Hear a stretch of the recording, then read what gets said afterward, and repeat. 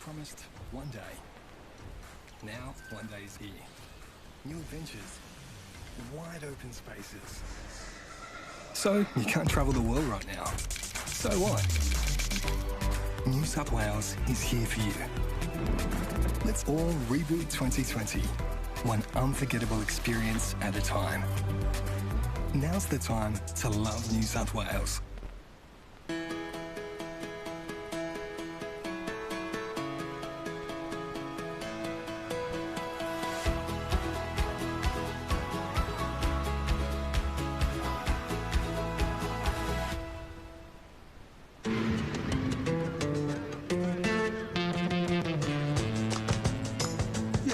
Say yeah to more power with the Amarok V6 and get your first 3 repayments on us.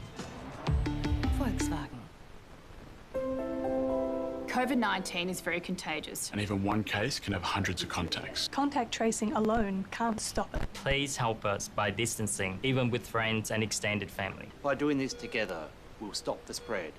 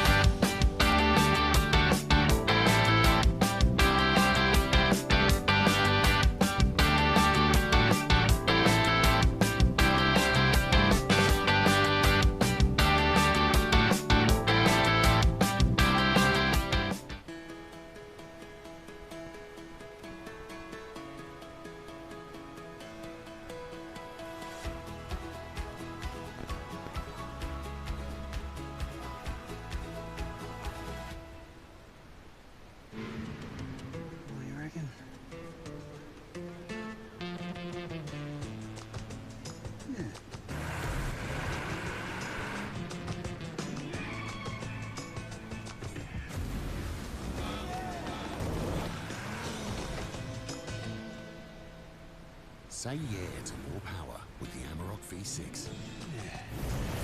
And get your first 3 repayments on us. Volkswagen.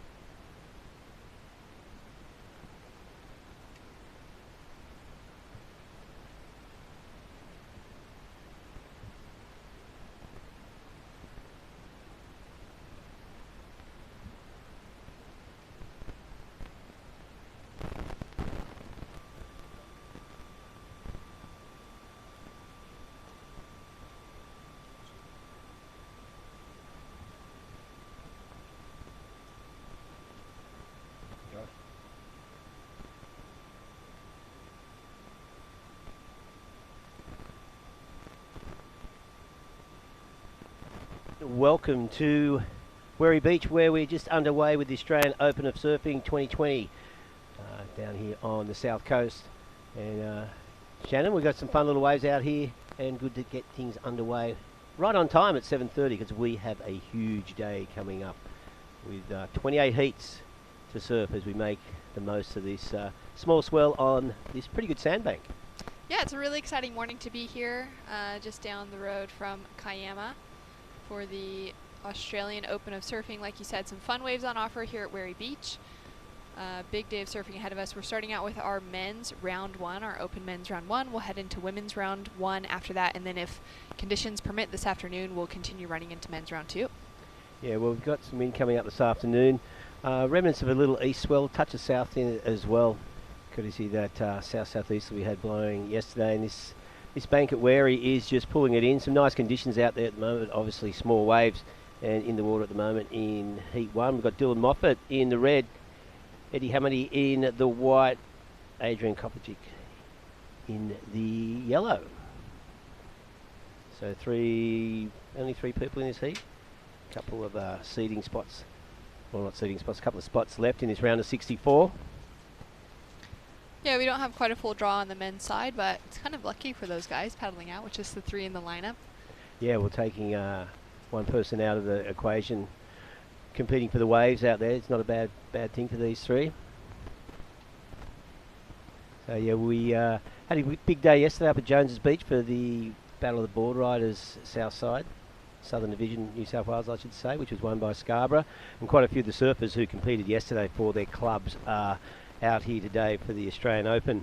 And yeah, we'll be running it here over the next couple of days. This one comes off the back of the one at Cronulla, and of course we have another Australian Open of surfing up at Coffs Harbour next week. So pretty busy weekends, pretty busy month for everyone. Yeah, it's been really busy for the team at Surfing New South Wales up and down the coast. Heaps of events that have been on, which is great for surfers like Adrian to get some heats under his way. Nice 2 turns to start off with, throwing lots of spray as he comes through on a small waist to knee-high wave. Conditions looking clean, but a little bit gutless out there. Yep, there's definitely not a lot of obvious power there. And Adrian, of course, solid surfer. A couple of good turns on the outside, so be happy just to get another wave under his belt. And the paddle out to the lineup. So we'll have some scores to drop through from those first exchanges. Currently sitting in the lead is Eddie Hamady. He is from the south coast of Sydney, Thirroul area, part of Sandon Point Board Riders. He just took out the Open title for the Sandon Point Board Riders for the first time, consistently battling out with Parrish Byrne and a couple of the other top surfers from that area. So he's currently sitting in the lead with a heat total of 11.66, Dylan Moffat with a 9.17 heat total, and Adrian Kovacic opening up with that 3.83. 20-minute heats in the water this morning, so it'll be quick. Yeah, well, the 28 heats to go. So we see Eddie Hamady just smashing it up in the lip. Little section here just sort of unfortunately runs out of steam that wave pretty quickly. So just one manoeuvre. I don't think that'll go into his top 2, but Eddie getting pretty busy out there. As Shannon said, we've got 20-minute heats, so it's going to be pretty full on. Dylan Moffat now throwing it up on his backhand. Nice smooth turn and looking to wing this one through. Little rebound off that oncoming whitewater and finishing off there. So yeah, with 20-minute heat, small waves like this, it's going to be not a lot of time to sort of, be patient with your wave selection, Shannon. Yeah, definitely going to need to keep busy. Dylan Moffat's just jumped into lead, heat total of 14.17 now. Those first 2 turns, they were really fast. They were right on point. He managed to keep that speed and that power as we take another look at the replay here. I love that first turn, straight into the second one. Yep. Kept a lot of flow, even though that wave was still pretty soft, and then put on the finishing touch. Yeah. Nice little adjustment there for that second turn with that back foot. So, yeah, Dylan drawing some speed out of that wave. Always difficult in small waves to find the power and speed. But, like most surfers who grew up on the east coast of Australia, you surf waves like this more often than not. So, small summer waves here at Werry today. Exactly. At least it's clean. And there hasn't been much swell on offer the last week or so. We had some pretty big swell on the south coast for maybe the start of November. But then this last maybe 10 days has been pretty soft. So it's given a lot of these guys that opportunity to get back on their small wave boards, to really get those hours in surfing the small beach breaks, battling some windy conditions as well. Yeah, well, Eddie Hamady throwing up vertically on his first turn. More horizontal the second manoeuvre before that one drops out. So Eddie looking for probably, well, we saw that last wave of Dylan's with 2 good solid turns on the outside and then a finishing turn. That's probably going to be fairly common today for the waves that count. Eddie Hamady's had a lot of influence from Jake Spooner. I don't know if that's good or bad. I've known Jake for a long time. I'm sure in a positive way. Surfing world, it's been a positive thing for sure. Good crew. It was really fun yesterday to watch the board riders event. It was my first time being part of an Australian board riders battle. Oh, okay, yep. And so it was really exciting just to see those teams coming together and then to kind of get to see like who I see in my local lineup now that are competing together, the little rivalries between board riders groups that are just coming from down the corner, down the road from each other. Yeah, intense rivalry. I know. There we see Eddie Hamady. Little connection on the inside here. So the boys are getting busy out there. There are, like we said, small waves obviously, but there are quite consistent at the moment. This wind swell, what's left of it, pushing through onto this bank, and this bank's just sucking in whatever is out there. So you look at that horizon, there is not a lot of activity in the ocean, not much energy. So 2 days of competition coming up. Hopefully we should see some wind pushing more swell this afternoon. Fingers crossed. I'm just maybe being blindly optimistic, I don't know. But you have to be, don't you? We have to be. Hopefully we see that. Yesterday there was a couple little pulses through the day as that wind pushed some more swell through. So with 10 minutes on the clock, Reggae, I've just gotten live heats up and loaded. And we've got some big scores for those individual scores that have come through. Of course, we know that Dylan Moffat is sitting in the lead with a heat total of 14.17, but that's because he has only dropped in 2 waves. A 9.17 was his opening wave. Oh, I didn't see that. A 5.0 to back that up. So great, strong start straight off the buzzer for Dylan Moffat. And then for Eddie Hamady, his high score so far an 8.33 with just a 3.5 to back it up. So 2 excellent scores to start off 2 of the first waves in the morning. Yeah, well, there you go. Here's me talking about the marginal conditions, but the surf is adapting quite well. And yeah, there is opportunity for our competitors at the start of each wave. It's standing up, giving them a bit of a steep face to work with. So we've seen 2, maybe even 3 manoeuvres on the outside before it runs into that deeper water. Dylan Moffat just paddling up the bank, wants to make sure he's in the right position when that good set comes through. It's like we've been saying, we've got a long day of surfing ahead of us. Hopeful to run all the way into men's round 2, but after men's round 1, we'll jump into women's round 1. Give the ladies a chance at the lineup as we see Adrian with a paddle. Yeah, a nice clean face on the, to start with. That one shutting down pretty quickly, and out behind him, Dylan with a in and out. So Adrian's got a lot of work to do. Both Dylan and Eddie already dropping excellent scores. The start of this round as we check out the replay now. From Eddie, nice drive off the bottom, back into that power pocket, and he'll kick out. So he was hoping that wave would kind of start sucking off the sand, stand up a little bit stronger. Eddie Hamady, nice little snap, and he'll kick out as well. Yeah, bit of flare there from Eddie. Yeah, so these heats are going to move through pretty quickly at 20 minutes. So it's got 8 minutes remaining in this one. And as we see on the replay, nice turn on the outside from Eddie. A fair bit of speed across this section, throws it up cleanly into the lip, and then that one just runs out. So 2 good solid manoeuvres in that wave.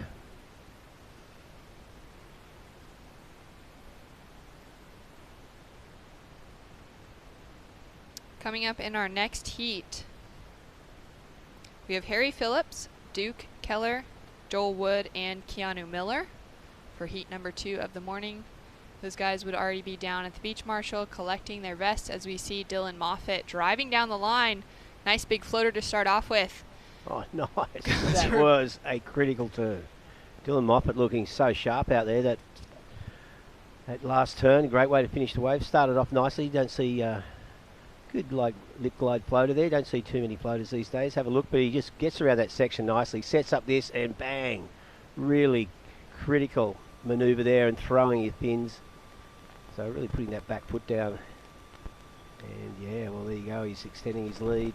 Great bit of variety to start off with this morning. It's actually a pretty good heat. This is an amazing heat. Great way to start off the morning. It is. So he's just dropped in a 7.1 to back up his 9.17. Dylan Moffat on fire to start off this morning. Eddie Hamady sitting with an 8.33 as his high score and a 4.43 to back it up. Adrian Kovacic currently sitting with a 3.83 and a 4.83 on the scoreboard. He's chasing a 7.94 to get that advancing position. So down to 6 minutes on the clock, and another paddle here, nice and consistent this morning. Plenty of waves on offer. Eddie Hamady, great check to start off with. Oh, nice. Nice bit of variety on the second turn, wrapping himself back into the pocket. Is this wave going to stand up for him on the inside? He'll find this little bit of connection. Stand tall and wait for it, and puts on the little bit of a finish here. So good couple turns out the back from Eddie. Yeah, definitely. That was a good, another good wave there. So yeah, standing up was a good, fun set. Some decent shape. So yeah, pumping little waves here actually. It's only small, but let's see if Adrian can get into something decent. He's had a bit of a hard time so far. Throws it up in the lip. And again, carving turn back to the white water. But again, this one running out pretty quickly. So getting 3 turns in there.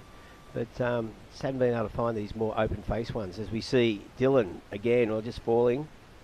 Dylan's had final finishes in the last 2 events of the Australian Open of Surfing, so we can see why he's come out in true form to start off with. Yeah, well, he's really throwing it down. He's set his first wave, 9.17. It's a good way to open up the your campaign for this event.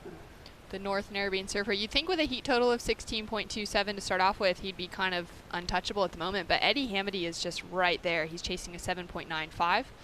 As we take a look at this replay. Yeah, that was a nice turn. As you said, Shannon, good variety on the outside of those 2 manoeuvres, and he had some flow through this inside section before the wave just flattens out. Not much happening towards the end. And meanwhile, there you can see just Dylan burying the nose there as he came out of that top turn. Adrian, nice snap to start. And links those 2 turns really nicely. Gets a 3rd one in before the wave just dies out. So not bad waves for all surfers there. Scores in for last of Eddie, a 6.75. So it does improve his heat total, but he's still chasing that 7.95 to take the lead away from Dylan. And Adrian now in a combination situation. We're still waiting for another score to drop through for Adrian. There it is, a 4.1 in a combination situation of 15.17 to take that 2nd place position away from Eddie. So down to the final 3 minutes, 45 seconds. Surfers in the next heat will be maybe paddling out, maybe not quite. So small today, they'll be out the back. Yeah, it won't take too long. So quick. No need for a 5-minute paddle out. But yeah, another good heat coming up with Harry Phillips, Duke Kelleher, Joel Wood and Kiana Miller.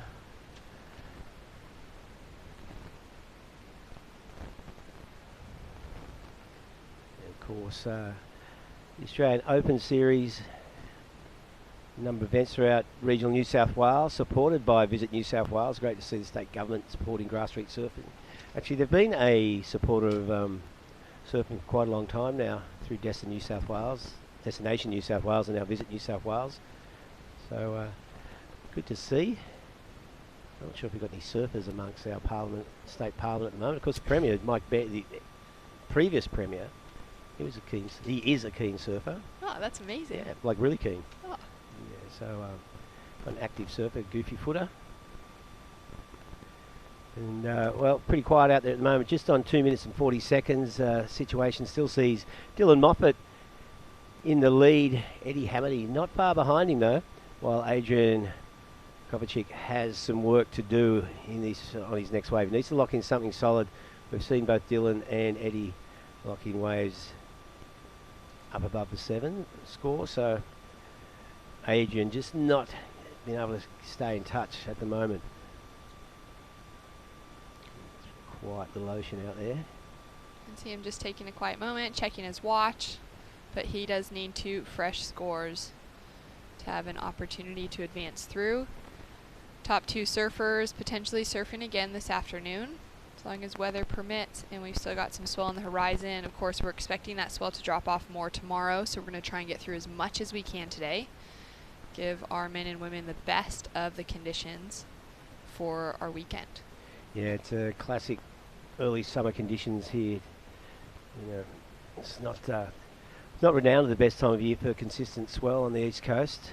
October, November, December. You do get your swells and your little northeast peaks, but we had a solid winter, plenty of ground swell over the previous few months, but typical spring conditions with just, you know, no deep troughs, so deep lows offshore, pushing in some swell, so relying on localised wind swell. We had a nice little runner on Friday and Saturday out of the northeast, but that's what we're surfing now. A few remnants of that with a touch of southeast in it, courtesy of yesterday's southerly airflow.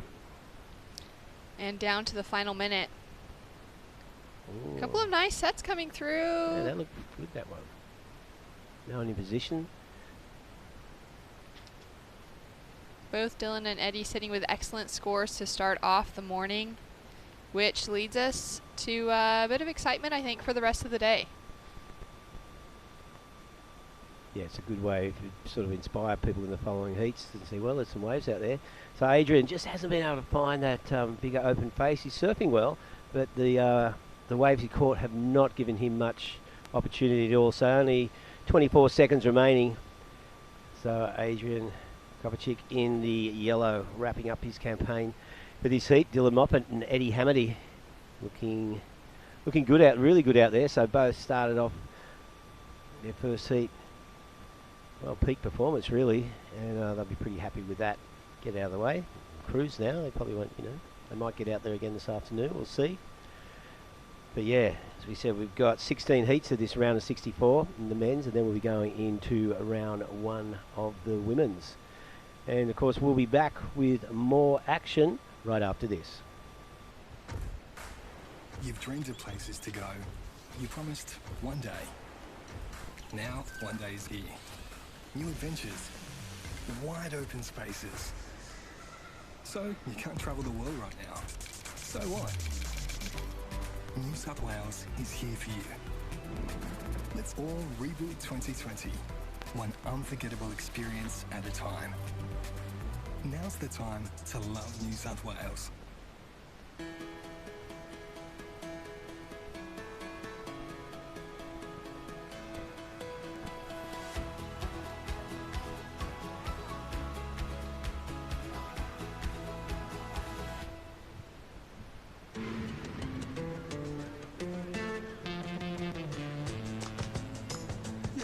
Say yeah to more power with the Amarok V6 and get your first 3 repayments on us.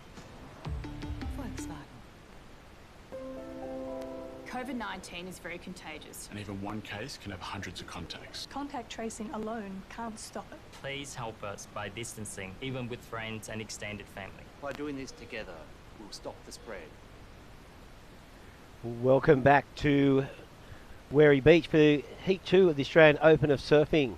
We've got some fun little waves out there. It is small, but as we saw from that first heat, some good opportunities. The surfers locking in some big scores out there in Heat 2. We have Harry Phillips in the red, Duke Kelleher in the white, Joel Wood wearing yellow, and Kiana Miller is out there in the blue. Looks like someone up and riding right away. It's Harry Phillips in the red, just finishing off that wave. And yeah, we're in a beautiful part of the world. During that ad break, they have that ad for Kiama with a lot of aerial shots. Such a cool place, you know, plenty of surf around here, of course. We were at Jones Beach, north of Kiama yesterday. Now we're just down at Wary, next town south from Kiama in Gerringong. And yeah, it was busy in Kiama yesterday afternoon. There's people everywhere, I noticed. It's an easy escape for the hordes of Sydney, just to drive a couple of hours down the coast. As we see Joel Wood now, nice looking wave, just slicing that turn. This one standing up and inside. And again, gets pretty vertical face there and a fourth turn. So getting busy on that way. Joel Wood making the most of all his opportunities. And it looks like Kiana Miller had a wave as well, just pulling off the back at the end of that one. All right, so a few scores to float through as we start off this heat. Some big ones in our previous heat, as We saw Dylan Moffitt and Eddie Hamdy advancing through, and our surfer in blue, Keanu Miller, on the inside for his first wave, just trying to gain a little momentum to put on that finishing touch. So we'll have that score to drop through. Nothing too exciting there. A 5.0 for Joel Wood to start off with, a 4.33 for Harry Phillips, and a 3.57 from Keanu Miller.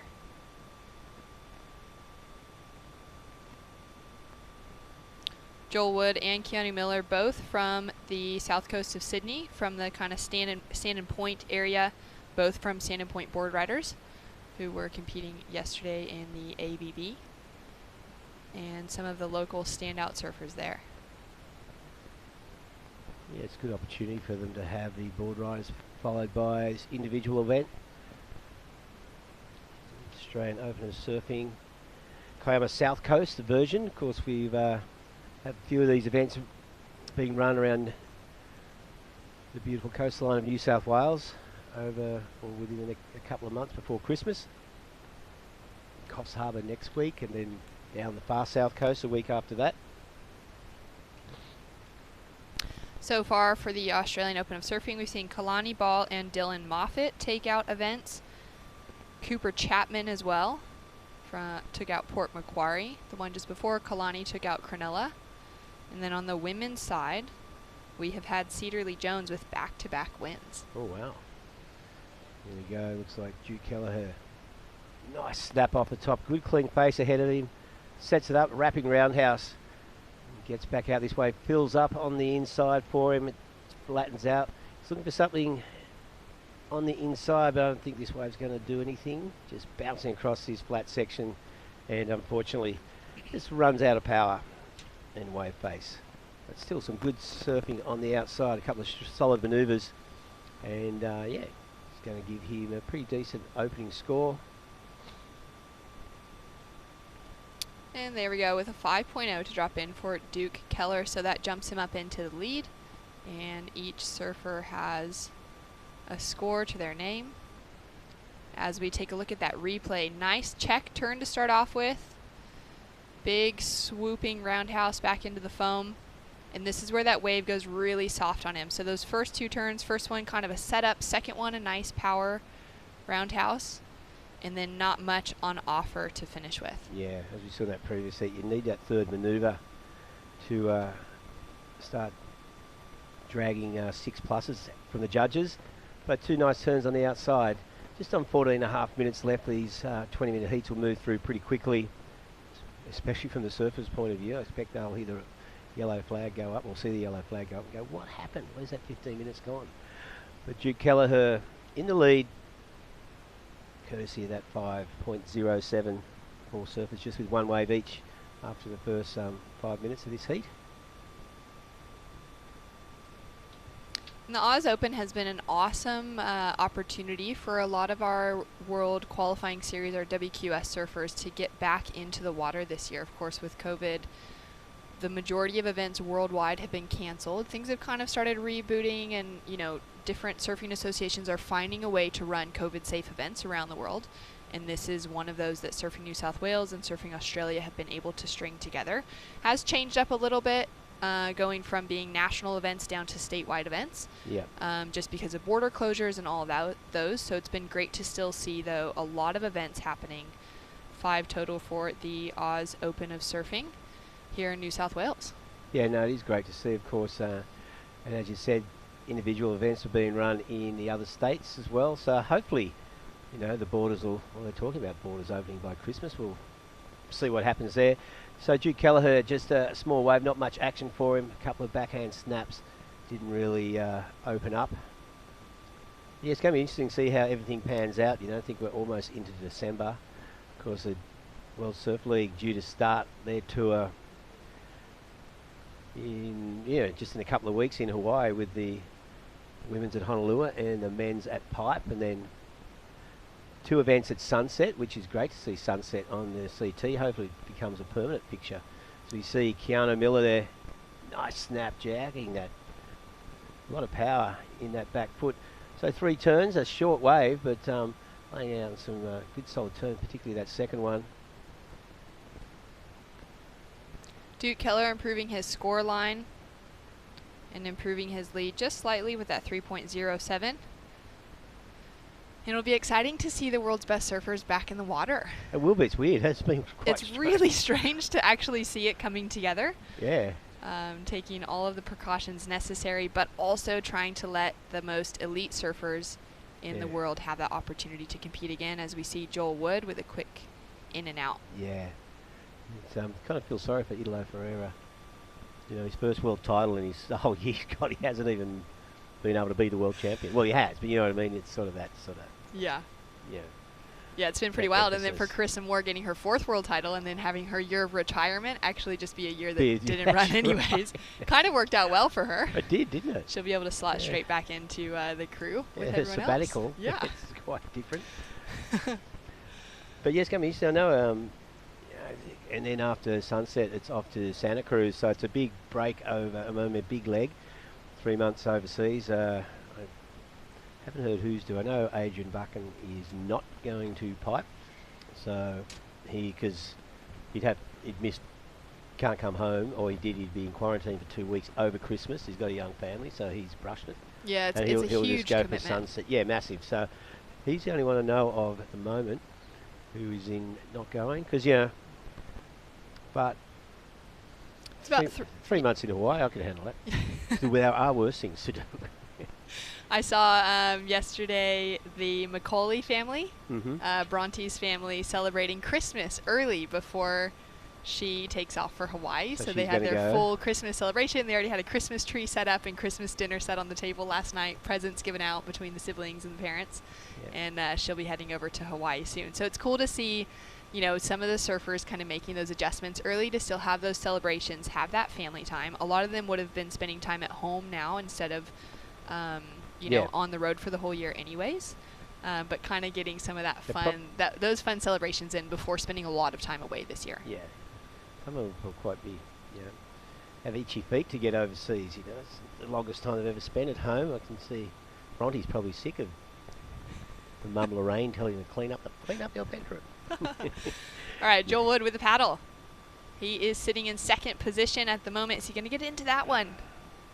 A little bit behind the section, find some speed, and he'll kick out on the closeout. Yeah, those smaller ones just not standing up on that outside bank. Not sure how the what the takeoff is. There's a lot of hassling on for the inside, typical for these small waves. And as you can see, the overview. So a little sandbank there with lefts and rights. It's a good little V bank, and I think high tide's in the middle of the day, about 1 o'clock. So it'll be interesting to see how this bank handles high tide. Yesterday at Jones Beach, that sandbank was fine. From in here in the booth, we don't have the full overview, but just watching the waves, there wasn't any massive difference between low and high tide, so it pushed across quite nicely. Yeah, I almost felt like it improved as the tide filled in a bit, because we kind of, that outside to inside section over the gutter started to fill in and break through it, rather than being kind of a start-stop outside peak with that inside. Yeah. You saw a few waves actually connect through to the sand, which was really good.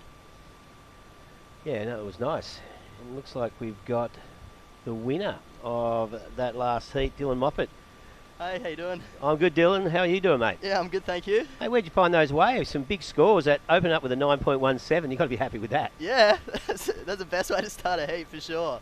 I was surprised. I saw Eddie got a sick one too, and it's even though it's small, it's still super fun out there. Yeah, it looks like it. Now, with that, when you rocked up the beach this morning, you knew it was going to be pretty small. Did you have to adjust your mindset to these little waves? You just think, oh, well, it is what it is. I'm out there. Yeah. You kind of just got to be ready to go. It's been flat kind of all week at home, so I've pretty much been surfing stuff that's exactly like that anyway. So always ready to surf the small stuff. Yeah, well, first heat of the day, it's good to get it out of the way. We are going to, obviously wrap up round 1. Not sure if we're getting to round 2, so what are you going to do? Just hang out? Yeah, might try and get a bacon egg roll somewhere, I think. Oh, have a coffee and chill out for a little bit, watch my mate surf, and then go for another surf this afternoon. Yeah, it was pretty easy in Gerringong, country town, mate. There's bound to be 3 or 4 places that sell egg and bacon rolls for brekkie. And Dylan, you were a pretty big standout in the last couple events, making it into the finals, but not walking away with a win yet. How hungry are you to try and get that this weekend? Yeah, trying not to let it hang over my head too much. Just kind of take it heat by heat. It's been funny getting second twice in a row, but surfing's feeling good, and whatever happens, happens. Just got to put in the work, and the results will follow.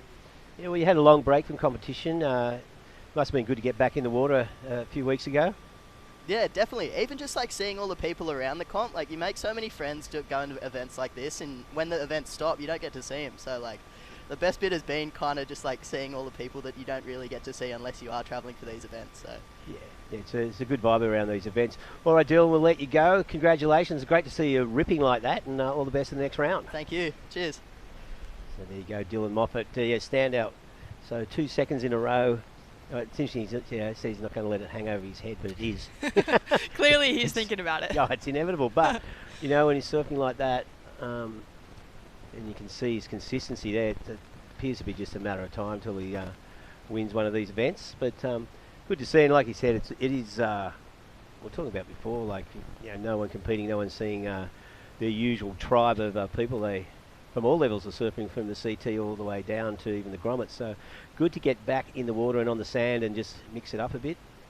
It's been an insular few months for many of us here in Australia, some more so than others. My friends who live in Melbourne, that was tough.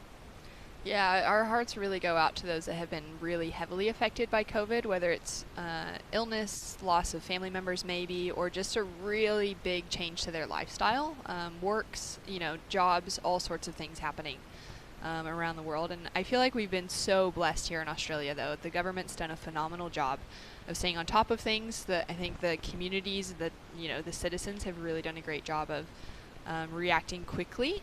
Yeah. And being able to stay on top of things so it hasn't gotten out of hand, which is why we're able to run an event like this weekend. Well, that's exactly right. We're talking about cities. Australia has a small overall population, but the cities have huge populations. Cities like Melbourne, Sydney, Brisbane, Adelaide, Perth, you know, and compared to what's been going on overseas, it's been quite remarkable. We haven't seen. Oh, it's been absolutely incredible. Yeah, no major breakouts. But that's all good. Of course, now we can focus on the important things in life, like surfing. And out there now, well, this, as you can see, totally different to the last heat. Duke Kelleher in the lead, only 5 minutes remaining. He's got that two-wave total of 8.17, but it's pretty well open slather out there. Whoever gets the best wave in this final 5 minutes, any opportunity to lay in a high score, as we saw in the previous heat, they could definitely jump up. Harry Phillips, not out of it at the moment, but yeah, just a matter of opportunity. Yeah, it's been really slow start. I mean, a 5.07 is the highest score on the board so far from Duke. Other than that, it's 3s and 4s, and it's just 3-point rides that divide an advancing position and not at the moment. So as long as someone can get into a wave with a little bit of consequence, they could definitely get into that 4+ range, maybe get into the 6s or the 7s if they really get something with a good pocket to it. And they would have been feeling a little bit let down, I think, at the moment, seeing those scores drop in from the opening heat of the morning, how exciting it is. You hear those 9s and 8s announced from the beach announcers. Everyone would have been just frothing to know that there's some good scoring potential on offer. And then to paddle out and find it a little bit slow, a little bit sluggish. But here you go. Maybe that's changing now. Wave coming through for Joel Wood. Joel looking at this on his backhand. Snaps up, he unfortunately gets hung up there. Look at that wave, no power. And it looks like Kiama grabbed the right and one turn on the outside, looking for something on the inside. Doesn't need much to move into second. And Kiana Miller bringing it all the way through, finishing off. Quick little snap there. So Keanu just chasing a 3.71 to take an advancing position over Joel Wood, who needs a 3.42 to improve his heat total. And taking another look there from Keanu. So nice couple snaps, makes it around this section. Just weaves back into the pocket. Nothing of consequence there, but showing that he is in control. So now waiting for those scores to drop in. Yeah, we're just down to the final 3 minutes here. And there we go. We have a situation change with Keanu Miller jumping into the lead with a 4.43 for that last wave. Bumps Duke Keller down into second and Joel Wood down into third. Joel's last wave just a 2.43 does not change his situation, so he'll be looking for another one. All scores in at the moment. Harry Phillips has had a quiet heat, just one wave to his name so far in that 4.33. Yeah, so he doesn't need much, you know, like, you know, if he can get a 4, he'll move into second. So It's a matter of whether he has the opportunity. These final 2.5 minutes. Low scoring heat, but very tight heat. Still anyone's really. Just whether who can find something out of this last exchange. Looks like, well, this set is catching it all a little bit out of position. Shutting down across the bank. Some 2 minutes remaining, a little over 2 as we see surfers just getting a bit frantic out there. I mean, they know anyone who catches a decent little wave at 4 or 5 plus could change the situation significantly. There's a little bit of swell coming through. You can see a bit of movement and surfers paddling into position. So that first one's going to go under. Our surfer in white. Blue decides not to go as well, and now a decent size set out the back. Yeah, it doesn't look like anyone's going to get it. Duke Kelleher having a look. Looks like Keanu, who's current heat leader, got a little runner on the inside here, this right-hander. Starting to stand up, throws it up into the lip, and just bouncing across. Really does really well to get some speed for that last turn, and flaring up with 1 minute and 20 seconds remaining. All right, well, he's certainly going to increase his lead with that one. Keanu Miller currently sitting in first position. It's a little bit different than what Keanu's used to surfing. He's one of those competitors that's constantly chasing the bigger, heavier slabs. Stabs released a bit of footage from him over the last couple of years, as we see Harry Phillips. So he just had that 4.33 for Harry, now getting his second wave, but we do have scores to drop in for Keanu Miller as well, with just under 1 minute on the clock. All right, well, Keanu's last wave came in through at just a 3.23, so no situation changed. Duke Keller unfortunately bites the rail and goes down. Yep. He's going to miss that opportunity. And now it's going to come down to that last wave of Harry Phillips, just a 2.8. That doesn't increase his position in any way. Joel Wood with the opportunity now. Well, that was one nice, powerful turn on the outside. Whips it around for another cutty. Looking for something on the inside here. Doesn't need much to overtake Duke Kelleher. Whether or not this one is enough, we'll have to wait and see as he continues to bring it through to the sand. So good small wave surfing there from Joel Wood. Chasing just a 3.42 to get that advancing position. Well, there you go. I mean, probably got it, I reckon. So that heat is has wrapped up. We'll just see how Joel goes with that last score. I'm sure the judges are looking at it pretty closely. Coming down to the wire. And there it is. Joel Wood takes the win. Wow. Drops in a 4.3, needed a 3.4. So he's gone into first. Keanu Miller. Oh, and Keanu's jumped back in again. As I've got some scores fluttering through here. So it looks like Keanu in the lead, Joel Wood in second, Duke Keller third, and Harry Phillips fourth. Well, there you go. That wraps up Heat 2 of Round 1. We'll be back with Heat 3 right after this very quick break.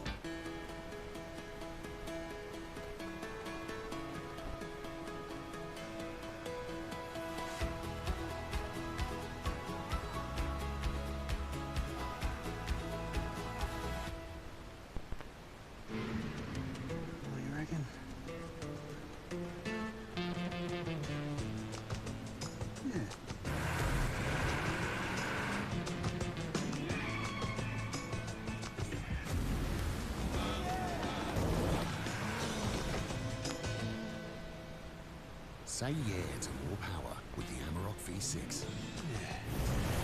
And get your first 3 repayments on us. Volkswagen. Welcome back to the Australian Open of Surfing here at Wary Beach, just south of Kiama. Of course, we've been down here, or we are here for the entire weekend. We had the Australian Battle of the Board Riders yesterday. Now, two-day event here with the Australian Open of Surfing. We're into Heat 3, Round 1 of the men's. We'll be completing Round 1 of the men's and going into the women's. Out there now, we've got Shane Cadden in the white, Saxon Reba in the red, and Taj Simon wearing the yellow. So another three-man heat out there. And we see Shane Cadden already locking in a pretty decent score of 5.5 on his opening ride. Well, that last heat seemed to be a little bit slow, but we had a flurry of action at the finish, which changed up our results quite a bit. As we see the replay now from our surfer in white, Shane Cadden, with that 5.5 to start off with. A couple nice turns to start off out at the back, and he'll come in clean through to the inside. That wave's really standing up for him on that second sandbank.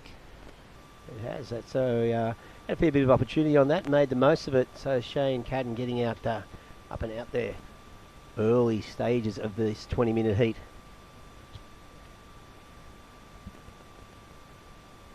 So nice light offshore morning breeze at the moment. Hardly just a breath of wind really. We are going to see the wind pick up out of the north at the moment. There's the overview of our contest area. So this sandbank, bit of a V-bank with small waves peeling left and right and giving our surfers a bit of opportunity, which is good. We saw in the first heat some outstanding surfing, and some really big manoeuvres and some big scores for Dylan Moffat and Eddie Hamady. And of course in that last one, a little bit slower until the end. So just on 16 minutes remaining as we see Shane Cadden only surfed a lock in a wave at this stage.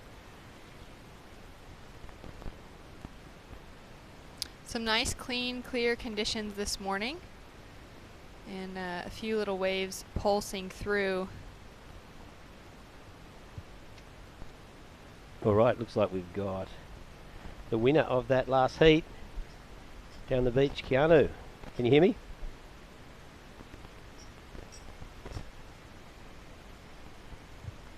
Hello? Maybe we can't. Maybe he doesn't hear us. I don't know. So we'll cross down to Keanu as soon as we can. He's just standing down there looking the goods.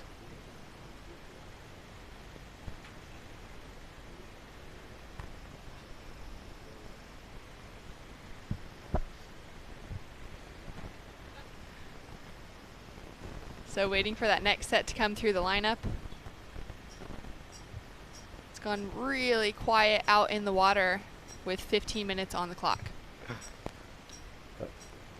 Hey, Keanu, can you hear us?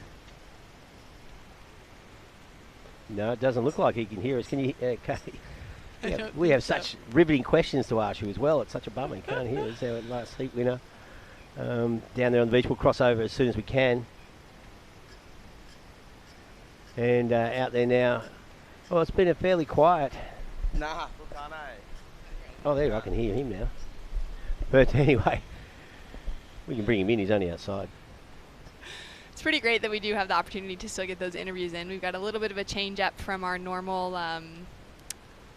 way of running things, as we've got a little set pulsing through now. Shane Cadden. Nice opening turn to start off with, and just comes loose on the second one. We saw Saxon Reber split the peak with him, so we'll see if we can get the replay up from Saxon's opening ride. Taj Simon still with no waves ridden.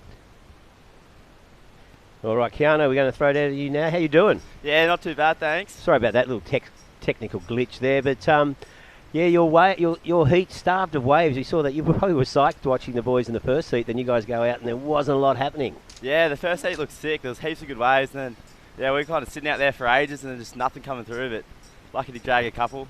Yeah, well, sort of. It wasn't settled to the end. Of course, yeah, you and Joel getting waves right at the end of the last 20-30 seconds.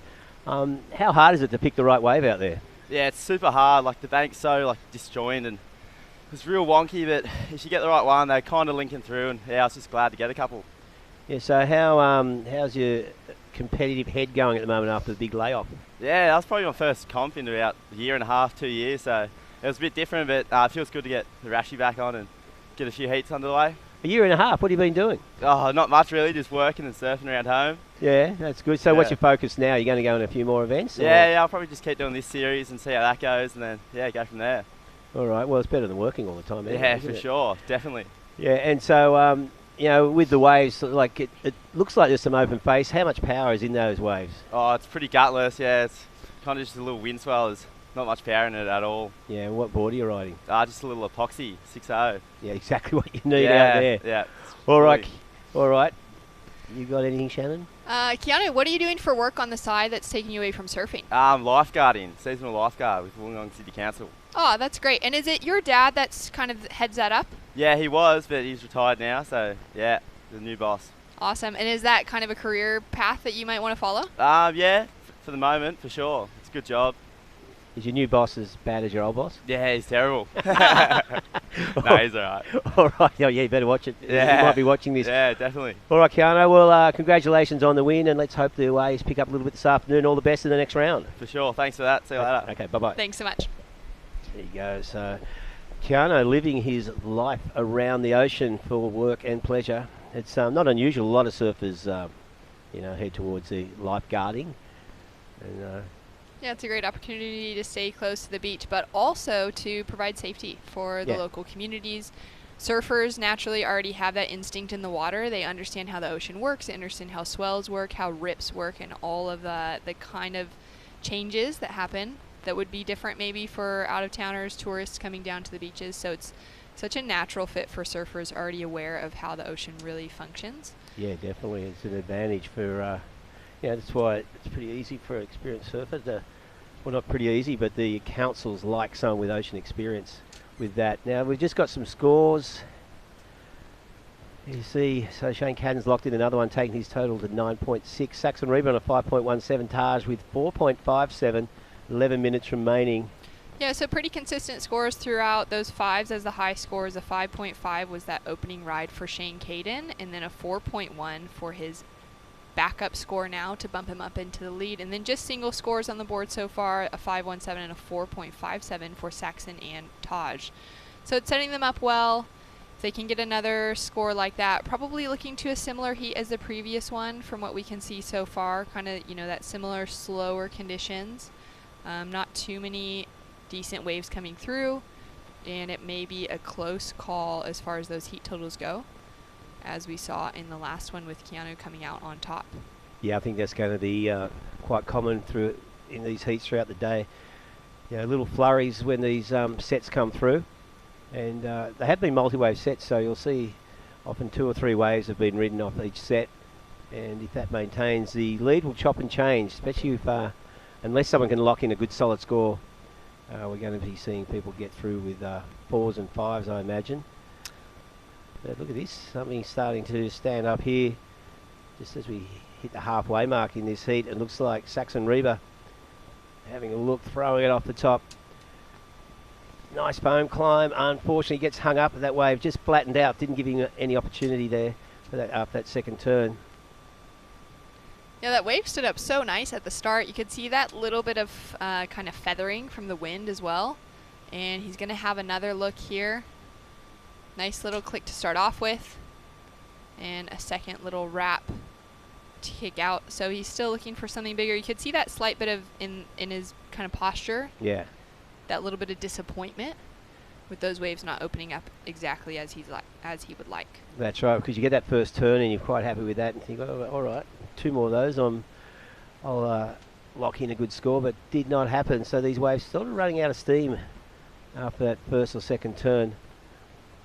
Difficult conditions out there with these small waves, but we do have something like we've got a decent little sandbank this week's swell to offer something.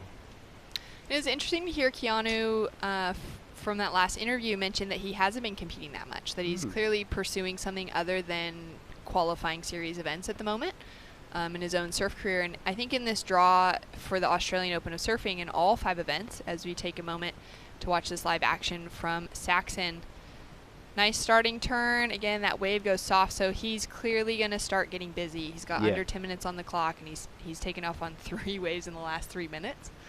But interesting to hear from Keanu taking time away from competitive surfing before, the world changed so much this year, where there's a lot of other surfers that are in the draw this week who were pursuing professional surfing careers and have had that completely change and have had to find new jobs, as we see Taj Simon just racing down the line, a little bit of that back and forth to try and gain some speed. Can he put on something exciting for the finish?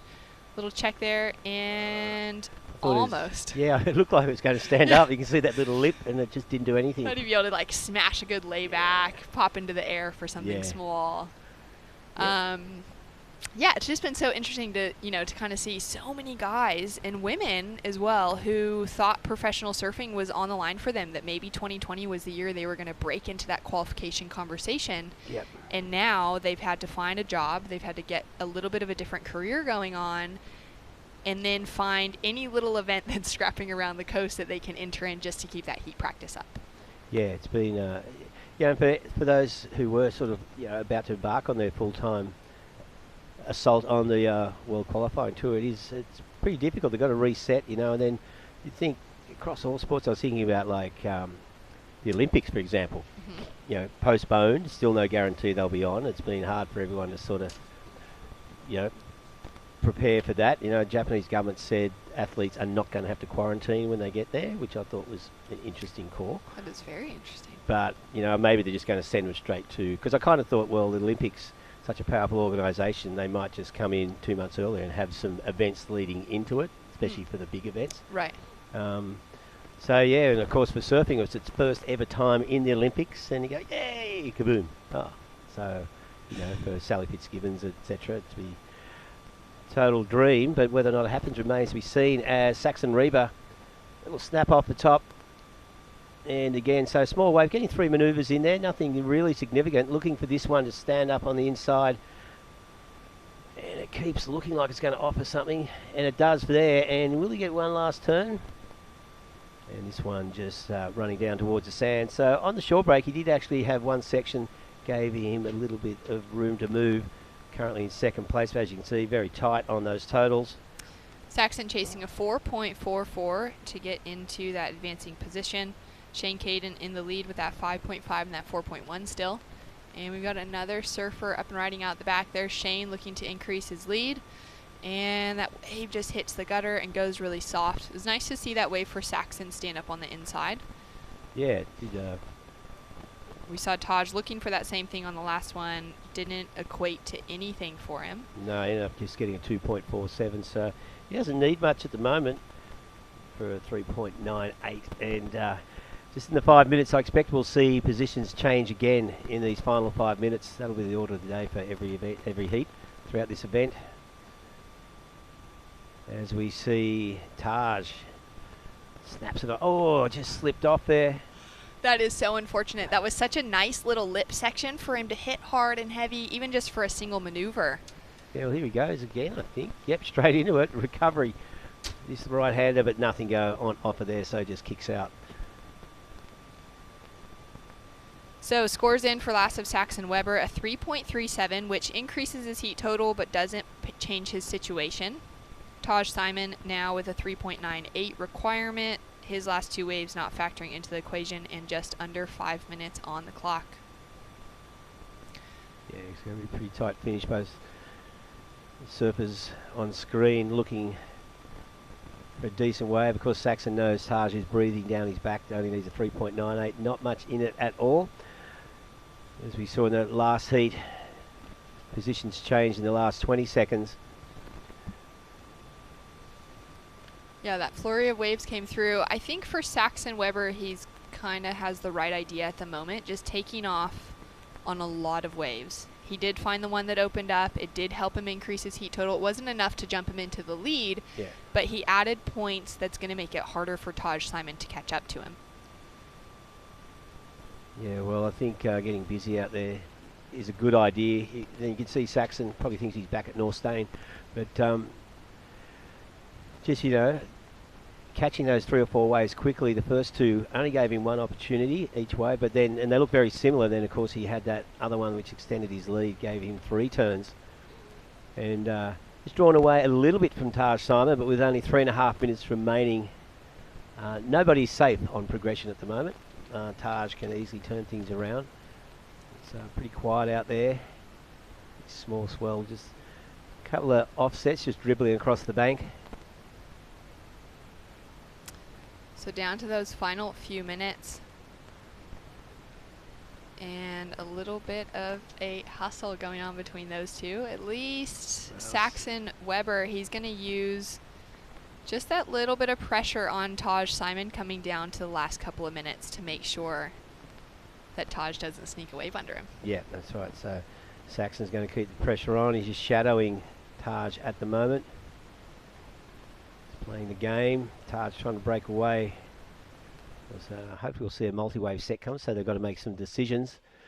2.5 minutes as small wave just coming in through here. Might actually stand up, so yep, Saxon's got to go this. What's he got? Nice little left, jabs it off the top. Quick snap, throws it up again. Powerful turn there. And again, this has been a good little wave there for Saxon Reba as he brings it through. So 4 quick turns, nice and sharp on the outside. And well, Saxon looking to improve on a 3.37. Look at the replay there, Shannon. So yeah, I think the main thing that stands out to me is there's finally some speed. Yeah. He's got speed in those first couple of turns. He's able to connect those maneuvers together with no difficulty at all. And the judges should be rewarding that, I think, you know, looking at what we've seen coming through so far. There you go, they do, and he jumps into the lead. With a 5.83 for last of Saxon Weber. Stayed busy, caught tons of waves in the last 10 minutes just to try and find the right one, and then once he linked into it, he was ready to go. Shane Cadden, this one just shutting down, even no opportunity there. So Taj Simon now needs a 5.01 with just on 1.5 minutes remaining. So the surfer in yellow, he's still in the mix, but yeah, it doesn't sound like much of a score, 5.01. But given the conditions, we haven't seen too many 5+s out there. So Taj Simon just needs to maintain his focus, and if he gets another opportunity, make the most of it. Just with 60 seconds to go, though, Saxon Reba, that last wave of his has helped. I love right now that we can see the distance between the two of them, because a minute and a half ago, Saxon Weber was sitting on top of Taj because Saxon was in that position that Taj could knock him out of in second. Now that Saxon's in the lead, he really couldn't be bothered with where Taj is at, because Taj would need such a big score to take that lead away from him. Where Shane Cadden's now paddling into the equation, and he'll sit tight on Taj until the finish. Yeah, he's 25 seconds. We saw it in the last heat with Joel Wood catching a wave with 12 seconds to go, pushed him into second place. So the surfers just cruising the lineup. They've split, they've spotted little peaks, and they're all eyeing off something there. You can see Taj Simon putting some urgency into his paddling with just 5 seconds to go. And I don't think he is going to get the opportunity. Down there you go, down to, the clock has wound down to 0. So Saxon Reba and Shane Cadden unofficially moving through to the next round. That wraps up Heat 3. And we'll be back with Heat 4 of the Australian Open of Surfing Men's Division right after this. What do you reckon?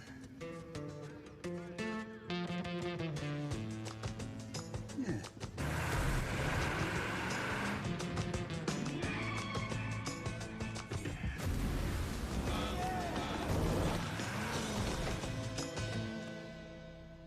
Say yeah to more power with the Amarok V6. Yeah. And get your first 3 repayments on us. Volkswagen. You've dreamed of places to go. You promised one day. Now, one day is here. New adventures. Wide open spaces. So, you can't travel the world right now. So what? New South Wales is here for you. Let's all reboot 2020. One unforgettable experience at a time. Now's the time to love New South Wales.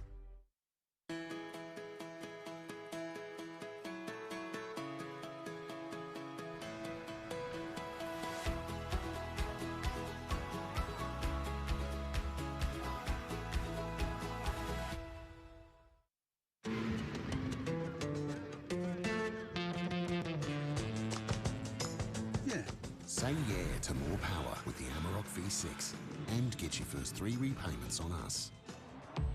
Volkswagen. And welcome back to the action for the Australian Open here at Kiama, well actually at Wary Beach, and we've got our surfer in blue just flaring down the line. Nice couple of turns to start off with. That was Lennox Shell from Avoca. All right, so Lennox Shell out in the blue. And a good couple of waves to start off with. My name is Shannon Hughes, joined in the booth by True Starling. True, you've just arrived down to the beach. How's it looking out there?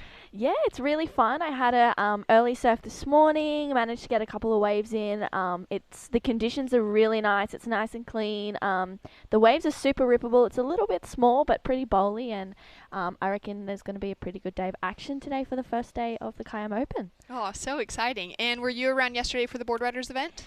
I came down about midday. I wasn't surfing in it, but I was just here. I came down and had a surf at Jones Beach and watched a couple of the heats, which looked pretty fun. Oh, so nice. Good clean morning today compared to what we had on conditions on offer yesterday at Jones Beach. So hopefully we're in for a little bit of a cleaner surf. And let's take a look at that replay. What did you like about this one? Yeah, well, Lennox is just real vertical surfing. He finished that one off really nice and strong. So I think he dropped a 7.33 for his first wave. So Lennox dropping a really good score off the bat. He was just straight up and into it. Just bottom turn, top turn, bottom turn, top turn, bottom turn, top turn. There was no bobbles or there was no bogging in between each turn. So that was really nice flow in his surfing, and it looked kind of effortless. So good to see that rewarded from the judges. We saw a couple of really high scores in our opening heat of the morning as we take a look at Logan now. Nice opening turn right under the lip. You can see that power, almost too much power, and just slides the tail out. Yeah, he's I've known Logan since like very young, maybe 14, and he is just completely buffed out now. He's so muscly, he's so strong and stocky, and you can definitely see that in his surfing. He pushes a lot of water, and his boards are just like thrown around, which is so sick to see. Yeah, it looks like he's come out firing on all cylinders with that first wave. So it comes through as only a 2.43, but I gotta believe that there's more where that's coming from. Yeah, 100%. I mean, when Lowe's can really put it down, you don't miss it, you know, and it's one of those kind of jaw-dropping moments. But don't get me wrong, Lennox Shell, Darcy Crump and Crispin Tomac in this heat up, all very good surfers, and I have no doubt that they'll put on a really good show as well. Exciting to see some more little pulses in wave action coming through with 15 minutes, just over 15 minutes on the clock. And True, you have been around for the two opening events for the Australian Open of Surf. You've had some good results so far. Yeah, I had a finals finish in the first event and then semi-finals in the second event, and I'm second on the leaderboard at the moment, which is kind of exciting. So awesome. Yeah, so I'm just kind of it wasn't really what I was expecting, to be honest. I was kind of just expecting to get a couple of decent results, but being able to have that consistent results has been really exciting. I mean, all the girls have been ripping. We've got some pretty big names down here today with the likes of Molly Picklum, Sarah Baum, Freya Prum. We've also got a couple of younger girls coming in as well, Kira Buckpitt, Oceana Rogers as well, which is really exciting. I mean, all the girls are going to be showing some really good surfing this afternoon, and I'm looking forward to watching it. Yeah, it's so great to see some of those bigger names, women that have been competing on the QS for a number of years, coming up against a lot of fresh names that are just going to get kind of their starts. But yeah, the Australian Open of Surfing is a perfect opportunity for that. Well, as we wait for some more scores to come through, we have Saxon Weber down on the beach. Saxon, congratulations with a big heat win. Thank you very much. How did it feel out in the lineup this morning? It was a bit hard to surf. It was pretty slow, but there was a couple fun ones. I noticed kind of your heat strategy a little bit slower in the first half, but in that second half of the heat, you caught so many waves. Was that kind of what your strategy was before you paddled out? Yeah, kind of. I was trying to wait for a good one and then try and find a backup in between. So. Awesome. Yeah. Well, it worked out really well. You finally found that nice stand-up wave on the left. How did it feel when you finally found that? Yeah, I was pretty happy with it. I was a bit lucky as I just kind of paddled over and lucked into it, and luckily I had priority over Taj, so I was able to get it. And what are the waves like back home where you're coming from? How are you able to prepare for this event? This is kind of like home. There's not many waves at home, and they're not very good very often, so it's pretty similar, which is good. Stoked. Well, thanks so much, Saxon. Congratulations on the big win, and we'll see you out in the lineup later today. Thank you very much. Saxon is actually from up at Manly Beach, and I swear to God, he's always surfing. He'll go to school, he has an hour break, he goes for a surf. He'll go back to school, has another hour break, goes for a surf. And it could be dead flat, and he'll be like, oh, it was dead flat. And it's like, oh, what did you do then? He's like, oh, I went surfing. That's amazing. That's the best attitude to have when it comes to competitive surfing, because you show up at events and sometimes it's pumping, but the majority of times it's pretty average. Yeah, 100%.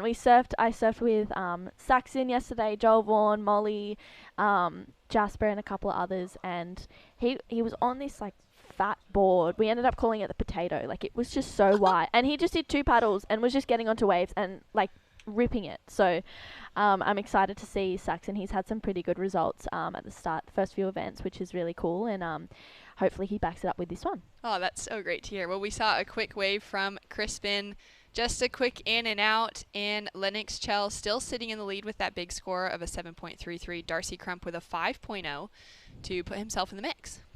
Yeah, Darcy was surfing out Narrabeen yesterday, doing a bit of training with Matty Cattle, and I was talking to him in the surf, and he was like, I came out and I was kind of looking forward to going for a few lefts, but Maddie told me I'm not allowed to go any lefts. He can only go rights, as we see, speaking of the devil, unfortunately coming unstuck on that finishing turn. But yeah, he ended up going a really good left in training yesterday, and he was like, Maddie's going to be so mad.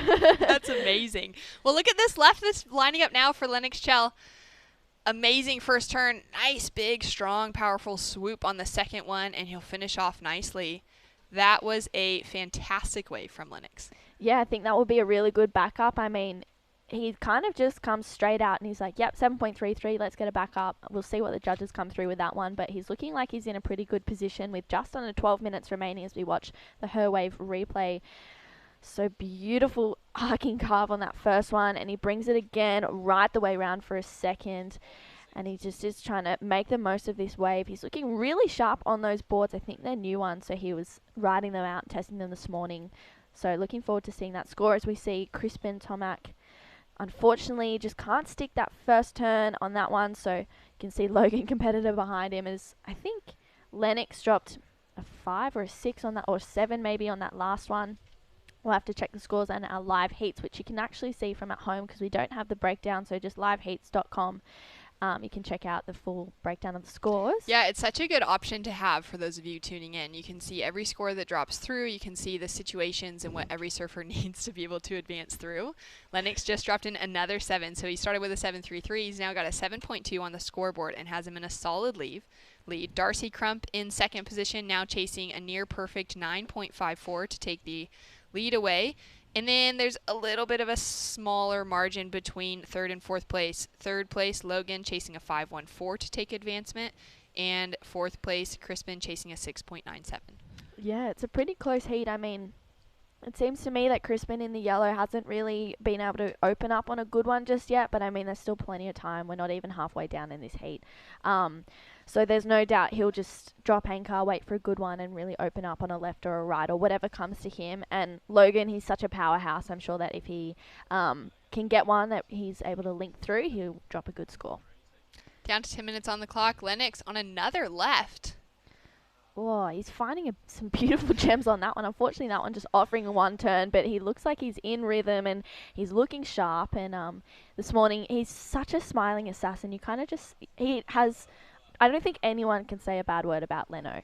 He's so smiley. He's just like, yeah, all good. What? Yeah, I'm sweet. Like, how are you? And, you know, he's just such a kind human, and it's so exciting to see. Well, it's coming through in his surfing, too. Like, he looks really relaxed in that his style is coming through really nicely. Yeah. He's able to keep that speed, power, and flow dynamic, but without looking too rushed or like he's forcing anything. Yeah, 100%. I think he's been working really hard in the off-season. He's improved so much, and he's gotten stronger. He's gotten, more aggressive in his surfing, as we see Logan. To speak of aggression, he's looking for this one. He's going to go to the... Oh, I thought he was going to go to the air on that one. He just saw one turn. He rides out of that one.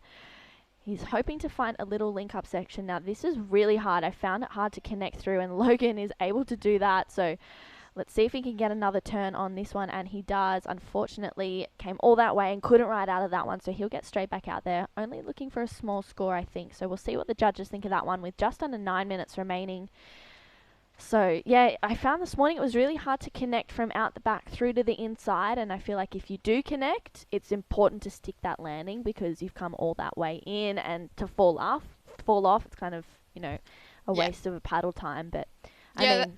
That's such a good point when it comes to like either capitalizing on the outside section. We'll take a look at this replay as we see him. So he's just driving down the line here. He's already gaining lots of speed. You can see all that weight on his front foot too. Throws the fins out the back like you said. Thought maybe he'd go for the air there, but he does go for variety anyways, which is nice.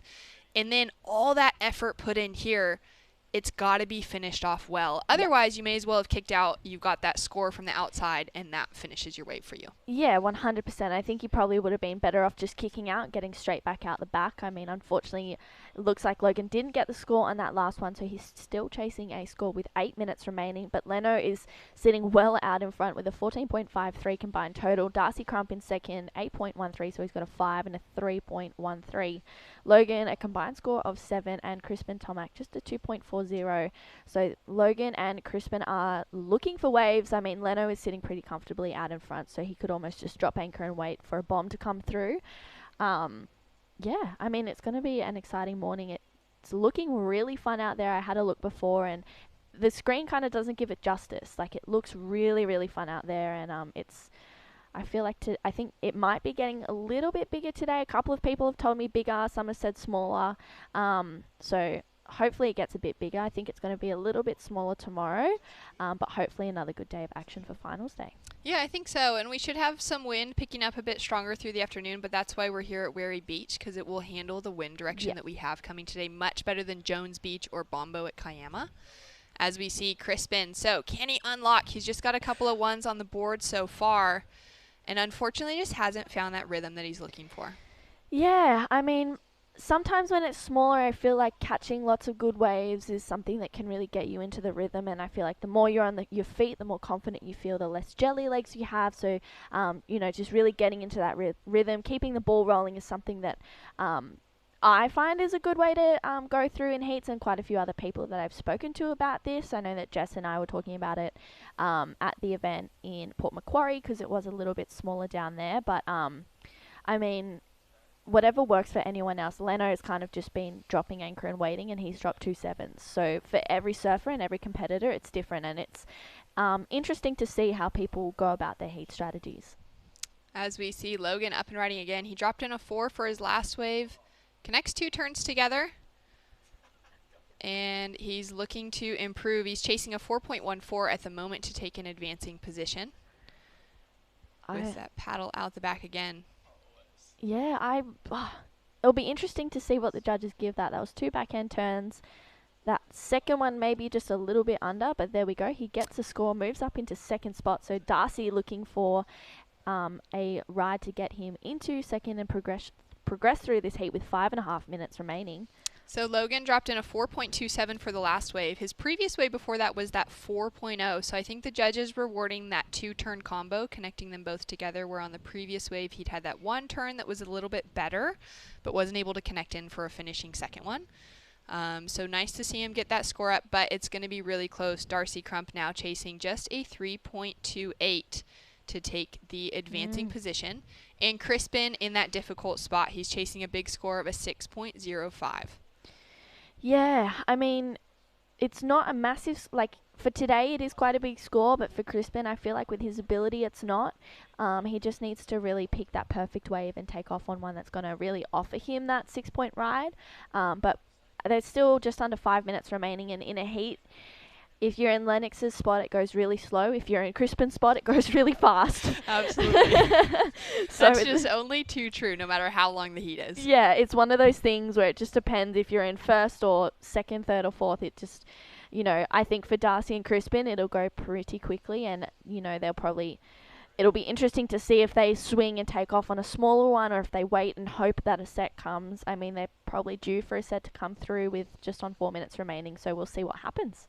Lennox got out the start early with that 7.33, backed it up with a 7.2, and then has been patient. He's got just a 3.17 as his third score on the board. Darcy Crump there on screen. You just saw him check his watch. He's checking back to the beach. Maybe he's got a friend, maybe a coach down there giving him some pointers on what might be coming through the lineup. Yeah, I know that he's got his dad down here, Jeff, so they've probably maybe given Matty Cattle a call this morning and, you know, talked about a bit of a heat strategy out there as we see Joel Vaughan running down. He is in the next heat. Yeah, so Darcy's probably having a look in to see if his dad's going to point him anywhere. Jeff is full of knowledge and he's been around surf events for a very long time, so he knows what he's talking about, and he's guided Darcy through quite a few heat wins in his event wins, I should say, in his junior career. So it's very exciting to have that dynamic duo back. And so important when you're on the road that much, traveling away from home, even if you're in your home country. I mean, Australia's got so many QS events the start of the year. So, you know, you as one of those surfers, True, you're just away from home so much that if you can have that family element along with you and someone who knows the surf, can get out in the warm-ups with you, have some fun in the lineup, but give you that coaching background as well.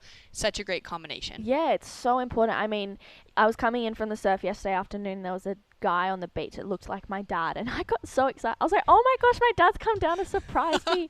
But I just got off the phone with him literally just before, and he's like, oh, I'm coming down today. I was like, yes, my dad's coming. So it's exciting to have family around because you feel supported, you feel connected, you feel comfortable with them there. So yeah, but Logan looks like he may be paddling down to Darcy to try and block him from getting that 3-point ride. So hopefully Logan's bringing in a couple of tactics, but it's hard to not know who's got priority out there in this one. We can just see first, second, third, and fourth on the leaderboard at the moment, but I dare say maybe Darcy will be out there with priority or Leno. So coming down to the last couple minutes of the heat, 2 minutes, 10 seconds on the clock. Coming up in our next heat, we've got Joel Vaughan, Nathan Kawani, and Ed Aubrey, who will be hitting the lineup. Oh, Crispin, unfortunately, just goes down under the lip. And another decent-looking set out the back. Lennox looking as relaxed as ever. But Logan with that speed paddle to get himself into position. Well, Logan takes off on this one. He's looking for the right. Beautiful first turn. Brings a nice little tail flick on that one. And again for another one, Logan is looking for that inside connection. That board just flies through that dead section. And he's going to bring it around again for another one. So he's kind of just trying to get through those little wobbles. And he again connects that inside section. I don't know how he does it. And finishes that one off. So Logan is trying to consolidate that second position, I should say, and he's trying to better that second scoring ride. So we'll see what the judges think of that one with just over a minute remaining. He is in a combination situation to take the lead away, but may break through that. That was definitely a decent wave. He had a couple good turns out the back, connected all the way through, made the most of doing the work to get through to that inside section as we come down to the final minute. So scores to drop through for Logan. Will it be enough for him to take not to take the lead away because he's in a combination situation, but to put the pressure onto Darcy Crump. So now a score to drop in for Darcy as well. Yeah, we'll have to see what the judges think of those ones. We've still got scores locking in for Logan, so we'll have to see if that goes into his top two or not. We will give you an update on the situation with 30 seconds remaining in this one. So Darcy is scrambling to get straight back out the back. He's got a score locking in as well, so this is going to be a pretty tight end of the heat.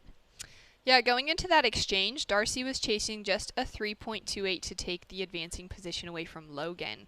But I think that's going to be a bigger requirement based on just what we saw from Logan. Those first couple turns were really good, the best that we had seen from him so far. As we see Crispin, can he get around that section? Oh, no. Throws the fins out, just kind of putting it all on the line for the finish. A little bit of disappointment, but he's put on the best effort as we have come down to the finish. So scores have come through. Darcy Crump has dropped in a 4.9, which has put him up into second. Logan's last wave only came in at a 3.43, so that didn't better his situation. So it looks like Lennox Chell and Darcy Crump moving through that one. Commiserations, Logan Steinwade and Crispin Tomac.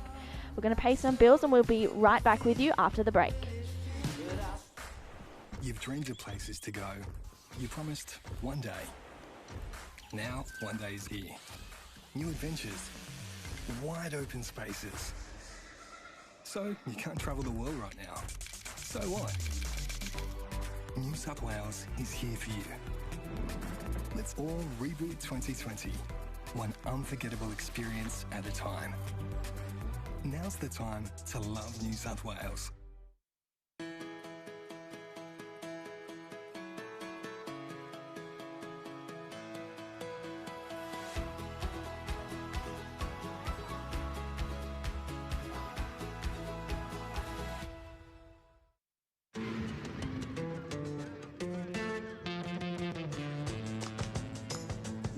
Say yeah to more power with the Amarok V6 and get your first 3 repayments on us.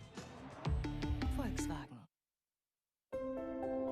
COVID-19 is very contagious. And even one case can have hundreds of contacts. Contact tracing alone can't stop it. Please help us by distancing, even with friends and extended family. By doing this together, we'll stop the spread.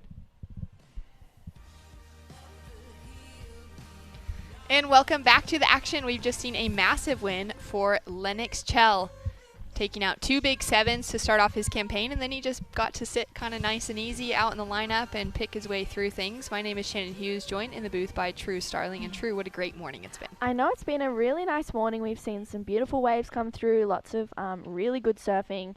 Talk about good surfing. Joel Vaughan has dropped a 6.50 on his first wave, so I feel like this heat's going to be pretty exciting. Nathan Kawani in the last event down at Port Macquarie kind of came out of nowhere. He was a Brazilian. He's now living in Sydney. He had a knee injury. His doctor actually messaged Cooper and had like Cooper Chapman and gave this whole spiel about Nathan Kawani, and it was pretty exciting. So he's moved down in Sydney. He's living here, surfing, just recovering from that knee injury, and he came out firing in that last event. He was surfing really well, really strong, and he's got a bit of experience behind him as well. And then Ed Aubrey is from Curl, so Cuba, Curly United Board Riders Association down on the northern beaches. So Ed is a pretty good surfer. He kind of flies under the radar a little bit, as we see Joel Vaughan from North Shelley tags that first one, goes to the air, and somehow rides out of that one. So he's trying to find the connection on this one as he brings it all the way through to the inside, looking really light on his feet. He's thinking light out there this morning and finishes that one off. So Joel Vaughan will lock in his second scoring ride. So he's had a pretty quick start to the heat on this one. Yeah, that's good. I mean, he's got a 6.5 within the first 3 minutes, but already onto his second wave, completed heaps of maneuvers on it, threw in the kind of best bit of variety we've seen so far in that little rotation. Yeah. So it'll be interesting to see. And great little bit of insight from you, True. I love working with you because as a competitor and such a young athlete still, you are in the lineup with this crew all the time. You know so many of those personal stories, and it's so exciting as we see Joel just with that little bit of rotation, and then he connects through to the inside. Again, it goes a bit soft, but he's kind of, makes it look pretty easy to make it through that inside section. He's able to keep a little bit of speed going through, puts on that finishing touch, and he'll head back out. So he'll be feeling pretty confident for the start of this heat with another near 6-point ride to drop through as his second wave. I think that locked in at a 5.83, Shannon. So all right. A 6.5 and a 5.83 for Joel and Nathan Kawani and Ed Aubrey. Just waiting patiently for potentially a bigger set to come through, so we'll have to see what happens when they take off on their first rides. And it's nice to see, as you were mentioning Nathan's knee injury, that he's back in the lineup and that he came back like really on fire. I mean, I feel like sometimes for athletes, those injuries can be a hindrance coming back in because they're afraid of re-injuring themselves, and so they're a bit timid. But for a surfer that's gone through that rehab process, that's really strengthened things, he's got a good doctor that he's been working with, it can come back with a lot of confidence in that hunger to be back in the game. Yeah, 100%. And he was like, the way that he was talking, he just felt really confident in himself. He felt confident in his surfing, confident in his doctor, in his knee, and he was just like, I'm ready, I'm back, I'm excited to be surfing. As we see Nathan Kawani up and riding on his first wave, so he just floats that first section. Unfortunately, that wave not offering any more, so he'll get straight back out there, and Ed Aubrey tags that first one, and he'll kick off out of that one. So Ed has a pretty good little crew down here today. I think he's got Dylan Moffat with him. I think potentially they're staying together. So Dylan, Zach, and I think Xander Marikovic are there with him as well. So they've got a pretty good little crew down here, which is really cool to see. I mean, everyone's just... You've got like little groups and everyone's just so nice and including, and it's exciting to see everyone just enjoying their time with their friends. But then when they need to put that competitive hat on, it's straight on and everyone knows that they're wearing it, and they're like, okay, we'll give them space, it's cool, which is really exciting to see. So Nathan Kwani locks in a 2.03 for his first one, and Ed Aubrey a 1.93 for his first wave. And we go down to Lennox Gel, the heat winner of that previous heat. Leno, talk us through the waves out there this morning. Yeah, it's pretty small, but there's actually quite a few fun little wide lefts. So I'd been watching it before my heat, and no one had really been sitting there, so I was lucky to find those 2 little scores quick, and yeah, it was actually kind of really fun. So you kind of had that little bit of edge over your competitors, not seeing that wider bank, and you were surfing really good on those lefts. How's that board feeling under your feet? Yeah, it's just a brand new board I got off Channel Islands, a little G Rabbit I think it is. So yeah, it's a little bit wider in the tail, and it felt really nice in the smaller waves. So yeah, I was actually really enjoying it out there. And you're looking really strong. Your surfing is looking really spicy at the moment. Have you been doing much training in the off season? Yeah, I've been training a lot with a guy at home called Chris Heinington, ex-footy player. So just been trying to work with him a lot, just trying to build up a bit of extra strength, and yeah, seems like it's been paying off a little bit, so I've been stoked with that. Yeah, well, everyone's been able to see that, and we're like, oh, Leno's out there. Yep, that's definitely him. So you're looking forward to coming into the next round. Are you going to change anything up, or are you just going to stick to that new favourite? Yeah, probably just stick with this board. I think the forecast looks pretty small, so probably just stick with this. But yeah, looking forward to the next round. Just stoked to make another heat. Had a bit of a shocker at Cronulla, so good to finally make another heat, so I'm stoked with that. Yeah, well, it's good to have you back, Leno, and good luck in the next round. Thank you. Thanks. Oh, so good. Great to hear from him. And different to hear him just pick a new board off the rack, kind of get something completely different under his feet. I feel like a lot of surfers that I've heard from recently, they're working with a specific shaper, someone that they know close to home. So for him to have a Channel Islands under his feet is looking really good. Yeah, it's looking really nice. And for that to be a new board and him to just feel so confident on it to go and surf a heat and it be like kind of brand new is like pretty ballsy, and I think it's good that Leno is just able to trust that. As we see Joel Vaughan, beautiful second turn again for a third. So I think that might better his 5.83 as we see Ed Aubrey go to the air, unfortunately just not pull through on that one. So Joel and Ed have scores to lock in. Yeah, this has been a really exciting morning. I mean, the boys have been putting on, well, I should say, they're not really boys anymore. They've been putting on a great show. I think we're actually going to have Joel Vaughan's dad come in a little bit later, Vaughnie, which will be exciting to see. He's got such a unique take on surfing. He's knows a lot. He's got so much knowledge as well. He knows a lot. He knows what he's talking about, and he knows most of the boys as well. So I'm fairly certain he's got a story on everyone that no one would know about. So I'm excited to have him in the booth pretty soon. Yeah, it's going to be an exciting day on the commentary side of things. To be able to get some of that local knowledge in, to get a little local knowledge on the beach that we're surfing, and a lot of the athletes that are coming up in the lineups. Some of these surfers I've never seen in competition before. Coming from, the majority of my career is on the longboard side, a little bit of the QS side and the CT side, and so it's really cool to see the standard of surfing in a lot of younger Australians just absolutely all time, but to get to know those stories a little bit better from not seeing them around my home breaks and those kind of things. And we've unfortunately had to lose out on one of our co-commentators today, Jess Grimwood. She had such a great day yesterday calling the ABB event that she lost her voice. She just had too much excitement. So I really feel for her because I've been in that same position. The last event that I worked before this was Newcastle Surf Fest, and I lost my voice to the point where I literally could not make a sound. It's never happened to me in my life as we check this replay. But yeah, so we've lost out on Jess, unfortunately, for the rest of the weekend, but she's doing a great job behind the scenes to find some fill-ins. So we're going to have Molly Picklum coming into the booth in just a few minutes. She'll be in for a couple of heats, which will be really exciting. I mean, she's just an absolute, powerhouse of a surfer for the young women's side of things. And then we'll have a few other guys joining us in the booth throughout the day. So we're going to try and get some variety in here, get some different takes, and change it up from just me and reggae. And you'll be competing true as well. So it'll be an exciting kind of, shifting things up and getting some different perspectives. Yeah, I think every second person, I'm like, come in for a heat. Come in for a heat. Just come in. It'll be fun. We'll talk and watch a heat. I think people get really scared about coming in here, but I was when I first started. As we see Ed, beautiful first turn. Kenny Linker, unfortunately not, so he kicks out of that one. I think people come in not knowing what to expect from in here, but it's actually so much fun. You just talk and you analyze about the surfing, and you go, okay, well, the judges are scoring this. Okay, well, that's really interesting. Oh, someone gets a better one, and that's going to be a better score, So it's exciting to kind of think outside the box, and also being a competitor as well, being able to come in here and just watch and just consistently watch and analyze is something that I found has been really beneficial. So I'm like, come in, yep, do it, come on, let's go. Yeah, it can really be a beneficial thing to someone surfing. Even for me, I feel like after watching these shortboard events, I get out and I think that I surf better. Maybe I don't at all, but it just kind of changes your perspective because you're watching some really good turns. You're watching something on repeat a little bit, or you're watching guys struggle with different conditions, and it gives you a little bit of a different take. As we see Nathan, nice turn to start off with. Throws those fins a little bit out the back on the second turn. Ed Aubrey just a quick in and out. So Joel Vaughn currently still sitting in the lead with that heat total of a 12.70 with 9 minutes on the clock. Nathan Kawani with that 6.36 heat total, and Ed with a 5.03. And for all watching at home that want to have that breakdown, Joel Vaughan has a 6.5 and a 6.20 to his name. Nathan Kawani with a 2.03 and a 4.33, and Ed a 1.93 and a 3.10. So Ed is looking for a 3.27 to take second spot off Nathan Kawani. Ed locked in a 2.27 on his last one, so that didn't better his situation at the moment, but still 8 minutes and 40 seconds remaining, so plenty of time remaining in this heat, plenty of waves left to be ridden in this one.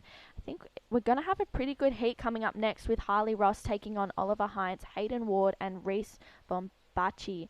So that's going to be a really exciting heat. We've got some pretty big names in the men's side of the draw as well. We saw I didn't see the wave, but Dylan Moffat, first heat of the day, locked in a 9.25. Was it good? Absolutely fantastic. Like, so good to see him just get off out the gate straight away like that, especially coming off of those 2 second place finishes in the last 2 events at Cronulla and Port Mac. Yeah, he's been on fire at the moment. He's looking really good on that little epoxy that he's got from Mayhem.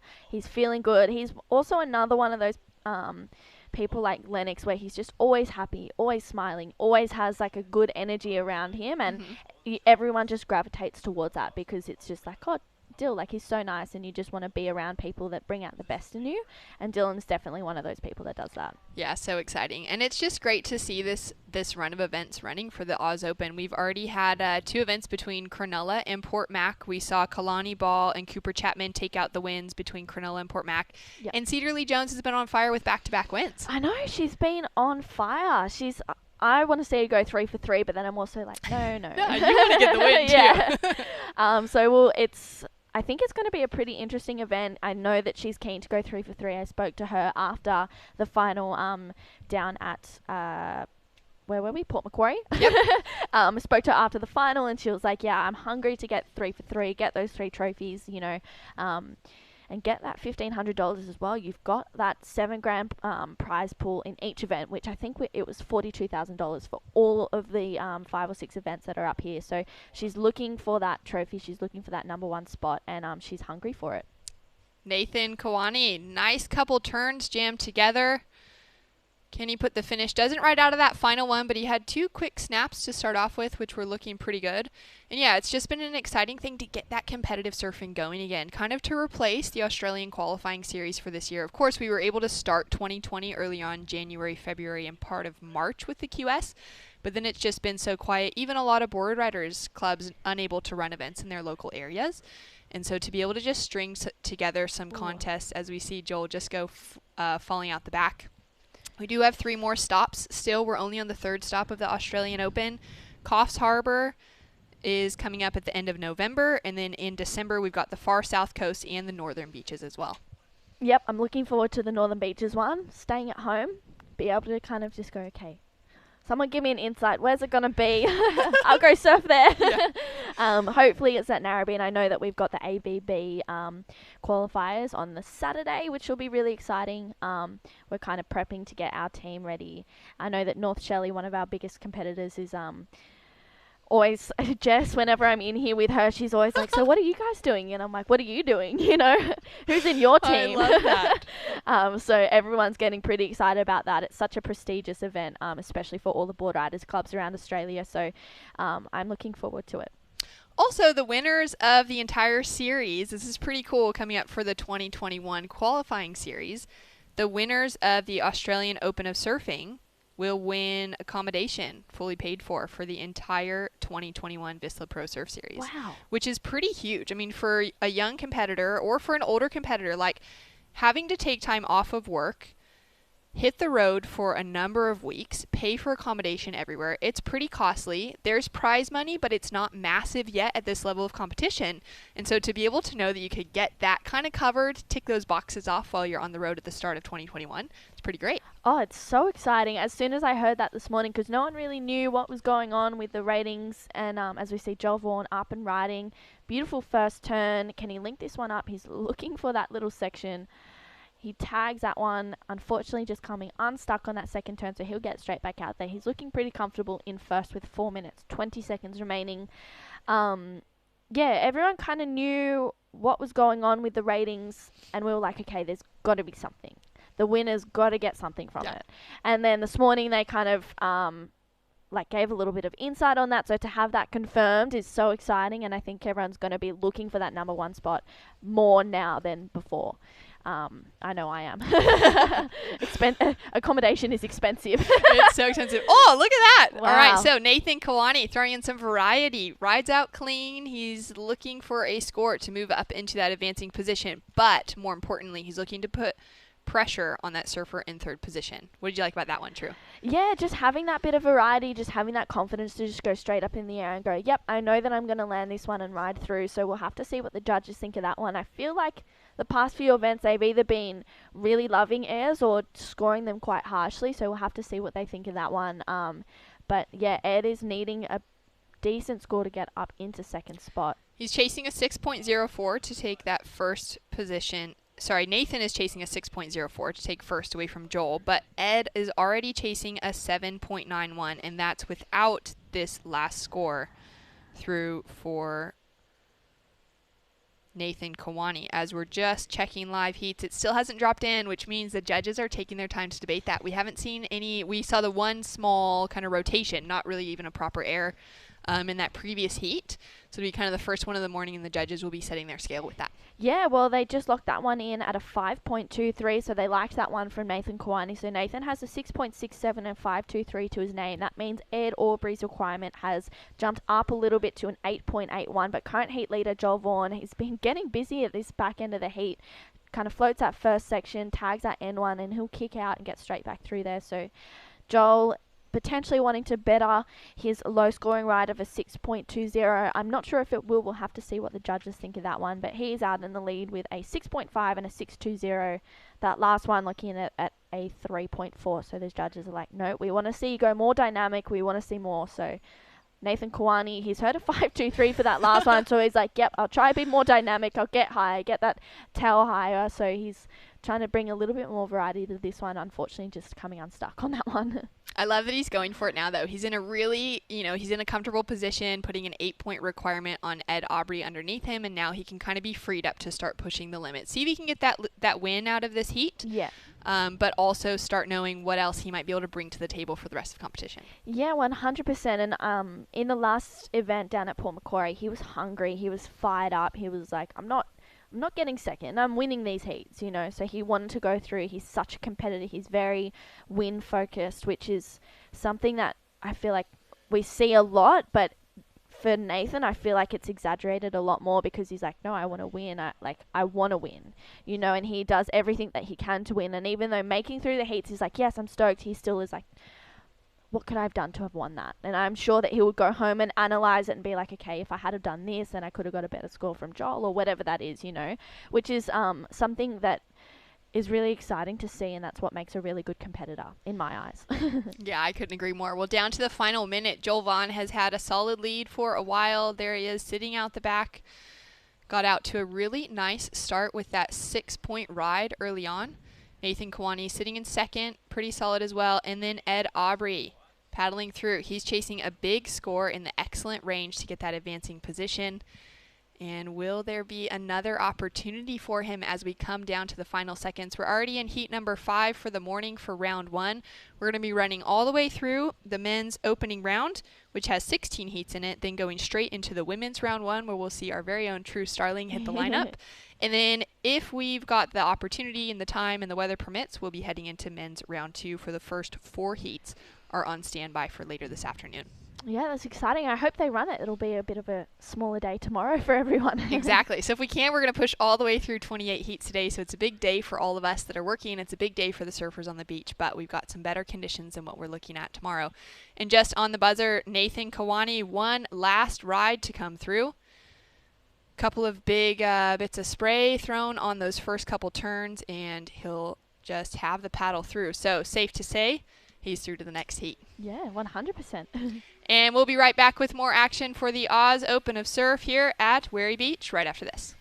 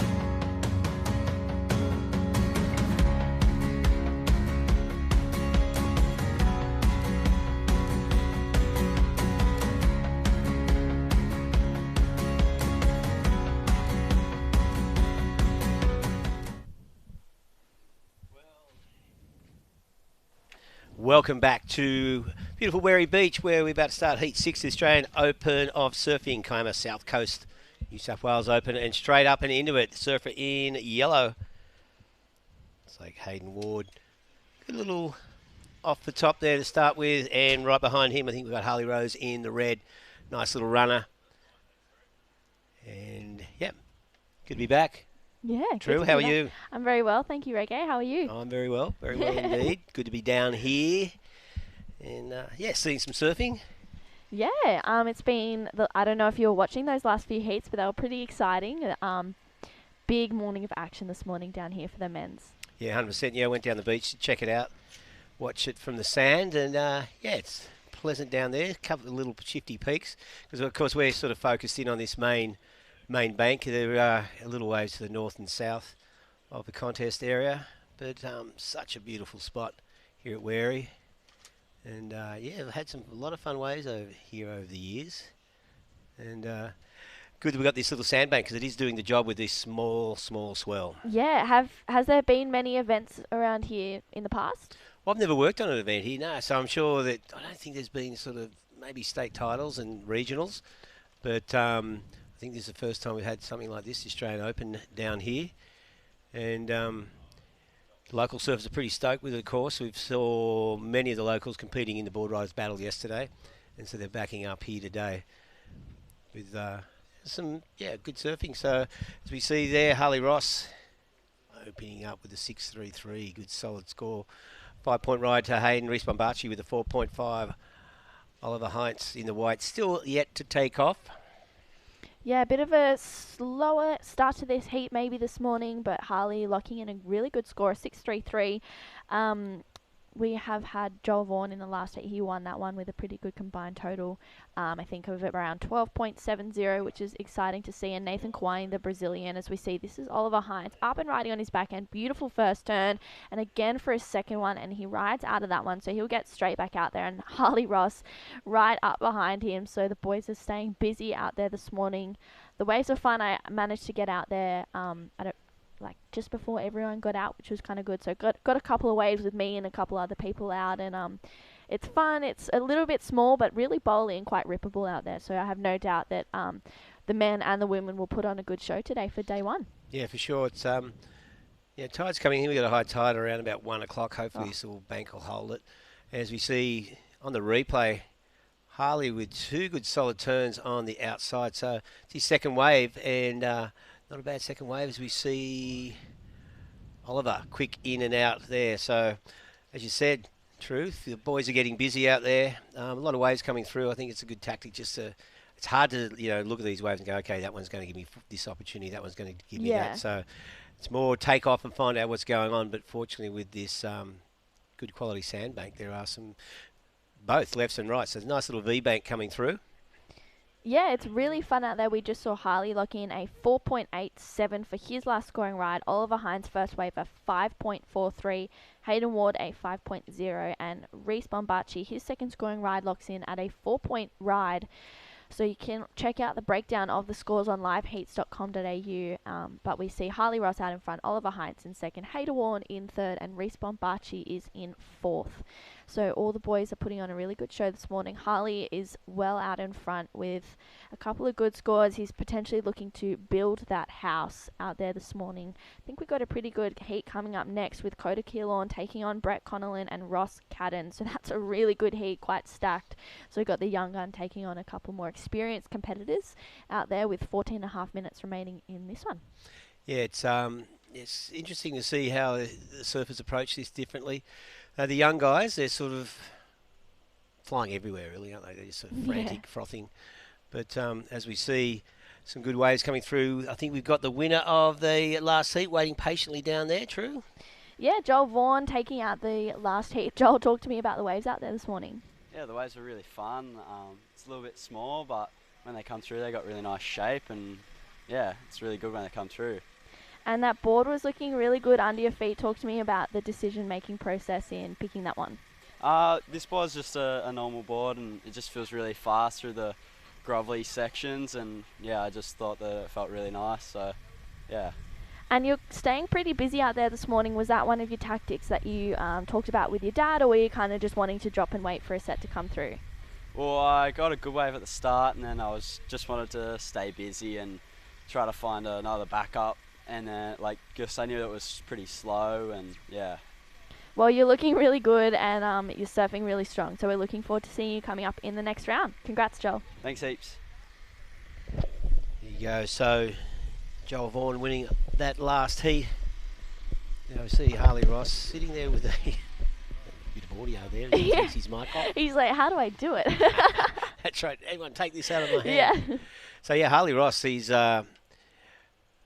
locked in a couple of good waves now. 2-wave total, 11.2, way out in front at the, as we approach the, well, we've still got 12.5 minutes to go in this 20-minute heats. Heats are flying past, though. The surfers are even faster, like out there. Yeah. If you catch 3 or 4 waves, all of a sudden the 5-minute flag goes up. Yeah, but the surfers are still getting plenty of opportunity. Yeah, there's plenty of opportunity out there. I think I found this morning that people that are getting through those heats are being on those potentially those bigger to mid-size waves coming through, really capitalizing on those, getting that variety in, looking really strong in their feet, and finishing those waves as well is super important. So everyone is looking really spicy. Everyone's boards are looking good. People are feeling confident, and I think everyone's fired up to take the third stop of the Australian Open Series out and get that accommodation paid for them. Well, that's right. It's a good thing. And of course, yeah, this is the third event. Next week we're heading up to Coffs Harbour, then down to far south coast. So it's moving all around New South Wales, and through our sponsor, of course, Visit New South Wales, through the state government, enable us to showcase the beautiful coast of New South Wales and all the surf spots around there. Yeah. To the world. So thousands and thousands of people come down to Wary and go surfing. Yeah. Don't think the locals would be happy with that. No. But it is just showcasing the incredible coastline of New South Wales and variety of waves and beautiful towns around the area. And as we see Oliver Hines just finishing off on that second wave. So you see, this is Hayden Ward up and riding. Beautiful first turn. He gets a bit of release on that one. Unfortunately, just can't finish that one off, so he will get straight back out there. He was looking for a 0.44 to take second spot, but Oliver has another wave to lock in. I don't know about you, but every time I drive around, or every time I come down here, I forget how beautiful it is with all the mountains and the farms, and it's just so stunning. It's really untouched, and it always blows me away. I was driving with Molly Picklin this morning, and we were just going, this place is amazing. Yeah, it really is. And how some of the beautiful old homesteads you see. Yeah. For the dairy farms have been there for over 100 years. But yeah, down the beach, just looking north the Northern Headlands, to me, it's like this is amazing house up there, but just sitting on its own. And yeah, and just this whole area, it's spectacular. Yeah, it's amazing. As we see, Oliver Hines locked in a 4.10 for his second scoring ride. Hayden Ward a 3.33. So Hayden is looking for a 4.54 to take second spot off Oliver, and Reece Bombachi is looking for a 5.54. He has a 4-point ride to his name. There is 10 minutes remaining in this one. Harley Ross is sitting out in front with a 6.33 and a 4.87 to his name. So he's maybe going to drop anchor and wait for a set to come through. I don't know. We'll have to see what his tactics are towards the end of this heat. Yeah, well, if he'd lock it another 6 or above, be happy with that. We see Hayden Ward just slipping a bit on that second turn. And you can see his face is a bit annoyed with that wave. But Hayden looking for a 4.54 to move up in a second spot. So it's pretty tight. Harley Ross, courtesy of that first wave, has got a bit of a clearance on the others at the moment. His second wave and the others all sitting around about 3.5 to 4.5 point ride. And yeah, in the back half of the heat now, as True said, be interesting to see if Harley does sort of sit down and drop anchor, and as you said, and wait for another good score. But I don't know, it seems like those waves, you're just paddling around them, they sort of look similar on the takeoff, and some of them just open up. Yeah. If you can get that third turn in on the outside, that's the difference between a 4.5 and a 6.5 today. Yeah, 100%. So we see Hayden locked in a 3.03 for that last wave. Unfortunately, that one did not go into his top two. He's still chasing a 5.40 with just under 9 minutes remaining. I was talking to Shannon before. We were saying it's so funny how the last kind of 5 to 8 minutes of a heat, it depends if you're in first or second or third or fourth. It either goes really fast or really slow. That's right. But it's all the same time. So I have no doubt Hayden and Reece are probably going, okay, let's just slow it down. Let's get a good one to come through. But I think if I'm remembering right, Reece might be sitting out there with first priority. So he has first pick of the waves out there. We haven't seen him on too many this morning, so he's only got a 4-point ride and a 0.5. Looking for a 5.54. I haven't seen too much of Reece's surfing. I'm not sure if you have Reggae, but from the little bits that I've seen, he looks like a powerhouse. So no, he is. Yeah, Reece's been around for quite some time. I remember seeing a couple of board rider battles where he's a standout. So yeah, Reece, very strong surfer. This stage, he's just got that 4 and a 0.5, just his first takeoff. So looking for something substantial. Currently only needs that 5.54, so easily within his realm, but he'd want it something with a bit more open face so he can just plant that back foot. And if he does, you'll see what I mean as far as the power goes. And here's Harley Ross again, nice little right on his forehand, throws up, swooping turn, just carves that straight back into the white water. Plenty of speed in this as well, and another nice cutty. And this one offering a little bit on the inside, making the most of these 6 inches of wave in front of him, and finishes off cleanly, sporting quite a neat moustache too. Yeah. I wonder if that's a Movember thing or it's just his style. I don't know. It might be, I'll have to ask. It might be a Movember thing. We'll have to see what his girlfriend Loz thinks of that one. But Harley, I don't know if you know too much about Harley. Harley is from Curly Board Riders, Curly United, or Cuba, I should say. So he's repping them, and I think they're all getting pretty excited for the ABB down at the Northern Beaches pretty soon. But that last scoring ride for Harley locked in nice and quickly as a 7.10, so that extended his lead. If Oliver wants to take the lead off Harley, he's going to need an 8.01. Hayden Ward in third, still looking for a 5.54, and Reece Bombachi looking for a 4.54 for Hayden, and Reece Bombachi a 5.54. So still plenty of time remaining with 6.5 as we're looking at this replay, and this finishing turn is the one. He's nice and strong, and he's like, yep, cool, I got that one. I'll get a little bit of fin action on that. So the wave replay brought to you by Fresh Air Broadcasts. The guys have been working really hard over the last few events, making sure that everything's going through nice and cleanly, and it's exciting to have these events broadcasted because you can, your family can watch them from home, your friends from around the world. I know one of my friends from Costa Rica was watching a couple of heats, and they just message in and they're like, oh, you should have done this or should have done that, and it's exciting to have some advice. Yeah. So we see Harley up and riding again. He's been finding a couple of really nice ones and puts it up there for a beautiful vertical turn. Unfortunately, can't finish that one off, so he'll get back out there. He's looking pretty comfortable in the lead with a 6.33 and a 7.1. There's 5.5 minutes remaining. So Hayden Ward and Reece Bombachi might need to get a little bit of a wriggle on in this one, but still plenty of waves to come through for the boys out there. That last wave locked in at a 5.60 for Harley Ross, so that didn't go into his top 2. So he's kind of throwing away 4s and 5s in this one, so he's looking pretty strong in his feet. That board is looking good. So we'll have to see what Hayden and Reece can do, and if Oliver will take off on a wave and potentially better that second position. He paddled for that one, unfortunately. He just pulled off on that one and said, nah, I don't want it. So he'll get straight back out there and wait for his set to come through. What would you do if you were Oliver out there? Well, at the moment, just under 5 minutes remaining. Well, Hayden's breathing down his neck, so he needs to replace that second wave with something higher. So can't really afford to rest on his laurels at the moment. So I think I'd just be moving around, like hunting out a wave, keeping busy out there, and just, I don't think he can afford to just sit out the back and wait for something solid. Yeah. He's just got to hunt it down. And speaking of the devil, here he goes, getting a busy little left-hander, running ahead of him. Can he get, well, yeah, that one just shut down, so no opportunity there for Oliver.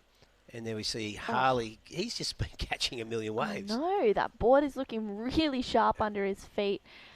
Unfortunately, can't finish that one off, so he'll get straight back out there. Harley's probably just having a little bit of fun. He's probably like, you know what, I'm just going to try and surf the bank now. I'm feeling confident in first spot, so I'm just going to try and catch a couple of waves, maybe get a little bit more used to the bank for tomorrow. If it's potentially here, we've got a couple of different locations that we could be holding the event at. I know Rohan, the contest director, is, I was chatting to him yesterday, and he's like, we could have it here, we could have it there, or, we got here down at Werry Beach, or there's another, they ran the ABB at Jones Beach yesterday. Yeah, yesterday, yeah. Bombo has a couple of waves, but I think Werry Beach, we capitalise on the best of the situation, of the beaches, and it's looking really fun out there, and hopefully it gets better throughout the day. Yeah, so, this bank he's handling at the low tide. We saw Jones's Beach yesterday. The high tide offered pretty good waves as well. The swell was a little more pushing the swell yesterday, though. But this one is a bit of a magnet for what's left of this swell, as we see Hayden Ward now. Clean face ahead of him. Dries it off the top. Good section. Throws it up. And again, he's going to tag this one. Nice. One more manoeuvre to finish off with. So Hayden putting the pressure on Oliver Heinz there. And he's not chasing, he needs a 4.54. Interesting to see, as you said, Harley Ross, he's thrown away a 5.6 and a 4.54. So he's been busy, as we see from this. So he's not chasing a huge score in the replay here. That second turn was really nice, and he finishes that one off. So looking for a 4.54, I dare say he'll get it. I really liked that wave. He was looking sharp, and there we see a situation change. Last wave for the surfer in yellow, Hayden Water, 7.50.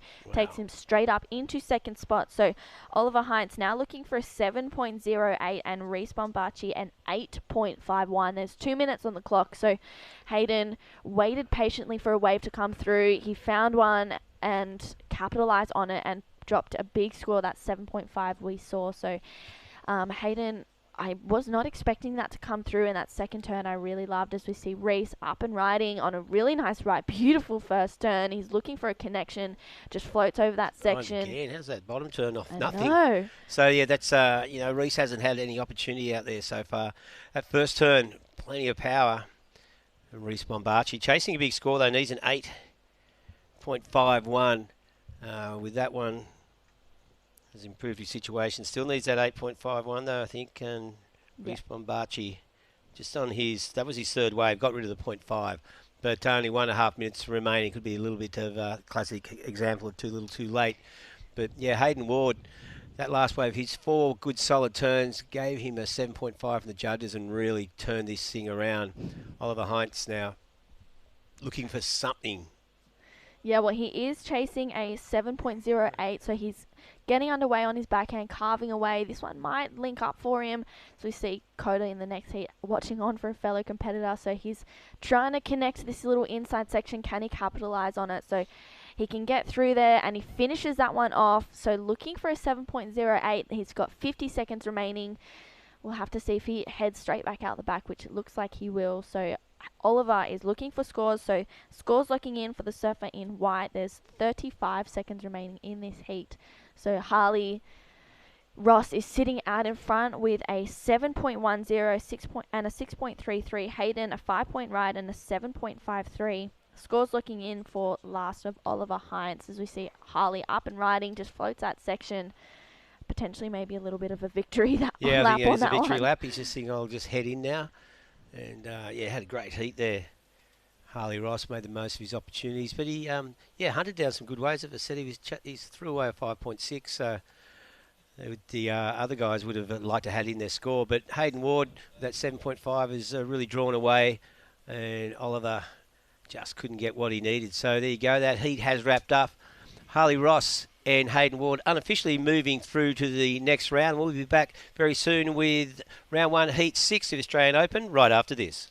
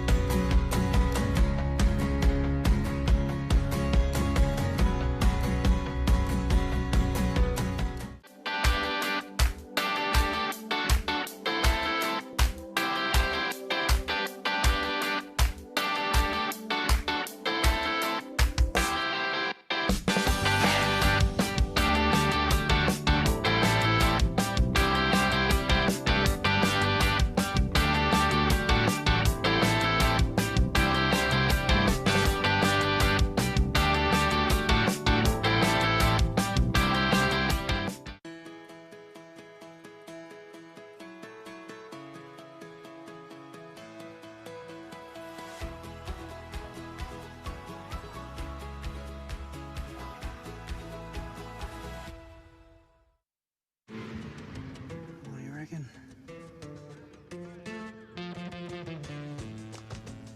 Yeah.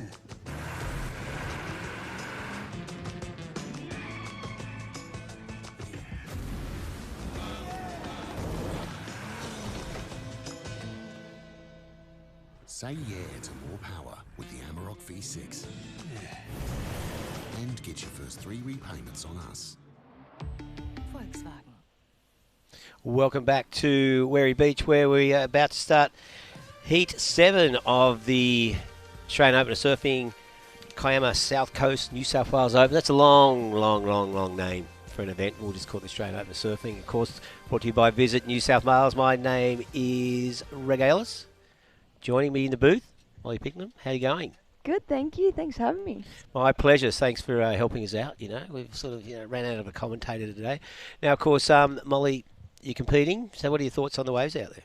I think it's definitely small, but there's definitely opportunity out there. And as a competitor, you just find that and go with it. Yeah, so did you get out there for an early this morning? I did. We were nearly the first ones out. Oh, there you go, out at dawn.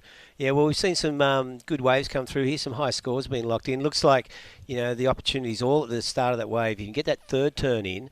That's what's been making the difference between, getting a 6 and above or just been languishing with a 4.5. For sure. Yeah, so and a lot of surfers are breaking away from that. So here in Heat 7, we've got Ross Cadden, Coda Killorn and Brett Canellan. So you see Ross has already grabbed a wave just with that 4.5 on his opener.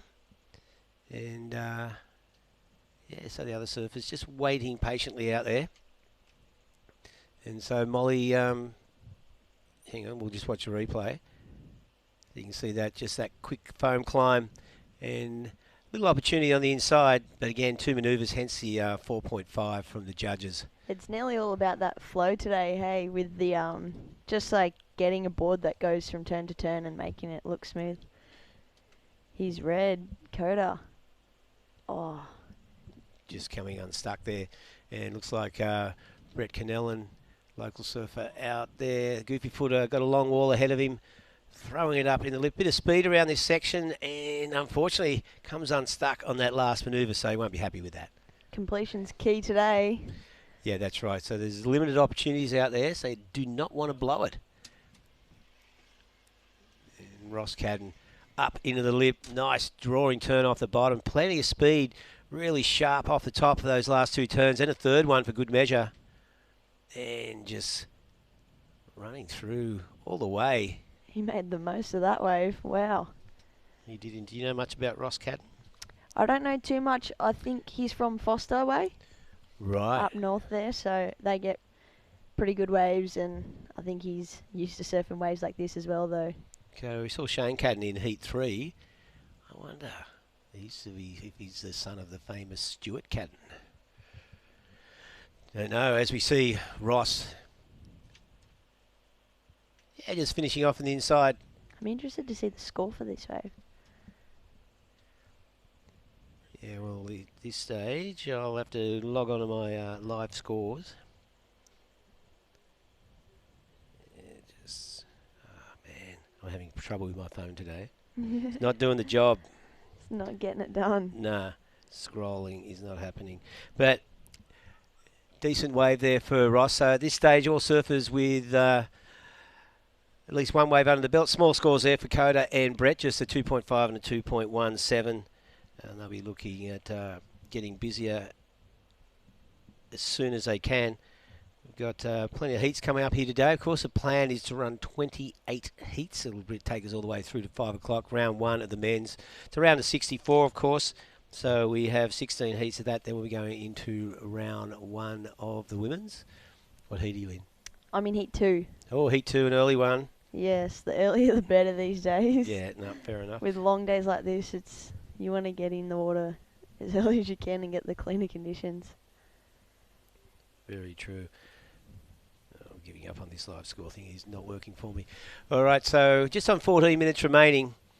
And we're down here at Wary Beach, of course. We had the Australian Board Riders Battle yesterday up at Jones Beach, just north of Kiama. Now we're just south at Gerringong here. And here at Wary, looks like, I think that's White. Yep, Brett Canellan.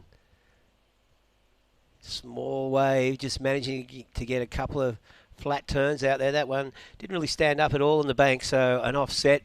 Probably grabbing that one when he did not have priority. And just making his way back into the lineup.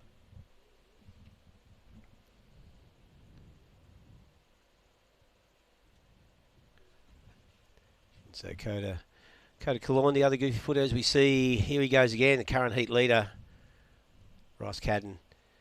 Nice turn. Again, a tiny little wave, but looking quite sharp on his backhand. And current heat leader, sort of a bit of a stranglehold at the early stages of this heat. He's really making the most of these waves. I'm interested of how his board's looking fast in such waves like that.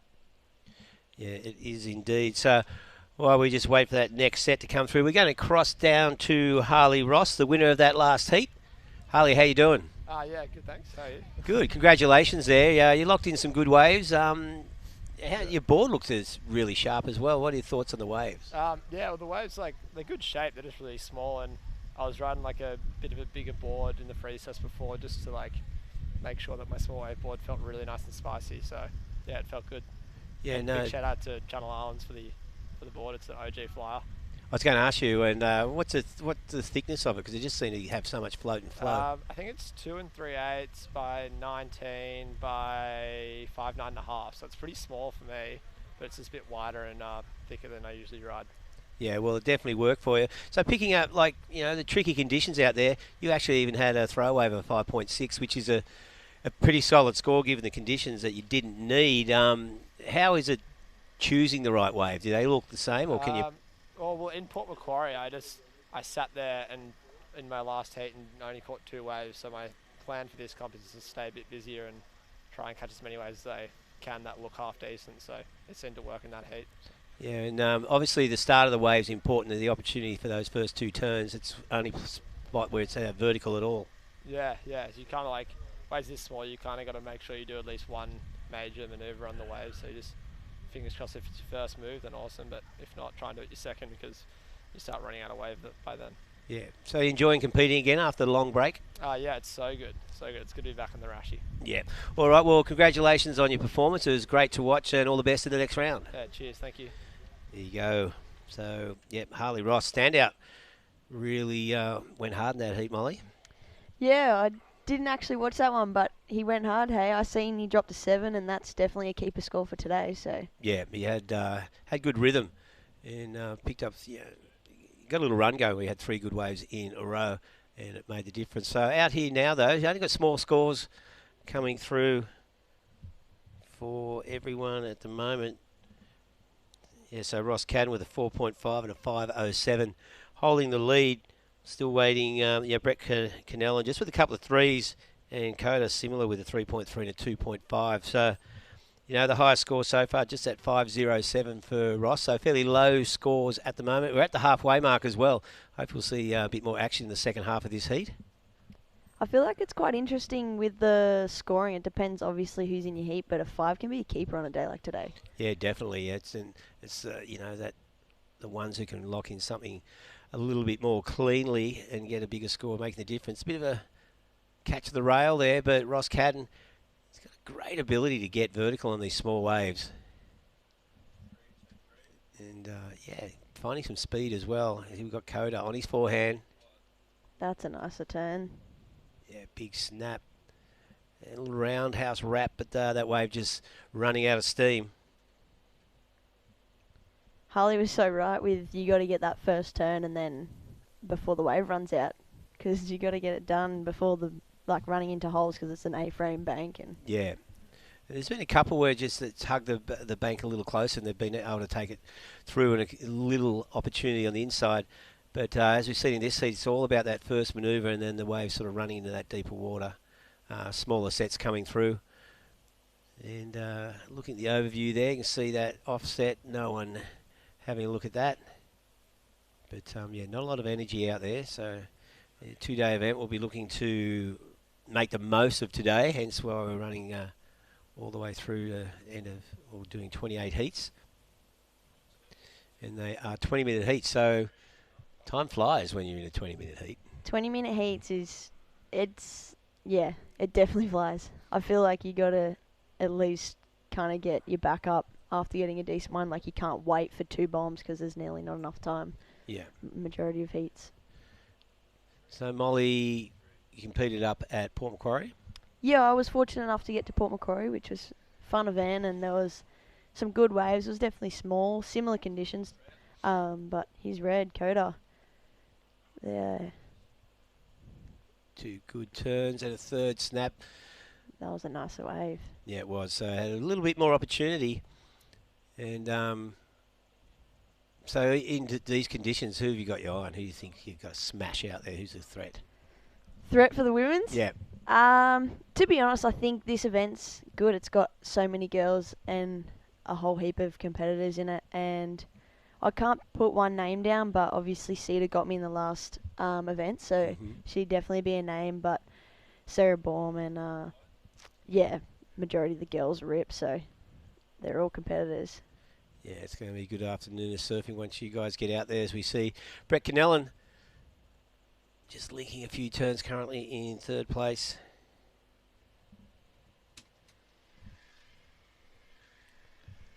And at the 7-minute mark, prior to that wave, Brett was looking for a 4.17. He wants to get rid of a 3.13. But the last one for Coda, a 6-point ride, and that put him into the lead. So Ross Cadden, he's had a couple of, consistently catching waves, but his highest score was a 5.07 on his second wave. So since then, he's just been with a high 3 and a low 4, still trying to find that wave to equal his second one or better. And Brett Cannellan just holding that last one for him was 4.73. Now needs a 4.88. So things have tightened up, getting down to 6.5 minutes remaining in Heat 7, Round 1. Here's the Australian Open down here at Kiama. Well, actually Gerringong is the closest town, just up behind the beach here at Wary. How beautiful is it here? Oh, that's amazing, isn't it? Incredible. Yeah. I always enjoy coming here, and that's why I chose to do this event. The scenery's unbelievable, and it's all within. There's the beach and there's the country, really. Yeah, I know. Yeah, it's beautiful countryside. So beautiful. Yeah, dairy farming around here, and of course, Kiama's an awesome town. It's quite, historical area, and some really cool restaurants and some bars, and of course Gerringong just behind us here has that real country town vibe. There it is. Look at that. Yeah, nothing wrong with that, is there? The beach is right there, and there is look at that. A whole heap of land. Yeah. Incredible. I know, like people taking their dog for a walk on one of the most beautiful places you could be on a Sunday morning here on the south coast, and just looking further south, you know, it's just those headlands. You get round further south to 7 Mile and down towards Nowra. So, yeah, picturesque part of the world. And inland, you've got towns like Berry and things like that. So it's a classic weekend escape for people from Sydney. But for those who are lucky enough to live here, midweek's awesome when the crowds aren't here. Exactly, and even when the crowds are here, I can't see it being too crowded because there's so many opportunity for waves everywhere. Like I feel like there's so many little corners of... Yeah, you just got to know where they are, really, and just go do a bit of exploring. And we've got right on the 5-minute mark now, and Coda Cologne in the lead.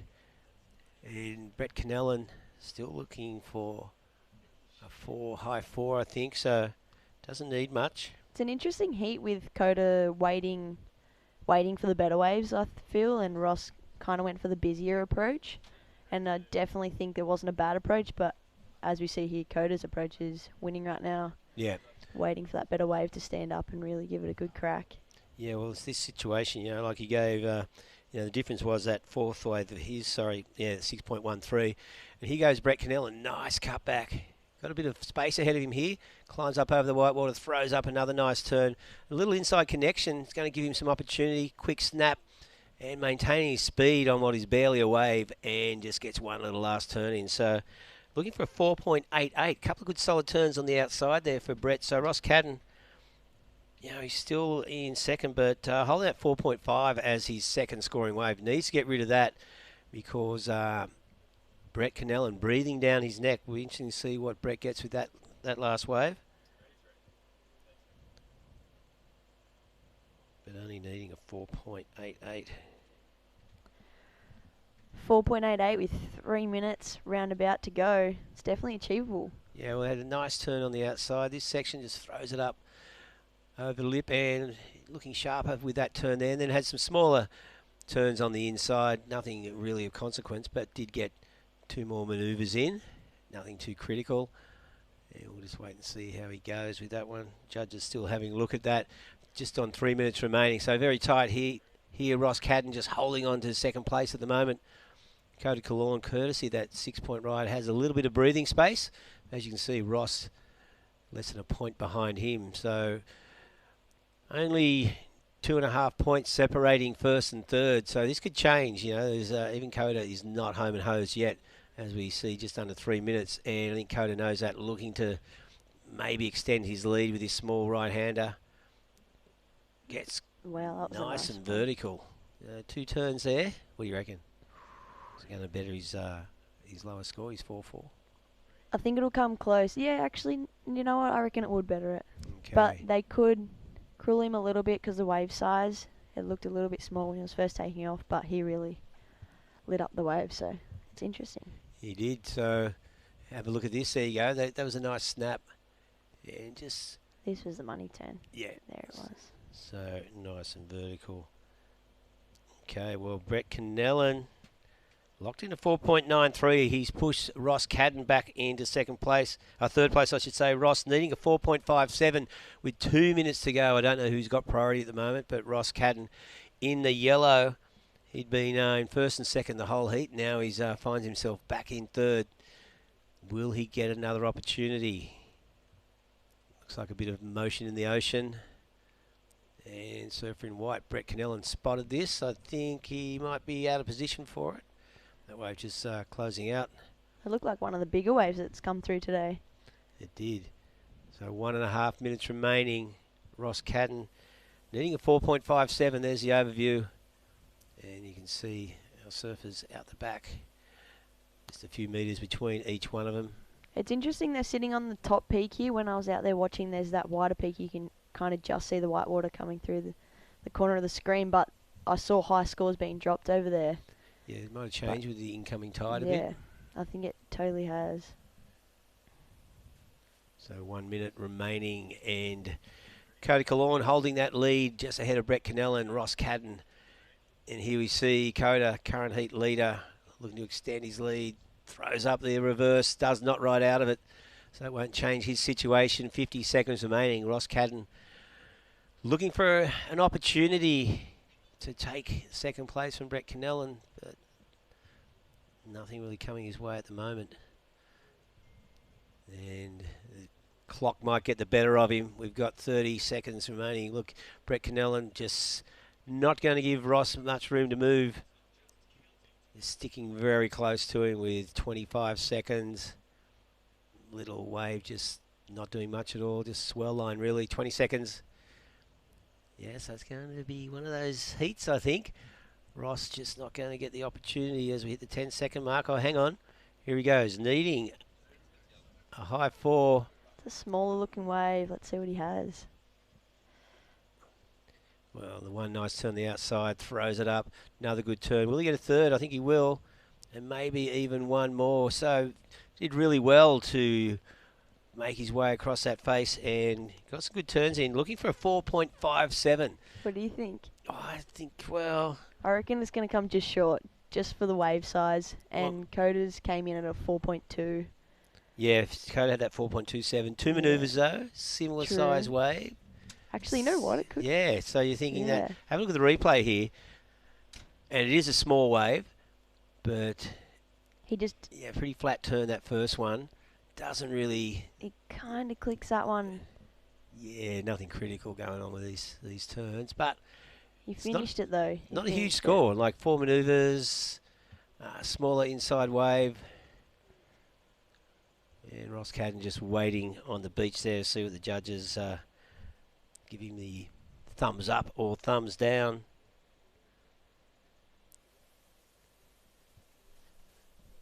So we just seeing what comes through. I think might have been a 3.5. Yeah, it's looking like. 3.5. So bad luck there. It looks like unofficially we might be wrong, but we never are. Coda Cologne and Brett Canellan going through that, and we'll be back with Heat 8 of the Australian Open of Surfing live from Wary Beach right after this. What do you reckon? Yeah.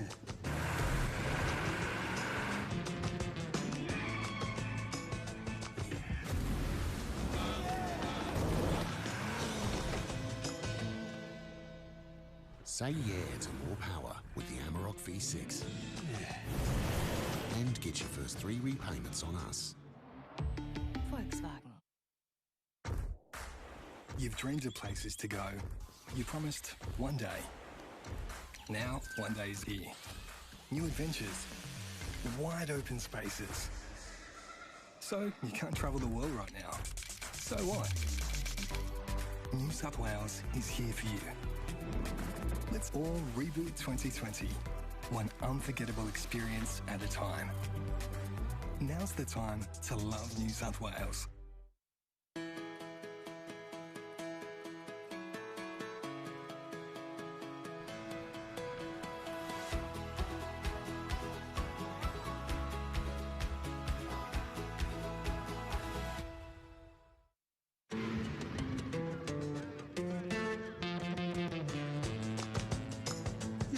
Say yeah to more power with the Amarok V6 and get your first 3 repayments on us.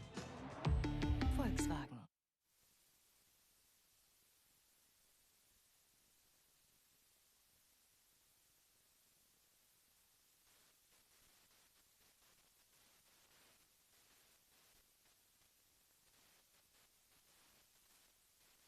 And Ty Watson from Culburra wearing the blue. So Molly, we've seen the surfers are getting some decent scores out there. Obviously, really small waves. What are your tactics going to be when you go out to smash your opposition? Secret. No, I'm joking. Keep it to yourself. I was interested in Ross's approach in that last heat, going busy, because it's definitely normally my approach, I'd say. But it's so crucial to get that wave that is going to allow those bigger turns. So I'd honestly say it's go out there, sit in the spot where I think is going to be the spot, and just read the waves as they come. Yeah. So, of course, you're from the Central Coast, North Shelley, your North home Shelley. beach, North Shelley board riders. That's where it's at. That's where it's at. similarities between North Shelley's got a bit of punch in it usually. What do you think? For sure, North Shelley's like one of the most consistent beaches. Yep. It has always got a wave and always little rip bowls everywhere, and definitely can look similar to this on its day. Yeah, to pretty much every day can look like this. Yeah. Small 1-2 foot little waves. So, yeah. North Shelley offshore and northeasterly. Or Cross. It'll be cross-shore. cross-shore, It's yeah. clean. It's relatively clean though, isn't it? Yeah. As we see, well, Don Thomas, big vertical turn, and just running down the line. So Dom. Getting an early start on these boys. I think it's a good move. Got some solid names in this heat. You familiar with Dom? Looks like a grommet. I'm not too familiar, but from what I just saw then, looks like it's going to be, he's going to match him. Yeah. So tell me about North Shelley, you know, like a strong club there. Who are your influences? Who's the main man, main girl, main everything up there? Well, besides you, of course. No, Macy comes out of our club, Yep. Macy Callahan, so of course she inspires me, and then Shane Holmes. Yep. And Russ Maloney, they've been around for a long time. Exactly. They're kind of the... They're the elders. Yeah, yeah, and I look up to them. I don't know, they're quite a strong figure in our club. Yeah. He goes Arch. Yeah, of course, Macy, you know, she's been surfing, like, really tearing it the last couple, 3 or 4 years at least. You know, she's really burst onto the scene. Yeah, Macy's looking sharp. Yeah. Yeah. Is her old man still, sir? I think so, for sure. I think he moved... Oh, I'm not sure where he moved, but he moved away from the Central Coast, I'm pretty sure, for a little bit. He's famous for riding possibly the biggest wave ever in competition at Bells Beach, the Rip Curl Pro. Exactly in the right. big year of 81. Yeah, went past the button at Winky Pop. And, yeah, so a bit of a dynasty there for this North Shelley. But we are going to stop talking about your home beach and head down for the winner of Heat 7. Coda, how you doing? Yeah, I'm good, thanks, guys. How are you? Good. So it's a bit tricky out there. I noticed, you were busy at the start, and then you sort of picked off a couple of good ones. What was your strategy? My strategy kind of changed. I was looking for a couple of those lefts, but I couldn't really find them. So then I just saw a couple of sneaky rights and thought I'd pick them off. Yeah, well, you got quite a couple of good critical turns on that wave that sort of put you back into first place. How hard is it to get vertical and find some power out there? On your forehand, it's definitely really tricky, but on your backhand, you kind of can just twist through the hips, and it's a little bit easier, so that's good. Yeah, and as the heat progressed, it was really tight. Did you ever feel comfortable that you'd won it? No, not at all. I didn't think so. I mean, it didn't. When your opponents are just chasing a 4 or 5 to move from fourth to first, so you can never rest, hey? No, you're just trying to look for another wave to trying to increase your lead. Yeah, well, I think you did a great job out there. Good tactics, awesome surfing, and congratulations with that. And we look forward to seeing you in round 2. Well yeah, done, thanks, Coda. guys. Thank you. Okay, yeah, so there you go, Coda. Well done. And we've seen a couple of good scores locking in. Looked like there was a few waves ridden there in the interview time. Yeah, so what we got there? So, yeah, at this stage, Arch Whiteman, that's 6.83, and it looks like big snap there, surfer in blue. His board's moving fast through these waves. He's getting a lot of speed across here. Ty Watson, busy, very experienced surfer, of course. And, wow, Ty. Wow. Heaps of speed out there. So prior to that, yeah, Arch Whiteman with a 6.83 and 3.83 in the lead. Grayson Hendricks with a 5.17, a 4.7, and then Dom Thomas a 3.83 and a 4.33. Ty had a 4.9 and a throwaway wave, but have a look at this one now on the replay. This is Arch Whiteman. So that one just died after one turn. And you'll see... So much action going on right now. Yeah. This is crazy. So Ty back out there already, still waiting on his score to come through. And he's actually, he's not on the screen, but he's in the water. So yeah, 4 surfers in this heat. And yeah, so we just... Still waiting for that score to come through from... Pretty sure we're still waiting on that score to come through. And surfing blue, of course, Ty Watson just got a pretty good wave. Grayson. And Grayson Hendricks there looking to better at 4.7.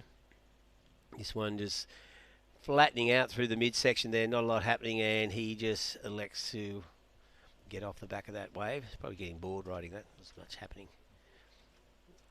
So our surfers getting busy out there across these 20 minutes. We've seen every heat. Things have been changing quite a bit. The lead up and down, and it looks like Dom Thomas here.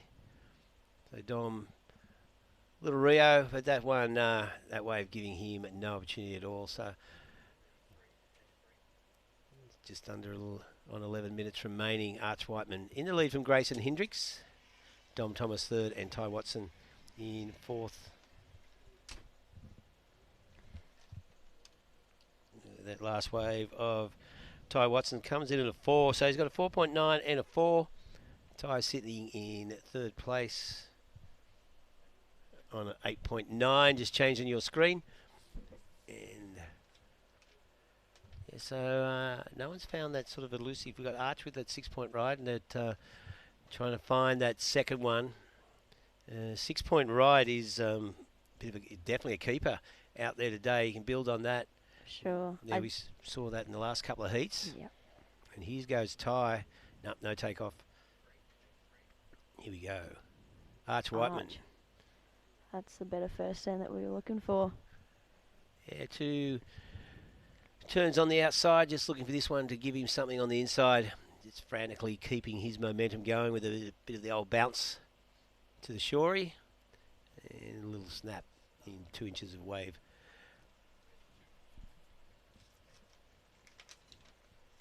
Arch keeping his wave count up. Yeah, he is. He's gone for the busier approach, but he definitely got that 6.83, so that's... Yeah, well, that's a good score, you know, opening ride gives you a bit of confidence going into the heat at the very start. And, yeah, he's looking all right at the moment. We're already halfway through this heat.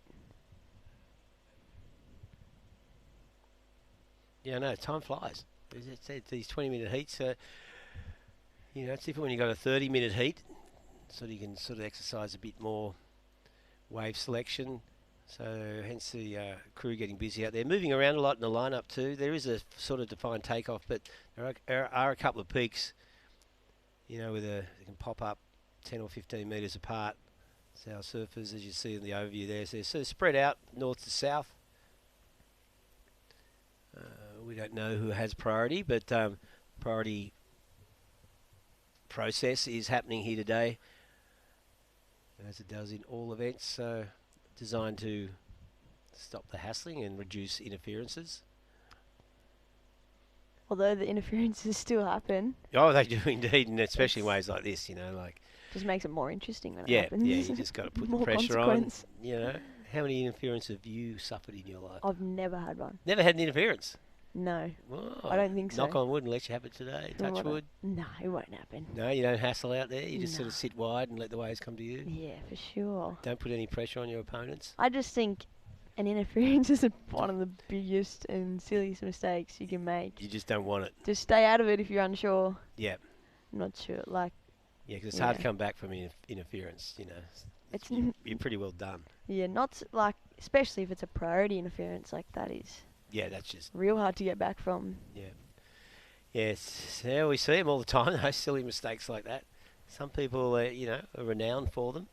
For sure, people are just really eager to. Yeah. And they're the real there's feisty competitors. Yeah, there's that philosophy, you just put your pressure on, push it as far as you can. For sure. And it's always risky, and of course sometimes it goes your way, and quite often it doesn't. Yes. And it's great when you see an interference and those involved disagree with the judges. Always like watching a bit of drama on the beach, of course, but you got to do it politely. Love drama. Oh yeah. It's always good on the beach drama too, after heats. Yeah, I've seen some beauties. You would have. Oh yeah. Yes. Some of the you see some of the top 5 in the world just lose it totally. It's, you know, come on boys, settle down. As we see Grayson Hendricks, just one turn, and that one just unfortunately not giving him any opportunity at all. I'm excited to see a wave, like Grayson get a wave to open up on. Yeah. He's like won Worlds and ISAs in 2018? 2018, I think it was, yeah. So, yeah, you can see, you know, he's given us glimpses of it. with his the limited opportunities he's had so far. But yeah, there are still some waves coming through that are giving our competitors a bit of room to move. So far in this heat, Arch Whiteman just with that 6.83, the only one to really... He just bettered his score on his 6th wave with a 4.97. So just trying to run away here in the tail end of the heat. Yeah, we've only got 6.5 minutes to go in this one. So much action at the start of the heat, and it's slowed up right now. It has slowed up. We nearly couldn't keep up at the start. It was waves going everywhere. Busy, but at the moment, yeah, a bit of a lull happening here. Hopefully it's not a sign of, well, his swell is just hanging in, as you can see. More just a short interval wind swell we've got down here at Wary today. Not unusual for this time of year, of course.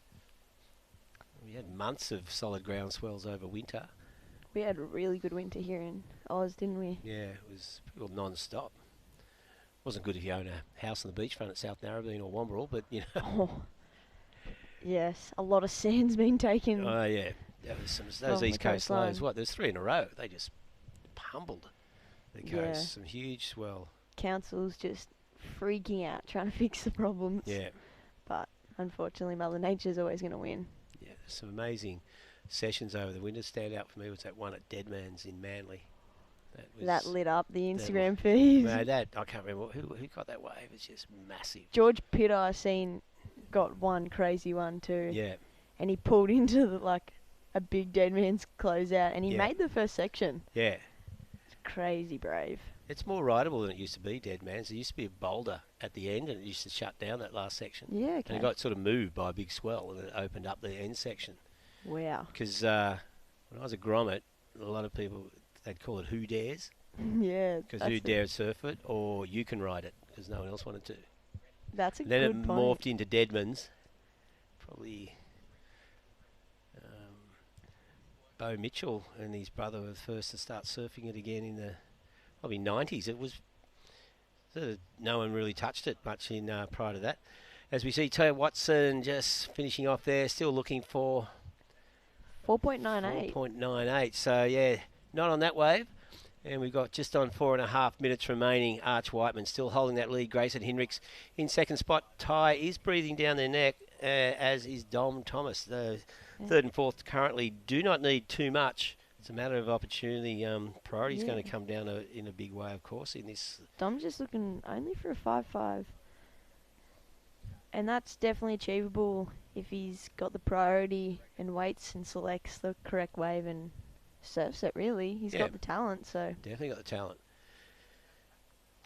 3.5 minutes remaining. Arch Whiteman will be pretty stoked. He got that 6.83. See Dom. Speaking of Dom. Speaking of the grommet, just one turn on the outside.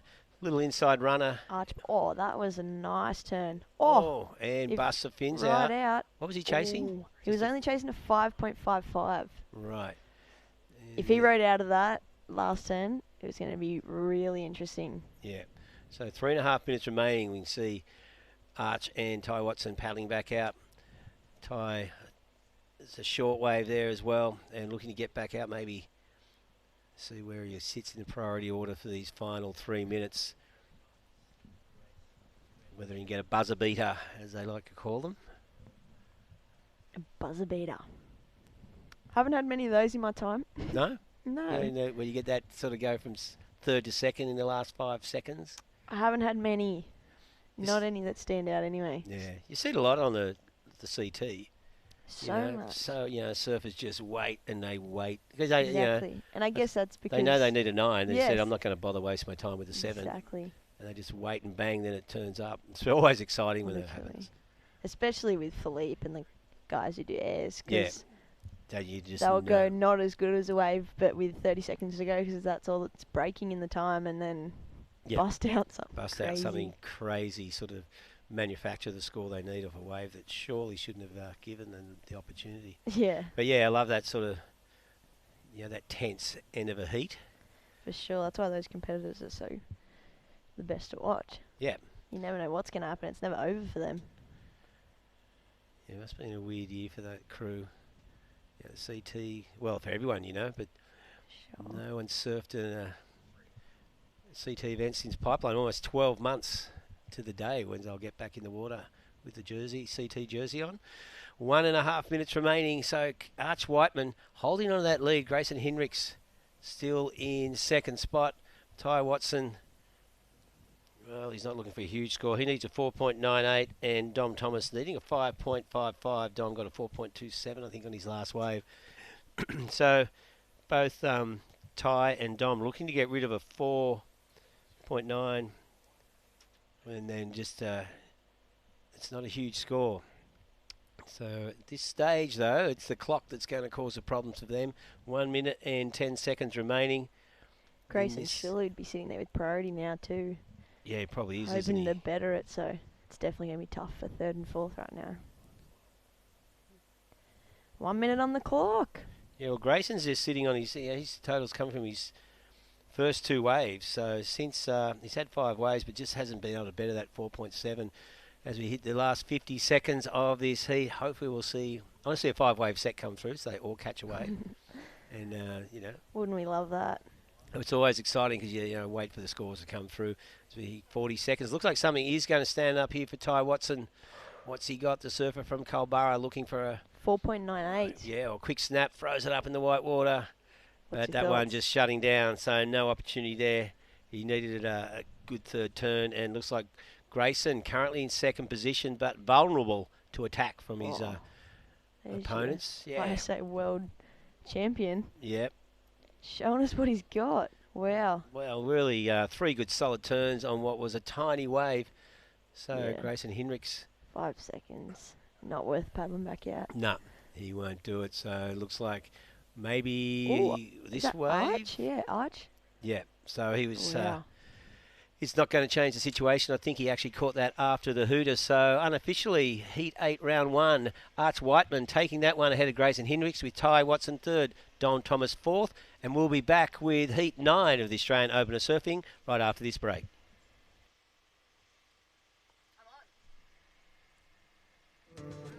You're on. Yeah.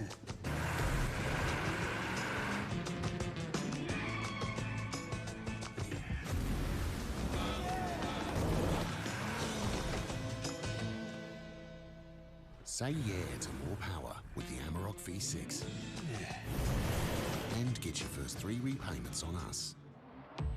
Volkswagen. You've dreamed of places to go. You promised one day. Now, one day is here. New adventures. Wide open spaces. So, you can't travel the world right now. So what? New South Wales is here for you. Let's all reboot 2020. One unforgettable experience at a time. Now's the time to love New South Wales.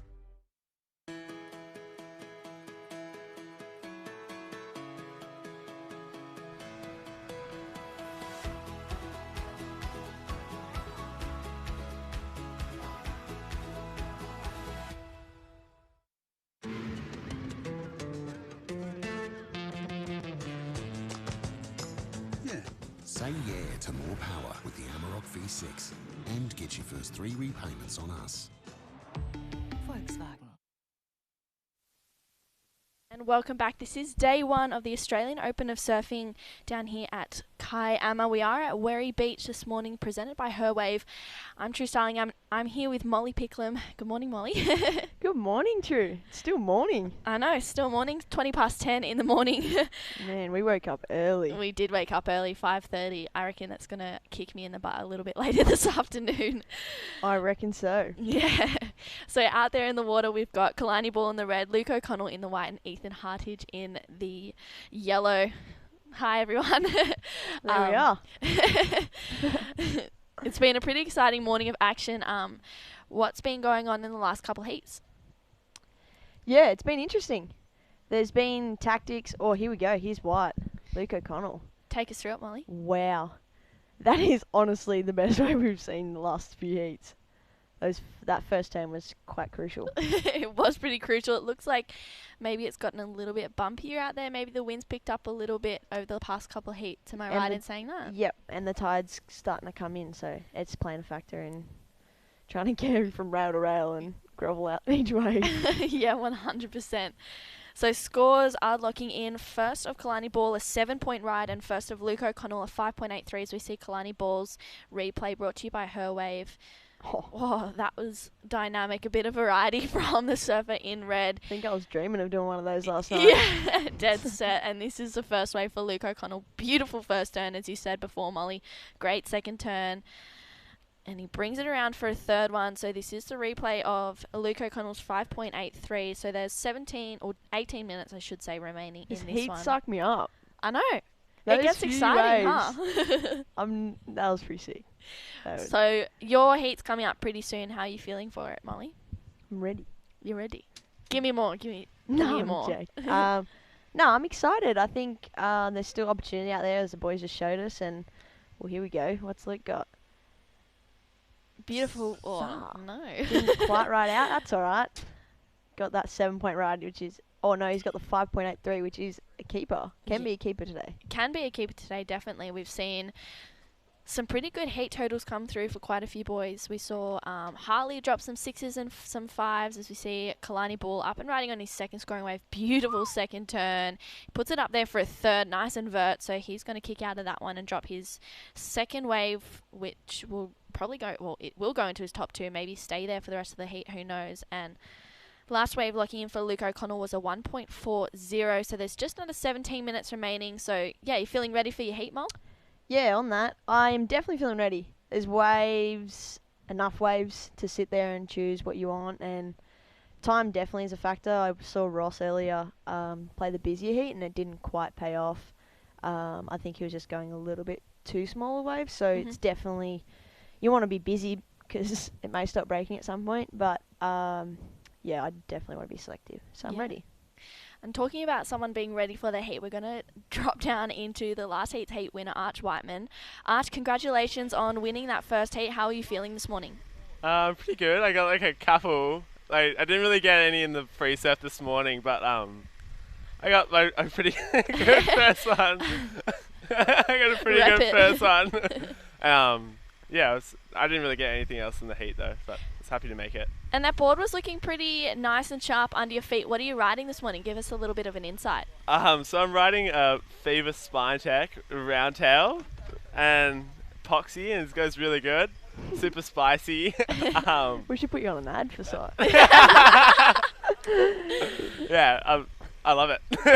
We love it. And what was your kind of pre-heat strategy going into that one? Was there anything that you were like, yeah, this is what I'm going to do that's going to get me the win, or were you kind of just going out hoping to get a couple out there? I kind of just I sat on the beach and just tallied the waves and where they were coming and made sure I was in the right spot to get the right ones. Epic. Well, we're looking forward to seeing you come up in the next round, and that board's looking nice and spicy under your feet, so good luck in the next one, Arch. Have a good one. Well done. Cheers, true. See ya. So that was Arch Whiteman, previous heat's winner. He was looking nice and sharp. Looks spicy. Waves. Yeah. We said that word a few times. Spicy. So that board. Heat. So yeah, feeling ready, Molly, and Kalani Ball dropped to 6.57 on that second scoring wave, so that left that came through. So he's put a pretty good heat total already. He can come in. Yeah, he can come in. That total is winning heat. I hope he doesn't come in though. I hope he doesn't too. You never know what can happen. Luke O'Connell and Ethan Hardy just surf pretty good, so anything can happen. It's definitely not over. Yeah, we're 5.5 minutes in, so it's only just started, really. Yes, heaps of action for 5.5 minutes though. Yeah, 100%. So, talk to me about the last couple of heats. I got to watch a little bit of it, but I wasn't able to watch them all. So, what was the biggest thing that came through? Loss of priority there. So the last few heats, it was actually kind of slow. I feel like the starting of this heat had bigger and had more power in the waves. Yeah. But as we saw there, Arch was working his board, getting it done. I felt like the last few heats, they were just getting it done. Yeah. As this heat there. Just making up the numbers. Yeah. But I feel like this heat's really not just getting the numbers, but proper surfing. Yeah, and we've got the women's coming up soon. Unfortunately, it doesn't look like we will be having the leaderboards reigning champ, Cedar Lee Jones. She won't be attending this event. Injury or sickness, I can't exactly remember which one that was, but and she won't be showing up for the first heat, so potentially we could have a walkthrough for the first heat of the women's and roll on straight into heat 2, which I think that is you, Miss Molly. I am heat 2. And you're heat 3. Are you ready? I'm heat 5. Oh, what? I Gosh. thought you were after me. Nah, heat 5. Okay, heat 5. Heat 5. I'm ready. I'm keen. We'll have Dad down here. He's making his way down, which is exciting. Love Dad. Yeah, we've got to love it. So Love the support. Dan the man. Dan the man. Well, this is the Australian Open of Surfing. It's the Kiama Open presented by Her Wave. It's been a huge few days down here. We had the ABB yesterday. But I mean, the waves are down here, and Surfing New South Wales have been putting on a great show. We've got Fresh Air Broadcast keeping the team rolling. Everyone's, banding together and really putting on a great show. I mean, there's been some professional and aspiring surfers. They have the opportunity to win prize money and gain momentum going into 2021, which we could see the QS along here, potentially in the New South Wales, but the winners walk away with a share of $7,000 in prize money, and they go in the running to win the overall tour prize for full accommodation for the 2021 Whistler Pro Surf Series, which is super exciting as we see Kalani Ball up and riding. Just a couple of little foam climbs on that one, and goes He there. had to go to the air Yeah, had to make do that it. wave worth it, and he has the talent to do so. Yeah, well, we saw him take out the first stop of the event of the series, I should say, down in Cronulla, and he's still going on that one as we talk. So Kalani is feeling good, he's feeling ready, and maybe he's going to want to back this one up with another win. So more on the point, the person who wins the leader rankings gets next year accommodation paid for. Full accommodation for the 2021 Whistler Pro Surf Series paid for. That's huge. Huge. I was talking to Shannon about it before, and accommodation is so expensive anywhere you go, so it's such a big deal to have. So you see, this is the replay of Kalani Ball's wave. We see him go to the air on this one, and he manages to find the connection through to that one. So did that score lock in, Molly? Yes, it did. 6.07. So it didn't better his situation, but for a little wave like that, he did a great job. Yes, and this is Luke O'Connell just tagging away on his forehand. Unfortunately, just coming unstuck on that one. Ethan Hardage has been a little bit quiet out there in this heat, so potentially he's going to want to open his account in this one. It's interesting, though, because, I mean, the boys have played a busier heat, but they've gotten the good wave, so they got the scores. Yeah. But Ethan isn't out of it. There's still half the heat left now with just over 10 minutes remaining. It looks like Luke O'Connell's coming in. Yeah. Oh, okay. So I think the reason why Ethan hasn't had a wave yet is he's actually not out there. We just got the word. So this is a 10-minute heat, this one. So Kalani Ball looks like he's taking the lead. Luke O'Connell is in second. So this was a 10-minute heat. So that was a walkthrough in a way. Yeah, complete walkthrough. Well, that was a lot of action for 10 minutes. The boys did the job. They did the job. Made me excited. Yeah, they put on a show. Kalani Ball dropping some big hammers. So still some pretty exciting surfing for a 10-minute heat. Unfortunately, we'll have to get the word on why Ethan Hardage wasn't out there in that one. But as we see Kalani just kind of having a bit of a playful one. Yeah. 10 minutes, all done. Yeah, well, it looks like we're going to wrap this one up, and we're going to cut to the sponsors, pay some bills, and we'll be right back after the break. You've dreamed of places to go. You promised one day. Now, one day is here. New adventures. Wide open spaces. So, you can't travel the world right now. So what? New South Wales is here for you. Let's all reboot 2020, one unforgettable experience at a time. Now's the time to love New South Wales.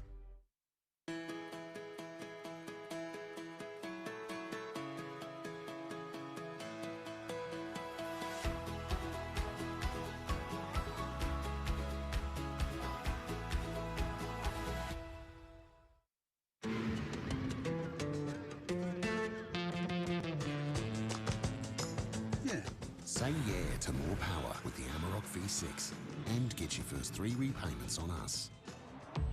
Volkswagen. COVID-19 is very contagious. And even one case can have hundreds of contacts. Contact tracing alone can't stop it. Please help us by distancing, even with friends and extended family. By doing this together, we'll stop the spread.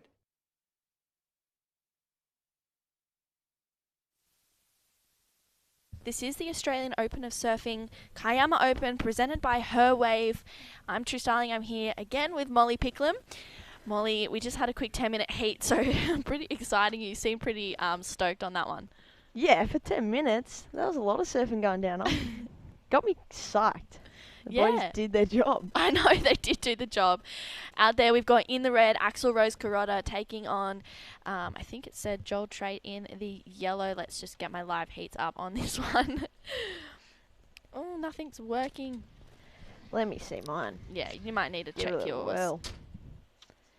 My phone's on fire right now. Here you Is go. it? Oh, thanks, Mol. Just everything on fire. Providing the goods. There we go. There we go. Axel Rose Kuroda in the red is taking on, in the yellow, Joel Trist. In the blue, Mannix Green Tree Squires. And in the white is Jared McCallum. We're going to take it down into the last heat winner, which looks like Kalani Ball. Congratulations, Kalani, on that heat win. Just a quick 10-minute heat. So how are you feeling after that one? I didn't expect a two-man heat, that's for sure. But yeah, it was good to I haven't surfed that bank yet, so it's good to just get a few waves out there. So hopefully I'm ready for tomorrow. And your board was looking really nice under your feet. Is that a different quiver from the event down at Cronulla, or are you sticking on the same Magic? Yeah, it's the same board, but it's an epoxy. It's I struggled up at Port Mac. I rode my normal board and didn't go as good, so swapped over to this, and it's feeling pretty lively in those small conditions. So I'll probably stick with that. And the waves are looking a little bit trickier than this morning out there now. So talk to me about how it was. Yeah, it was tricky for sure, but that wind's like perfect for like little reverses and stuff like that. So I kind of just straight from the first wave, that was kind of my plan, to try and just throw down a little air reverse and try and get some turns as well. And I thought that would get me a couple good scores, so paid off. Yeah, well, you ticked all the boxes and you got the job done. So we're looking forward to seeing you coming up in the next round. Congratulations. Yeah, thanks guys. Cheers. See ya. So that was Kalani Ball giving us a little insight on the waves out there this morning. It does look a little bit windier compared to a little bit earlier this morning. It was nice and clean out there. Did you get many for the early, Molly? Yeah, I think we nailed it. Got out there first. I know, we did good, didn't we? That 5:30 wake up. Yes, that 5:30 wake up. No, it was fun. It was cleaner and a few waves. Crowd's not too bad because not sure there wasn't that many people out for the early. Yeah, I think everyone expected it to be at Jones Beach today, but Wherry Beach ended up having a bit more opportunity. So big shout out to Rowan. He is the contest director for today, and I definitely think he made the right call bringing it to, we're kind of mid/North Wherry here today. Really fun waves, definitely rippable. I mean, we've seen some great surfing this morning from all the guys. We've seen some pretty big heat totals lock in. One that comes to mind is Leno dropping 2 7s. He was surfing really good, and we got to chat to him in the post heat, and he was feeling confident. He was feeling good on his boards. He said his board was just like it was a brand new board, and he just took it out in heat. I don't know if you would be doing that, but I don't know if I would. Yeah. Well, he goes yellow, up and riding.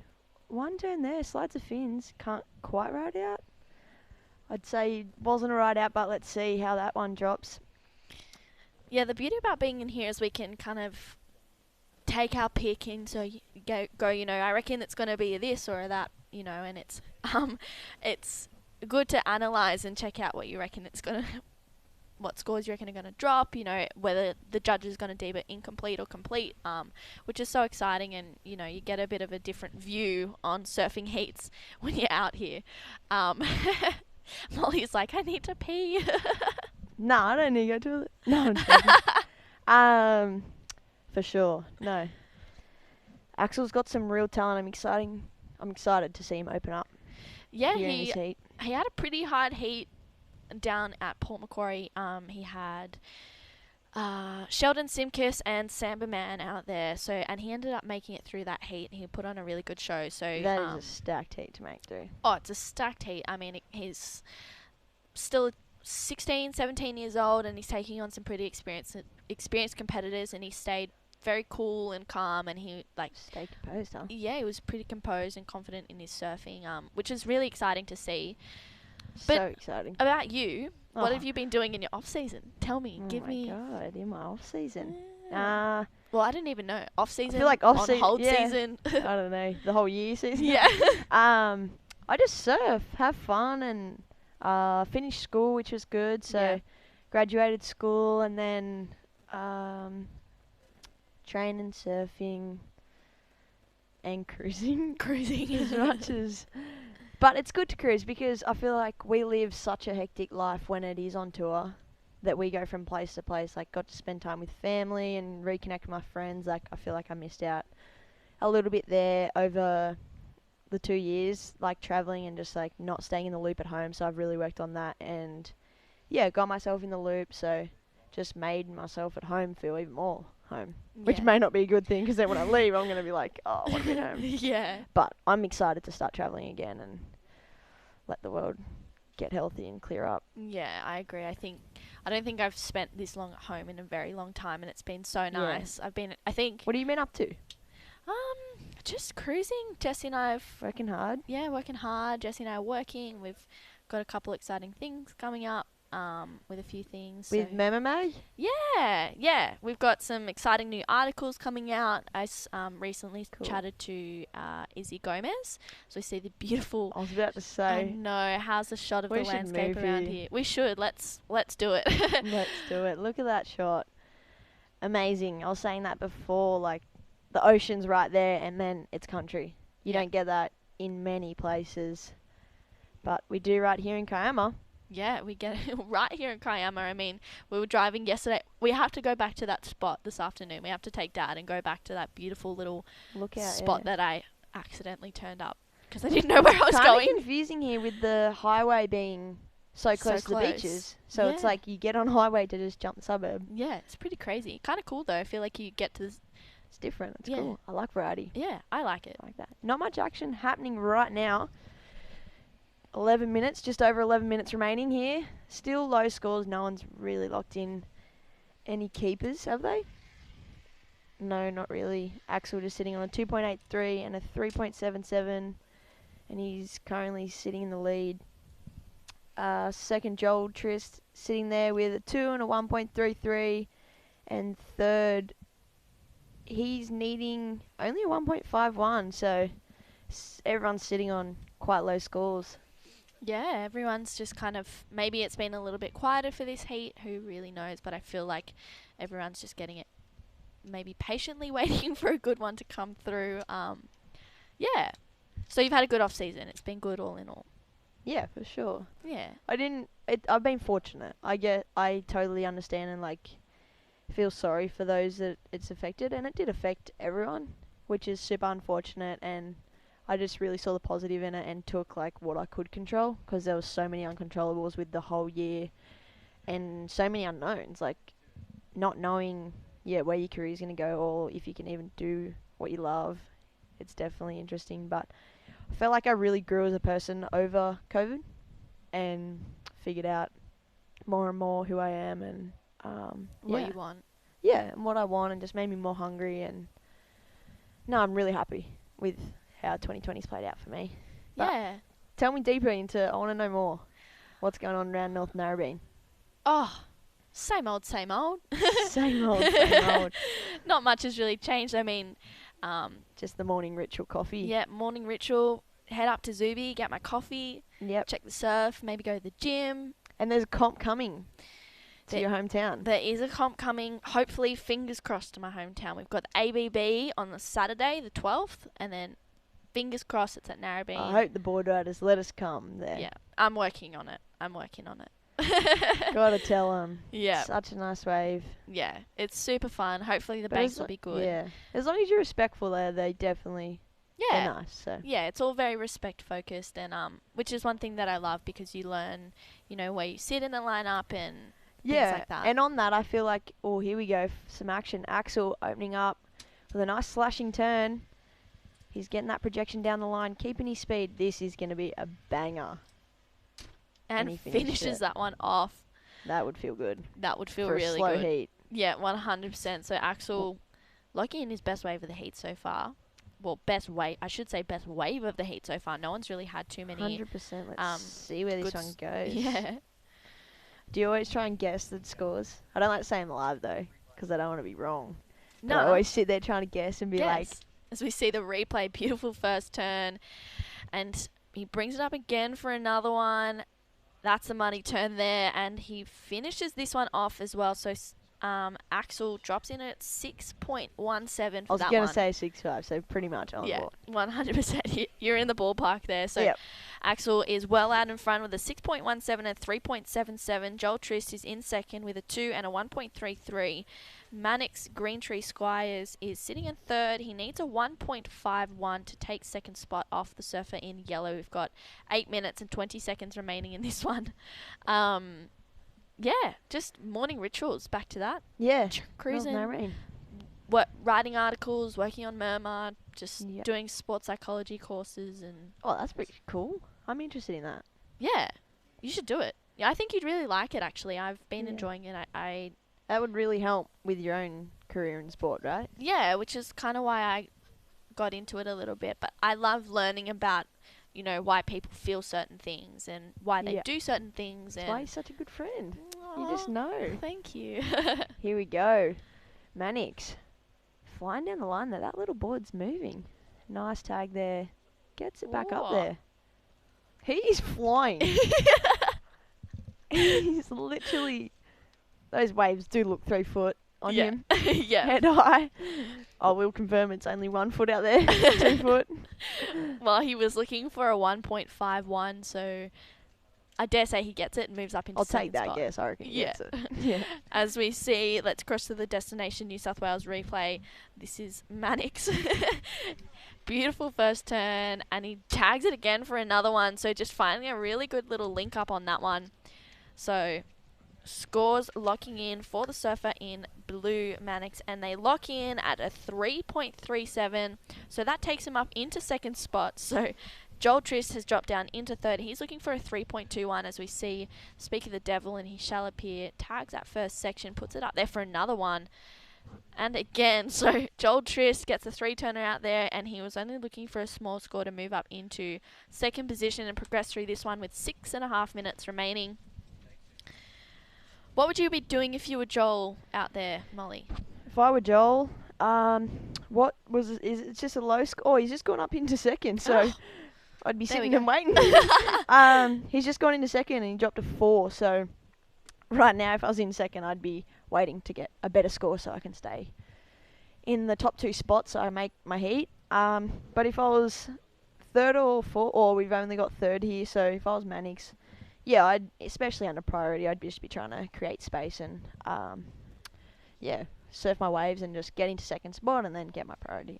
Yeah. But it's definitely an interesting one because you can wait too and get priority and then just get a good one and go to first maybe. Yeah. And I think the difference in this heat that's super important is Mannix is quite a young surfer. You can see that he's maybe 10 or 12. I don't know. He looks quite little to me. Sure. Not taking that away from him, his surfing is pretty incredible and he's got so much talent. So Mannix, he just needs to really capitalise on a bigger wave and really put a hammer down and get straight back out there for one. Just stretching your legs there. Yeah, just stretching the legs.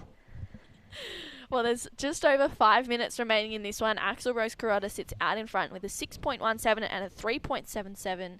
Joel Trist has a 4 and a 2-point ride, and Mannix Green Tree Squires has a 1.83 and a 3.37. Only looking for a 2.67, and he's having a look at this one. Opts out of that one. This, once again, is the Australian Open of Surf, Kiama Open, presented by the Her Wave program and Surfing New South Wales. We are going to adhere to strict COVID-19 policies and regulations outlined by the New South Wales government down here at this event, and they're all in line with the current New South Wales public health order. And Surfing New South Wales work with Sport New South Wales and the New South Wales Office of Sport on all plans. And Surfing New South Wales have also developed a COVID safety plan to ensure the safety of all staff, participants and stakeholders, which is pretty exciting, Molly. I mean, it's so important to do your part, really beat this virus down here, well, everywhere 100%. In the world, and, you know, make sure we're keeping social distancing and of course, being respectful. Is COVID safe? Yeah, I know. Yeah, I know. I'm always wiping things down after I use them, using hand sanitizer or whatever that may be. So it's pretty exciting to see as hi again as we, really beat this thing and come together as a community and as a world as a whole and get better from it. Yeah, and I think it's brought our whole country together and apart actually, but it's brought us together because it shows that if we all do the same thing in a way and take care, then yeah, 100%. we can beat it. I know for myself, I've felt like never more connected to my friends and my family in this because everyone's just like, we've got it, we're here together. It's a good reminder that the world's bigger than us, so keep everyone 100%. Close and just a little insight on our little deep and meaningfuls that we end up having all the time. Literally. Enjoy. So this is day 1 of the Australian Open of Surfing down here at Kiama, presented by Her Wave. We've got Axel Rose Carota in the lead in this one, Joel Trist in second, and Mannix Green Tree Squires in third. Only looking for a small score. I think a 2.34 is what he was after. So still plenty of time remaining in this one. I think just under 5 minutes. Oh, 3 minutes remaining, I should say. So, yeah. Well, Molly, first time in the booth?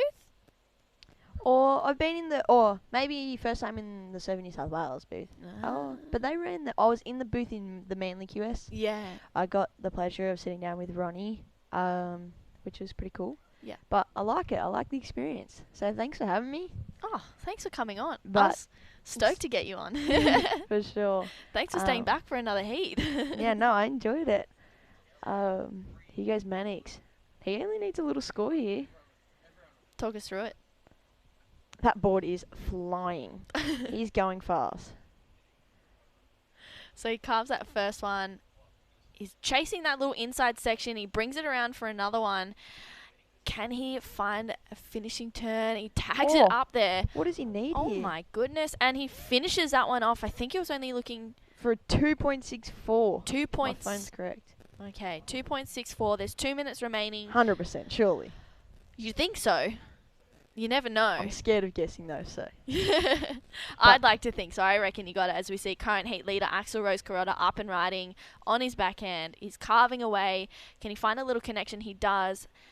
And he's just working through to ride out of that one. So he's going to get straight back out there with 1 minute 30 seconds remaining. You might need to take the car after this one. Yes. So beautiful Kiama down here. We were talking before and we saw that beautiful landscape shot of the ocean and then into the country and the beautiful green background as we see. This is the replay of Mannix's last ride. So he brings a nice wrap on him. Yeah, really nice. He's got feels like there's no bogs in between his turns. He links them really well. He just dropped the 4.4. Wow. So Mannix moves up into second spot with a 4.4. So what's Joel Trist looking for? 3.78. So with 50 seconds on the clock, it's going to be a tight one, but a 3 with 50 seconds, definitely achievable. That could be one big turn. Yeah. Well, he just needs to grab a wave that's going to offer him that. I mean, we saw him get a couple before, and he's definitely capable of getting that 3.78 or 76. I can't even read that. 20/20 vision is not pulling through at the moment with 30 seconds remaining in this one. So Axel Rose Carota has extended his lead. He is out in front with an 11-point total. Mannix Green Tree Squires sitting in second with a 7.77 total, and Joel Trist is in third, a 6-point total to his name as we see Nick Squizzer out after this one in the next heat. There's 10 seconds remaining. Well, thanks for having me. Oh, thanks for coming on, Molly. It looks like we're going to have Axel Rose Carota and Mannix Green Tree Squires progress through this one. So another exciting day of action. We will have heat number 11, sorry, I should say, coming up after this one. We're going to jump straight into an ad break and we'll be right back with you after this.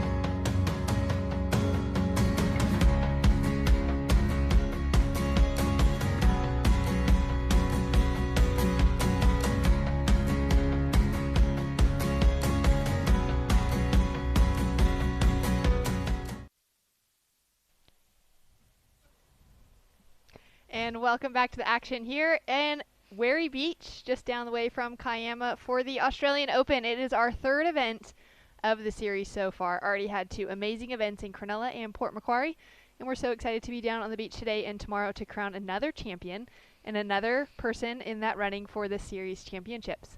Out in the lineup right now, we have Kobe Clements, Jarvis Earl, and Nick Squires. His son Mannix just surfed in the previous heat. Oh, that was his son. That was his son. My name is Shannon Hughes, joined in the booth by True Starling. Hey, how are you? Good, thanks. How are you? Good. It's been a pretty exciting morning this morning. I mean, some really good surfing going down. I didn't actually realize that Mannix in the last heat was Nick Squires' son, so that's kind of cool. Yeah, and we'll see a lot of similarities, I think, between their style. Even Nick's, obviously, like, as his dad, he's a lot taller, a lot stronger. Mannix is a really compact, small surfer still at the moment, but their styles come across really similarly, and Mannix is, like, absolutely on fire in the lineup. They're from our local break, and so I do a little bit of surf coaching with Nick Squires Surf School. He runs at Illawarra Surf Academy. Yep. And Mannix I think he's 14 now. He's 14. He's only 14 years old, so he just made it through the Opens heat, which is said fantastic. He was like 10 or 12. So he's, he's getting on a little bit older in age, but he's in high school now, and he gets out there and coaches as well, like helps out with the small kids lessons. Like, it's a really cool family dynamic that Nick and Mannix have going on. And as far as competing and just getting those hours in the lineup in heats, the two of them together is fantastic. As we see, first of Jarvis, oh my goodness, that was an amazing first turn. Goes in for that second finish and puts punch on. Yeah, well, Jarvis is looking pretty fired up at the moment. I was surfing with him yesterday, and he was absolutely ripping. As we see Kobe Clements up and riding. He's got that Yeti sticker on his board for the Yeti Junior titles, which is pretty exciting, and beautiful finish for Kobe Clements. So Jarvis and Kobe maybe putting on a bit of a clinic this morning out here. Nicholas Squires, don't get me wrong, he's an incredible surfer. He's such a powerhouse, so I'm sure he's going to be choosing some of the best waves out there this morning and really putting on a good show. So this is going to be a pretty good heat. I'm about to get the hiccups. You've been doing such a good job. You oh and Molly just killed it. Those last 2 heats were so fun to listen to. As we take another look here from Jarvis. Wow, look at that opening slash. I just love how smooth that board was on rail, and then finding that punch still with some speed. Yeah, 100%. So we see Kobe slashes that first turn, brings it around for another one. He's trying to find that inside connection. He brings it again. He's staying nice and close to the power source. And he, luckily enough, finds his inside connection and really jams it. Gets a bit of fins high on that finishing turn. Speaking of really good surfing as well, we're going to jump down to last heat's heat winner, Axel Rose Kuroda. Axel, it's true. How are you feeling after that previous heat win? Yeah, I'm feeling good. Good to get a early round win down, and yeah, it's good. And you came off a pretty good result down at Port Macquarie, or I should actually say up at Port Macquarie. How are you feeling coming into this event? Yeah, I gained a bit of confidence off that. Even though I lost in the second round, I still felt like I put some good heats together, and yeah, got some confidence from it. Feel good. Yeah, well, I was talking to Molly before about your heat against Sheldon and Sam Man, and you put on a bit of a clinic in that heat, and you were surfing really strong. And I know that I'm looking at forward to seeing you compete in the next couple of heats and next few events of this series. Talk to me about how the waves are out there this morning. It's pretty dribbly, but some have like a nice corner, and the lefts are kind of pushing down the beach a bit, so they have a good like bowl to them. But yeah, it's alright. Bit small, but get a couple. And what are you going to change anything moving on into the next round? Or are you going to just stick on that magic board? Yeah, just stick on this. Just keep it simple and just finish my waves, and yeah, should do alright. Well, you're surfing strong, and we're looking forward to seeing you coming up into the next one. Perfect. Good luck. Thank you. Have a good one. Bye. Thanks. So that was Axel Rose Kuroda taking out that last one. So Jarvis Earl has had a couple of waves, as we saw just during that last little post-heat interview. So we're just getting our live heats up and riding. So Jarvis opened up his account with an 8-point ride and a 4.90. Kobe Clements a 6.5 for his first one. Nick Squires just a 4.33 to open up his account. There's 14.5 minutes remaining, so Nick is looking for a 2.18 to take second spot off Kobe Clements. But Jarvis has come out of the gates banking a 12.9 total already with like 6 minutes in. I mean, to open up with an 8, like, what a way to start. That first turn was so smooth. To connect it with so much speed in that second one, it's great to see the judges having the opportunity to reward something so big. You know, they're not throwing away big scores like that. Like, it has to be earned. It has to be deserved. And a lot of that will come down to that wave selection, and I think he just put the package together. Yeah, 100%. We were talking about this event is obviously the Australian Open of Surfing series, but it's presented by HerWave. I don't know if you know much about the HerWave program. I've heard a little bit here and there, and I've done some reading about it, but I would love to hear from your experiences so far. Yeah, so pretty much it's a program that helps all females either get into surfing or get into being around and involved and active in the ocean. So it's for all the mums, sisters, aunties and daughters out there. So they're saying a big thank you to the Office of Sport. Surfing New South Wales has actually introduced the new women's platform, which is HerWave, aimed at encouraging female participation in New South Wales. So, which is super exciting. I mean, they have a number of discounted learn to surf and intermediate clinics at Cronulla, Manly and Byron, which will be pretty nice. I might just have to head up to Byron just to go and check it out. Hey, such good waves up there. Get a little Yeah. point break action in. That's so great to hear. Just that as we take a quick look at live action with Kobe Clemens, comes unstuck on that first turn. But to hear, you know, the surf community at Surfing New South Wales pouring back into women's surfing of all ages and all abilities, not just competitive surfing, which they've been so strong and they've been so supportive of women's competitive surfing for so many years. But I love hearing that it's open for everyone, and it's not just to drive surfers into competition, but just to get women comfortable in the ocean and to love having that as part of their life. Yeah, and just being active and feeling confident in your body and just, you know, really inspiring them to do good and be good. And I think it's going to be something that's going to really impact female surfing, and I feel like it's an exciting thing to see. I know that Jessie and I have been working closely with HerWave and kind of trying to figure out a way that we can incorporate that with our Murmur Mag, which is kind of exciting. And yeah, big things coming, we hope. Yeah, it's just so good. I mean, it's exciting too to see that those older generations will be in the mix with the young ones too, to get a lot of moms and aunts surfing with their nieces or their daughters or just other kids' friends on the beach, and to have that mix of generations together, teaching and learning from each other, I think is such a beautiful thing. And if we can bring that into the ocean as well, it's so good. Yeah, it's super exciting. Yeah. Well, we should talk more about this when the women's are surfing. I'm so excited to see the women out in the lineup later on. There's so many good names in the draw. Yeah, I know. It's so exciting. Unfortunately, we just heard that Cedar Lee Jones had to pull out of the event, but we've still got a pretty stacked lineup. We've got the likes of Molly Picklum, who we just had in the booth with us, Sasha Baker from up at the Sunshine Coast. We've got Annie Dos Santos, Charlie Hurst, Zalia Short is also making an appearance in this one, Sarah Baum, Freya Prum, and we've also got a couple of younger girls coming through, Kira Buckpitt, who is kind of local. She's from down in Culburraway. We've got Summer Simon, Oceana Rogers. Coral Durant has come over from WA, and she's going to be competing in this one as well. That's great. Yeah, so there's a whole different variety of levels in this one, and I think the key thing that especially Jess and I have been talking about when we've either been working together or just chatting in general is how exciting it is to have the younger generation surf against the more experienced competitors, and how important that is to, you know, because it really the more that you surf against people that are better than you, the better you're going to get, the faster you're going to get better, which is so exciting and super important, I think, if you want to become an athlete. Yeah, I couldn't agree more. Giving those up-and-comers the opportunity to surf against some of the nation's best and to really hone in some of those competitive skills, or just to see where they can. Maybe their surfing's not quite at the ability as some of the older competitors, but how can they be heat smart and still take out wins over bigger competitors who are more reliant maybe on their power or those kind of things, and really to just get some learning time out in these heats this week. Yeah, 100%. So I think it's going to be a pretty good day of action today, and tomorrow I didn't get to watch much of the ABB, but I heard it was pretty exciting. So that was another big day with some big wins, I think. So for yesterday, Scarborough board riders took out the win. Nick Squires was their power surfer. Nick, who's in the lineup right now with just that 4.33.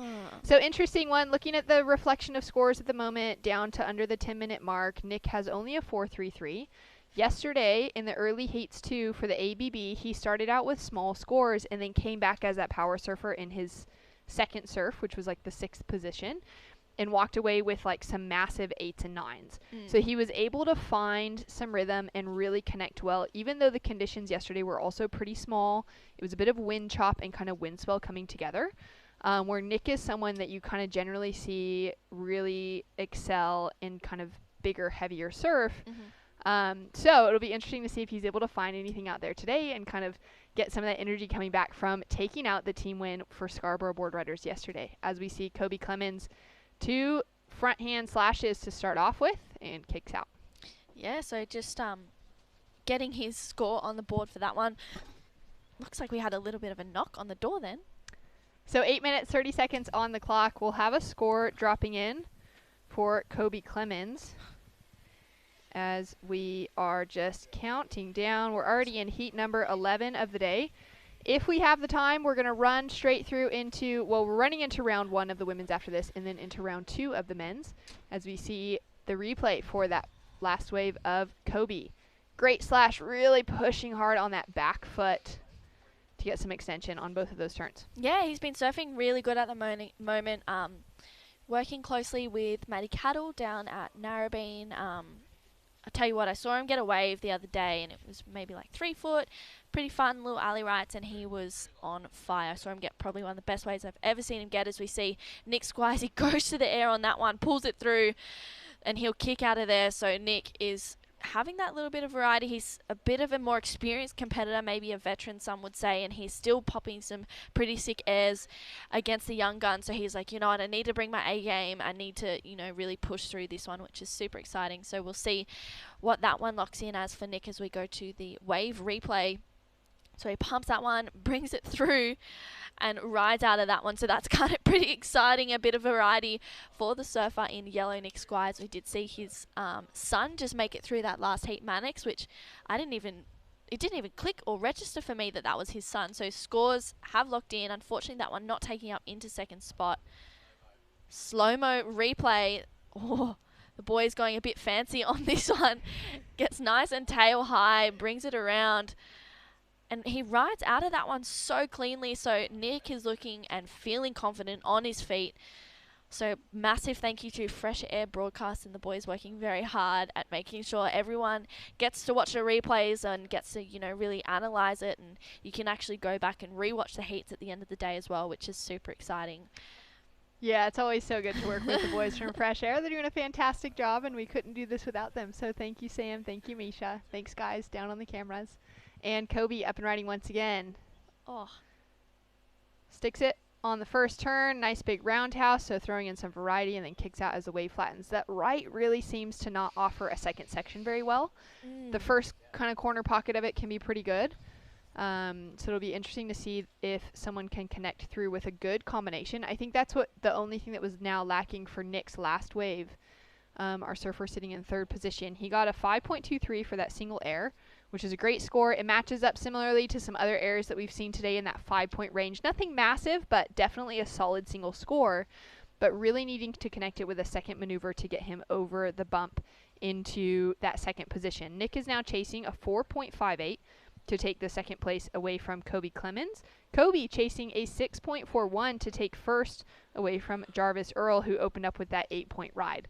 So really solid start out for Jarvis, and he'll be feeling pretty comfortable as he hopes to kind of get some more practice in, maybe try and find another excellent score. And there's a little bump coming through the horizon that we can see now. It's been a beautiful day down here at Wherry Beach. That wind has picked up over the last couple of hours. It was a little glassy this morning for the first, 5 or 6 heats maybe that we had.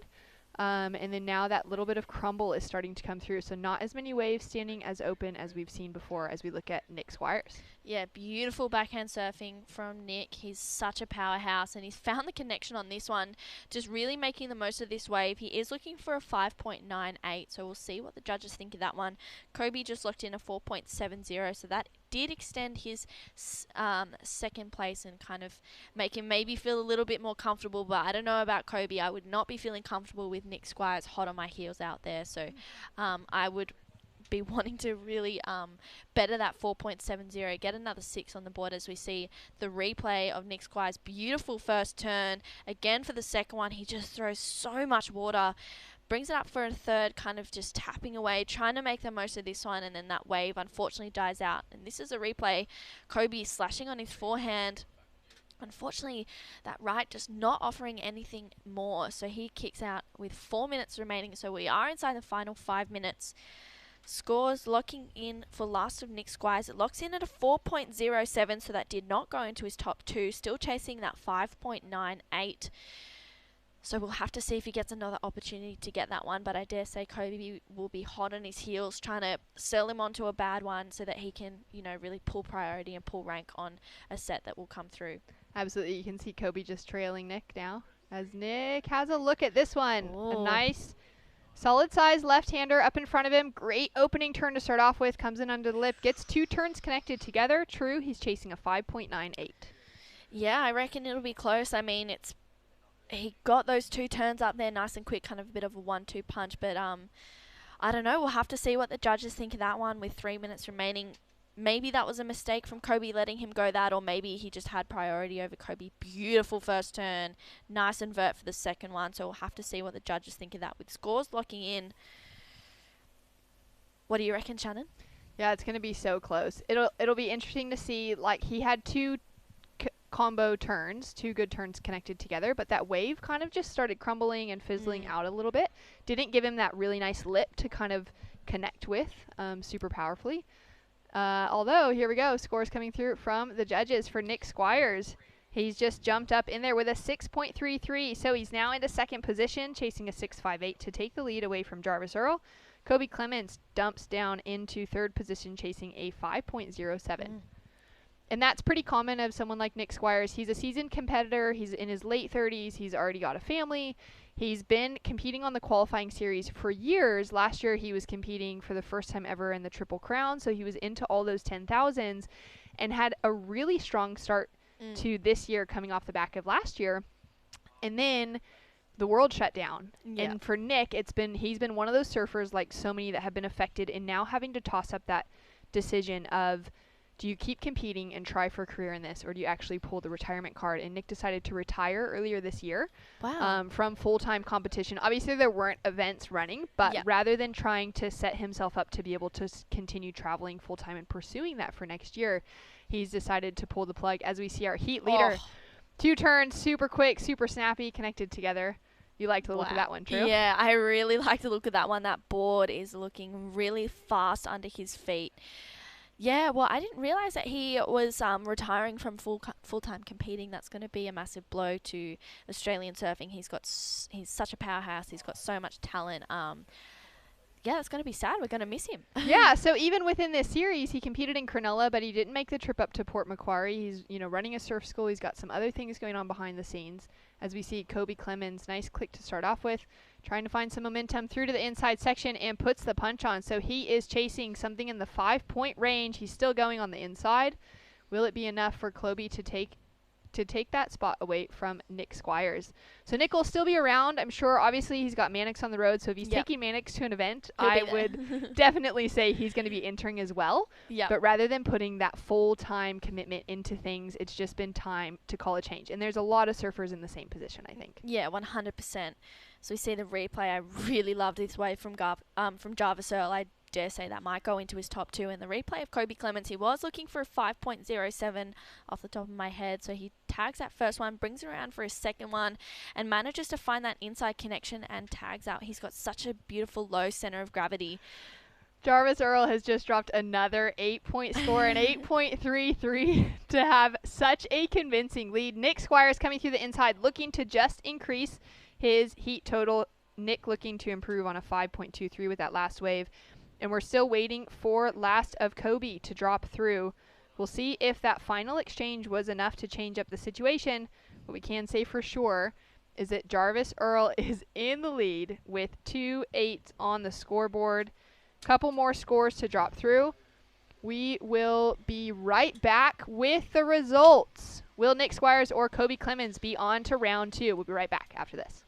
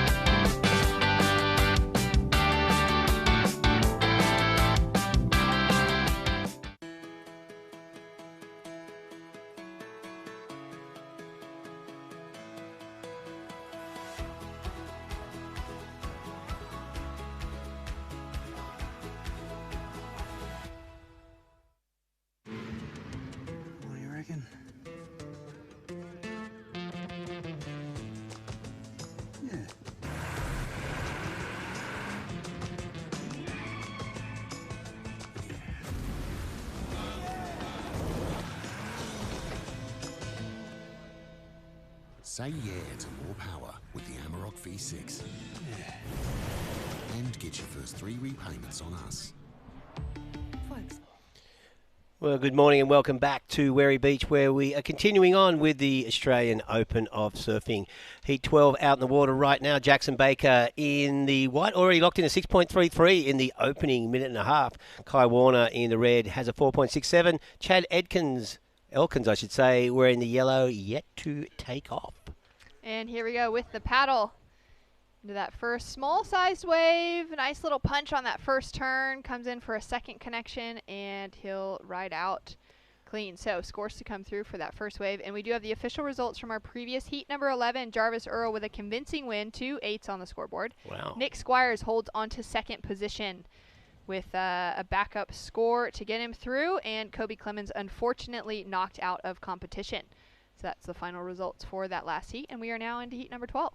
Yeah, a bit of wind on the water now. That's northeasterly's picked up around about 15 to 20 knots. So hopefully that'll push in a bit more swell. But at this stage, it sounds like a couple of 8s, a pair of 8s in that last heat. So still some decent waves coming through, Shannon.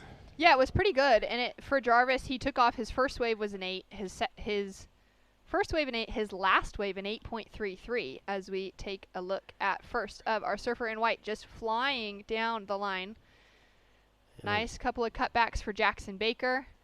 Is he going to be able to make that connection? Nice smooth transition once he gets past that flat and gets so much speed and power to finish on. Yeah, well, that was his opening ride there on that replay. So Jackson from Merriweather, nice surfing. And here we have Surfer in Red's replay as well.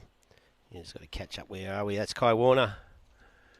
And this is live action here. So here's Kai getting nice and vertical. Crisp turn off the top. Little flat section here. Just a bit of adjustment of the back foot. And for one more turn and kicks out. All right. Well, Jacko Baker with 2 6s, a 6.33 and a 6.83 to start off with. He'll be feeling pretty confident with a solid heat total and now something to build on. Kai Warner with that 4.67 and another score to drop in. Small score for Van Whiteman, and Chad Elkins also with a score to drop in for the start of this heat. So it's been a really busy day of surfing so far, Reggae. We're already into heat number 12. We're going to be running into women's round 1 after this, and then the first 4 heats of men's round 2 are on standby for this afternoon. Of course, it looks like the conditions won't be as favorable for swell size tomorrow, so we're trying to make the most of it for today. Yeah, it does look like it's. Hopefully it'll hang in there because we are just dealing with the sort of remnants of a wind swell we had out of the northeast yesterday, mixed in with a bit of a southerly wind swell from that strong flow from the south-southeast throughout the day yesterday. So we do have something. At least this sandbank here at Werry is a bit of a magnet for whatever swell is out there. As you'll see Jackson Baker having a look at this, and he is up and riding. A nice swooping turn there, building a lot of speed. Well, great example of small wave surfing. So Jackson just keeping his board moving, and nice flow off the top and a little extension. Really clean that bottom turn into that snap. Nice and clean. It's amazing what you can do on a 2-foot wave when you know how to surf properly. Absolutely. It looks like he's been getting in some small wave surfing back home at the beach breaks there in Merriweather. Just getting used to some of those little sandy peaks that come through as we see Chad Elkins up and riding. Nice connection for his first turn. Gains some speed coming into the second one. Unfortunately doesn't ride out of that, so first turn will be the important one. Yeah, so Chad just making the most of that first section. We saw Jackson, that was his third wave. So Jackson Bacon, a bit of a in rhythm at the moment. Van Whiteman just with one wave. Kai Warner's locked in a couple of decent ones as well. And as these conditions, well, it's sort of been maintaining throughout the day. Ebbs and flows, we are seeing, it's like every second or third heat struggles through the middle section to find waves for the surfers, or provide waves for the surfers. But we're still seeing the winners of finding something decent out there, as we see Van Whiteman now setting up this section, unfortunately just burying the nose, so nothing in it for him on that wave. And as we wait for those scores to drop in, we have Jarvis Earl. Wow, that was such an impressive heat. I mean, you opened up with the 8, and then you were pretty patient and quiet for the entire heat, and then finished off with an even higher 8. How did it feel?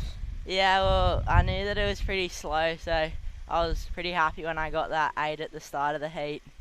And then I kind of just, after I got a little 4, I just waited until there was another wave that I yeah, I could improve that for. And what are you riding? What's the equipment under your feet? Oh, I'm riding a CI Surfboards Fever. It's like an epoxy, so it goes pretty good in small waves, and yeah, I've been liking it. Did you have that heat strategy when you paddled out before, knowing that it was slower, to kind of be patient and just wait for the good sets that were coming through? Yeah, I was just watching it, and I knew that there wasn't much until the sets came, so I knew I had to wait, and then, yeah, that's what I did. Yeah, well, Jarvis, a pretty mature approach to the heat in these small waves. I mean, like, pretty fair to say you're still a grommet, so where does this experience come from? Oh, I just started doing like the pro juniors a couple years ago, and then I did the Oz Open in Cronulla, and it's just good experience surfing against the older guys, and yeah, you learn heaps from it. How old are you? Oh, 16. 16. Yeah, well, you're getting you're mature, mate. Mature. Yeah. So what's your goal for the next 12 months? Oh, I'll keep doing the pro juniors. Just hopefully they start up again, and then see maybe a couple of like QS 1000s, and then see what happens from there. Yeah, well, fair enough, Jarvis. It was a great display. Well done. A couple of 8s. You can't. Well, you can do better than that. We expect you to do better next time around. All right, congratulations, and see you in the second round. Okay, thank you. Well done. See ya. Oh, that was great. So much energy. I love that he's just like knew his plan, stuck to it, and it paid off. Yeah, well, that's the thing. That's why I asked that question. These kids, they have such an astute ability in competition from an early age, and it goes back to, of course, we had the board riders battle yesterday. So these guys start competing at a young age, and they're mentored by older surfers and shapers and sponsors and things, and it's just kind of blows me out. 16 years old, difficult conditions, gets an 8 at the start, smart enough to know that doesn't mean the heat's over, even though it was a high score of the last couple of heats. So yeah, some great surfing there, and just this never-ending well of talent. It's awesome. Happens every year. You think, you see guys progress, mature, and move into the opens, but there's always never-ending sea of grommets coming to back them up.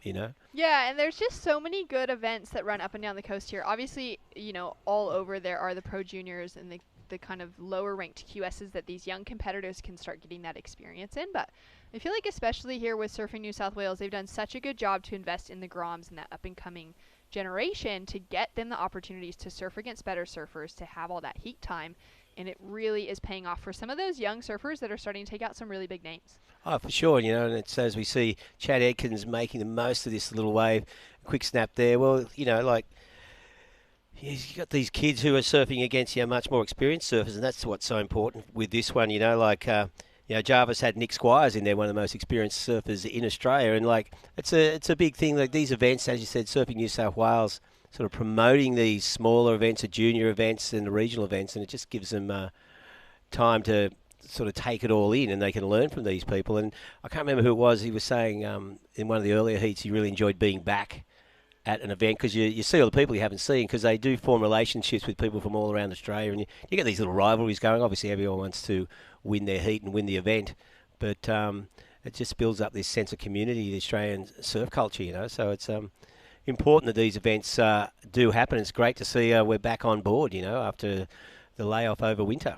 Yeah, it's really exciting, and it is such a special thing within the surf community. It's a huge surf community globally, but it also feels very small most of the time. Yeah, and it really does. I mean, there are thousands and thousands of surfers, and people that are traveling all over, and thousands of surfers just in Australia alone are probably millions. Yeah. But when you show up at the beach, it's so often that you just run into someone that you know from seeing at other contests, or they're from your home beach or something like that. And for the community, like you said, to be able to regather at kind of the heart of who they are. They're competitive surfers, and they love coming back into competition. To have that opportunity to gather as a family again is really cool.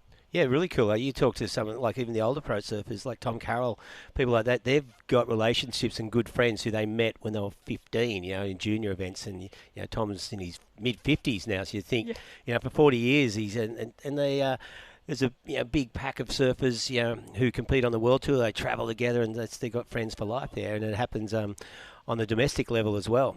My kids have this thing. They reckon they cannot go anywhere on the coast in Australia with someone going, "Hey, Reggae, how you going?" And it's like the running family joke, So funny. And it's just, I mean, I feel like I'm just saying the obvious, but surfing is so multi-generational. From Yeah. the smallest kid in a little life jacket down there with a parent in the lineup, Yeah. learning how to stand up on a wave for the first time, to someone in their 70s, 80s plus being able to still get in the water to stay active in a safe environment. Yeah, it's and awesome. like it's so incredible that you could have grandparents surfing with their grandkids. Yeah, it's amazing now, and you know. everyone in between. Yeah, and it's really developed in the last 20 years, and you can just see that at every beach, you know, like you see a club contest going on, and before it used to be A grade and B grade, now it's multiple divisions, boys, girls, you know, seniors, juniors, grommets, you know, super grommets, and there's a lot of second generation going on and third generation. So true. So many different age divisions that have been added in, like the 40s to 50s, and then the 50s to 55s, and the 55s to 60s, and Yeah. and then you've got your like under 6s and your under 8s and your under like all of the different. It's so great. I love it. Yeah, it's like I remember, you know, Barton Lynch has the BL Blast Off, and I worked on a couple of those events, and the really little division, you know, the mum and dads were taking them out, pushing them on the waves because they actually weren't at that. Like kind of a king and queen of the foamies. Yeah. Well, Kobe Clements was in that last one. I remember him and another kid, Winter Vincent, being out there, in that BL Blast Off, and they were that young. Their parents were pushing them onto the waves, and now look at them, you know, like just.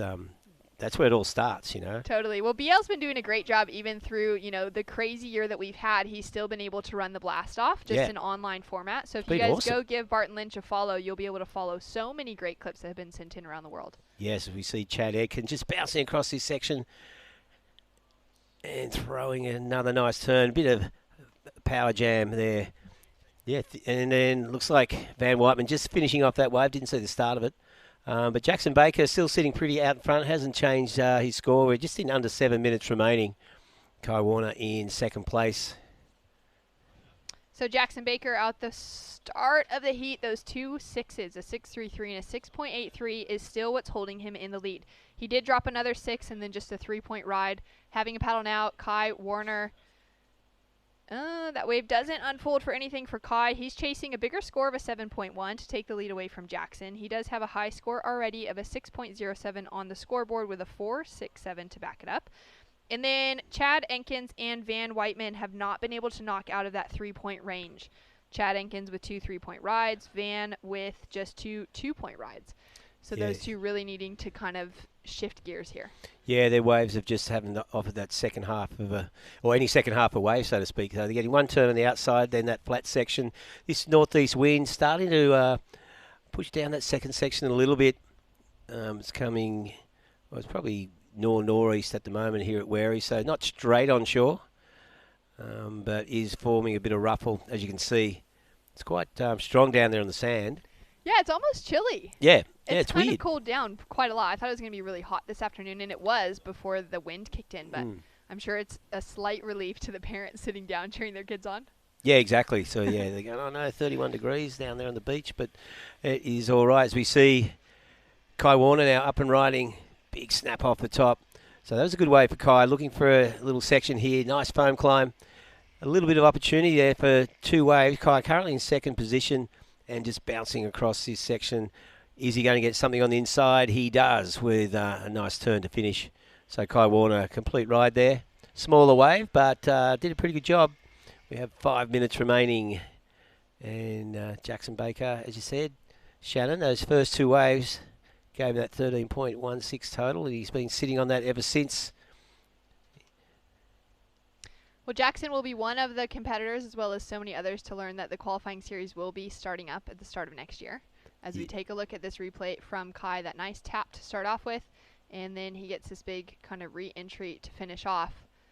Little cut back, and makes it through that section. Will it be enough for him? I really like that finishing turn. Yeah, it was really nice. You know, small wave. He did a great job getting across that flat section to put himself in position for that final turn. Difficult waves out there. But we can see Van Whiteman having a look at this now. Surfing blue, currently in 4th position. Hasn't had much luck, and it didn't change with that wave. So down to 4 minutes on the clock. Of course, we have the World Championship Tour starting up in Hawaii in just a couple of weeks. Yeah. And then regionally, they'll be running, the WSL will be running the qualifying series in 7 different regions around the world. The WSL will be releasing an official statement and all the information about that in the next couple of weeks. but Adam Hubben from Surfing New South Wales has given me the go-ahead to share some of the details with our viewers, especially because we have so many surfers like Jackson Baker who will be wanting to know what next year might be holding as far as events goes. We've got a nice big wrap back for Jackson. I love how smooth his style goes. Reggae, you mentioned it, to be able to surf this well in small surf definitely says something. Yeah, well, Jackson's a pretty solid surfer as well, yeah. And that board's just flowing for him, but he really just keeps a smooth flow and transition in between each turn, and with that he's maintaining his speed. No dead spots, you know. He hasn't had to bounce. It's all like, you know, it's all turning, so he's accelerating out of those turns, and that was a tiny wave in those last 2 turns, how he managed to do it. I don't think he'll go into his top 2, but just under 3 minutes. But Jackson looking pretty sharp. Have a look at the replay here. Yeah, nice snap on the outside. Now this one here, beautiful carving turn, just holding that rail. And again, actually maybe we'll go in his top 2, I don't know. Really nice 2 turns. Exactly. That first little check, okay, yeah. And then it suddenly just turned on. Yeah, the second and third turn, just I love the flow and speed through that. And here we see Van Whiteman just snapping up off the top. And again, that wave just shutting down. He may have got a manoeuvre in on the outside. There's only short waves though. And at this stage, only 2 minutes and 10 seconds remaining. Jackson Baker and Kai Warner holding down the positions of progression at the moment, because we have 4 more heats to go in this first round of the men's, and we'll be going into round 1 of the women's. And as you said, a few heats of round 2 of the men's on standby this afternoon. We'll see if conditions hold that. We want to run through as many heats as we can to shorten tomorrow's day. The swell is hanging in there now, but who knows what tomorrow will bring. Well, scores in for last of Jackson Baker, just a 4.87, so it doesn't affect his heat total at all. Kai Warner still chasing that 7.1. Van Whiteman still chasing a 7.24 to get an advancing position. And Chad Elkins with a 7.84 requirement to get that advancing position. So Kai Warner sitting in a pretty comfortable spot. Although he's not in the lead, he's got a good, decent lead over 3rd and 4th position. Yeah, 3rd and 4th, they're looking for a big score, 7+, which would be the highest score of the heat if they were to get that. Just 1 minute and 20 seconds. We did see 2 8s in the previous heat, of course, so it's not over until the hooter sounds. But it's all about opportunity. 4 surfers out there, you know, and putting the pressure on each other. Kai Warner will be aware what his opponents need. And here we see Chad Elkins. That wave just filling out pretty quickly. Yeah, so not a lot of scope there for him to get any points after that first 2 turns. Nothing that will take him into that 7+ range, but a lot of speed, kept his composure, and that wave has just let him down as we come down to that 40-second mark. Van Whitman pedaling out the back again. Jackson kind of having a look around, but he doesn't have much to worry about. It'll be interesting to see if Kai pays any attention. Van Whiteman now with a little slash to start off with. Cruising through that section. Is he going to link up on the inside? He's putting a lot of effort into that. Goes for the switch stance. Some little extra. Little bit of extra oomph. Yeah. Well, yeah, you can sort of see it in his face. He knows what's going on. Didn't quite get what he needed out there, Van Whiteman.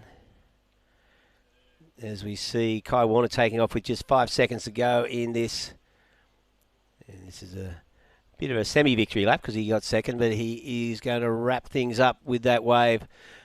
And Jackson Baker, I'm not sure if he caught this before the hooter, but it doesn't really matter at this stage. So there you go. That wraps up Heat 12. Unofficially, Jackson Baker and Kai Warner moving through to the second round. And we'll be back with Heat 13 of the Australian Open of Surfing Round 1 right after this. What do you reckon? Yeah.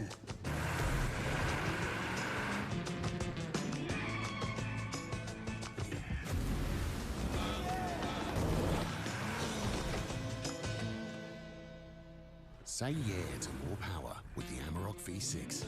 Yeah. And get your first 3 repayments on us. Volkswagen. You've dreamed of places to go. You promised one day. Now, one day is here.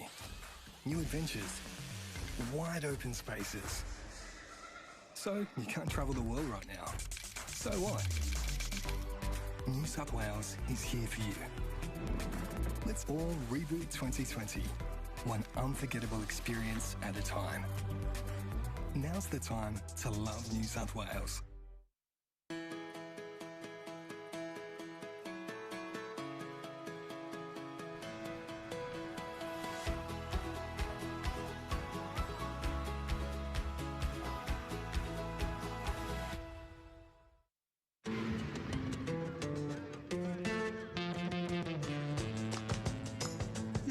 Say yeah to more power with the Amarok V6 and get your first 3 repayments on us. Volkswagen. All right, here we go. Back live from Werry Beach for the Australian Open Surfing. Heat 13 is underway. Aidan Leward-Parsons in the red, Finn McLaren in the white, Ty Coulis in yellow. And joining me here in the booth, Ian Vaughan from North Shelley. How are you, mate? Welcome. Good, Reggae. How's things? I'm loving these waves out there. They're fun. And down on the beach, it's nice and warm. Love the Kiama area. It's great. Yeah, it's been pretty awesome. We're lucky to have this sandbank just drawing in what is left of this swell. There's been some decent scores coming through. Now, I know you do a bit of coaching. So what's your overview of the situation and tactics out there? Well, for this heat, there's only 3 in the heat, so I'm thinking that best wave of the heat is what they need to be looking for. So getting onto that best wave to start off with, as we can see Aidan having a crack at this one. Nice turn off the bottom, getting some power off the bottom of the turn, and looking good. That'll be a nice start to the heat. I don't think it'll be a great score, but I think we're looking at a good way to start the heat for Aidan. And from now on in, I think they just need to sit. If I was giving them some ideas, would be to sit, wait for that good wave that you can get those 8s that were popping up in the heat before last. Yeah, we have seen a couple of good scores come through. We saw Jackson Baker then. He got through with a couple of solid 6s. But yeah, the heat previously, Jarvis Earl with a pair of 8s, one at the start, one at the finish. As we see Ty Coulis now, goofy footer, just not little section ahead of him. Bit of a wind chop on the top of the wave, but still got some smooth face and just throwing it up for that re-entry. So a short wave there to finish off with. We saw Aidan with a 3.67 on his opening ride. Now, Vaughan, you wouldn't be hoping that won't be in his top 2 scores in 17 minutes? No, but some of the earlier heats, total scores of 8s. So it, depending on how the waves are going to progress through the rest of the heat, it could be a keeper. So for Aidan, Ty got off to a good little start there as well. Boy from the Maroubra, nice little goofy footer. I think he's going to look fairly good in these type of waves with a lot of speed and flow that Ty's got. Yeah, he got a 3.53 on that wave, just a smaller one there, but making the most of it. And as we see Aidan Leward-Parsons out the back there, surfer in red, holding lead. So one wave each for our 3 surfers.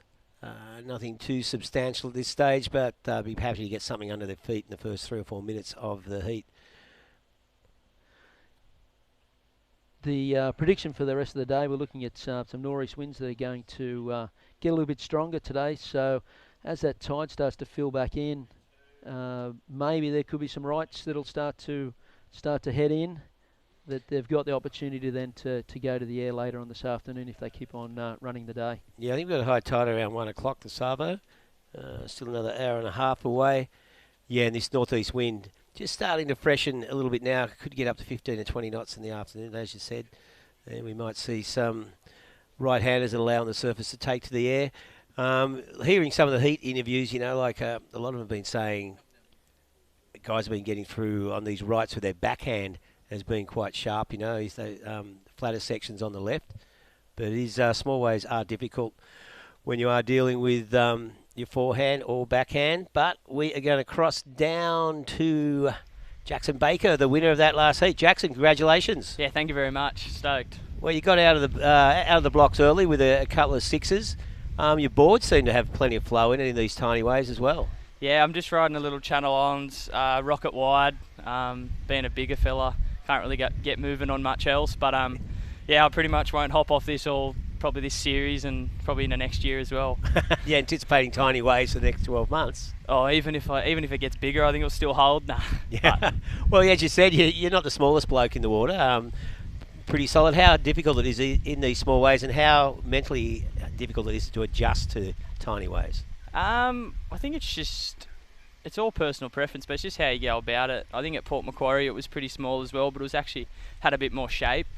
So I kind of got a bit more decisive with my waves, but in these conditions I just went, I got to get anything and get moving and try find something within the bank. Because that heat before had a lot of waves and kind of felt like ours was going to slow down. So I'm glad I got the quick start and got moving early. Yeah, that's kind of been the pattern, hasn't it? You get 1 or 2 heats with a fair few waves, and there's always going to be one where it sort of drops off a little bit. But yeah, you also, you had the opportunity on the outside with those first 2 turns. How important is it to get moving quickly on these waves? Oh yeah, it's if you kind of like bog a rail or something, you might as well just flick off. I think the judges are pretty strict with where you put in your turns, and I think I even got one of my best scores on pretty much the shorey, just because you can get vert and throw a bit of spray. So I used my bigger rig to my advantage, and it worked out. Bigger rig for a bit of power. Of course, you're from Merriweather, small beach breaks over the last couple of weeks up there. You been in the water much? Yeah, actually, I've been working a fair bit, but this week I kind of went into Port Macquarie last week with not very good preparation, worked 5 days, so this week I kind of took a couple days off at the end of the week to just get back in the water. And there's actually similar waves to that little right down at home at Redhead. There's a little right there which I kind of had to myself the past 3 days, and just kind of got this board in tune, and it was good just to be back in the water, not surfing a lot, so felt good just to get moving again, and yeah, it's good. So what work is keeping you out of the water? I'm just doing a bit of courier driving just to get by at the moment. But at the moment, like with these comps coming back, I'd much rather put my time and effort into this. But when there was nothing else going on, I thought I might as well go out and see what the real world's like. Did it scare you off? Oh yeah, 100%. It's good to, I don't know, take the positives out of like going and working 5 days a week and then coming back and getting in the water and getting to surf. I put a lot more hard work in now to get paid to surf again, that's for sure. Yeah, well, we know the qualifying series are going to be happening again in around Australia, New South Wales early next year. You've got to be happy with that news. Oh yeah, 100%. It's just going to be good. I mean, these events have been fun just to get back in the water and see your mates. It's been a weird old time for us. I mean, everyone around the world and everyone in any occupation, but we've been able to surf the whole time, but not being able to compete's a different thing. But being able to get back in the water and win some heats and see your mates is really fun, so it's good. Yeah, well, thanks for that, Jackson. You look pretty sharp out there. We're looking forward to seeing you in round 2. Thank you very much. There you go, Jackson Baker.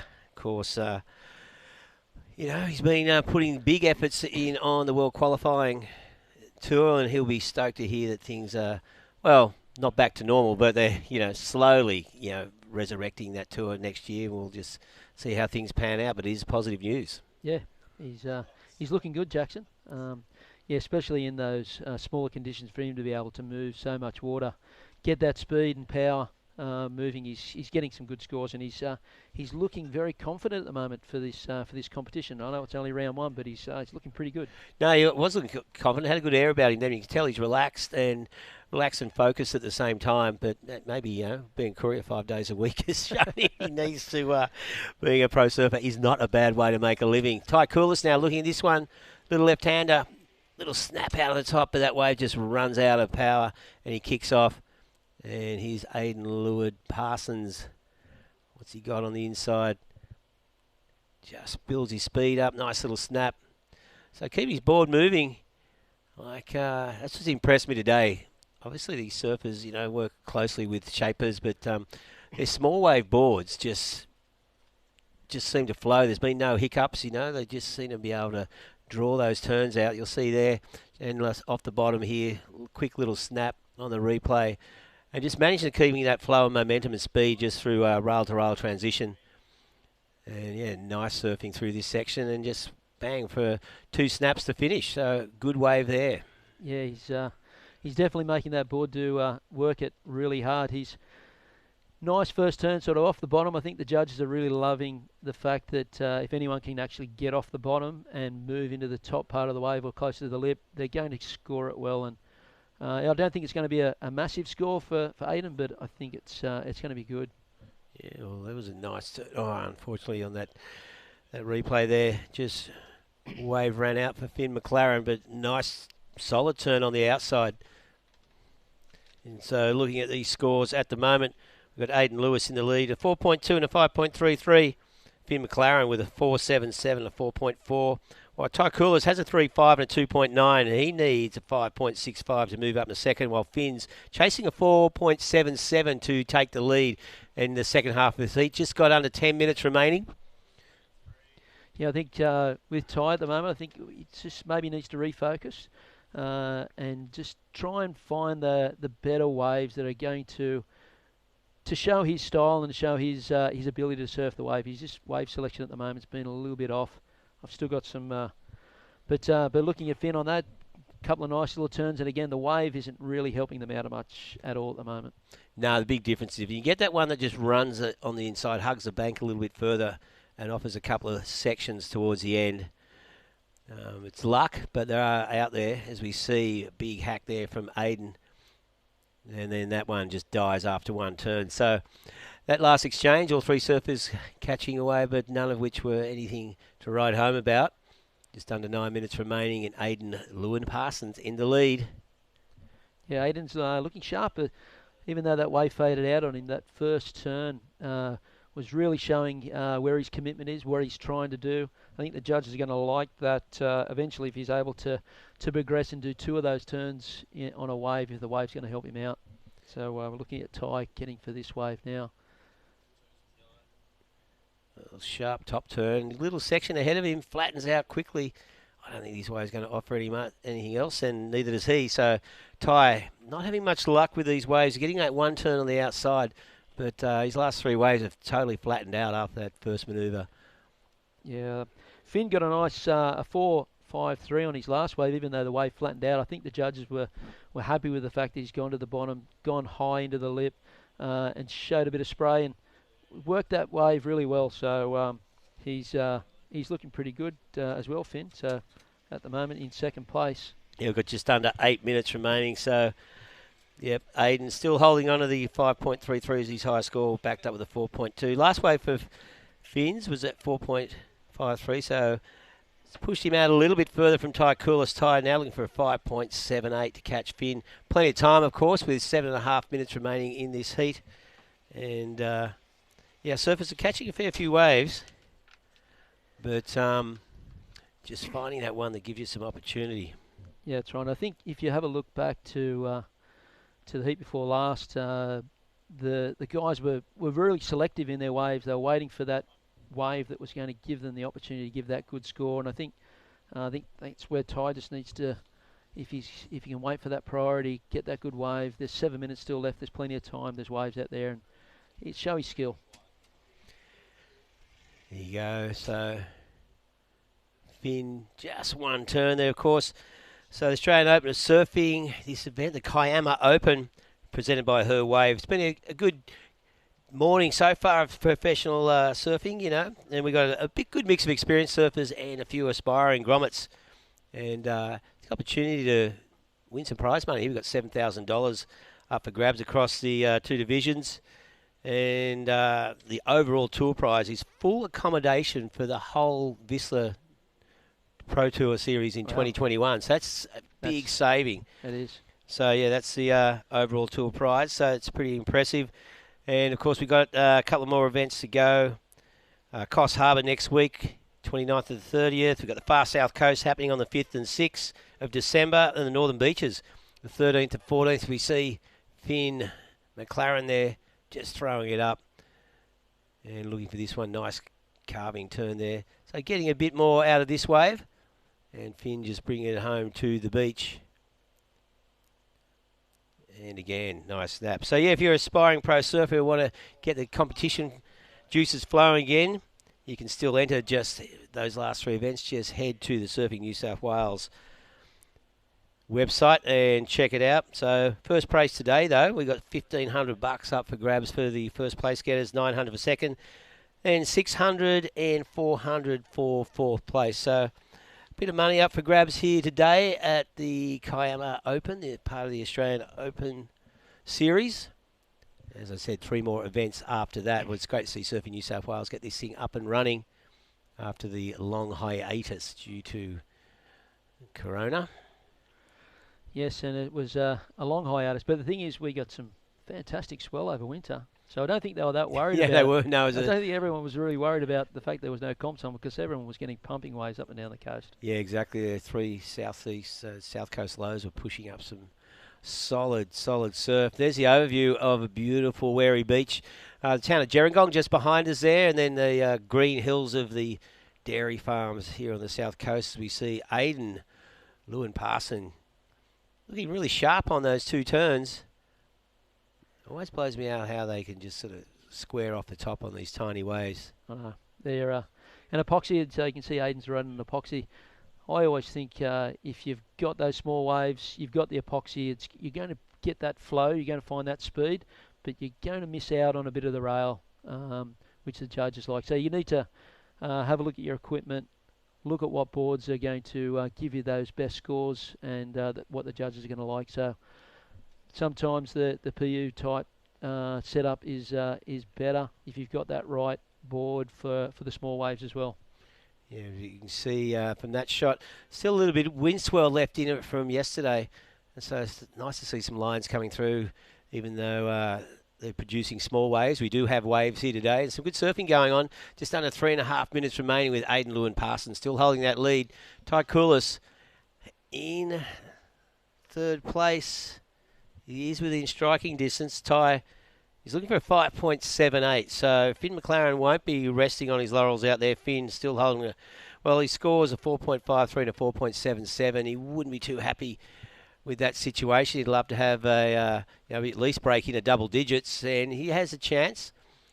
But Ty Koulis breathing down the neck of Finn McLaren, and low-scoring heat this one, as we see this set coming through here.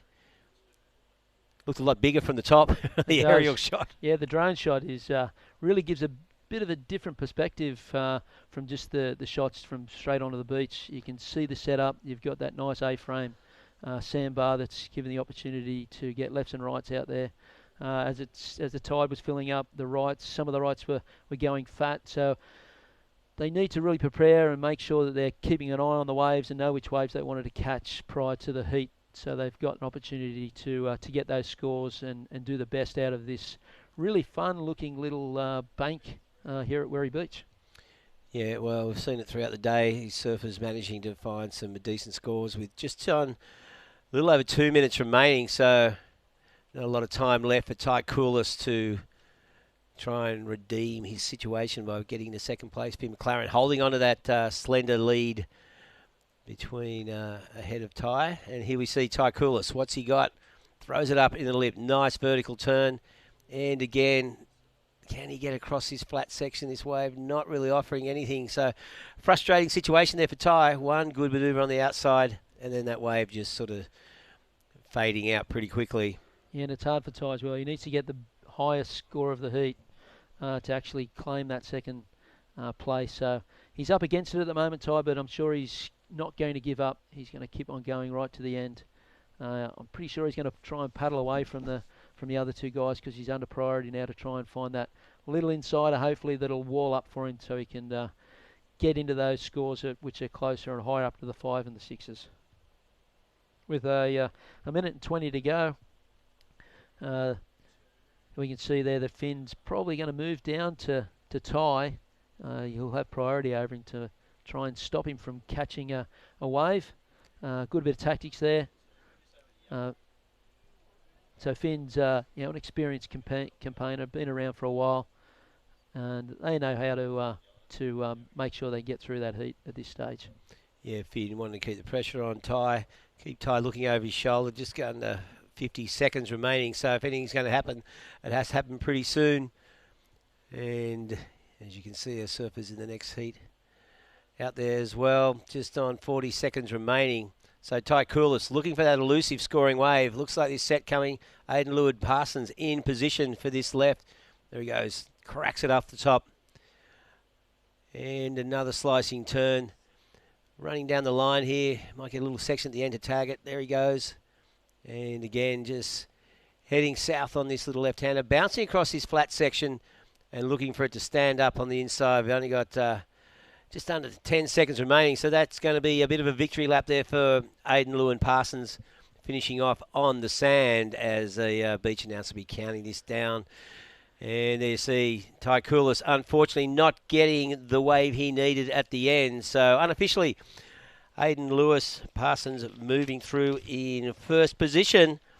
And, of course, Finn McLaren in second place. We'll be back with Heat 14. Don't go away. More live action coming to you live from Wherry Beach right after this. You've dreamed of places to go. You promised one day. Now, one day is here. New adventures. Wide open spaces. So, you can't travel the world right now. So what? New South Wales is here for you. Let's all reboot 2020, one unforgettable experience at a time. Now's the time to love New South Wales.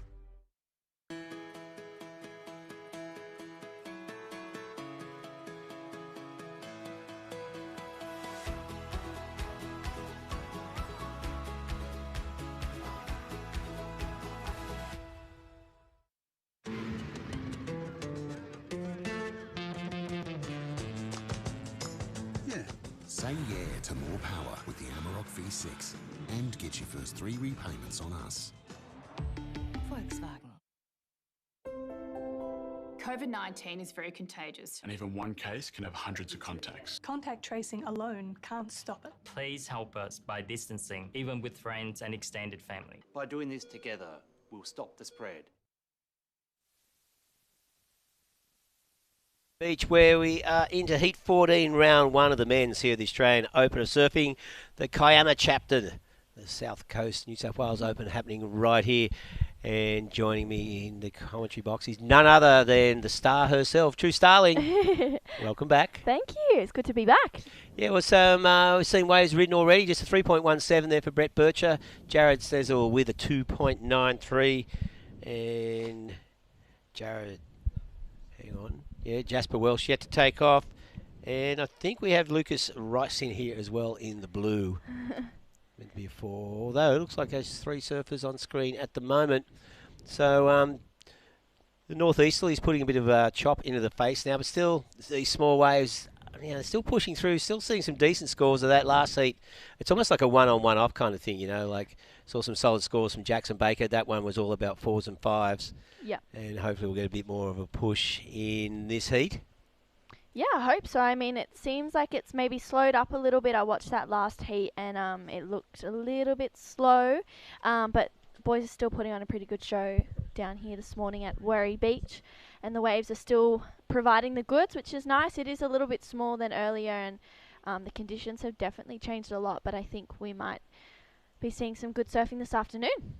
Yeah, we've got a long way to go. Of course, we've still got... there's 3 more heats, including this one, to wrap up round 1 of the men's, and then we're going to round 1 of the women's, which will include you. Yes. What are your thoughts?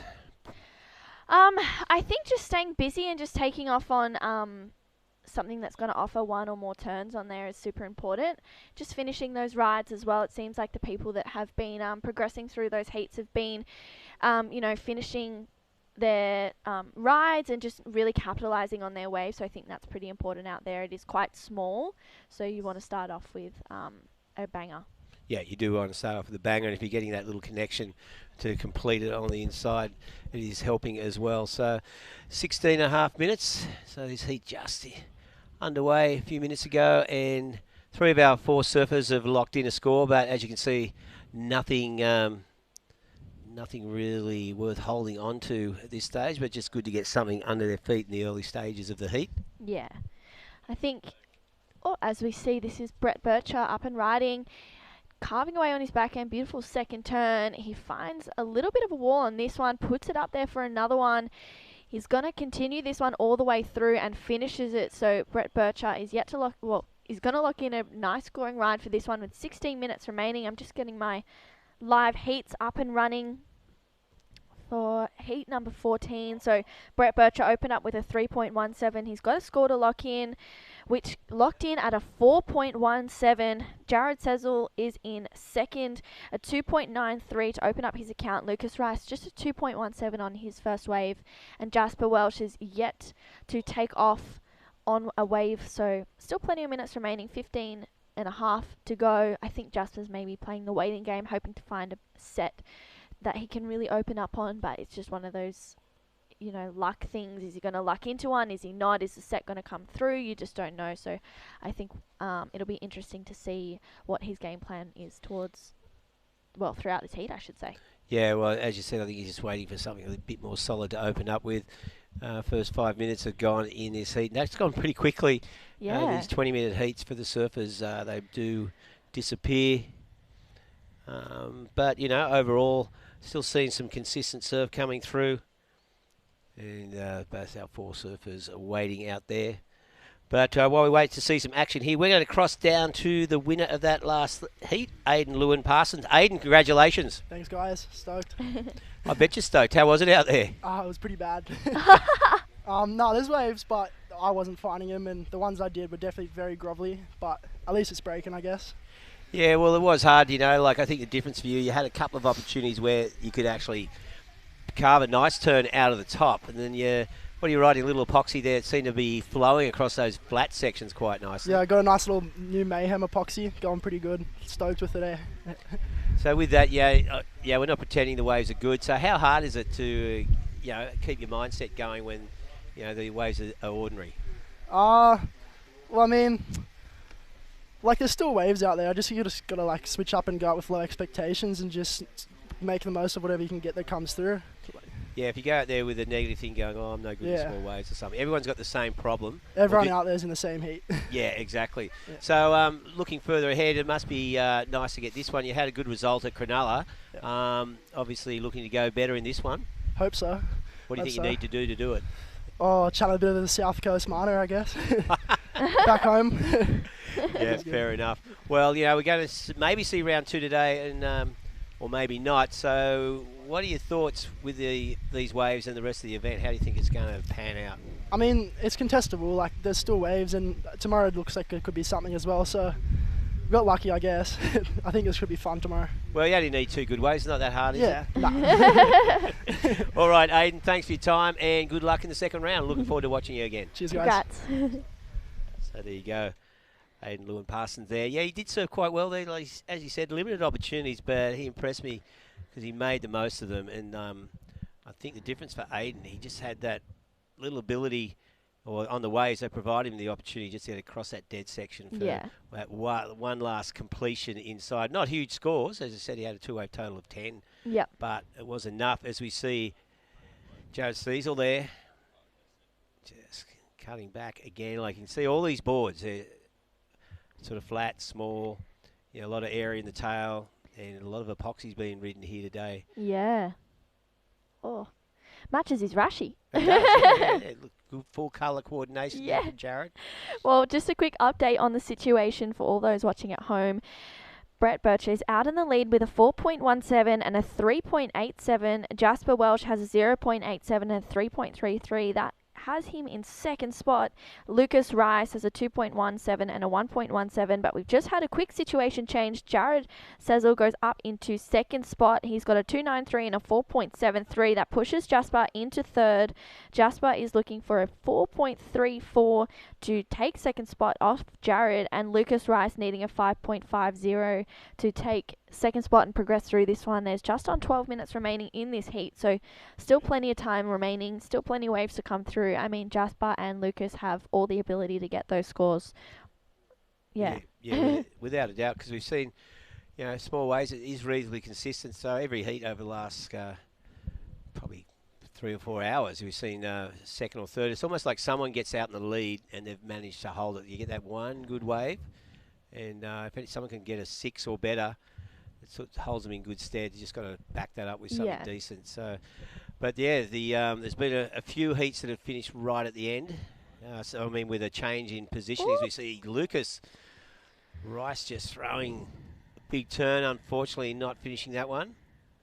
Yeah, I don't know about you, Reggae, but for myself, I probably would have just tapped that last one and just completed that turn and that section, that wave, and that would have helped him lower or potentially get the score that he was after or lower that requirement. So, I mean, just building that house, not going too big too early. We see lots of people go into the air or do some crazy turns, and sometimes it pays off and sometimes it doesn't, and sometimes it comes back to really sting you at the end of a heat. So I think it's important to really do smart surfing, especially when it's small, because you just don't know how many opportunities you're going to get. As we see Lucas just jumping over the little whitewash on this one, and beautiful finishing turn. So there he goes. He's just trying to get his groove in, and he's just getting his feet in the wax. So a score to lock in for the surfer in blue, Lucas Rice. That could be his best wave of the heat so far, with just on 10 minutes remaining. I feel like I've been in here for about 20 seconds and we've already got 10 minutes left in this heat. I know, it's moving through pretty quickly, you know, so, and at this stage no one's locked in anything too significant. You can see those two-wave totals pretty small. No one's cracked into double figures yet. Brett Bircher holding that lead, and the surfer's just trying to find that wave that gives them a bit more scope, and looks like up and riding now in the red, Jasper Welsh. Small waves, just snaps it, blows the fins out, but yeah, not a lot of power in that wave. That wave just didn't have the strength to hold him up. No, it's pretty fickle out there. Well, it's still more. Oh, it's this afternoon now. It's pretty fickle out there this afternoon. I think everyone that I've spoken to has said it's kind of small, a little bit dribbly, but everyone's been managing to find a couple of waves. So I think just, you know, surfing to the wave's ability and to your ability is super important. As we see, this is Jared Sezel up and riding. Beautiful first turn. He's trying to find the link up, and he does, so tags that section in there.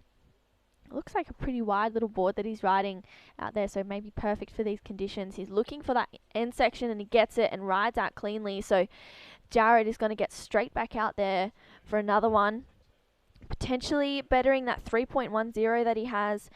Last of Lucas Rice was a 5.37, so that didn't take him to second spot, but that did lower his requirement. He's now chasing a 2.47. Jasper Welsh is in fourth, needing a 4.51 to take second spot, so scores to lock in for the surfer in yellow, but Brett Bircher is sitting out in front with a 4.17 and a 3.87. Yeah, well, at 3.87, he'll be looking to get rid of that as soon as he can, but at this stage, well, no one's been able to find that sort of 5+ wave. Just over 8 minutes remaining, as we can see. Brett Bircher there, current heat leader, prowling the lineup, looking for an opportunity. These small sets when they do come through. Seems like, well, a lot of guys are sort of getting their points on their backhand, but having said that, someone like we saw Jackson Baker on that right, you know, so it's sort of like the left's a little bit running down the line. Getting away from the surfers. It's hard to do something too critical for the goofy footers, so they've been hunting out the rights as well. Yep. And well, there we see Jasper just finishing off. Oops. Yep, and again, that wave just not doing the job. So here we go. Brett Bircher currently in second spot. We saw Lucas overtake him. So Brett off the top, nice little snap, and again, just keeping his rail work happening on this small wave, looking to get inside. Nah, nothing going on there. It seems like the people that have been able to find those inside connections have really capitalized on that finish, but it looks like we've had a situation change. Lucas Rice has gone up into the lead, his last wave at 3.57, and just as I open my mouth, another situation change, so situation keeps changing. I'm just going to stop talking for a second. Yeah, well, the numbers are Let all flying. the scores lock in. Well, as you see, Jared Sezel has moved in at first with a 9-point ride. Lucas Rice with an 8.94 total. And, yeah, Brett Bircher was in second for a bit. Now he's back down to third. But really close heat. These low scores, it's still anyone's game out there. 6.5 minutes remaining. No one's actually controlling this heat. And, yeah, it's open for anyone to take those top two positions at the moment, the final 5 minutes, as we get down to the busy end. Yeah, well, Brett Bircher is only looking for a 4.55 to take second spot off Lucas Rice. Jasper Welsh is looking for a 5.62, so not too many large scores required for the surfers in white and red. I mean, both of them have the ability to get those scores. It's just whether the wave will come to them or not. And also if priority comes into play, of course, it's 4-man priority out there, which the surfers can see from the beach. We've got some pretty well-experienced priority judges, as we see Lucas Rice up and running, carves that first turn, slashes it again for his second one. He's trying to find a connection on this one as it starts to look like it's going to bowl up for him. So he's making his way, tags that section and just pulls off that one. He's gone, yep, I'm happy with that. I feel like it's going to consolidate my second spot. So we'll see what the judges think of that one with just on 5.5 minutes remaining.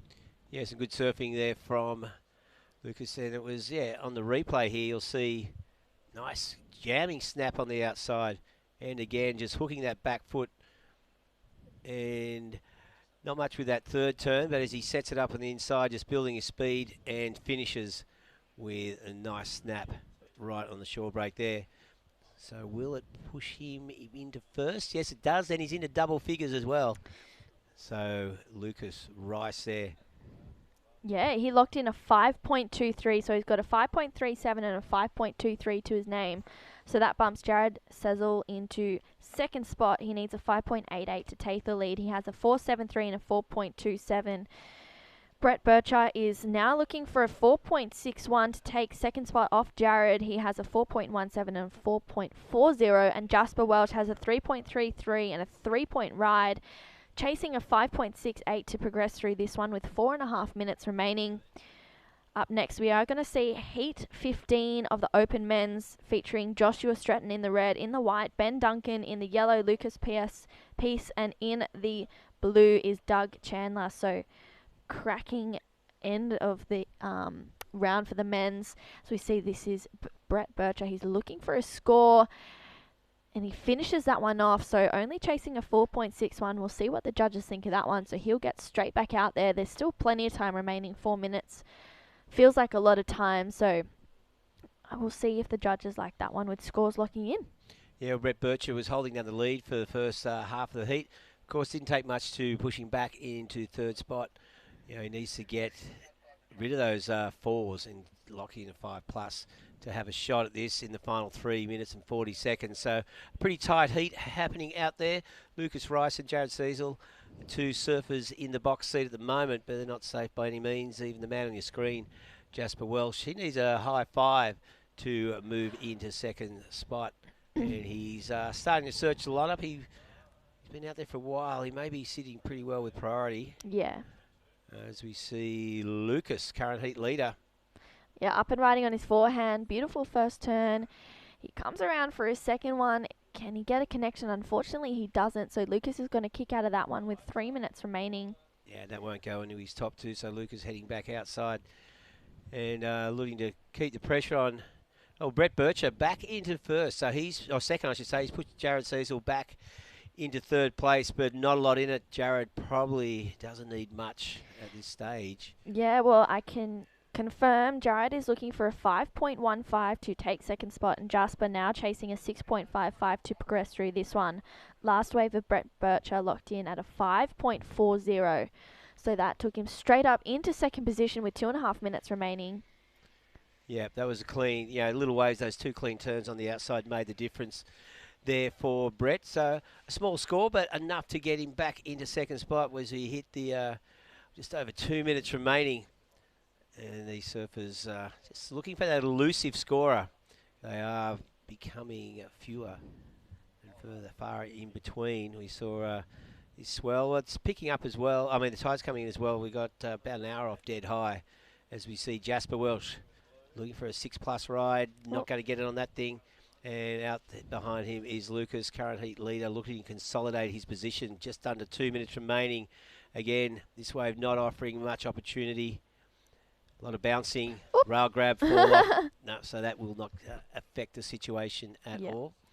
1.5 minutes remaining. So pressure is on for Jared Sezel and Jasper Welch. Here goes Jasper again. What's he got for us on the inside? Nice swooping turn. Looking to finish off with something. Can he tag this on the inside? And he does get a little foam climb. But once again, not completing that one. So not riding out of that is not going to help his cause. And you can see that he is a little bit frustrated with the situation. 1 minute and 12 seconds remaining. Yeah, I feel like maybe Jasper left his run a little bit too late on that one. But, I mean, there's still potentially a little bit of time left for him to grab another one and really go to town on it. We are inside the final minute. Lucas is looking well and truly comfortable in the lead with a 5.37 and a 5.23. Brett Bircher, that 4.40 and 5.47 has him sitting in second. Jared Cecil is in third. He's got a 5.73 and a 5.27, chasing a 5.15 as we see him up and riding. So he's just staying close to the power source on this one. He's trying to find that inside connection, and it looks like he's going to get it, and he's highlighting that one. And just a quick little finner, and manages to try and squeeze in another one after that. So I think he might call it quits on that one with 20 seconds remaining. Well, we had a good solid turn on the outside at the start of that wave. Yeah, I heard you go, whoa. Yeah, whether or not it's going to be a 5+ ride, we'll have to wait and see. 10 seconds remaining. So getting set to, beach announcer about to count this down. Currently with Lucas Rice and Brett Bircher in 1 and 2.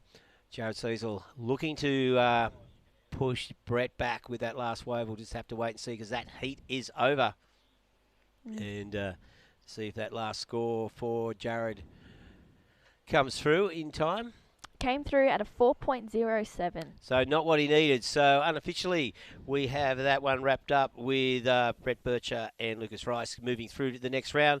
And we'll be back with Heat 15, Round 1 of the Australian Open of Surfing, live from Werry Beach right after this break.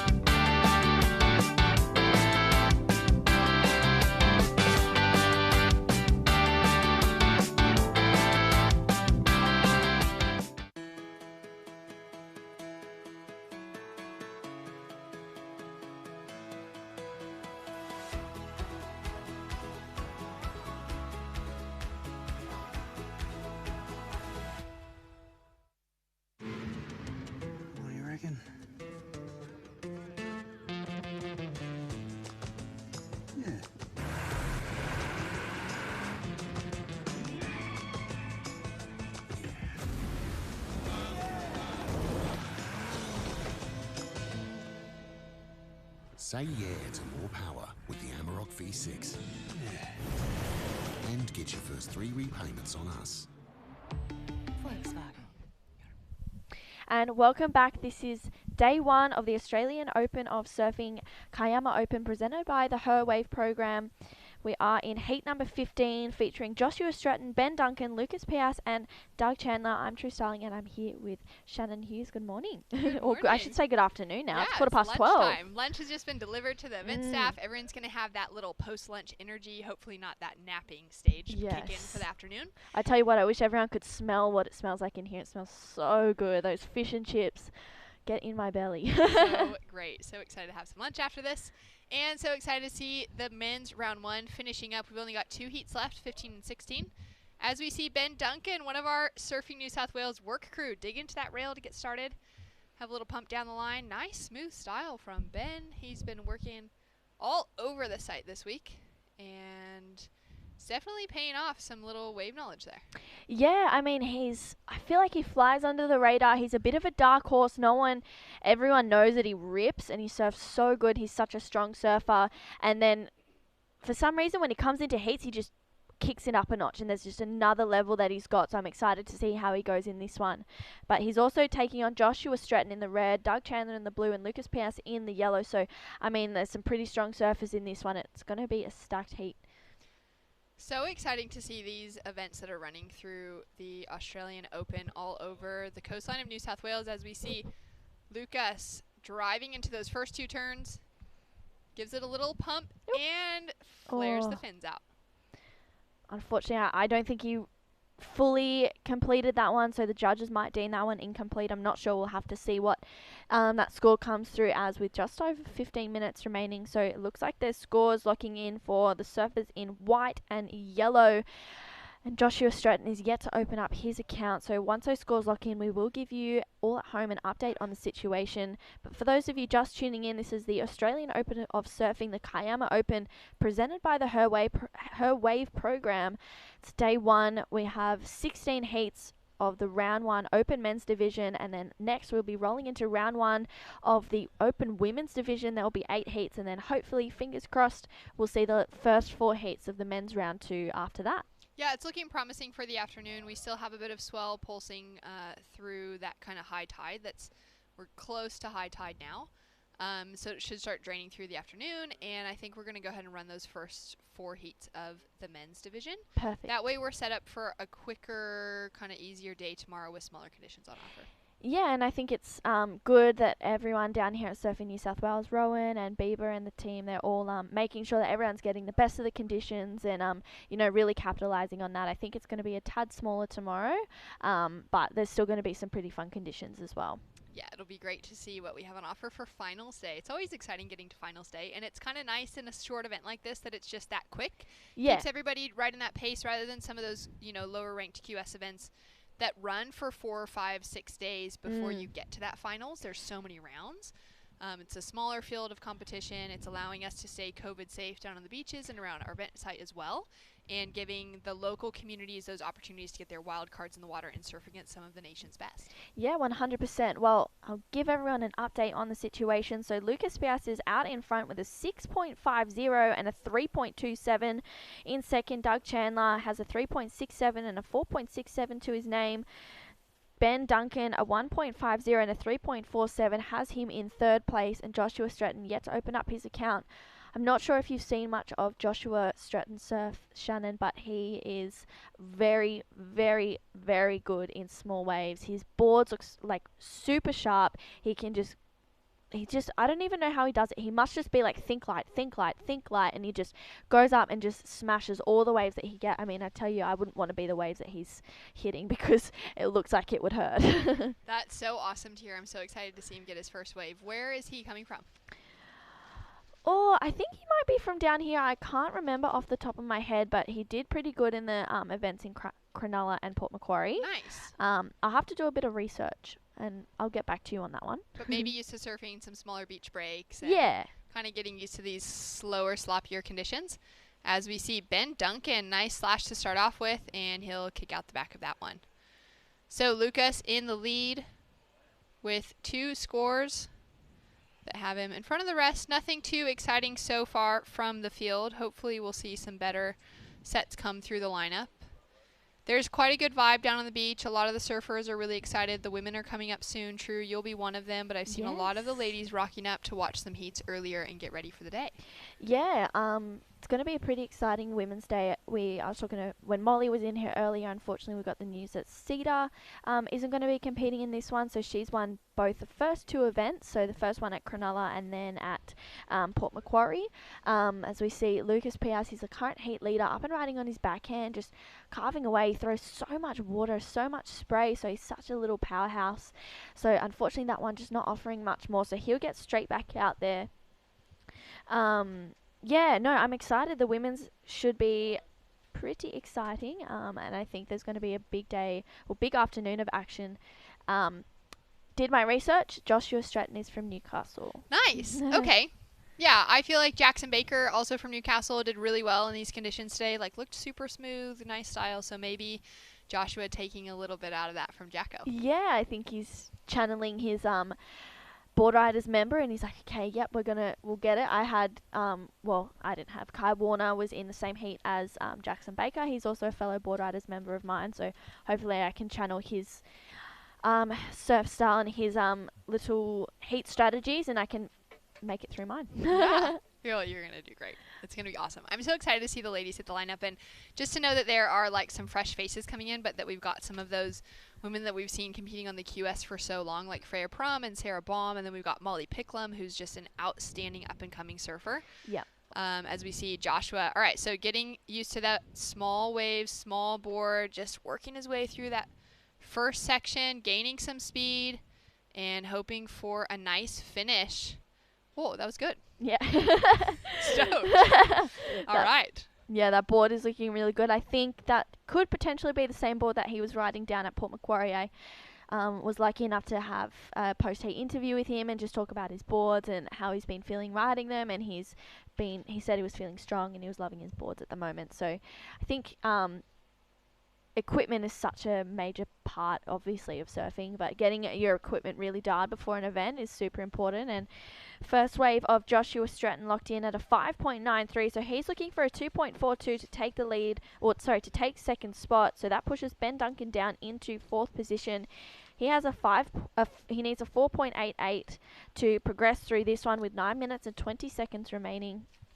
We saw Lucas just asking for the situation update, waving his arms around, going, beach commentator, I need to know what I need, where am I? As we see Ben Duncan, he's in fourth position, chasing a score, up and riding.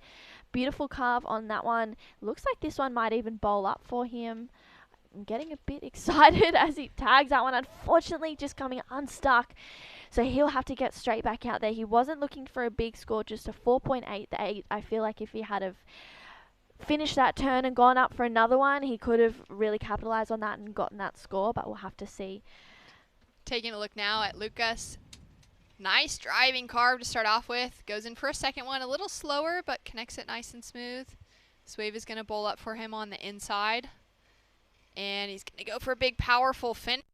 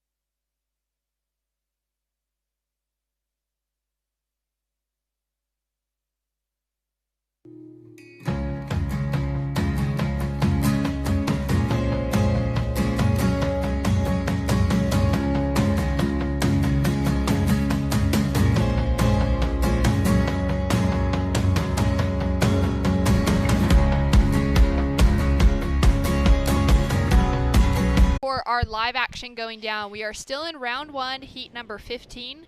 At the moment, we have Lucas Piss in the lead, Doug Chandler in second, Joshua Stratton in third, and Ben Duncan in fourth, with just a few minutes to go. True, Starling. Yeah, well, Joshua is only chasing a 2.42 and Ben Duncan a 4.88, so small scores required for the surfers in red and white. I mean, 3 minutes remaining, still a fair bit of time for waves to come through. It seems like it's been a little bit slower than the last couple of heats here this afternoon at Werry Beach, but the waves have still been really fun. Everyone's been putting down some really good scores. Lucas has a 6.5 to his name, a 3.90 to back it up, so hasn't been able to find another gem, but everyone's been surfing so good. We saw Joshua on his first wave of 5.93. He was looking sharp. He was surfing fast, as we see Lucas, current heat leader, beautiful first turn. Again for his second one. So this one's a little bit of a smaller wave. He's trying to connect it. Unfortunately, that one just doesn't open up again for him. So he'll kick out and get straight back out there with 2.5 minutes remaining. So maybe he's wanting to consolidate that lead and better that 3.90. But who knows? We'll have to see what the judges think of that one. Yeah. Coming down to the last couple minutes, Joshua Stretton's in an okay position. He had that 5.93 that he opened up on, and he's just chasing a 2.42 to take the lead away, our surfer in red. Ben Duncan there on screen has not been able to get out of that 3-point range, so he's chasing a 4.88, which will be his highest wave of the heat so far. And True, you still compete so much. You're second on the rankings so far for the AOS women's side of things. Does, like in a moment like this, 2 minutes on the clock, you know you haven't had a score that's as big as what your requirement is that something that you would like be kind of stressing about, or you're trying to not think about? I think as we cut to live action, Ben Duncan chasing a 4.88. I think for myself, as soon as I start going, oh my god, I need this, or as soon as I start kind of getting myself nervous or worried about a score that I need, instead of worrying about, okay, I'm just going to sit where I know the waves have been coming. I'm going to take off on a wave that I know or believe is going to be a good one that's going to offer me a good score. And as long as I surf it to my best, that's kind of what keeps me grounded. But if I ever get nervous or jittery or anything like that when I'm needing a score, I'm always just, okay, let's just take a breath, splash my face with some water. I'm like, all right, let's just reset. I need this. That's okay, because Lucas got a 6 for doing like 2 or 3 turns on his, and wow, that was some impressive surfing from the current heat leader, Lucas. So if I was Joshua or Ben Duncan, I would be tuning in and listening to what the judges say, that he gets a score for that one, and going, okay, you know what, I need to match that or better that, and he claims that one. So 30 seconds remaining. Yeah, I'd just be tuning in, listening, and going, okay, he gets a 7 or whatever he gets for that one. All right, cool. I just need to do the same thing, and if not better, and I know that I'll get a better score. But yeah, just staying calm and really composed is something that is important for me, and just, you know, relying on my surfing, definitely. Joshua Stretton up and riding. Nice tag off the top to start off with. Another little slash, and that wave goes really soft on him. So 2 turns connected together, but we're waiting for a score to drop in for last of Lucas, our current heat leader, looking to improve on his heat total so far and can take a convincing win over the rest of the field. Joshua Stretton, however, just chasing that 2.42 to get that leading position, so he could well have it. Yeah, definitely could have it. So scores are still looking in from the judges. Well, as we wait for those scores to come through, we'll go to a quick break. We'll be right back with more action at the Australian Open of Surfing here at Werry Beach today, and we'll have those results for you.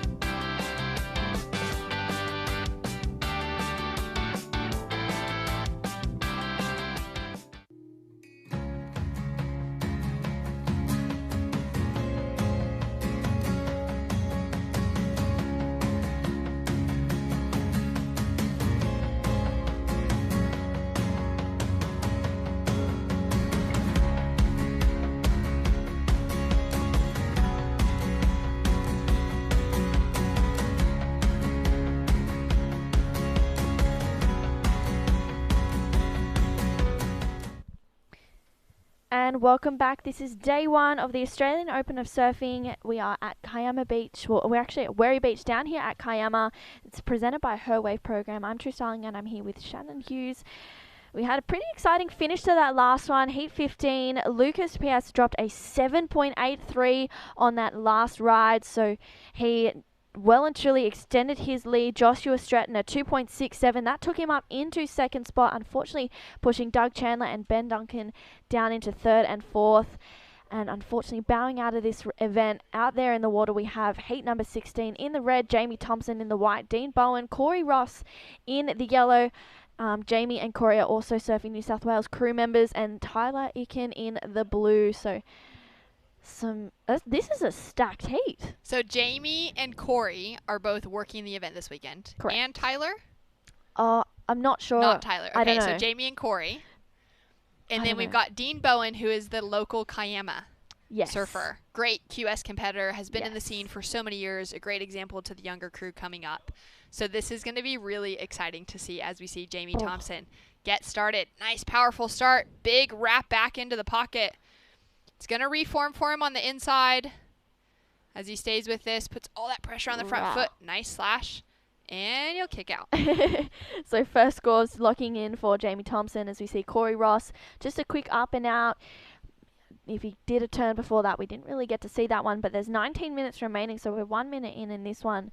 But yeah, exciting finish to that last heat. Lucas and Joshua Stratton getting through that one. Unfortunately, Ben Duncan and, oh gosh, I forgot the last person's name. I feel so bad. Doug Chandler. Doug Chandler. Good job, Unfortunately, Doug. bowing out on that one. I feel like you hear so many names during these events, and you just go, sorry, who's in that again? Yes, totally. No, it's so good to have everyone together again, but it is a lot of people to remember and a lot of guys that just look kind of similar. Everyone surfs so well. You got some differences in there for sure as we see Tyler Ikin coming in off the top. So connected a couple of turns together, and he's looking to put his first score on the board as we saw Jamie Thompson drop in a 5.67 to get his campaign started. Yeah, so good scoring ride for the first of Jamie Thompson. He's been working again with Matty Cattle. He's got a pretty good little crew around him. So working really closely with Matty, just perfecting what I would think, just finishing those waves, perfecting those completion rates and really getting them 70% and above.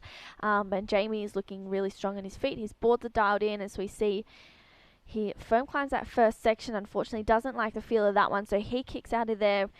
So he'll lock in his second scoring ride, but that won't come to play towards the end of the heat, I don't think anyway. There's still plenty of waves to come through, heaps of time left, plenty of opportunity. But Dean Bowen, he is a powerhouse and a half. He surfs so good. He's got such a back-footed style, and it's pretty exciting to watch. Yeah, it's going to be really great to see once we get another set or two coming through.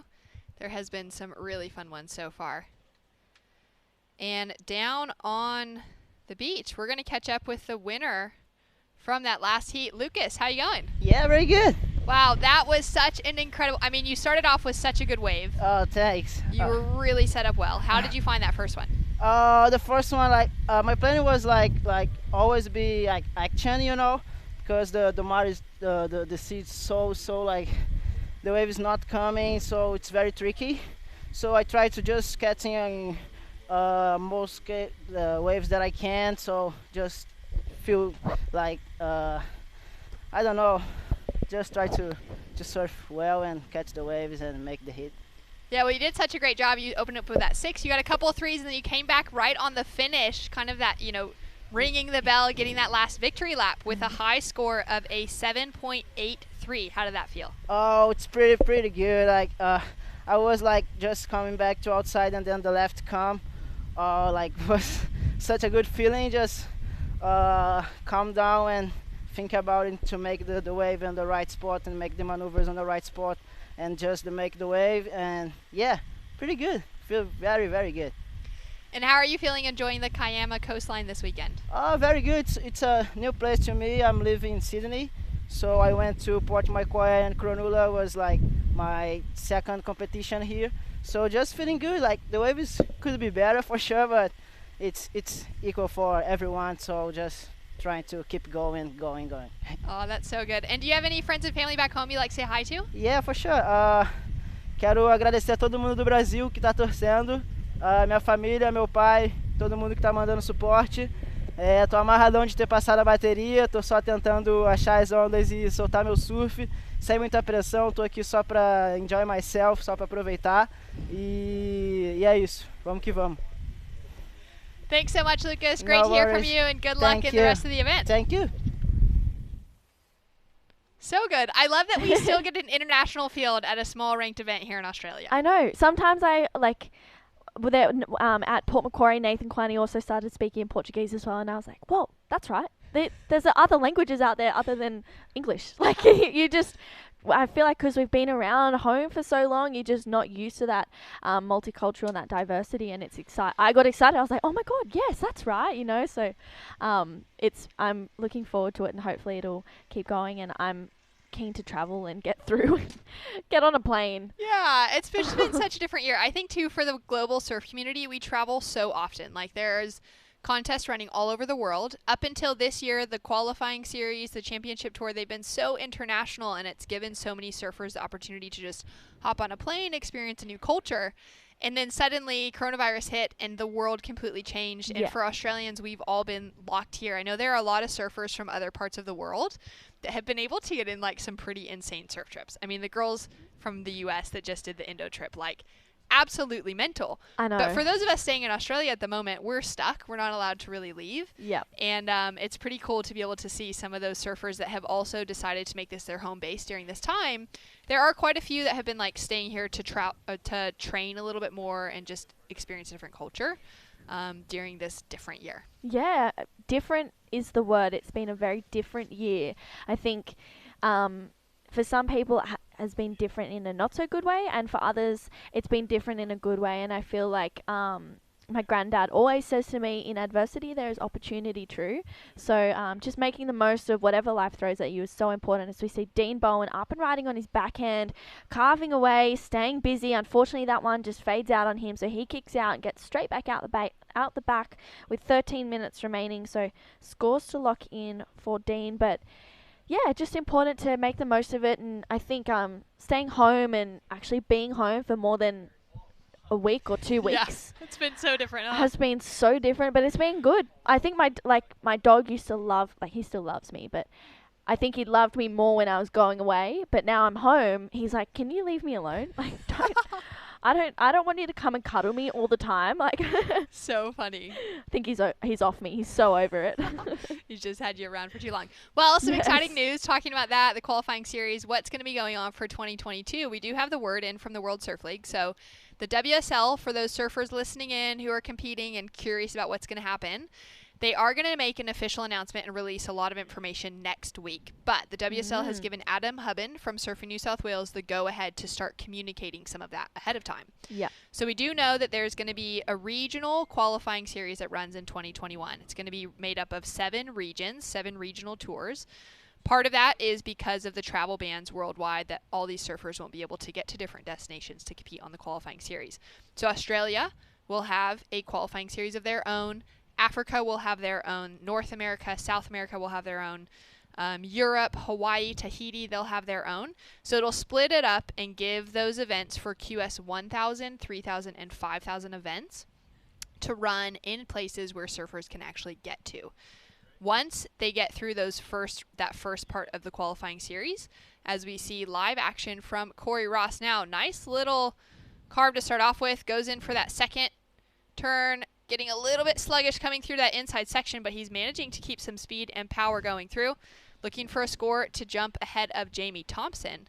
So we're going to have, trying not to make it as complicated as I feel like I already have, the QS will run from January 2021 until July of 2021. In your respective regions. So Australia will have a bunch of 1,000, 3,000, and 5,000 events. Yeah.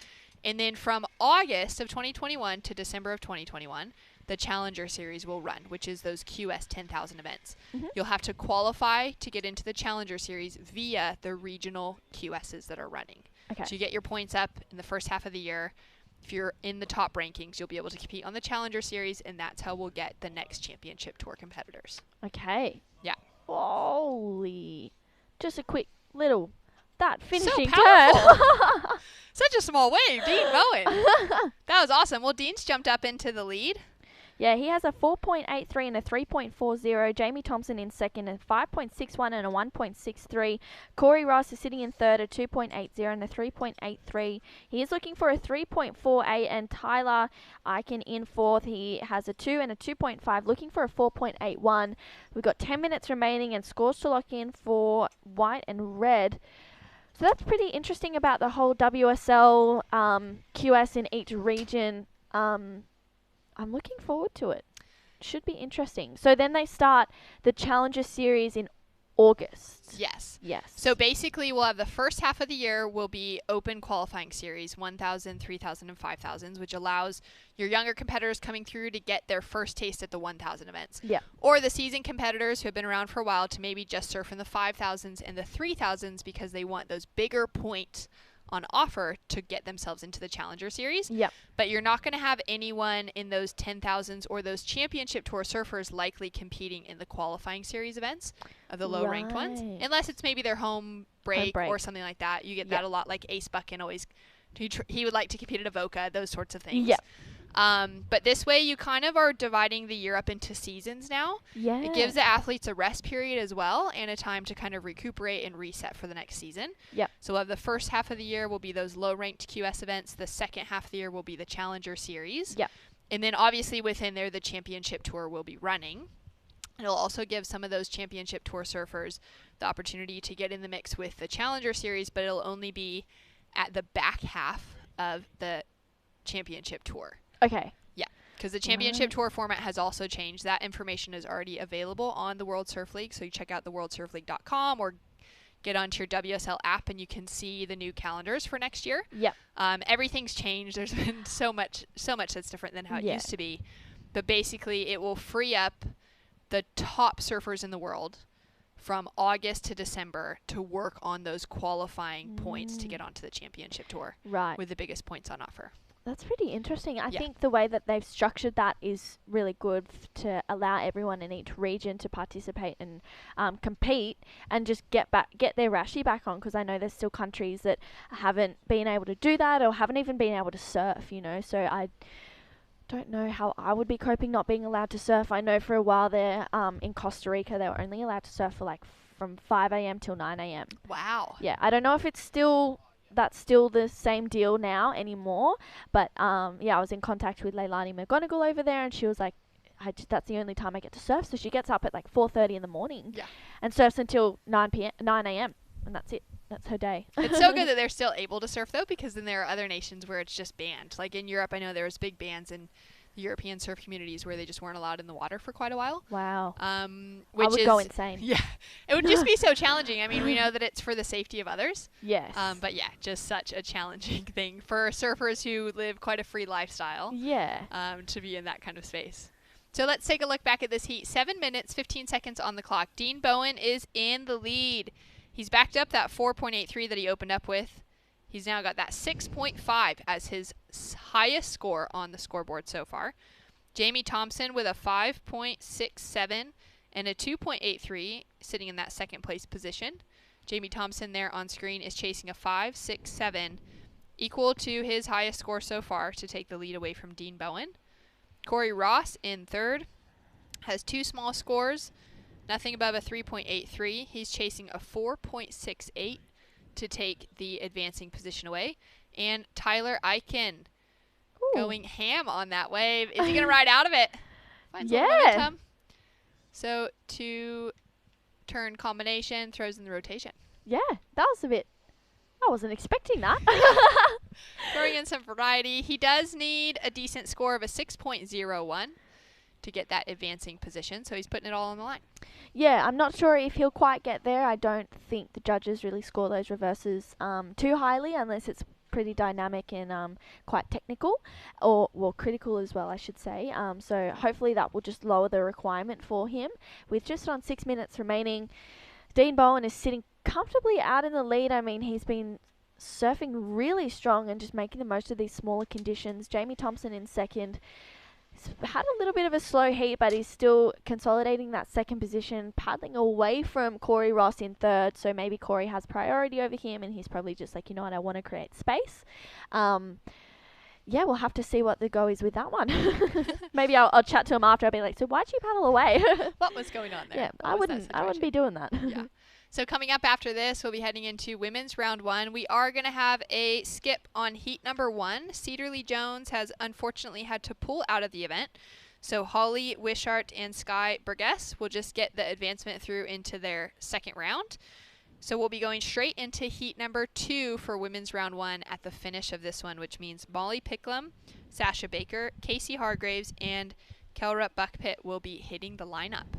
Yeah, that's an exciting heat. It's got experienced competitors like Molly Picklum and Sasha Baker taking on the kind of new to the scene Casey Hargraves and Kira Buckpitt. It's pretty exciting. Kira is semi-local around here. She lives in Carlborough. She's 14 or 15 years old, and she's actually a really good little surfer. And I know I was talking to her out there this morning when we had a free surf, and she was like, I'm really nervous, True. And I was like, Kira, you got it. Like, you'll be sweet. I'm like, you surf good enough to give it a good crack, give it a go. And as long as you feel that you surf your best, you're going to be okay. And, like, you either win or you learn. You're not losing here. Yeah. You know, so I think she was excited to get the rashy on and get straight back out there. Nice. Oh, that's such good advice.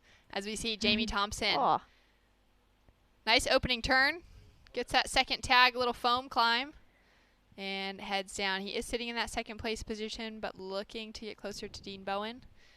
And you had a couple heats in here with Molly Picklum. I did, yes. I've seen that she's done a lot of coaching with Micro, and she's been hanging out with that crew. What else has she been up to? I asked her. She's an interesting little cat, Molly. Yes. Yeah, she said that she's just been cruising around home. She said that she's actually reconnected with quite a few friends from home. Okay. Traveling around, it kind of limits that, I feel, because you're not home. People just stop inviting you to things, which is okay because we're doing what we love, and we have this crew around us down at events that is so beautiful, and so everyone's so connected here. But being at home, it's nice to. She said it was nice to hang out with some friends from home and really get a good group together. So she turns 18 next week as well. Nice. Which is really exciting. So she said that she's just been cruising, surfing heaps, training lots, just hanging out with friends. She's always putting photos on her Instagram stories of her dog, Honey.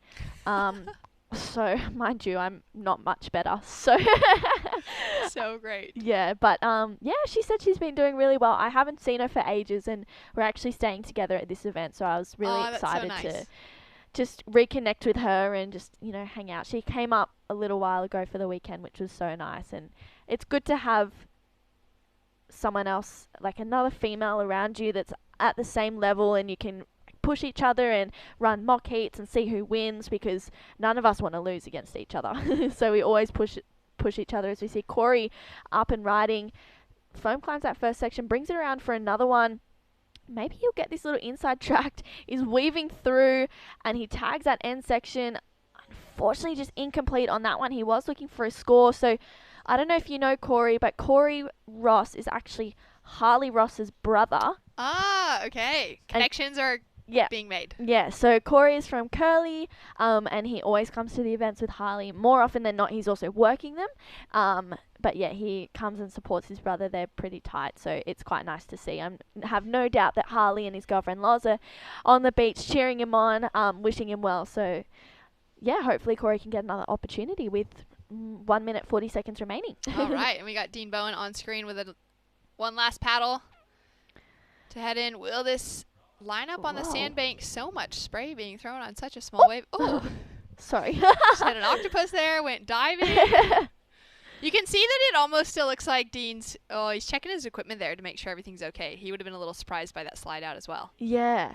I didn't expect it. I was like, oh, hello. You don't see Dean do that very often, but it looks like tricky conditions out there this afternoon here at Wherry Beach. So everyone's just kind of maybe being a little bit more cautious, but I tell you what, Dean has been putting down some hammers throughout this heat, and I have no doubt he'll be doing the same tomorrow, which is really, really exciting.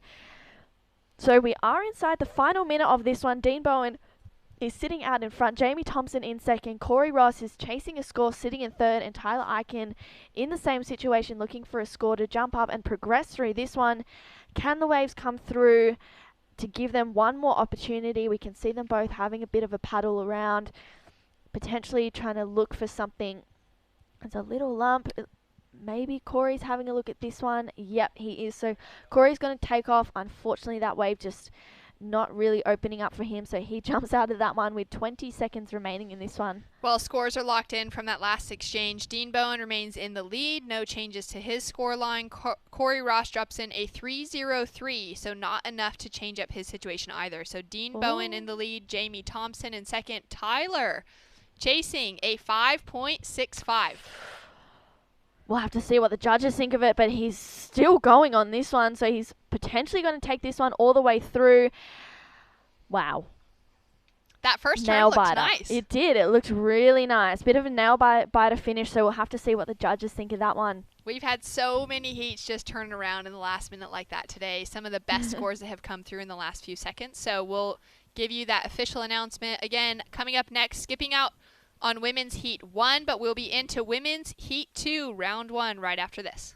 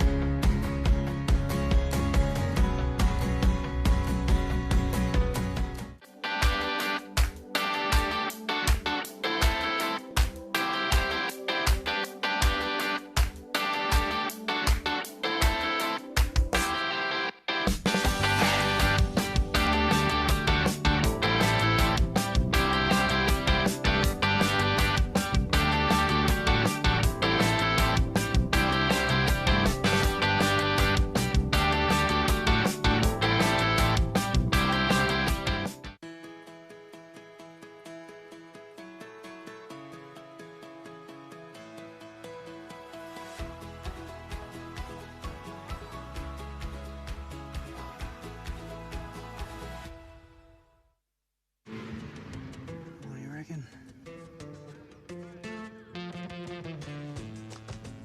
Yeah.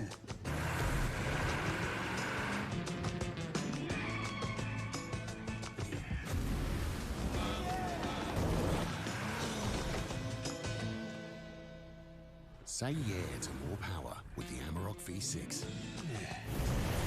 And get your first 3 repayments on us. Volkswagen. Well, welcome back to the action. It has been a firing day here for the opening day of the Australian Open of Surfing, the Kiama South Coast. So we are located today at Wary Beach, which is just in Gerringong, just south of Kiama, because this was the best surf spot for the day with the wind conditions on offer and everything. My name is Shannon Hughes, and out in the lineup at the moment we have heat number 2 for women's round 1. So women's round 1 out in the lineup. Maybe that first heat is going to run. We're going to get confirmation. So far we've got round 1, heat 1 on the list, and maybe just for seating purposes they might run us through about 10 minutes of this heat. They did that earlier on. I am joined in the booth by a special guest, Brett. Welcome to the gig today. How's it going? Thank you. I'm really good, thanks. Good to be here.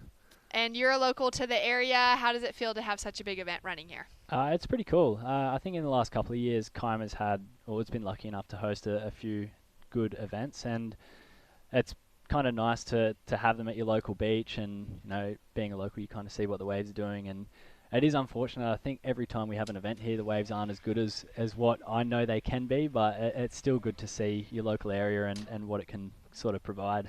Is it pretty common this time of the year for it to kind of be smaller wind swells? Yeah, definitely. Okay. The winds this time of year are usually pretty good for your northern corners, like North Wary here, or Bombo, or even the north end of Joneses, but you can kind of get lucky or very unlucky with waves and swell size. And what was it like yesterday? Were you around for the Jones Beach board riders? Yeah, we surfed. We had a couple of pretty unlucky heats, but it was it was kind of good to get a few little waves there. Yeah. Bit of a venue change for today, and good to see a bit of variety. Well, out in live action, we've got Sky Burgess on a great wave. Nice long connection all the way through to the sand. So we've only got the 2 ladies in the lineup right now because Cedar Lee Jones has had to pull out of the event, unfortunately.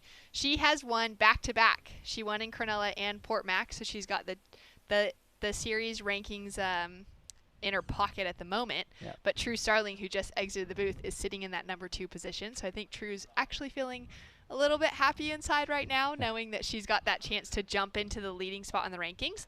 But we'll go ahead and run through this heat just for the seedings of the next round for Sky Burgess and Holly Wishart. And then we'll jump into the next heat. So opening scores for Sky Burgess, a 6.5. Holly Wishart with just a 1.57. And Brett, you were already in the water earlier today for your heat. How did you do? I was lucky enough to get through it. It was tough earlier. I think it probably looks even more tough now, but for me it was kind of just quantity over quality by the end of it. Just trying to get a wave that would let you do a few turns. It was really hard to get those sort of vertical snaps. So you see those good scores that have been sort of going down today have been the ones that have allowed the guys and the girls to kind of get to the lip, and I managed to get one sort of with 2 minutes to go that let me get one turn in, and only just sort of crept the score in, but it was good to get through. I don't usually get the call when it's late in the heat like that, so it felt good to get one on the board. Oh, so good. Way to keep your head together right till the finish. Yeah, definitely. Well, we just seen Dean Bowen take out a good win. Hey, Dean, nice job. Oh, yeah, thank you. Yeah, I had fun.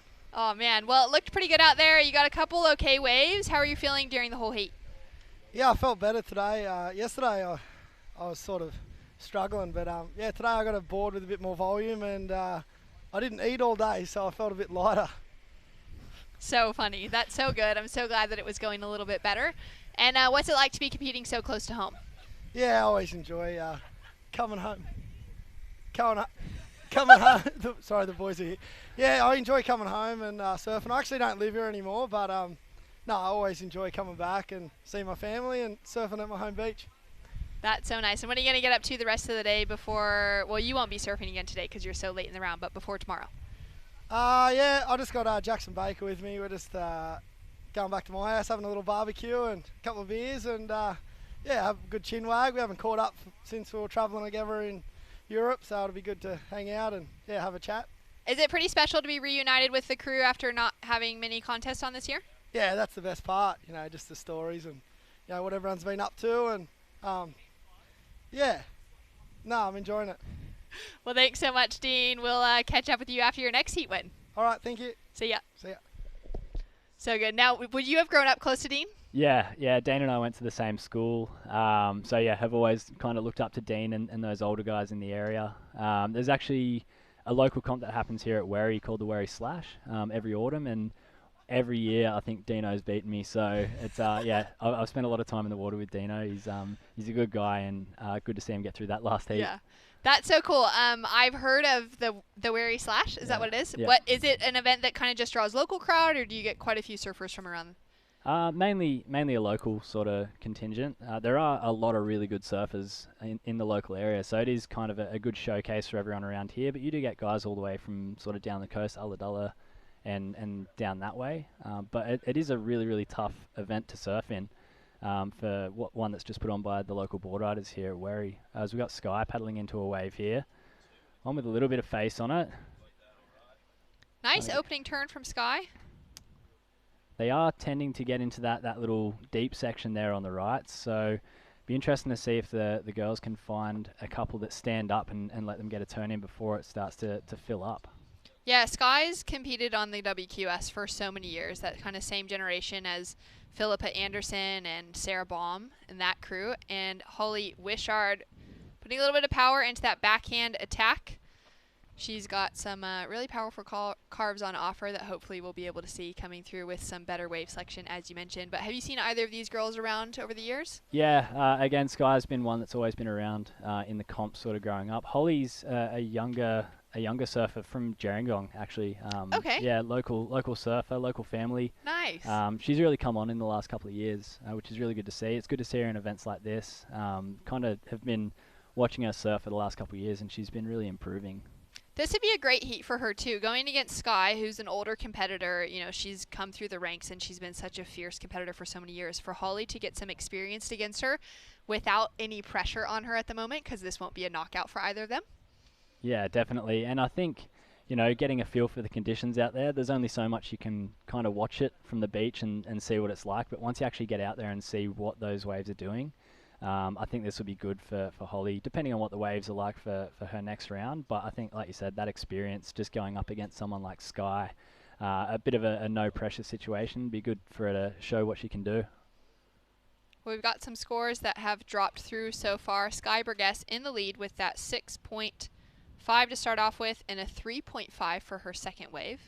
A little bit of distance between the two ladies sitting out in the lineup.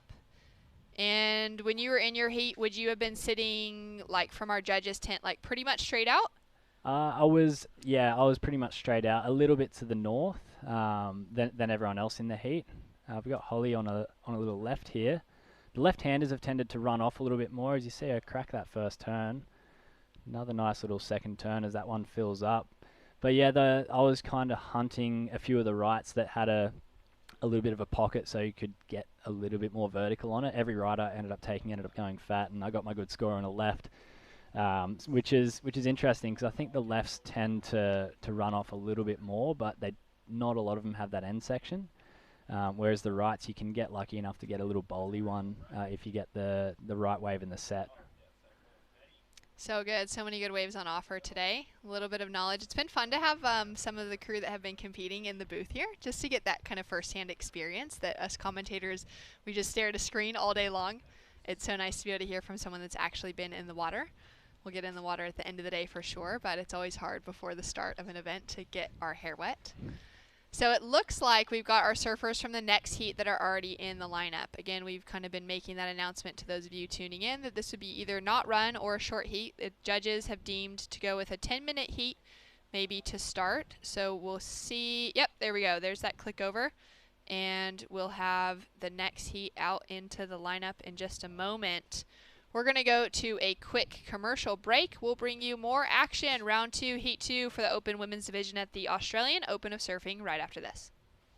What do you reckon? Yeah. Yeah.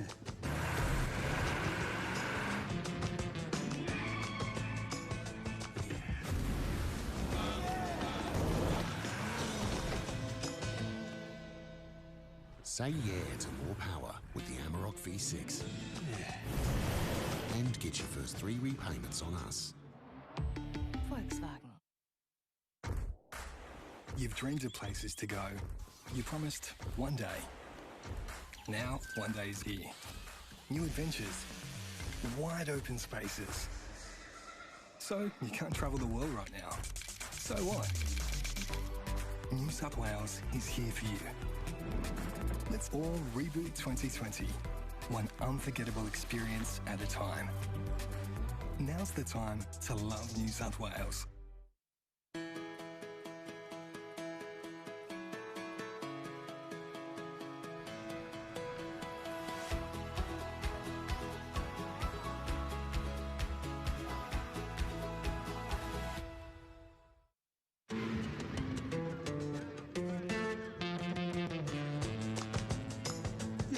Say yeah to more power with the Amarok V6 and get your first 3 repayments on us. Volkswagen. And welcome back to the action. We are live with heat number 2 for round 1 of our Open Women's here at Wary Beach for the Australian Open of Surfing.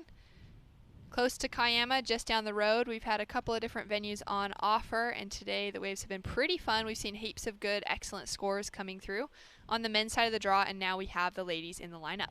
So we saw Sky Burgess take out the win in that last heat, which gives her the higher seed into the next round. And we're going to take a look at the replay now from Kira Buckpit. Nice couple of turns on her backhand to start off with, really linking it together well and finding some momentum as she comes through to the inside. Way down to the south side of the judges' tent, it looks like, and maybe another set out the back. So we've got some scores to drop through, and oh my goodness. So my name is Shannon Hughes. I'm joined in The booth by local surfer Brett. We have just seen a 9.33 drop through from Molly Picklum. Wow, huge scores. You know, we said the waves are out there. Just takes getting that right one, and it looks like Molly's found one of those gems. Wow, what a fantastic start. So I know on our screen right now, we've just got the 2 names. There's actually should be 4 surfers in the lineup. We do have a few scores through for the other ladies. So our full field, Molly Picklum in the lead, Kira Buckpitt sitting in second with a 5.83 to start off with. Then we've got Casey Hargraves sitting in 3rd position and Sasha Baker in 4th place. So just down to over 16 minutes on the clock. These are 20-minute heats for the women's round 1, same as men's round 1. And we will be running the first 4 heats of men's round 2 at the end of the day. And Brett, you grew up in this area. You've got a lot of local knowledge. What are some of your favorite spots to surf around this? To be honest, most of the waves that we do have are beaches. There's not a whole lot. We've got Molly up again here on another one of those lefts. Nice little turn off the top there and cuts it back to the foam. She's doing really well keeping her speed in these small waves. That was a nice little wave. A good little backup to what was a really quick start from her, so it'll be interesting to see where that score drops in. But yeah, back to, I suppose, the type of waves that we have around here. A lot of beach breaks. We do have a couple of reefs and points, but for the types of swells that we get most of the time, it is our small little beaches. And look, up at Bombo, especially when we do get waves, is probably one of my favourite places. It does have a couple of really nice waves, especially if we get the sand there. But the good thing about places like Bombo is you get the north end, which is protected from a northerly, and the south end can work when it's southerly, so you can kind of cover a lot of conditions here. So nice to have so many, different spots on offer that can handle different wind directions and swell directions as well. That you have that on offer within like a 20-minute drive of each other. Yeah, definitely. I think it is a really lucky place to be able to grow up, and a lot of different types of waves too, depending on what the swells are doing. If it gets a bit bigger, up in Shell Harbour has a few reefs and a few sort of heavier, more intense waves. So you do see a lot of the surfers that come out of this area pretty well rounded in a lot of different waves, except for, I suppose, long point breaks. That's what we do miss.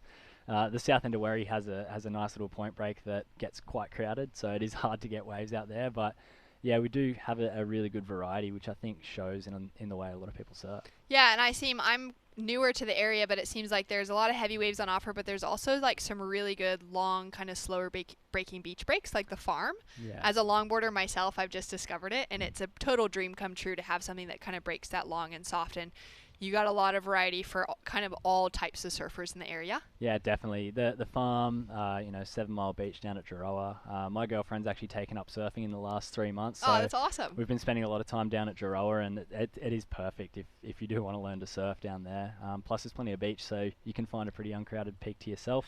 Yeah, it's pretty incredible because Sydney's pretty close, an hour and a half away, maybe 2 hours? Yeah. Depending on traffic once you get into the city. But to be able to be that close to one of the most amazing cities in the world and have some really kind of destitute open beaches close by as well. Yeah, it is awesome. And we do get a lot of people coming down from the city, which is good to see. That type of thing is really good for the local community and all the local businesses.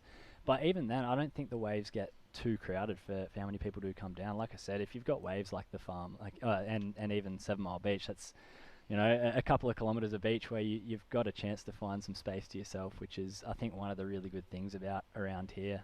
Yeah, it's a spot, a lot of spots that can really handle a lot of surfers at the same time. Yeah, and I think, surfing, it is getting more and more crowded, and you look at places up in Sydney, and especially, the further up the coast you go, up on the Goldie, and it is very, very crowded, but it is nice to see a lot of new people coming to the sport. One thing that I've noticed a lot in the last 8 months is a lot of people who have a bit of time, who probably haven't been working as much due to COVID in the city, that have the mornings and the arvos now. They've been taking back surfing, and a lot of people picking it up for the first time too, which is nice. As we see Molly Picklum driving into that first turn, looking nice and smooth to start off with, having to fight with this just a little bit to make it through to that second section as it starts to stand up for her down on the inside, staying nice and low, putting a lot of power onto that back foot, and rides out straight onto the sand. Casey Hargraves answering back as well.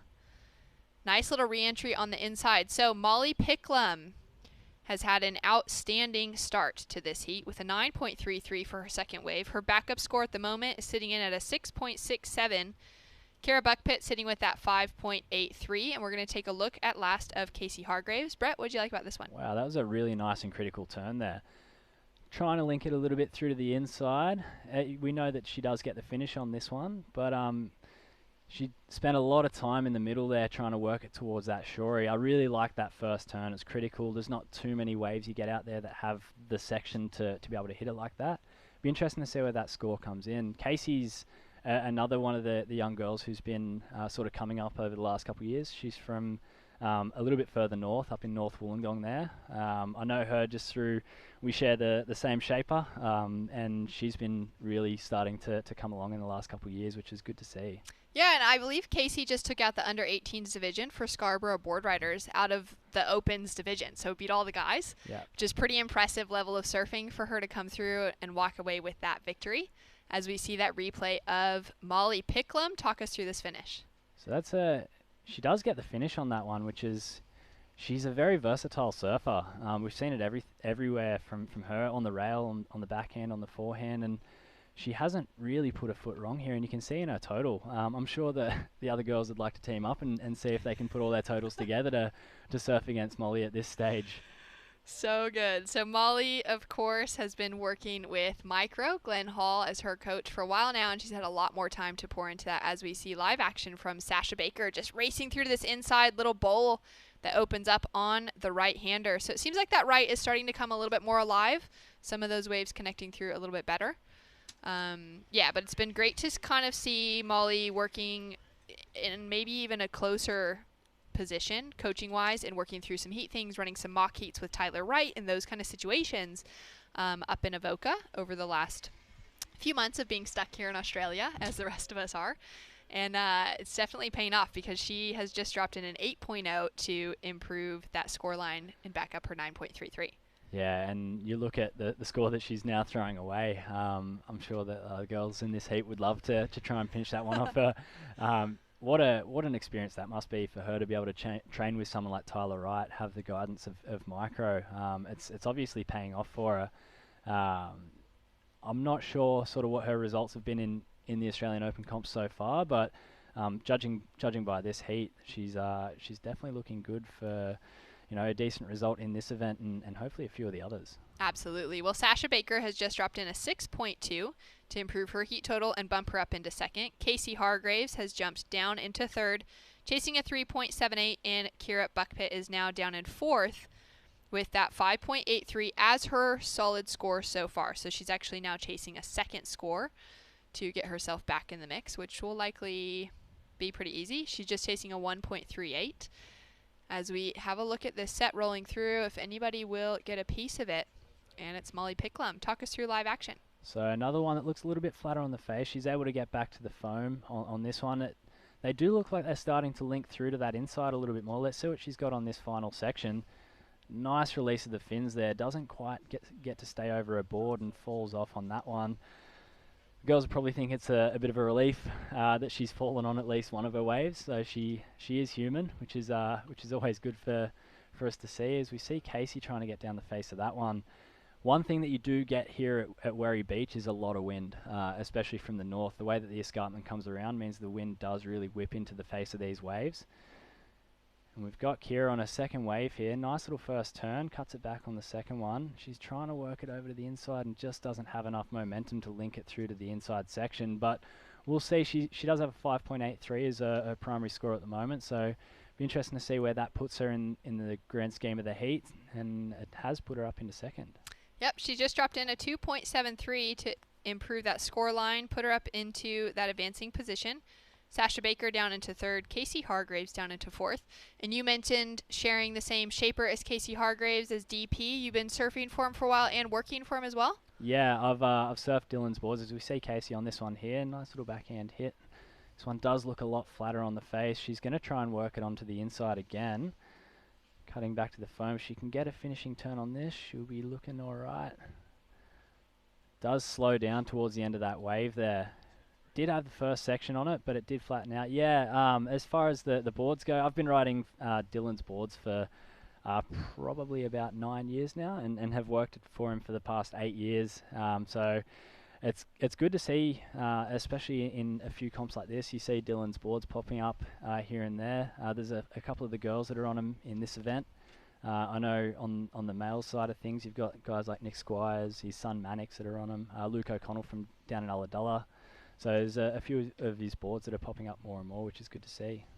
And now that you've transitioned out of that job, what's the future hold? So I started a new role with a company called Mental Health Movement. Awesome. So I use sort of my own lived experience to start to talk to groups about improving their own mental health, increasing help-seeking behaviours and things like that. But the company I work for, we're about creating, developing and maintaining mentally healthy, supportive workplaces and communities. So it's a bit of a different role from working in the surf shop. Yeah. It's something that I've really enjoyed doing, and it's a very fulfilling job that I'm pretty lucky to be able to do. Oh, it's so good, and it's just so important to be able to create a space where those conversations are happening. Yeah, definitely. And we started off doing a lot of our work in the workplace, as that's somewhere where a lot of people spend about a third of your life. So having people at work where you can either talk to or that are kind of looking out for you is something that is invaluable. And for workplaces to be doing it for their workers and showing them that they care is something that's it's very valuable as well. But I mean, a lot of the work that we've done this year has been interesting with COVID, and we haven't been able to travel as much as what we usually have. So we have focused a lot more on what we can do locally. Okay. And we have developed a bit of a community blueprint, so stuff that we try and do with sporting clubs and community organisations, which is something that we've been doing a lot more in the last sort of 2 to 3 months. And it is good to start to give back to the local community a lot more. As we see Sasha Baker driving into that first turn, she going to be able to stay with it? Unfortunately, falls out the back. Yeah, it's so amazing to hear that. I mean, this year has been so different for everybody. Some people, it's maybe been kind of nice to be able to slow down, to be at home more often. For a lot of people, it's probably a massive challenge. For me, my whole life changed, and it's been pretty difficult. I'm finding some rhythm with things, and I've got great support and a great husband and everything, but it's totally different than anything we were expecting. And so to know that there are more people like you that are getting active and facilitating those conversations, checking in with people, is so amazing to hear. Yeah, thanks. As we see Kira, she's got a little one that's got away from her a bit there. Yeah, I mean, this year, like you said, it has been a challenge for everybody. Some people in their work situations have probably improved. A lot of people like working from home, but so many people, especially surfers, right? How exciting. Yeah, but I think for a lot of people, there's a lot of things that life throws at us in general, and with this year, it's kind of adding a little bit more fuel to the fire, so to speak. So, you do see a lot more prevalence of people struggling. I mean, struggles are kind of something that a lot of us go through, but the fact that, with all these extra contributing factors, we do need to start really checking in with each other and noticing that, we're all kind of in this together.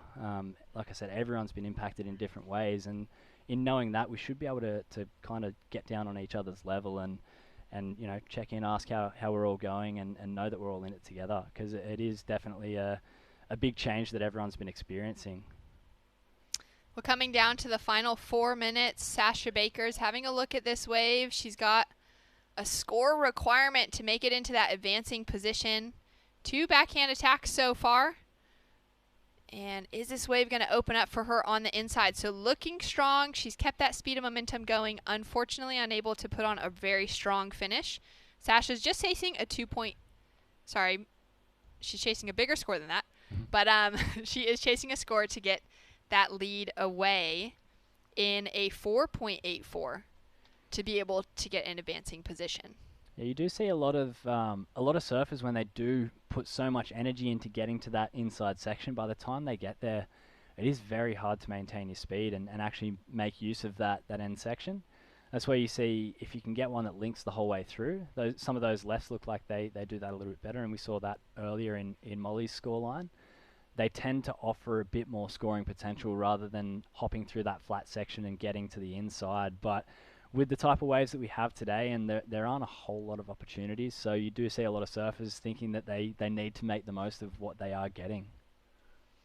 So coming down to it, Sasha Baker does drop in a score. Unfortunately, it's not enough to take her into an advancing position, but it does better her situation. So she's now has a 3.9 as her second high score.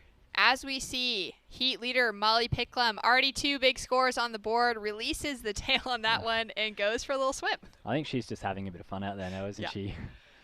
So great. Love that she's just been freed up. She knows that she can get some great scores out here. She's been putting in tons of time training, spending some good time with her local community as well. I know True Starling was just sharing how Molly's been able to reconnect with some friends that she's just been away traveling from for so many years. As we see Casey Hargraves coming through to the inside. Casey's put a strong fight together so far. And look at that section opening through to the sandbank and the shoreline. Chasing a 7.61 to make it through. And that's a big score to be chasing in conditions like this. It is difficult to structure that heat right from the start and try and lock in a few big scores when you do have your mind set on getting that quick start and making sure that you're not stressed to get those scores later on. But you know, the blessing that you do have when you can lock one in straight away, and you can see it through even Kira. She had that 5.8 at the start and was able to sit there and wait for the backup, rather than trying to build her scoreline throughout the back half of that heat. And it is making a big difference, especially in this heat for sure. Down to the final minute, and a paddle from Sasha Baker, still putting it all on the line. She's chasing that 4.84, so she improved her situation, but is still needing a little bit more. Nice, strong backhand attack, starting to bowl up through the inside, puts heaps of power into that last turn, and puts on the finishing touch. Will it be enough for her to get that advancing position over Kira? Kira is sitting with a 5.83 was her opening ride and a 5.2, so 2 solid scores on the board. And Sasha Baker has put in a lot of work on that last wave to try and get that advancing position with 40 seconds on the clock. And you look at where the girls are at this point in the heat, you don't really have the opportunity to spread out in the lineup out there. We kind of just do have that one peak at the moment, so you can't particularly get away from your competitors and try and chase a score down. It does come down to the priority game, especially later on in the heat, and seeing where people are at. So you see the girls that have played that priority game well throughout the heat, and one of those is definitely Kira, who's now chasing a score. All right, Kira down into third position. One last opportunity on the buzzer. 2 strong turns to start off with. Looking nice and composed. Staying low, gaining some speed as she comes through to the inside and puts on a powerful finish. Wow, that's composure right there. Well done, Kira. That was a nice wave right at the end of the heat there. The way she flowed through those turns was great to see. All right, so scores to come through for Kira Buckpit. She's chasing a 6.31 to overtake Sasha Baker. We will have those results right after the break. We'll be back in with heat number 3, round 1 of our Women's Australian Open right after this. You've dreamed of places to go. You promised one day. Now, one day is here. New adventures. Wide open spaces. So, you can't travel the world right now. So what? New South Wales is here for you. Let's all reboot 2020. One unforgettable experience at a time. Now's the time to love New South Wales.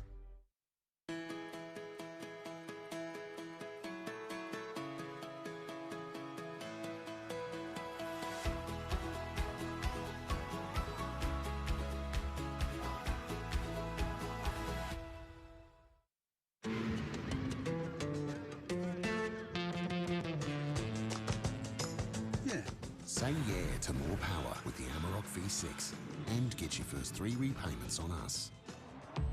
Volkswagen.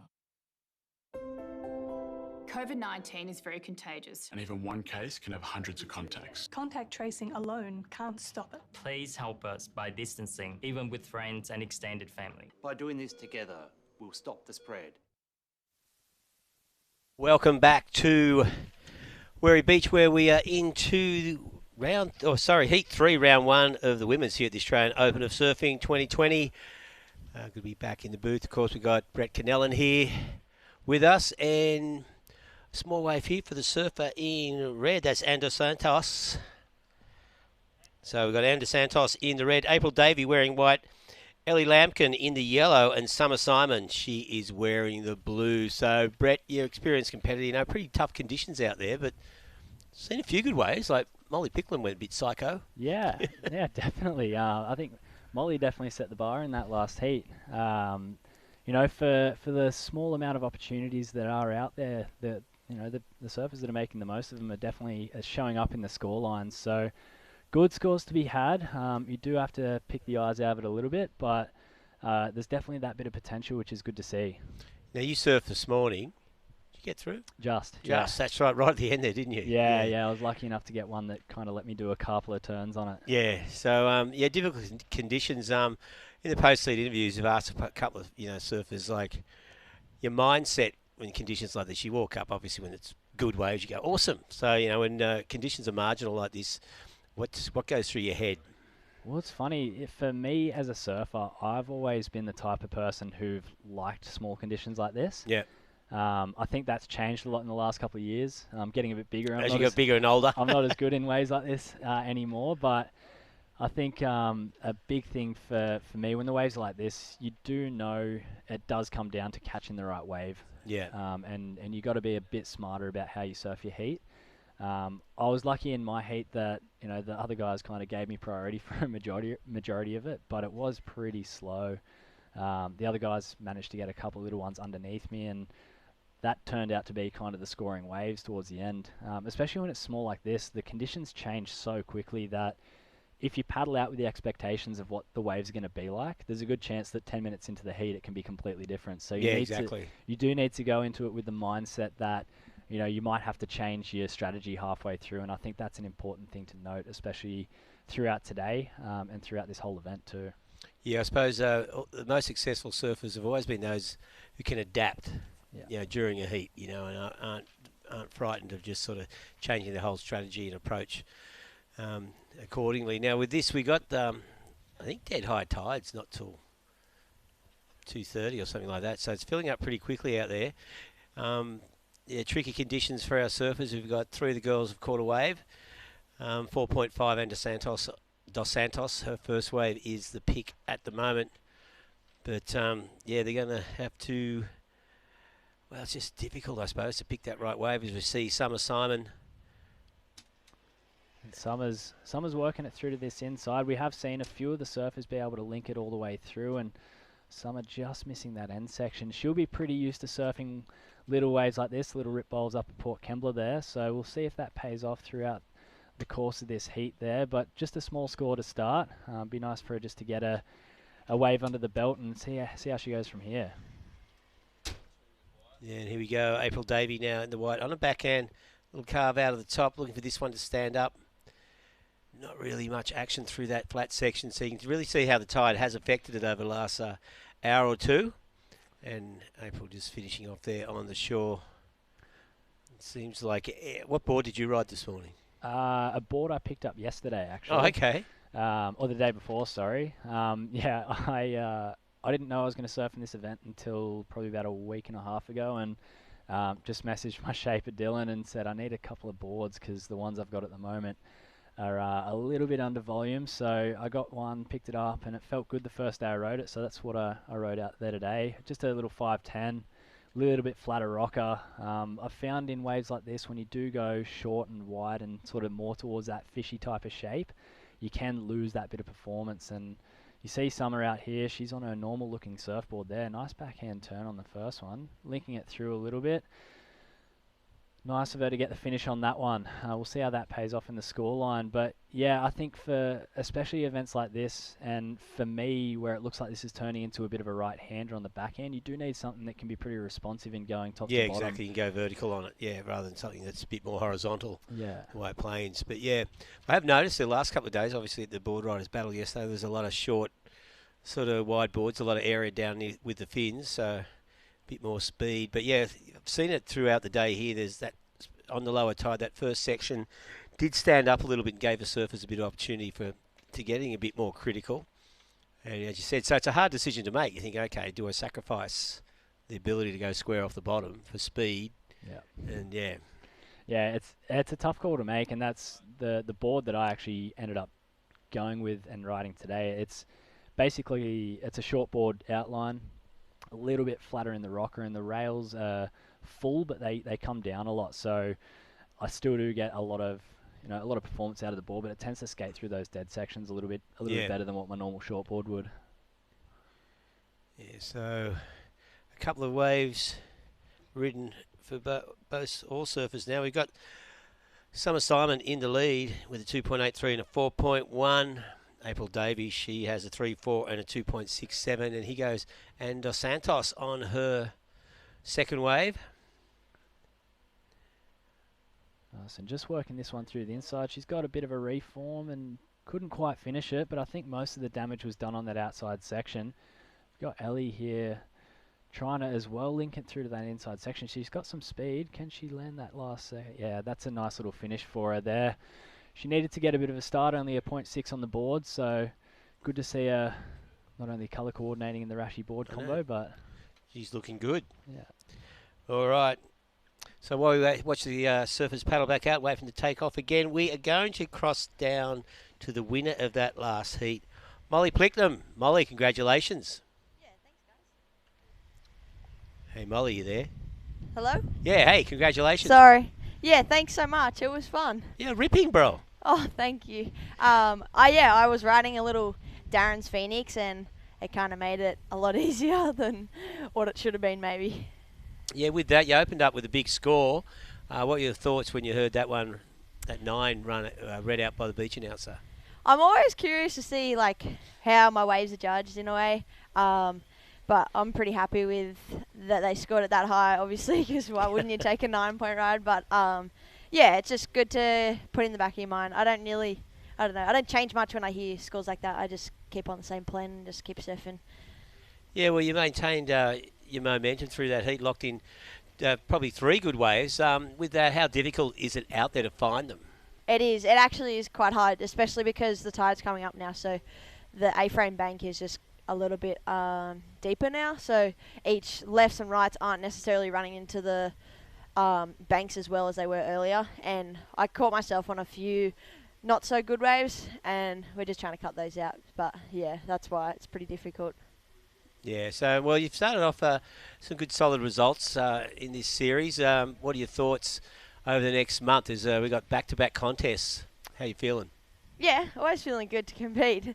It's I'm definitely ready than ever because it's not like I've been competing heaps, so I'm all excited and ready for the events. And yeah, I'm just so thankful for Surfing Australia, Surfing New South Wales for putting on these events because it makes a difference. Like, all of us Australian surfers are going to go into next year not so rusty, so yeah. Okay, sounds good. All right, Molly, well, we'll let you go because we need you back here in the commentary booth at some stage this afternoon, I would say. So congratulations on your surfing and the win, and we're looking forward to seeing you in the next round. Thanks so much. Okay, there you go. So Molly Plicknam there. Ripping and looking at, solid results. She's looking sharp out there. Definitely, and sounding really confident as well. She said she, picked up a couple of bad waves, which she's trying to eliminate, but I mean, with the scores that she was throwing away in that heat, I think she's okay to pick a few waves just to have a bit of fun on. Yeah, exactly. No, she seems pretty relaxed through that, and then I suppose after a good heat win like that, you're going to feel fairly cruisy. But yeah, so a good effort there from Molly, and through to the next round. So we're just at the halfway mark here. So that last wave of Dos Santos has pushed her into the lead. She has a 4.93 on a second wave and that 4.5 on her opener. And she's pushed Summer Simon back into second place. Summer currently holding a 4.1 and a 2.83. Once you get rid of the 2.83, she'll improve the situation, obviously. Now, Ellie still holding a 0.6, and that second wave of hers was a 6. So, good solid wave. So, if Ellie finds another wave and surfs the same ability, I think she's looking pretty sharp out there. You can put a lot of pressure on the front runners in this heat, while April Davey needing a 3.57. She's got a total 3.4 and a 2.67 at the moment. So it's still wide open this heat, but Ellie Lampkin with that 6 is probably in a good position to build on that score pretty quickly. Yeah, you see with heats like this, if you do lock in that 6 early on, it allows you to surf the heat. Yeah. Rather than spend, the back half. We were talking about it in the last heat. Rather than spend the back half of the heat trying to build your scores, she can now sit there and wait for a good one because you see the scores for second through fourth. Everyone's in the 6-point range, and you want to try and put that out of range for those girls. So if you can allow yourself the opportunity to find a set wave, especially with how rare they are out there today, if you can get yourself on one of those, it'll definitely put you at a huge advantage later on in the heat.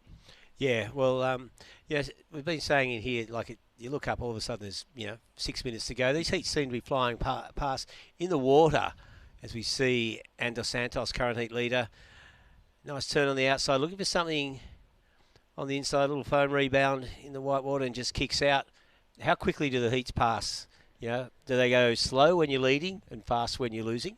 I don't know. It's hard to say. Like in my heat this morning, it felt, because I was chasing from the very start, it felt like it was going pretty quick. Yeah. As you'd expect, but there was still a few opportunities earlier. I think it was still a little bit more consistent than what it is now. Yeah. And when you're having 2-minute waits in between when people will actually be catching waves, that's when time really starts to eat up, because that's not many opportunities within the whole heat, and you've got to try and get yourself onto one or two of them. Yeah. And that's definitely where you'll find your heat's going pretty quick if you're chasing a score. Yeah, exactly. 20-minute heat, 5 minutes is a big part, without any waves. And I suppose managing your time, the waves were a lot more consistent early this morning. This high tide has slowed it down. So we're banking on tomorrow. We're going to go into 4 heats of round 2 of the men's this afternoon, which will give us about 5 hours of surfing, 6 hours of surfing tomorrow. So we'll be able to wrap up about 1 o'clock before the high tide. That's our plan. But at the moment, though, you can see it's slowed right down. And that outside section really only offering one turn at the moment. I suppose Ellie Lampkin with that 6, that wave was the only one really that's connected all the way through, although she did do a great job maintaining her speed across that flat section. Yeah, definitely. And I think, like you said, it's the opportunities are few and far between out here now. I think if you looked at this heat now and then looked at the first heat of the day, it feels like it's a completely different day with not only the waves that they're surfing, but the swell size and consistency. I know a few people that woke up this morning and tried to get a beach start in the event because they thought it looked fun. Yeah. And it's gotten to the afternoon now, and they're kind of second guessing themselves a little bit. Yeah, no, there were some clean waves, fun waves out there this morning. Yeah. Who was in that first heat? They just... yeah, I know. Was it Dylan Moffat? Dylan Moffat had a straight really into good couple of waves, and Eddie Hamadi was also giving him a good run for his money, as we see Ellie trying to back up that 6 and gets the finish on that one. It'd be interesting to see the start of that wave to see if she got a few turns out the back. Well, she only needs a .94 to move into second place, and she's going to get that. So the situation's going to change now. Good timing there for Ellie. It's just under 6 minutes remaining, and we'll wait and see what she adds to her total there. She is going to get rid of... well, there you go. It's going to be. It ends up being a 7.5. So we didn't see the start of that heat, so it must have been a good one. Yeah. A start of that wave, I should say, as we see April Davey just kicking out of that. And Summer Simon there just looking to bring that one through, but it runs out of steam as well. And out the back. And Dos Santos snapping it off the top. Vertical turn to start and manages to get a little bit of a foamy section there. Anne's had a couple of waves that have had that nice start and finishes off on the inside there. You think if she got a wave that allowed her to do 2 or 3 backhand turns, her scores would be going right up there near the excellent range. So is Anne Brazilian or? Brazilian sounding name, Yes, surname. South American heritage, one way or the other, I'd say. Definitely. And there's our heat leader, Ellie Lampkin. So, yeah, did the job opening up with a 6, and then that last one, which was a 7.5. And here's the replay of Anne Dos Santos. Yeah, just finishing off nicely. Yeah. And we talked about trying to plan your heat and what mindset you should be in earlier, and you wonder if someone like Ellie is comfortable in kind of waiting halfway through the heat before she really puts that total on the board. Obviously the quick start helps, but she's gone from chasing a score and now she's in a pretty commanding place in this heat. Yeah, she is. Anne needs a 6.84 to move back into first, and I just think, Ellie, she's surfed a great heat. She looked pretty relaxed on that wave. There's a lot of pressure on her to perform, and she's sort of just, some dolphins out the back doing. So Ellie just looking very good through that second section, and which is what we saw, and a 7.5. So that's the highest score of the heat, obviously. Just 3 minutes and 40 seconds remaining. Ellie Lampkin and Ann Dos Santos currently the two surfers in first and second, looking to progress. Summer Simon, she needs a 7.51 to move into second, while April Davey needs an 8.21. So big scores required, but I think Anne's been pretty busy from the start. She got a couple of good waves early, and that last one of hers has extended her lead over Summer. And Ellie Lampkin looking fairly safe in first position at the moment with just a little over 3 minutes remaining. Yeah, and you say safe. I think when the waves are slow and inconsistent like this, if you can get those two scores on the board, it does give you a chance just to sit there, and you can really control the heat from the front there. You wonder how fast this last 3 minutes is going to feel for someone like Summer or April. Yeah. As we have April paddling into a little wave here, the lefts haven't really been lining up too much, although she does get a first little carve and backs it up there. So if she can finish this off, looks like it is going to try and reform on the inside. If she can, just doesn't quite have that end section for her. And that's been the key to Ellie's two scoring waves, is they have had that nice little end section for her. So I think April will be looking to get back out there as fast as she can and try and give herself another opportunity. With the size of the waves, that's not out of the question. No, not at all. Just this 2 minute mark is fast approaching. So Summer and April both chasing big scores, and Ellie Lampkin and Ann Dos Santos have made the most of their opportunities so far. Both those surfers seem to be surfing with a little bit more speed than Summer and April. Just finding little pockets of power in these small waves. Yeah, and I mean, talk about speed, and we had Molly saying that she was on a bit of a shorter and wider board out there, and you could see her really carrying through those dead sections. It definitely paid off for her. I wonder if that's a strategy that a lot of these girls are looking at, or if they've kind of got their favourite board that they just feel comfortable on, that they know they can lock in a couple of scores. Yeah, I mean, that's the big decision, isn't it?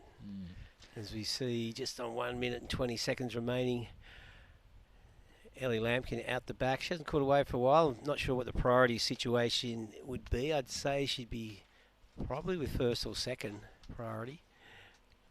And Summer Simon just sitting there. I think Anne might keep an eye on her a little bit. Although,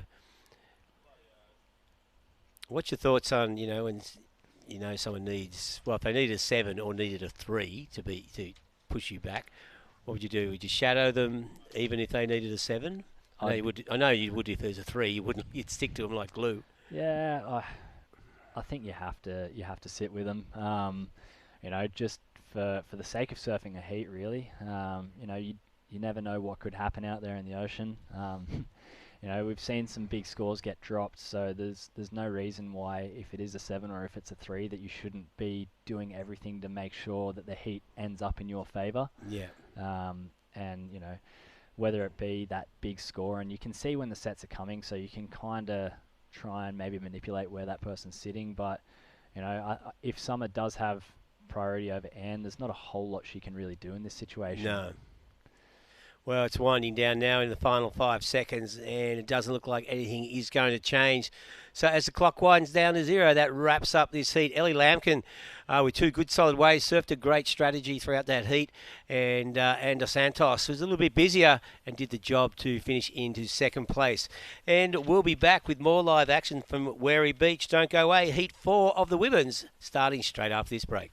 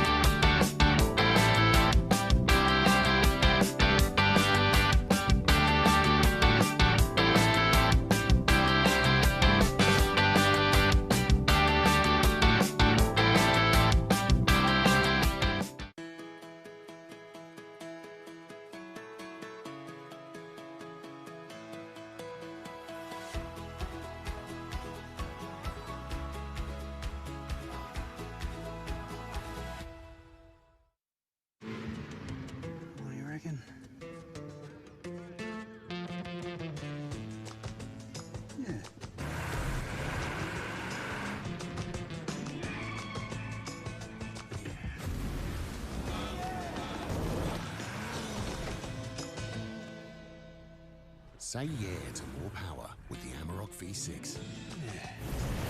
And get your first 3 repayments on us.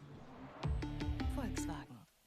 All right, welcome back to Wary Beach as the Australian Open of Surfing continues. Round 1 of the women's out there right now. We're about to start. We have started, in fact. Heat 4. Charlie Hurst in the red, Lily McDonald wearing white, Darcy Eyre in the yellow, and Zalia Short in the blue. And Charlie Hurst with 1 wave under a belt with a 2.93. And it looks like Lily McDonald having a look at that.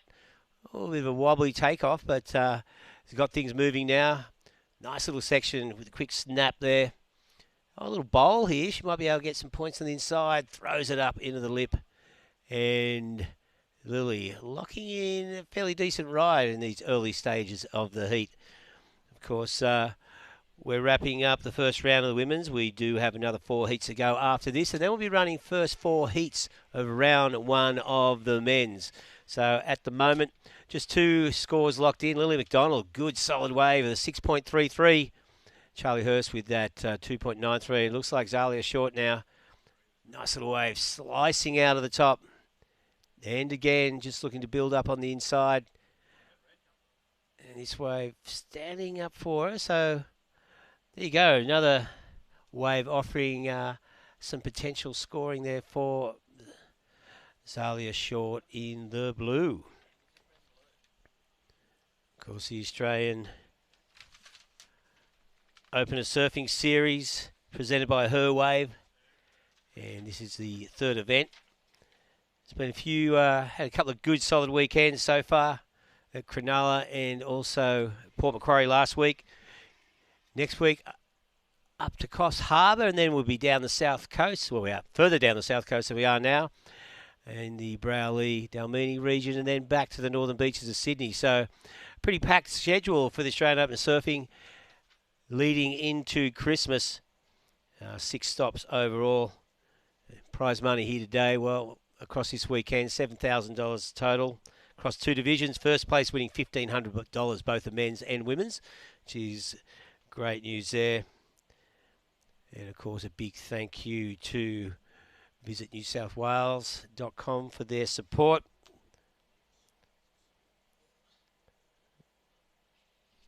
And these events, of course, great to have them back on after the hiatus. But we're running, all these events have run under the advice of Department of Health. But we are going to cross down right now to the winner of that heat, Ellie Lampkin. Ellie, how you doing? Good, thanks. How are you? Oh, pretty good. Now, you sort of, not a lot of waves in that heat, but you made the most of your opportunities. You got that good solid 6 to open with. What was your thought going out in there? Oh, I was just trying to stay busy. Knew there wasn't much out there, but yeah. Yeah, well, you linked, small waves. You seem to have a fair bit of good flow going on there with you. Oh. And momentum. You're looking sharp. Oh, thank you. Yeah, what sort of board you're riding? That seemed to be doing the job. Oh, it's a Dry Burns board. Yep. But yeah, goes good. Goes good? Well, it seems like it goes really well. So what are your plans? You know, that's 7.5 on your second one. You obviously, you know how to adapt and get some power out of these small waves. How are you feeling for the rest of the event? Oh, pretty good. I just take it heat at a time. Just have some fun. Yeah, fun. Yeah. You're going to smash them? Oh, we'll see how we go. Okay. All right. Well, I think you did a great job there. It was great to see you surfing that well. Entertaining stuff. And congratulations. And we'll see you, Ellie, in the next round. Sweet. Thank you. Yeah, my pleasure. You take it easy. You too. So there you go. Ellie Lampkin having a good time out there and locking in a couple of decent scores. So speaking of decent scores, you got Charlie Hurst now with a 2-wave total of 7.10. And Lily McDonald at 6.33.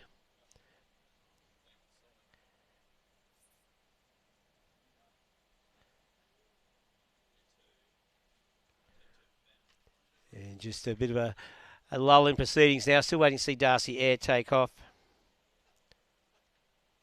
And Charlie in the lead. So Surfing Red coming up next in the next heat. We are going to see True Starling. Oh, our fellow commentator, Amelia Burke and Summer Longbottom, as we see up and riding now in the white. Lily McDonald Nice swooping turn out the back. This one flattening up, catches a rail there. Just trying to keep things going, but that wave not offering too much, unfortunately. And she'll just head back out looking for another wave.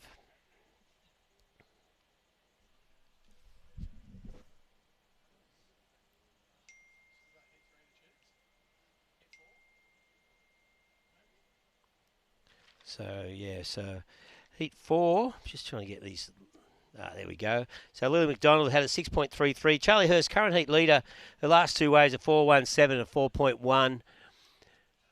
Well, she's now back in second after that last wave of Lily's. Lily locking in just a 3.1 to back up a 6.33. And here's Charlie looking for, only needs a 5.27 to move in the first. Zalia short out there too, just with a 5-point ride, and Darcy Air yet to take off. So Charlie, 9.9 back in the lead after that one. Zalia Shorts back is in the lead, so a big change. So a flurry of activity there. We've had 3 surfers all lock in a couple of waves. And Zalia, well, a 7-point ride on her second wave. She had a good, a 5 to open up with. That's a good base to start with. But now backs that up with a 7. So a decent 2-wave total.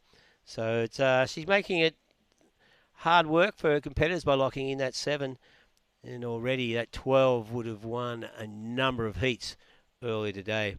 So Lily McDonald, she's probably in a good position to fight back after she scored that 6.33. Lily needing a 3.58 to move into second. Charlie Hurst holding a 4.17 as her second score. So easy for all these competitors to build their 2-wave totals, and a long way to go, not even at the halfway mark in this heat. Of course, heat 4, round 1 of the women's here at the Australian Open of Surfing. And a big thank you to Visit New South Wales, of course. One of our major sponsors here, a strong partner with Surfing New South Wales for a number of years. And of course, Australian Open of Surfing, the Kiama Open, where we are right now, presented by Her Wave.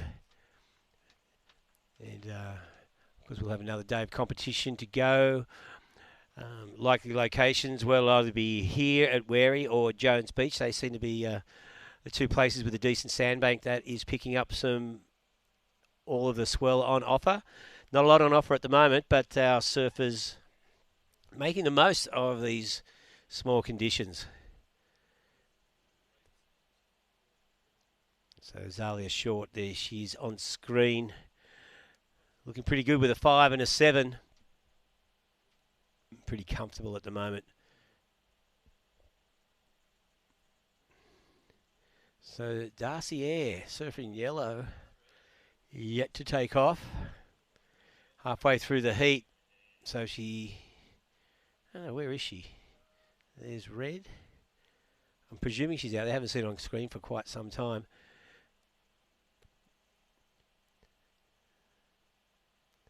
So as the surfers just wait patiently, we're approaching the high tide. This wind out of the northeast, ruffling the surface a lot. Hasn't picked up as strong as anticipated.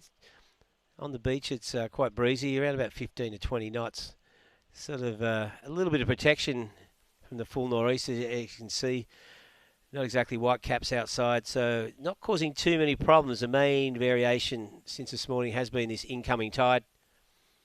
As Brett Cannellan said, a few surfers got down here this morning and said, those waves look like fun. I'm going to try and get in the event. As we see Charlie Hurst snapping off the top, throws it up. Nice critical turn there for Charlie as he smashes that backside Rio.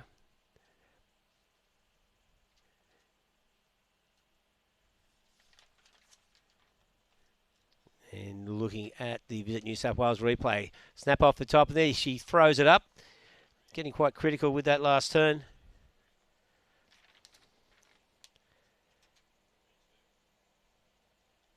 And yeah, it looks like I think Darcy is in the water. So we've just got 3 surfers out there, 2 to get through.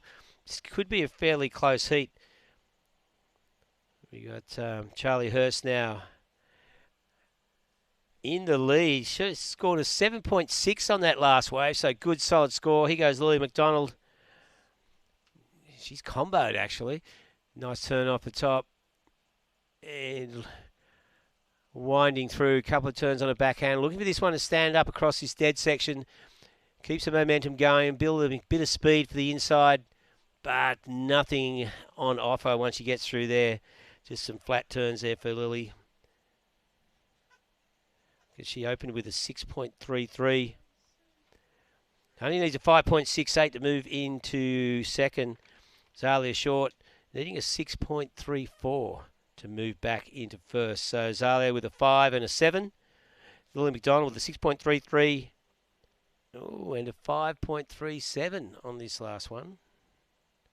That's put her into second place. So I've seen a bit of a change going on. And we'll just wait and see as she finishes off there.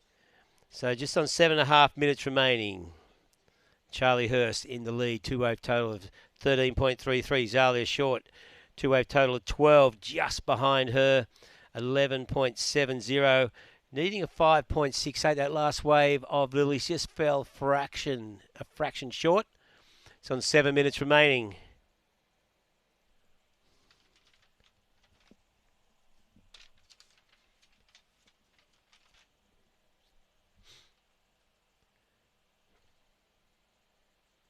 The surfers waiting patiently. So keeping an eye on things left and right. These sets aren't as prominent as they were before. They're not standing up on this deeper water over the sandbank. But Zalia Short making a bit of a break. Keeps looking to the beach. I wonder if she's got someone giving a bit of a few directions. And Lily McDonald, she's the one who can put pressure on. She only needs a 5.68. Of course, she got a 6.33 on a first wave. So well within her ability, even with these conditions, just on 6 minutes remaining. There's the view to the south of Wary Point there. It's a fun wave when it's on. Beautiful part of the world here on the south coast. Destination New South Wales bringing us down here, of course. And it's great to spend some time in the Kiama, Gerringong region. Beautiful part of the world. And some fun surf around here. We've only had small waves, but as we've seen, some quality waves yesterday and again this morning. So Zalia Short on screen.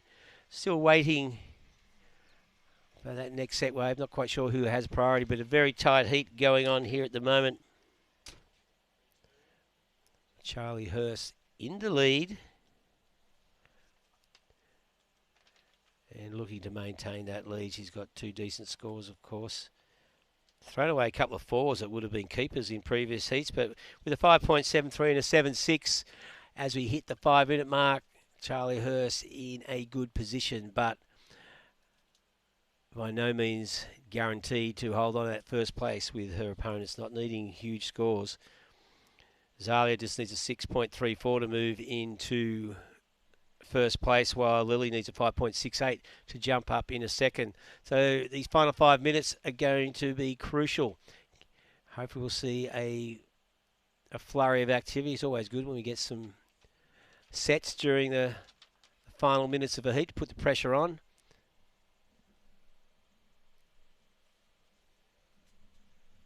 And Lily McDonald making a bit of a break, trying to find this wave. Zalia Short not really sticking to her like glue. Lily needing a 5.68 to push Zalia back into second. And the surfers sticking pretty close together. Lily's moved a little bit to the north, but Zalia is definitely keeping a close eye on her. 4 minutes remaining. Charlie Hurst in the lead. Zalia Short in second. Lily McDonald chasing a 5.68. This clock is winding down pretty quickly.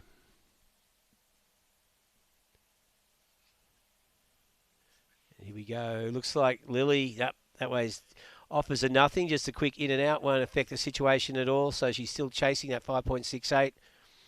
You can see Charlie and Zalia out the back. Having a look at this one. But that wave, unfortunately, just backs off. Lily has a little sniff at it, but it was not going to break. So 3 minutes and 20 seconds. Pressure is on Lily McDonald. She had a 6.33 in an opener. And she needs to find something similar right now. She's been going for these smaller ones, so I'm presuming she doesn't have priority. It was the third priority. So Charlie Hurst sitting pretty casually out the back. Zalia Short just a little bit further inside. Then we got 3 minutes remaining. So we're running 8 heats of this first round of the women's. Coming up very soon will be heat 5. See Charlie having a look at nothing coming through there. Maybe a little bit of emotion. This northeast wind pushing up some little swell lines, but they are tending to back off. 2.5 minutes remaining.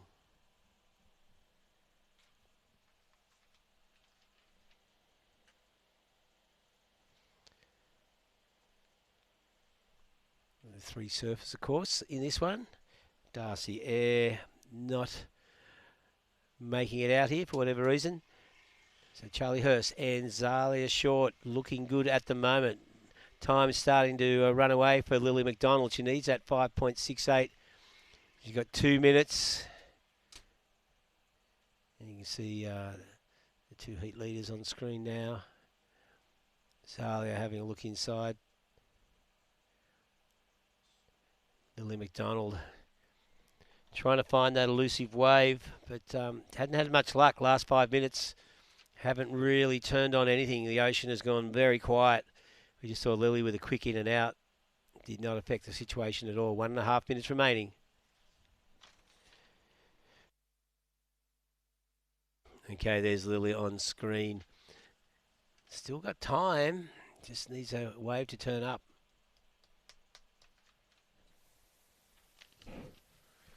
Yeah, very small, full conditions, that high tide is taking a toll on the consistency of these waves.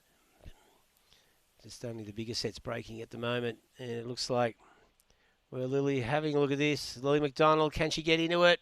She can. Little left, but that wave offers her absolutely nothing. So kicks out of that one.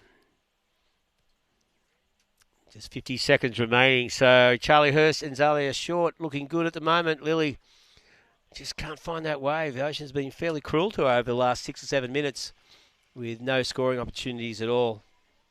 As we hit the final 30 seconds. And you've got to be thinking it'll take some sort of minor miracle for Lily to find the wave now when she's at the bottom of priority. Charlie Hurst holding the lead. Zalia Short in second place. So Zalia, now she's sort of hanging around Lily. 15 seconds to go. And Lily just praying that something pops up in these final 10 seconds. But it is not looking likely as the beach announcer counts it down. 5, 4, 3, 2, and 1. So that wraps it up. Charlie Hurst and Zalia Short moving through to the second round. So coming up very soon, we'll be back with Heat 5, the Australian Open surfing down here at Werry Beach with Heat 5 of the women's coming up right after this break. What do you reckon? Yeah.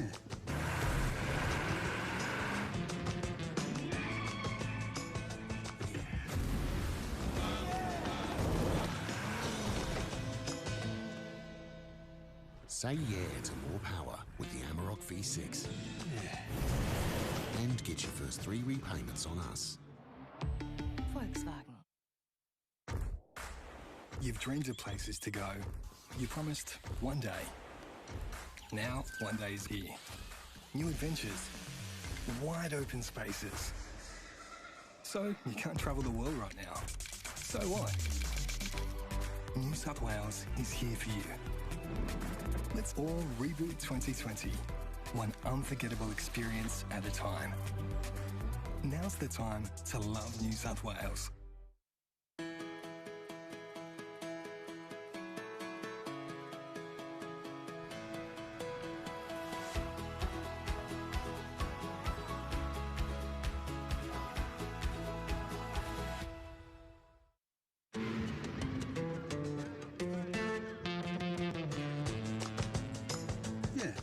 Say yeah to more power with the Amarok V6 and get your first 3 repayments on us. Volkswagen. Wary Beach, where we are underway with Heat 5 of Round 1 of the Women's of the Australian Open of Surfing. This is the South Coast Kiama version, although we're not in Kiama. We're just a few kilometres south. Joining me in the commentary booth right now is none other than the star of the first round so far. I'll give you a big rap. You're the highest scorer. Molly Picklum. How you doing? Good. Thanks for having me again. Oh, thank you. I was sitting in here by myself, and you just happened to walk past. Always got Lassoed the you, and team. here you are. Here I am. You thought you could Always get away. got the team. Always. Yeah. Well, out there now we've got Amelia Burke, True Starling, and Summer Longbottom. So Amelia having a locked in a wave, True. and Oh, there's True. I liked it. Yeah, so looking good. Of course, True is one of the commentators here. She juggles it, doesn't she? She does a bit of everything. She does good juggling skills there. Yeah. When she comes in, I'm going to ask her, what are you going to focus on, Do you want to be surfer or commentator? pro surfer or a commentator? Or are you going to do both and end up like Rosie Hodge? There you go. Yeah, so there you go. I reckon I could guess. She can tap pro on surfer. Rosie's shoulder and say, you've been around too long. Get a bit long in the tooth, Rosie. Out. Oh, Rosie's a legend though. She is a legend. Just like yourself. Oh, thank you. Yes, Rosie Hodge. I've worked with her a lot. She's fun to work with, actually. Great commentator, insightful. Now we just see True. Solid wave. That was a 6-point ride. We saw that quick backhand slash, and Summer Longbottom now on her backhand. Just trying to find that open face is the aim of the game out there. It is the name of the game. And here goes True again. She really gets that board on rail for a wave so small. Yeah. Wrapping it around there. Yeah, so conditions, it's filled up a bit since you were out there. And, yeah, has it? Yeah, the high tide. So you're sort of getting those mid-sized ones aren't offering those little connections. Yep. So which is, making it harder for the surfers. There's definitely not as many scoreable waves coming through. Sure. But we saw, like in that last one, it's just there's True. So this, I think, could be... That was... This is her second wave, yeah. So... We saw that turn, but we didn't see the one before that. And the full wrap. You can see how windy it is out there. Her ponytail was just flying away. Ponytail blowing in the wind. So True Starling now with 2 waves. 6 and a 4.33. Not a bad opener. I would have been happy to open with a 6. What'd you open with? A 9. No. I actually just got a terrible wave and then I got my 9. Then you got your 9. Yeah. As long as you got a 9, that's all that counts, Yeah, for sure. That's what you need, isn't that the name of the game? That is the aim of the game. I remember seeing a post interview with Joel Parkinson a few years ago, and he said, well, basically, if you don't get 2 9s, you're not in the mix. There you go. That's so true. What would he know? Fair bit. Okay, so we've got 15.5 minutes remaining. True Starling in the lead. Summer Longbottom in second place. And Amelia Burke just with that small wave of 1.90. Coming up next in Heat 6, Sarah Baum, Gabby Spark, Jessica Eichen and Lucy Dara. Those 4 surfers making it out for Heat 6. So that'll be a good one. Yeah, so Molly, you won't be surfing again today. No, I So won't be. just doing first 4 heats of round 2 of the men's. Yeah, and then how many of the men's in the morning? I wonder how many's in that Will round. there be... I don't know. Hang on. Let's have a look. It'll be there. So we've got another 4. 8. Yeah. So there's 8 total heats. Yeah. It goes true. This is a nice looking wave. Oh, it does a nice slash there. Yeah, well, she's getting some momentum in, switching to the right. Finishes it. That True. wasn't a bad wave. I think that. She maybe? North Narra? Yes, she's from North Narrabeen. Ooh, Heart evil. and The soul. evil. North Narrabeen. North Narrabeen. You guys don't like them, do you, North Shelley? They're actually my best friends, the Starlings. I know. But as a club, we have Rivals. a massive rival. Yep. And here we go. So just Trying to make it work there, hey. Yeah, really flat section there for Amelia. Gets a bit of... Oh, Summer behind her. So a couple of waves coming through. Some are just trying to make that wave work. Well, True Starling here with a 6 and a 4.33 is in the lead. And Summer wanting to build on that, obviously on that 2.83, Amelia with a 1.9. So True, the only surfer with 2 scoring waves at the moment. The rest of Summer and Amelia, their first waves, just really they'll be wanting to throw those away when the 2 wave totals come through at the end. 13 minutes remaining in this heat. I've got to ask you, you've done many interviews, and what stands out? Like, what's your favourite? My favourite interview that I've done, what of all time? Yeah. Oh, man. Is that a hard question? Yeah, I've done a million interviews. Like one that really stood out? Kelly, when he won his 11th world title. There you go. Yeah, in San Francisco. So I was doing the post-heat interview. And then it was really weird because they'd mistabulated. So I interviewed him, and it turned out he hadn't won it, and that Owen was still in the mix. And so the next day he had to surf again, and I'm interviewing him after that heat. And when he actually had won. When he actually won, I said, Kelly, I've got a sense of deja vu, which I thought was one of my best lines ever. Yeah. Yeah, but that was a good one. But yeah, it's just plenty. There's some surfers you look forward to. Yeah, what is doing post-heat interviews with, because you know they're good. Like Steph's unreal. Yeah. Yeah, she's always got something good to say. Yeah, something interesting. Yeah, and well, most of them are all pretty good, you know. Like Mick's really good.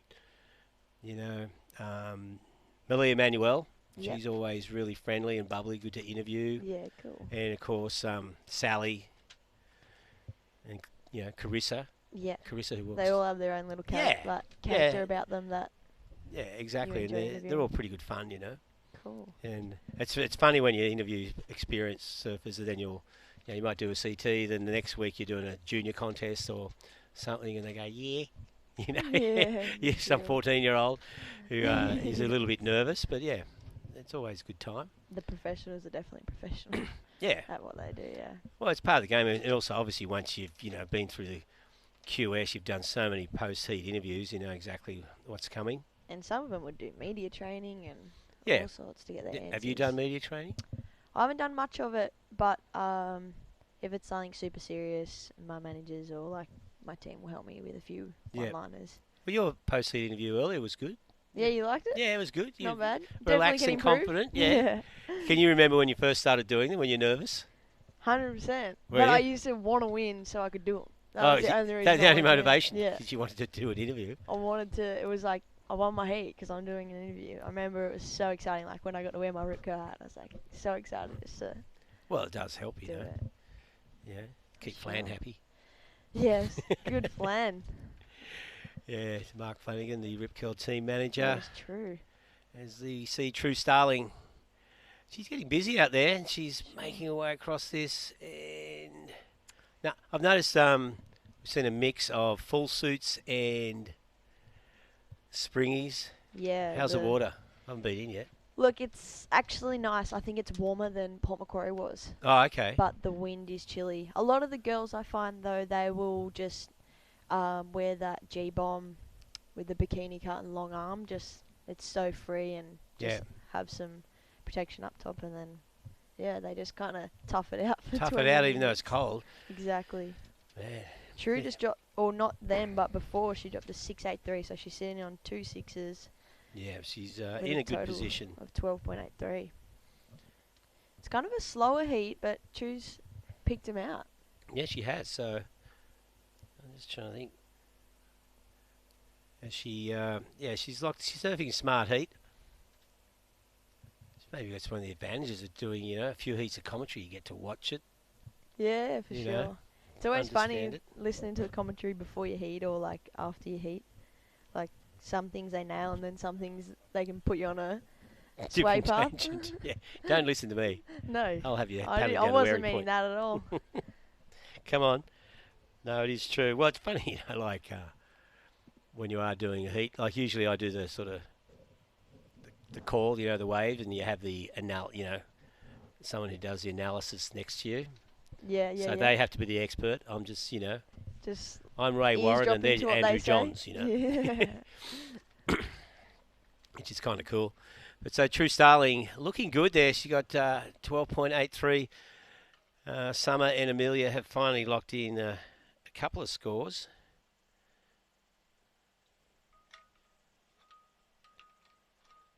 Although my live heat scores isn't updating. The clock's ticking, but nothing else. I've got Summer Longbottom sitting on a 2.83 and a 3.4, and Emily Burke sitting on a 1.9 and a 3.43. All right, so True is in a commanding position. Exactly, yeah. Yeah. Should be feeling confident. It's always good to get in that position, I feel like, for your first heat, to know that, like, you know, you're soldiering through and leading in a way. Yeah. Like leading in the round. Yeah, definitely. Are you staying with True? Yes, I am. So if it... when your flatmate, if so to speak, gets knocked out in the first round and you don't, does that make things uncomfortable? No, I think Do you say, hey, we're True, really you good. loser, you're cooking dinner? Yeah, she cooked dinner last night, actually. I felt bad. But, no, I think we're really good at that, and it's something that you have to learn travelling, especially on the QS and even CT, I guess. Someone's going to win, someone's going to lose. Exactly, and it's like that's the sport. So if you can't accept losing and then let like what happened in the water stay in the water, then you're kind of in the wrong sport, you know. True. I have seen some interesting things over the years. But then some people can't stay with anyone, any competitors, so it's... Yeah. Well, you can imagine, say, you know, like it's Honolulu or Pipe Masters. That's true.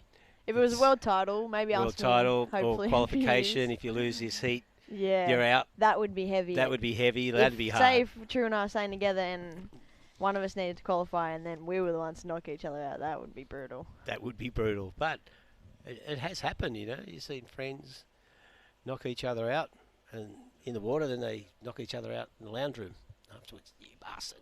Yeah, for sure. Okay, so just under 7 minutes remaining. True Starling in the lead. And she is holding down a couple of good scores, 6.83 and a 6. And Summer Longbottom needing a 9.44 to move into first, but Amelia Burke only needing a 2.81 to overtake Summer. So True's way out in front, so all the drama in this heat surrounds second place. So Summer Longbottom currently just holding on to that. Amelia doesn't need much to overtake her. But Amelia still holding down to that 1.9. Her first wave is amongst her first scores. And Summer still holding 2.83. Most of these surfers can definitely improve their situation, holding a very low score as their second scoring wave. And I guess they're just waiting, right? Yeah, they have to, because there's no waves breaking. So no, there's no waves. But of course, they require Yeah. decent scores, so Exactly. So that's exactly what's going to happen. There's no point paddling around and taking off on something's not going to offer you. Although it does get to the stage, especially in these kind of conditions, you really don't know. There are a few that maybe will stand up if it hugs the bank a bit. That's becoming less likely as this tide comes in. 5.5 minutes remaining. Time's ticking away in this heat. Yep. True Starling, the heat leader. You see Summer Longbottom. She's not going to let Amelia Burke out of her sight, so sticking very closely to her. I am presuming... It's like glue in this situation. Yeah. Who do you reckon's got the scores. priority there? I'm going to say Summer. Oh, no. They have both got two waves. Yeah. I actually am unsure. But it kind of looks like Summer could potentially have it because... She's really putting... Emily would be going the other way if Summer... Is Amelia just going to make a break? Spin back the other way. 4 minutes and 40 seconds remaining. True Starling, she's just hanging there nice and relaxed. She's in a comfortable position of a 6 and a 6.83.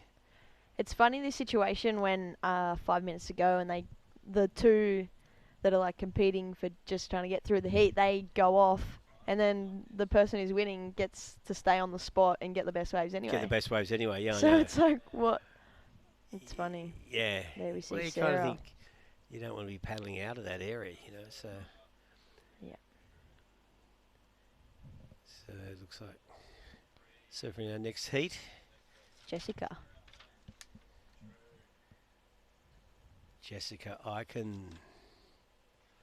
There's True, quick in and out. So, Molly, who you ride for? Who are your main sponsors? I ride for Rip Curl and Red Bull. Yep. I ride Darren Hanley surfboards, Yep. and I use Modem grips and leashes. So, can you remember when you got your first Rip Curl sponsorship when you were a Grommy? I was like the happiest kid. Yeah. And even to this day, whenever I get a call or just like I'm so honoured to represent these companies. Yeah. Whenever something pops up about it, it's like Christmas present all over again. Yeah. It's like, here you go, Summer. No, it's pretty cool. Look at Summer, what she got. So, is this going to come through? Just trying to make it work here. Here we go. And, well, that one doesn't really offer too much on the inside. Not quite sure if she's happy or disappointed with that. So how important is it to have good backing, you know? Exactly. I'm definitely really fortunate with, obviously my sponsors, and they 100% support me, which I'm like super proud of and honoured to. Yeah. But you see so many kids too with a really good talent, and they fly under the radar. Oh, yeah, it It's happens like, all the time. Yeah, exactly. And it's easy to lose sponsorship too. For sure. They can be a bit Especially with brutal. COVID. Like, things like, I know that doesn't happen often, No, but there it was has. a bit of a cull of a number of True, companies nice. had to do it. That was really nice. Oh, nice flow. Well, there you go. Just extending out of that white water. That's small wave and short wave, but two good manoeuvres there. Did well. True Starling looking pretty good out there. What do you think? It won't better her situation, or do you reckon? No, I don't think it's going to better a 6. That's her lowest score at the moment. Yeah. 2 minutes and 10 seconds remaining. Emily would definitely want to be getting a move on now. Yep. Yeah, So some little waves coming, or are they just sort wind of- chop? Yeah, it's really hard for her to find that wave. She doesn't need much to overtake Summer in these final 2 minutes. Summer's looking to get back out there. She would have been nervous after she caught that wave, thinking, well, there wasn't much in it. Did Amelia catch one behind me? And luckily for Summer, she didn't. So still hanging on to that slender lead over Amelia Burke. And here goes Summer, long bottom again, looking for something on the inside. This wave's not going to offer her much at all. Just Kicking out of that one. Yeah. Bit of disappointment, maybe. Oh, here we go. Look out. Amelia Burke out the back. Is this the turning point? This is looking like a gem here. This could be a good wave. She needs to get back to the white water. A little standing up on the inside. Might get an inside runner on this left. She's gone to a forehand. Yep. No turns at the Oh, moment. what does she need here? A 2.81. That is going to come. Really close. Does not need much at all. We have a hit on our hands. We do, with a minute to go. So Summer Longbottom and Amelia Burke fighting it out for second place. And as we see, True Starling just hanging out the back, relaxed. She's had 2 really good waves in the final 45 seconds. So just waiting on that score for Amelia Burke to come through. Only looking for, what is it, 2.8? 2.81, yeah. So not much. I reckon. What do you think? 2.8, yeah, you think she'd have. Well, no turn. One soft turn on the outside. She didn't get much, and then little but flat she backhand did. thing. Then she went Yeah. left, bouncing along, and one closeout turn. Well, It's there you gonna go. be She close. did get it. So here goes Summer. What's she need now? She got a little left here. Emily dropped a 4.1. Summer, that wave not doing anything yet. It's just sort of all it's doing is letting her get back to the beach, and you can see frustrated there for Summer Longbottom. She. It's unfortunate. Well, was looking all right. She related to Dylan and Dan Longbottom? That's Dylan's daughter. Daughter? Yep. Wow, is he Both that old? absolute charges. I suppose bet she does, like the old man does. Wow, there you go. So unfortunately for Summer, not getting the wave she needed. Amelia Burke just stealing it from her right at the end. So that wraps up round 1, Heat 5. True Starling and Amelia Burke moving through to the next round. We'll be back with Heat 6, round 1 of the Women's Australian Open of Surfing right after this break. You've dreamed of places to go. You promised one day. Now, one day is here. New adventures. Wide open spaces. So, you can't travel the world right now. So what? New South Wales is here for you. Let's all reboot 2020. One unforgettable experience at a time. Now's the time to love New South Wales.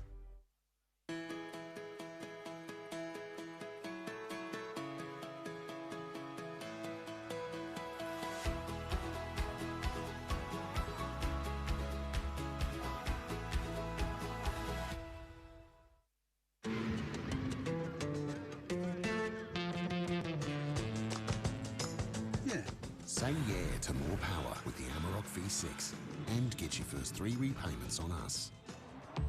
Volkswagen. COVID-19 is very contagious. And even one case can have hundreds of contacts. Contact tracing alone can't stop it. Please help us by distancing, even with friends and extended family. By doing this together, we'll stop the spread.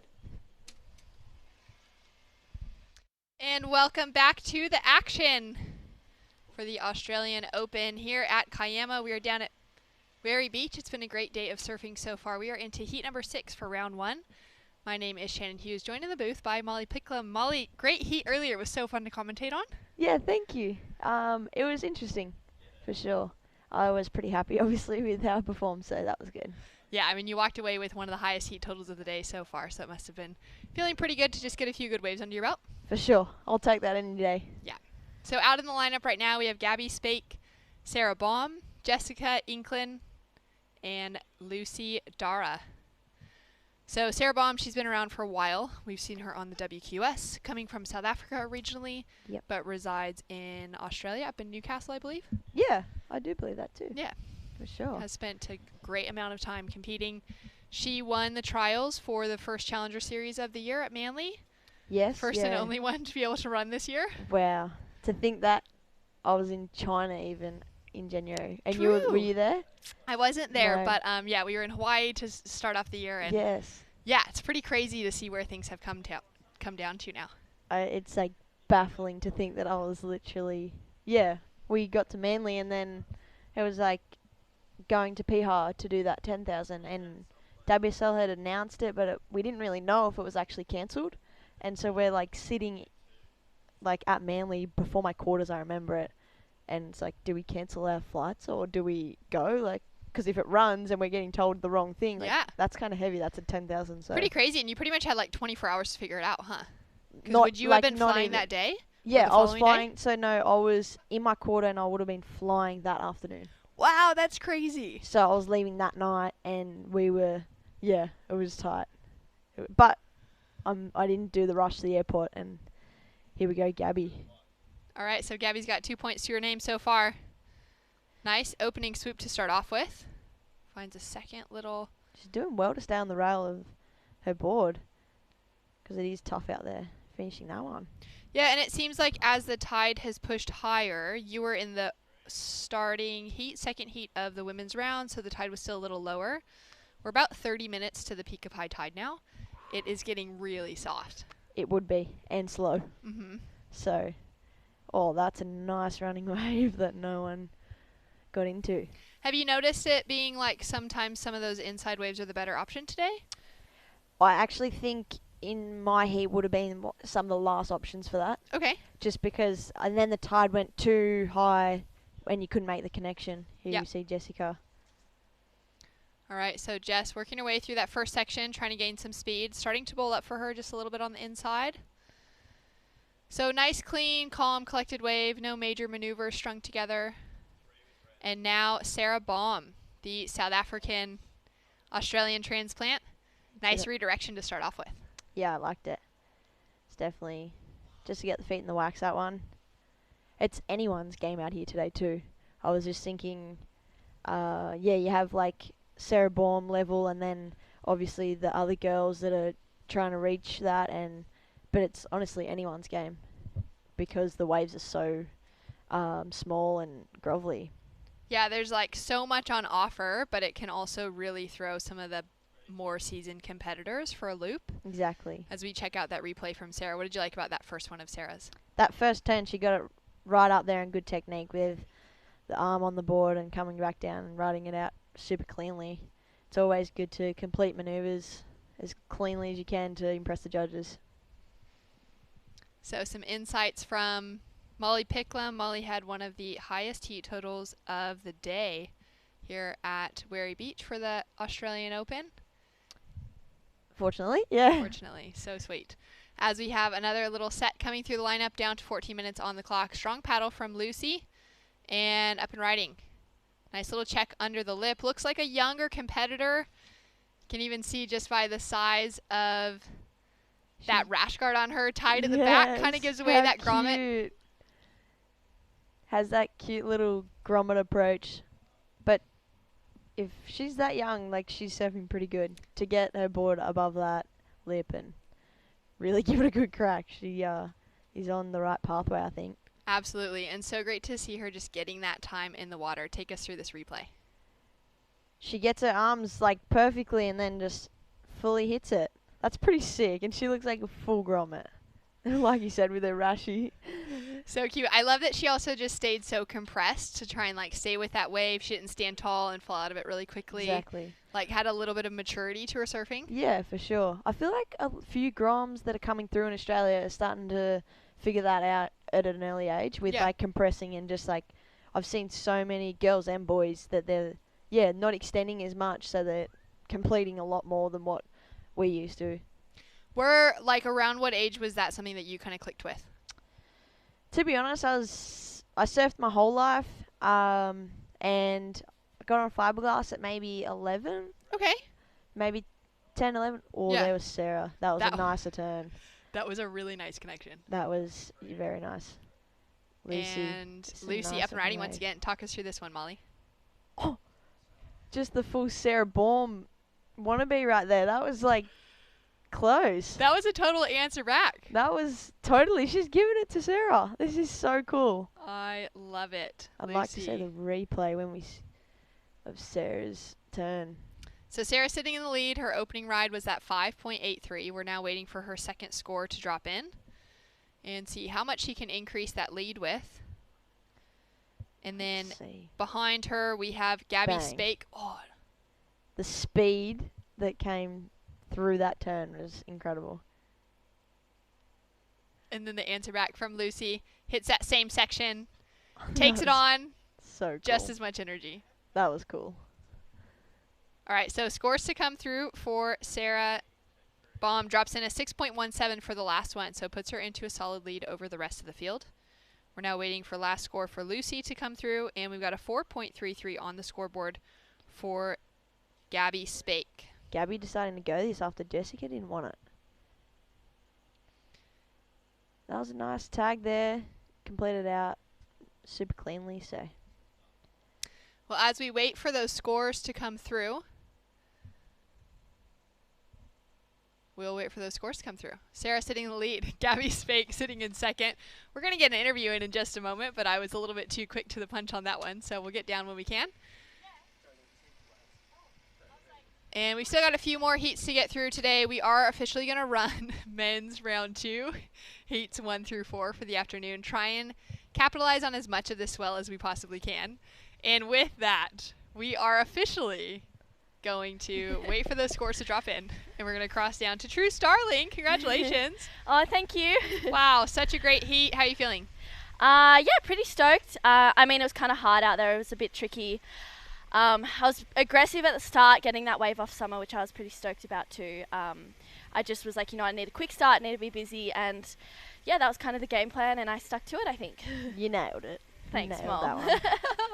Yeah, it's pretty good. I mean, you built on that score line. You opened with that 6, and then you got another 6, and then you just kind of had some throwaway scores throughout it. Did you feel any pressure to really try and increase your score line, or were you just happy to try and get some more experience in lineup? Yeah, I was kind of more just happy to just surf and just get my feet in the wax a little bit more, get used to the bank. I don't know if it'll be here tomorrow, so I was kind of like, I'll just make the most of the opportunity out there by myself with 2 other girls out. I knew they had smaller scores, so I was kind of like, okay, I've got one decent score. If I can back it up, then I'll be happy and I can kind of take the edge off a bit. But nothing really came through afterwards that I could really have opened up on again. But yeah, I was stoked to make it. And you're sitting at number 2 on the Oz Open rankings at the moment. How do you feel coming into this weekend? What was your preparation like throughout the week? Yeah, I'm feeling good coming into the weekend. Same thing, I was pretty much back at the gym on Tuesday, Wednesday and Thursday. Bit of yoga, worked a little bit, surfed a bit.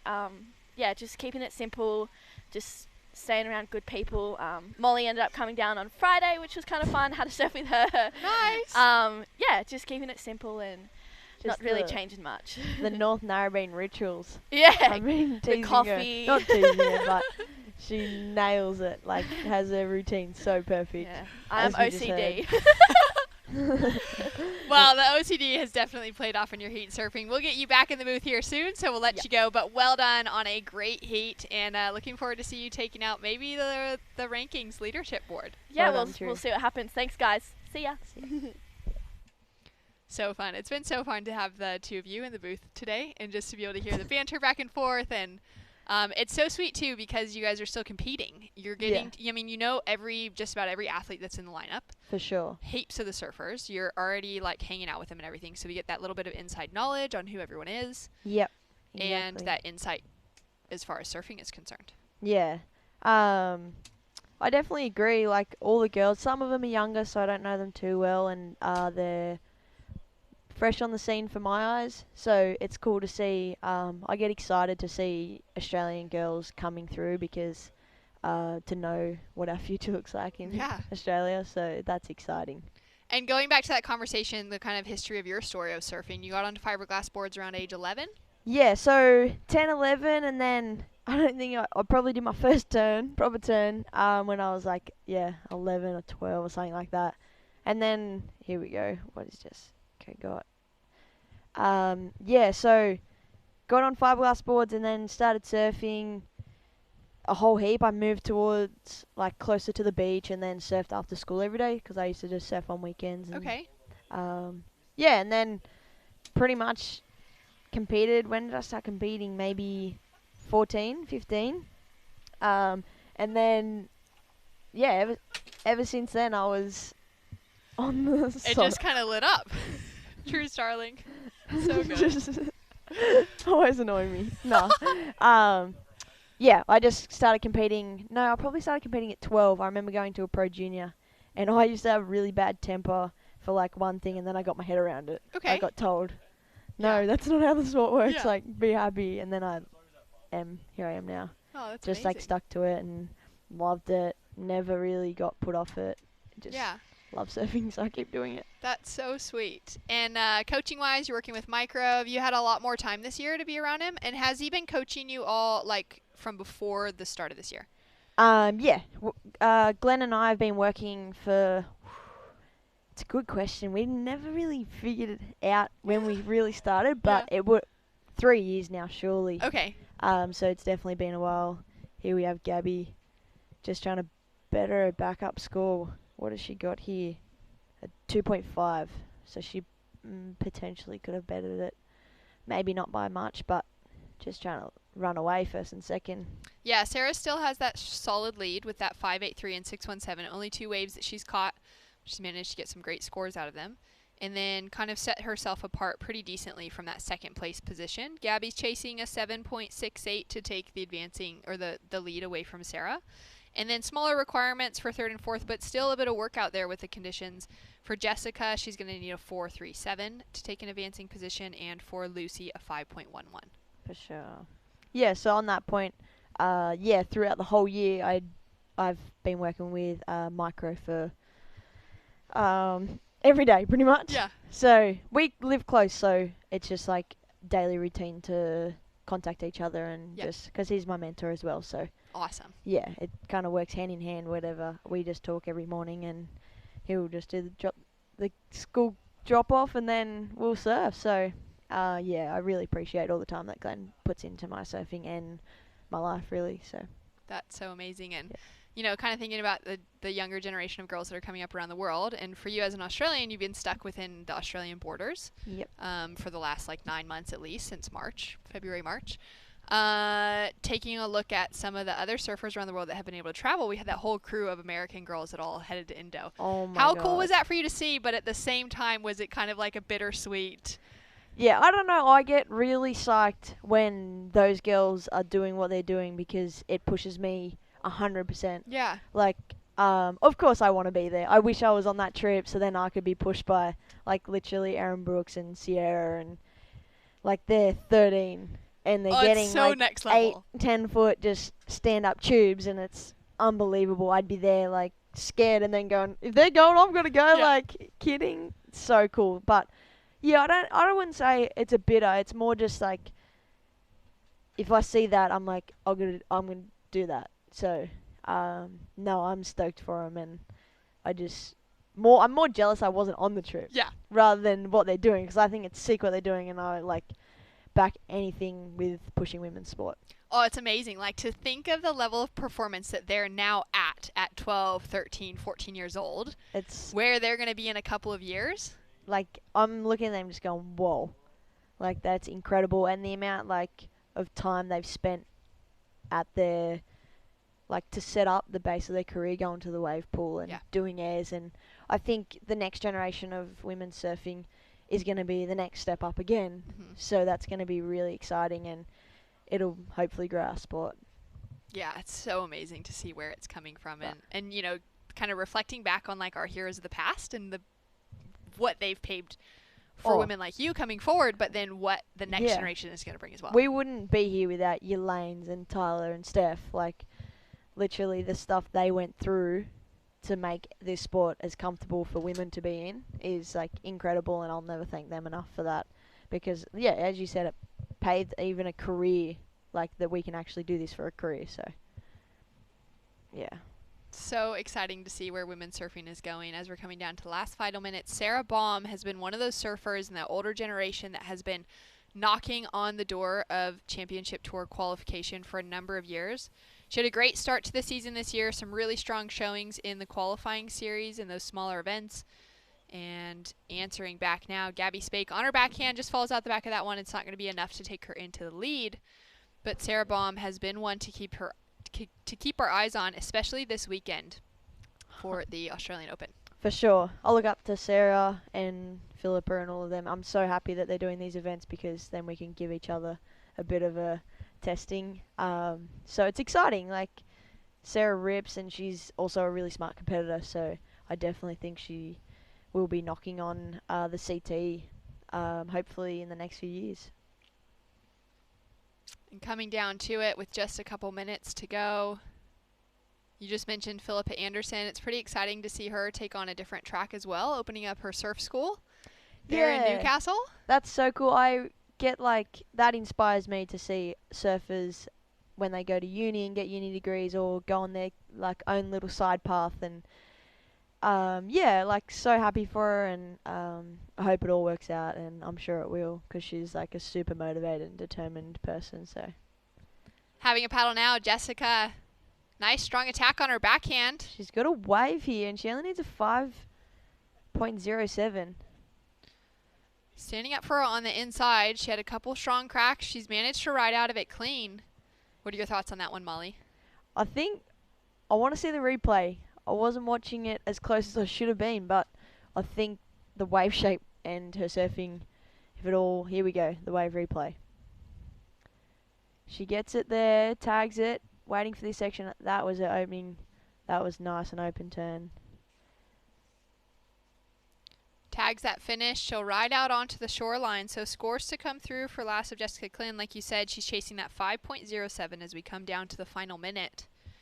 Gabby Spake looking to improve on a low score of a 3.3 to put some more pressure onto Jessica. Lucy down in fourth position, chasing a 5.91. Lucy, a young competitor out there getting some great heat experience. She's going to be one of those that is charging in the up-and-coming years. Gabby with a quick in and out. I don't think she had anything on that to improve on her 3.3. Is that Jessica's score rolling in there with a 3.87? Yep, you're correct. A 3. Oh, here goes Sarah. I didn't get to see what she did on the outside there, but she's really working this inside bit. Such smooth style. I was nearly going to say that, yeah. And just like the transitions so much flow. between. Yeah. Lucy, they're charging that takeoff. Absolutely charging. It's been so fun to watch her in the lineup. I love that little moment where Sarah had that really good wave on her second one, got into that 6-point ride. This is kind of smart. She like has 5 seconds to go and just went that. That was cool to see that she knew like the heat awareness of being able to go. I know it wasn't a good wave, but the thought behind it was all right. Yeah, to still kind of keep that going. So scores to come through. Sarah Baum with a great heat, a solid lead above the rest of the field. And Sarah just dropping that 4.40 on her last wave. So it looks like our official results are in. Sarah Baum with the lead. Gabby Spake advancing through into round 2. The women will be up again tomorrow. They'll be off for the rest of today. We got 2 more heats to go for our round 1 for the Open Women's here at the Australian Open of Surfing. We'll be right back with more action.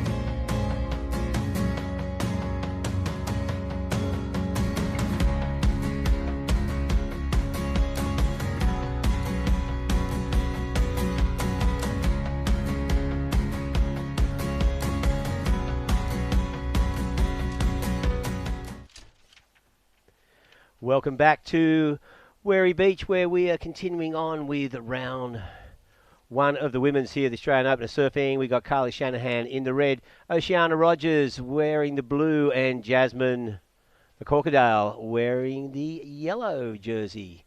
And they've all caught a wave each. Carly getting the best of that first exchange. Just a 3.33, Oceana with a 2.6, and Jasmine a 1.33. So Shannon, getting a little bit trickier out there under this higher tide, but it's interesting when you watch it from the beach. I was just standing there, and there's some nice little runners on that right-hander. It actually looks better out there than it does in here. Oh, really? Yeah. Yeah, it seems like the right is kind of, the bowl is starting to stick a little bit more. Like it's actually breaking through. It's not going totally flat on that after that first section. But with that high tide pushing, I do wonder how slow it's going to continue to get. We're just about, it's 2:51, so high tide is peaking right now. It'll start draining literally within the next 10 minutes. So hopefully we see a slight bit of improvement through the rest of the day. As we see Jasmine, nice takeoff under the lip. Looks like she's got a knee brace there, so hopefully her knee is feeling okay. She's definitely at a level where she can still be competing, which is great to see. Yeah, so obviously some sort of tweak in the knee.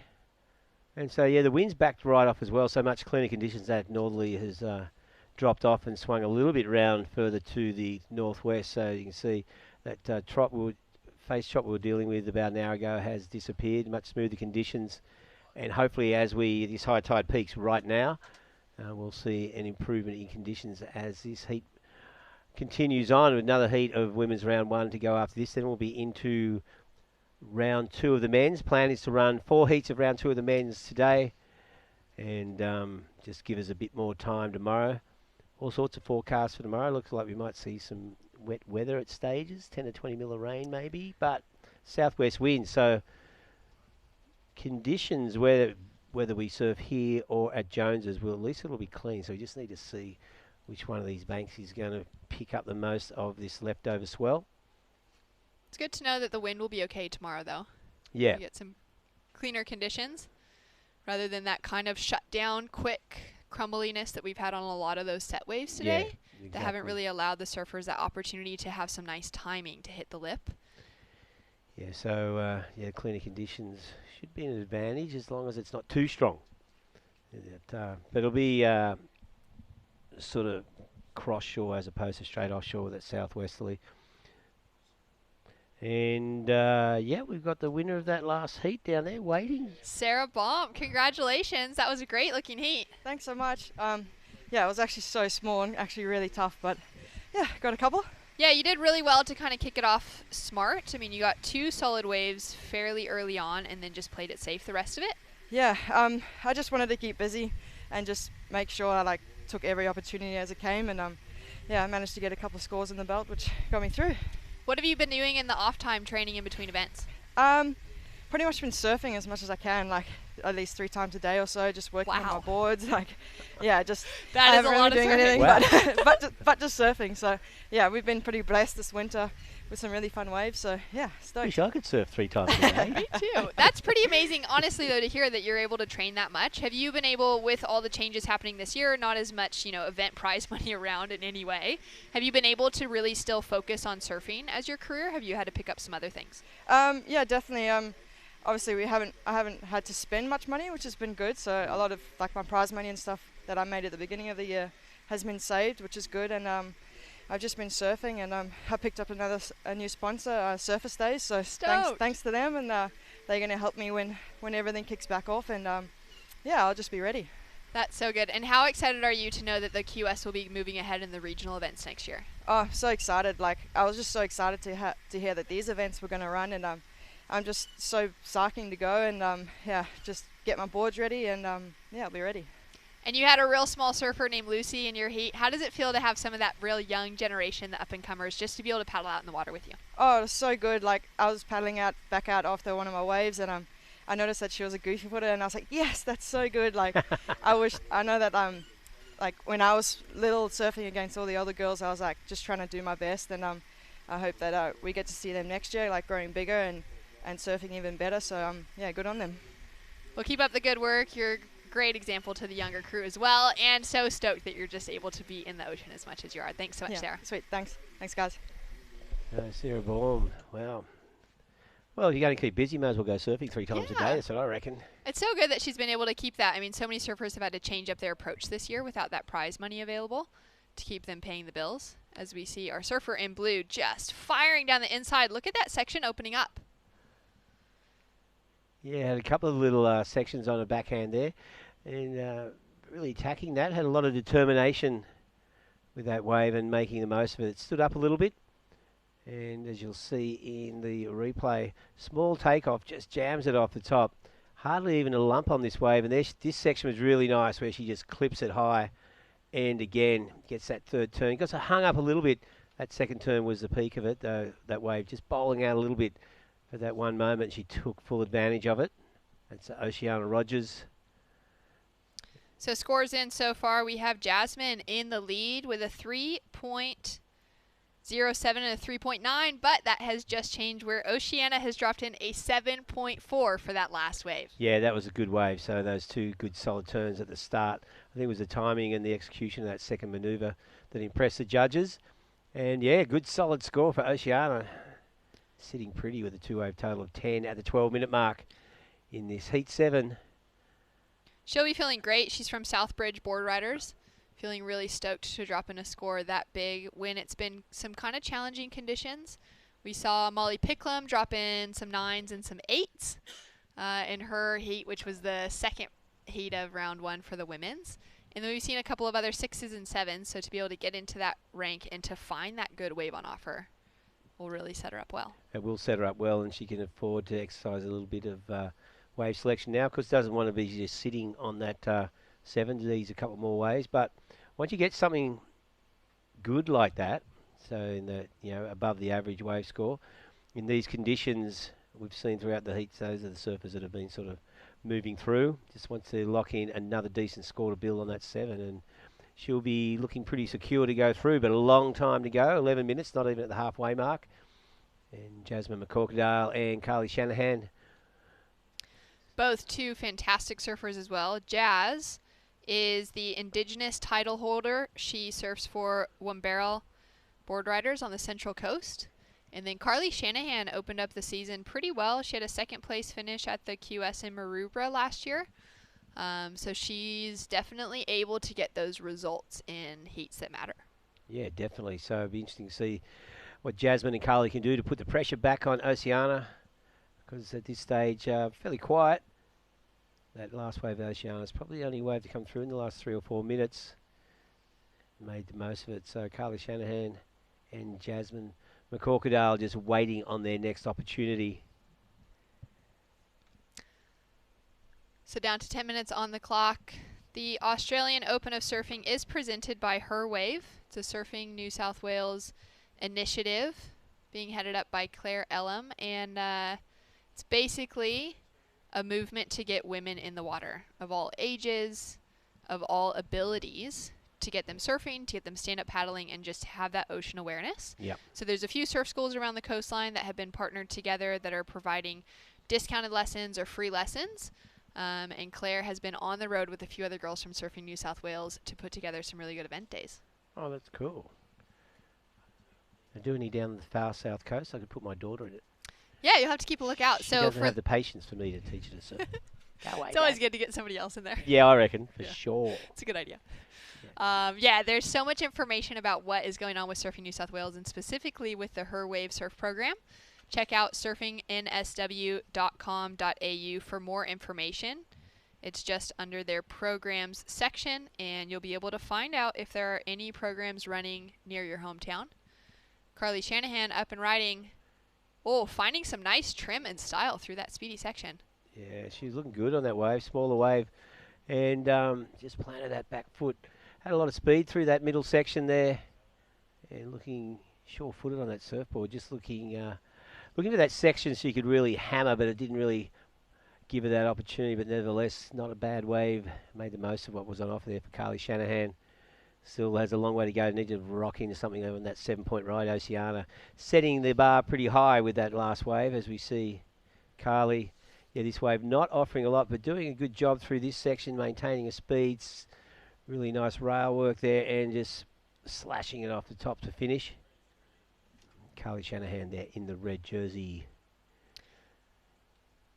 Those replays brought to you by Destination New South Wales. I don't know where our surfing events would be without the sponsorship of Destination New South Wales. They've been supporting it for a long, long time. It's made a huge difference in the surf community for Australia. Oh, definitely. Yeah, and the motivation for Destination New South Wales, that shows off regional New South Wales in such a good way. It's a perfect way to do it, of course.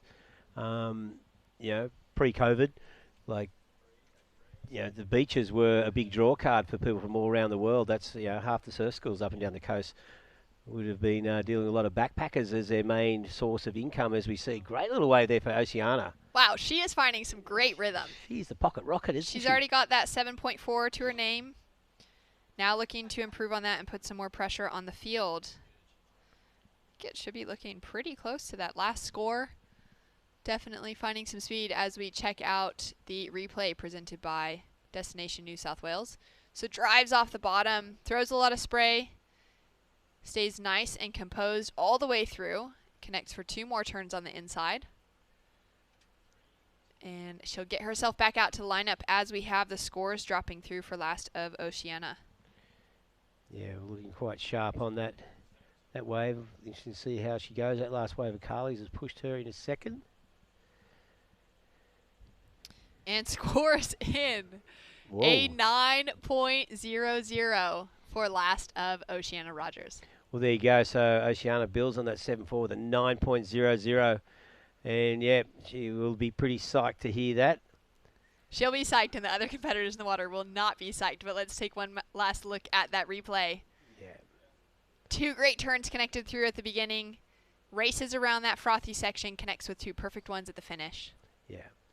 Well, I liked about that, the way she set it up. Little delay in those 2 bottom turns, and sets up quite a critical turn through the lip. And with that, she made the most of that small wave. Really good surfing there.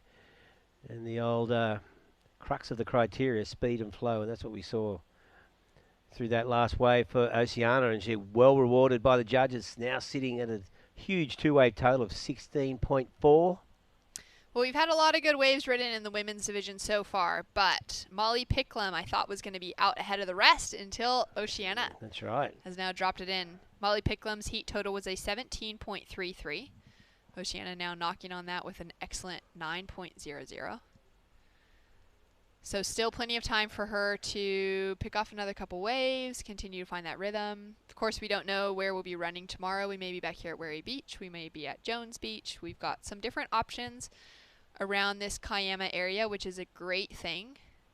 As we see Oceana having a look up on her backhand once again. Yeah, not much on offer there. She would have been sitting in 3rd priority. Just thought she'd have a look at that one. Neither Carly or Jasmine were interested in it. So the 2 surfers out the back in the red and yellow fighting out for 2nd place. Carly Shanahan currently holding that position Jasmine McCorkadale looking to reel her back in on her next wave. All right, on the 5-minute mark. I like what you were saying about, kind of the intention of Destination New South Wales being involved in surfing. They get to show off the coastline to surfers all over the world. Yeah. There's so many great waves on offer, and for this series, the Oz Open series, we've already surfed Cronulla and Port Mac, which are two beautiful areas. Yep. Kiama is just outstanding. I mean, the fields that we have behind us, the landscape around here is fantastic, as well as the waves on offer. Yeah. Jasmine driving into that first turn, putting that board on rail, now hoping that it will open up for her on the inside, and she'll kick out there. So that outside turn being the factor that will matter. And then, of course, we've got 3 more events, 3 more stops for the Australian Open of Surfing. Coffs Harbour at the end of November, the far south coast for the 5th and 6th of December, and then the northern beaches for the 13th and 14th of December. So a few more places for us to see on the New South Wales coastline. Yeah, exactly. It's great to see these 6 events leading into Christmas. So it's nice to get back on the board with a good, strong series. And the winners here this weekend, both men's and women's, will be winning $1,500. And comes in handy. And like this event, of course, setting things up. A lot of these surfers will be competing in the regional QS events early next year. And great news to hear that they are back on board. And great news to hear for as far as prizes go out of this Oz Open series. The series winners will have their full accommodation covered for the 2020 Vissla Pro Surf Series. I know, that's amazing, isn't it? That's huge. That is huge.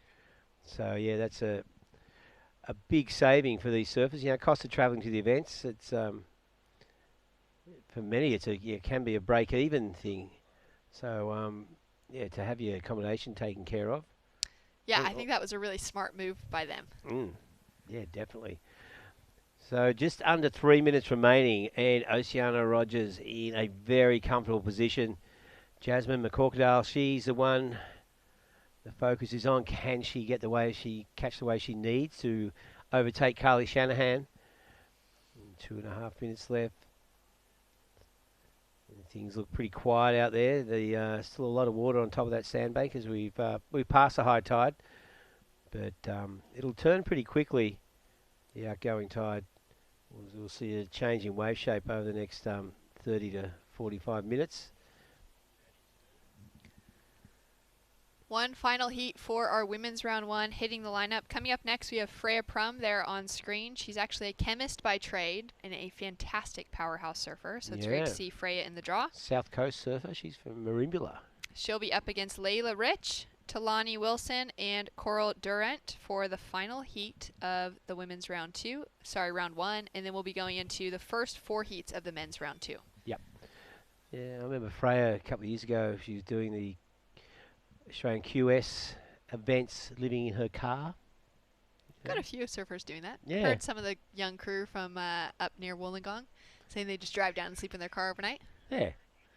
Well, why not? You can sort of sneak into the caravan park to have a shower. Yeah. Or go for a surf in the beach shower. Spending your day in the ocean. Yep. It's a good lifestyle for a young competitor. Yeah, it is. Get your way around the coast, save some bucks. Yeah. I remember hearing Rosie Hodge on the lineup with Dave Proden saying that her very first year on tour, when she qualified for the championship tour, flew over from South Africa, got to the Gold Coast and was staying in her car, and Sean Thompson came up to her and said, "This will not fly. You are now on the championship tour. You need to take care of yourself, and you can't camp out in your car." And so they ended up setting herself up with somewhere to stay. But I thought it was so cool to hear, even at that stage, her being so young, she was still in that amp mode to just camp it out. Yeah. Save some bucks, win some prize money. Yeah, why not? While trying to compete for a world title. Yeah. So funny. Yeah, it is pretty funny. You wouldn't have seen Lane Beachley doing that. Definitely not. Oh, she would have in the younger days. She used to pick up glasses in a Manly boat shed. That was how she made money to go on the tours. Yeah.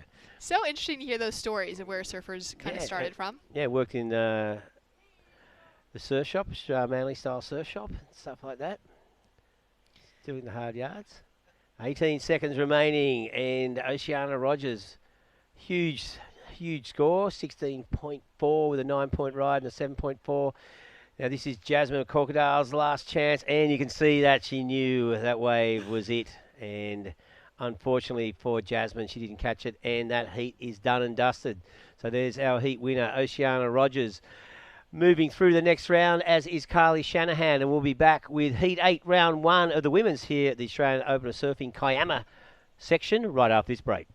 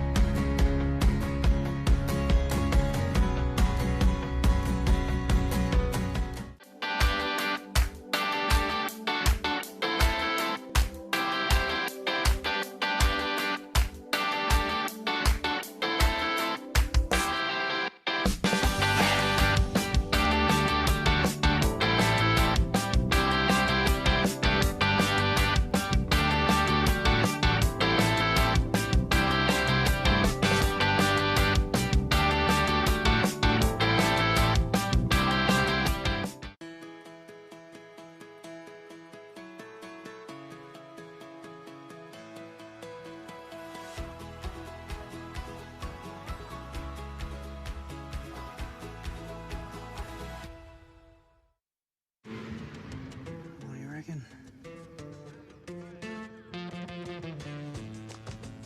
Yeah.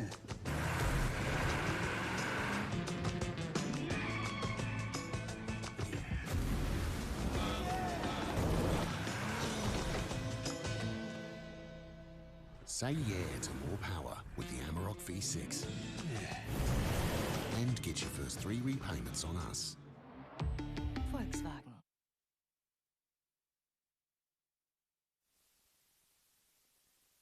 Day 1 of the Australian Open of Surfing Kiama Open presented by Herwave. I'm True Starling and I'm in the booth with Molly Picklum. Hi Molly. We're back.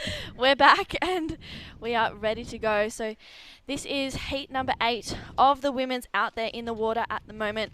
This is the surfer in yellow, Talina Wilson, up and riding. She's taking on Freya Prum in the red, in the white, Layla Rich, and in the blue, Coral Durant. So pretty exciting afternoon of action. Oh, I'm a bit puffed from running. I knew you couldn't hide it. No, I can't. Running gets me every time. We made it. We made it. We made it. It's an exciting heat, this one. I'm interested. Yeah.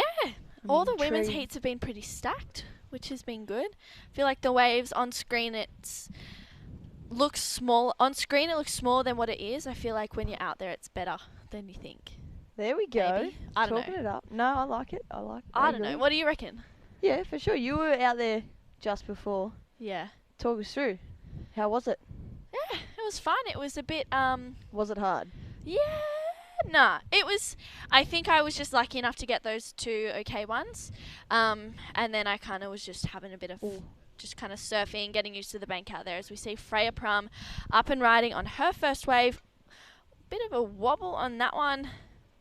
So we'll see if she can regain her confidence on this one. Unfortunately, that wave, she's still going on that. So just that one turn and she's going to kick out of that one. So that looked like that had a whole heap of backwash in it. Yeah. This high tide's just making it more difficult. But she did well to get to the end bit and finish it. So yeah. That is good. Well, there's plenty of scores on the board at the moment. There's 16 minutes and 20 seconds remaining. I'm just getting up my live heats, which for all of you guys at home, if you are watching and you're wanting a breakdown of the waves, just head to liveheats.com and you can check out who's got what scores. As we see Coral Durant up and riding, tags that first section and kicks out of that one. So this is the Australian Open of Surfing, the Kiama Open, presented by Herwave. We have plenty of heats to get through today. There was about 28 or so heats, I think, to get through, maybe even more. We're going until 5 p.m. But maybe a bit short because we had a few walkthroughs because unfortunately a few people pulled out with illness.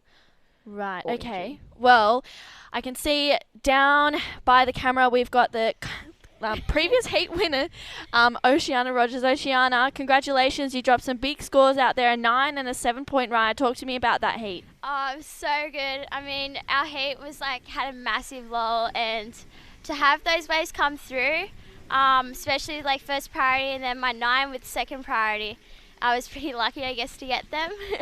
Yeah, and talk me through that 9. What were you thinking on that wave? What were you, obviously Molly and I watched it and it was pretty sick, but talk to me, how are you feeling on it? Oh, it was so good. When I saw Carly paddling out, he's had a nice wall, and I was just like, oh, I have to go this one. And just obviously with the lull, I wasn't sure how many more waves were going to come through. And just walled up perfectly all the way through, so I was really good about that. And obviously hearing that score and hearing that you've also got a 7 as a backup, Yeah. you'd feel pretty confident, you'd feel pretty excited. So how are you feeling going into the next round? I'm pretty stoked. I don't know who I've got in my next heat, but hopefully if the waves stick around for tomorrow, it should be good. And I can see that you've got that Yeti Junior World title sticker, Australian titles, I should say, sticker on your board. How are you going in that event?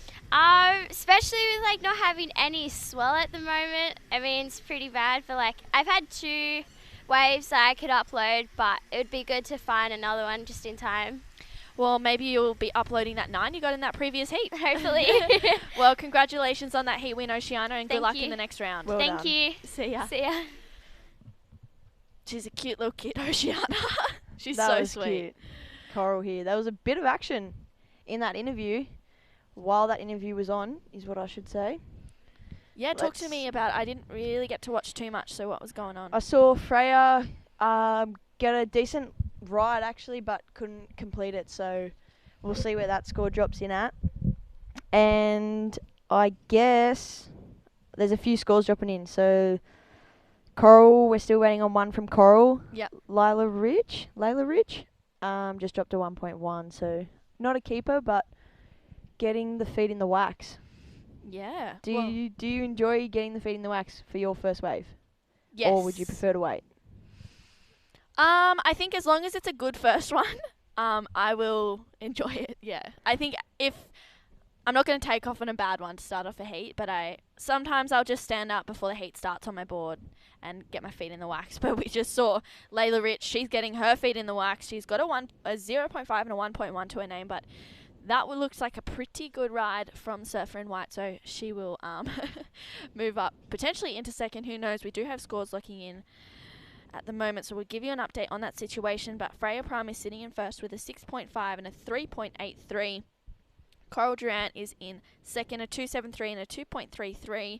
Talina Wilson in third with a 3.20, needing a 1.87 to take second spot. And Layla Rich, she's got a score to lock in, only chasing a 3.97 to take second spot off Coral and progress through this one with 12 minutes and 20 seconds remaining, Molly. Yeah, I guess the lull is kind of nervy in a way because there's not much. I like to keep surfing in my heats, so when there's no waves, it's really hard to keep your composure. Yeah. So would you, if it's slower in a heat, what do you do to keep yourself composed? For me personally, I definitely just keep my mind on the job, really, and just keep looking forwards. Not if I've fallen on a wave or something, not worry about that. Yeah. It's in the past, you can't change it. Exactly. And hoping that a wave comes through sometime soon if I'm sitting there. Yeah. You're sitting there just going, come on, Huey, give me a wave. Literally, yeah. Well, there's 11 minutes, 30 seconds remaining in this one. Last of Layla Rich has locked in. I will give you an update on that one. So Last of Layla, a 3.33 that didn't take her into the lead. She's only needing a 1.74 to get into second, though. Yeah, that's not much to take second spot off Coral. I think Coral's such a good surfer as well. I feel like when she can really open up on a wave, she'll really do that and be a bit confident. But yeah, looking forward to seeing all the girls catch a couple of waves as we see Talina Wilson up and riding on her forehand. Just trying to make the most of this wave. She's brave going out there in a cosy. Swimmer, what were you wearing? Just a G-bomb. Yeah, classic G-bomb. Classic I G-bomb. thought that was brave too, though, right? Yeah, I wouldn't go out there in cozy, so it's a little bit too cold for that. Mind you, I got a bit warm in my heat. You were catching a few waves. Yeah. Probably ones I didn't need to go. No way. You played an awesome heat. Get a quick selfie. Get it to the gram. Have you seen that Social Dilemma movie? No. I'm scared to watch it. We should watch it tonight. I'm scared. Why? I'm not sure. People have been deleting social media. Really? Because of it, yeah. Wow, that's kind of hectic. Real deal. Halfway through this heat now, Freya Prum's still sitting out there with a 6.5, looking to back up that score. Talina sitting in second with only a few little scores, but nothing short of the girls. Coral Durant has a ton of ability to get into not only second place but first place. Only requiring a 3.15 to get into second, Coral, and Layla only requiring a 2.55. Yeah, well, we just saw Layla up and riding on one there, and I didn't really get too much of an opportunity on that one, so she'll kick out and get straight back out there. She's chasing a small score, as you just said, Molly. But Freya is sitting well out in front with a 6.5 and a 3.83, and she's up and riding on this one, so she fades back to the power source and brings that one around. Is she going to get around this section? Unfortunately, she doesn't, so she has to kick out and get straight back out there. So She's Freya... Oh, sorry, you go. No, I was she's just going to say... only trying to better a 3.83. Yeah, I was going to say, only needing to better a smaller score. And this is Coral Durant. Tags that first section, brings it around for another one. Unfortunately, that wave just not offering much more. Oh! There's a bit going on there. I hope she's okay. Yeah, I hope so. She was looking like getting a bit of feedback off boyfriend Lennox, so Huge calls. Huge calls. No, I think Tell you, they look the pretty power couple. smitten. Yeah, power couple. The full power couple of the Oz Open tour. The whole series, you reckon? The whole series. I'm calling it. You're calling it. Maybe not. Maybe not. Who knows? But no. We'll have to see. We'll have to wait and see, hey? What other good relationships are there on even the championship tour? Like, I know Alana Blanchard and Jack Freestone always come up often. Yeah. But what do you think? I don't know. Dating surfers, dating not surfers? For myself, Yeah. personally? Oh, I don't know. As we see live action, Layla Rich up and riding. Last of Coral locked in at a 2.93. That did not go into her top two. She was chasing a 2.95. So, yeah, a bit brutal on that one. But she'll get straight back out there. Plenty of time remaining with 7 minutes and 40 seconds in this one. Freya Prum sitting out in front. Talina Wilson in second. Coral in third, needing a 2.95. And Layla chasing a 2.55.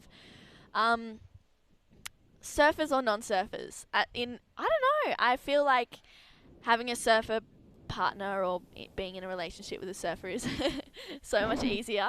Because I feel like you can gel and work well together, but at the same time, being a non-surfer, it's kind of a bit of fresh air. I agree.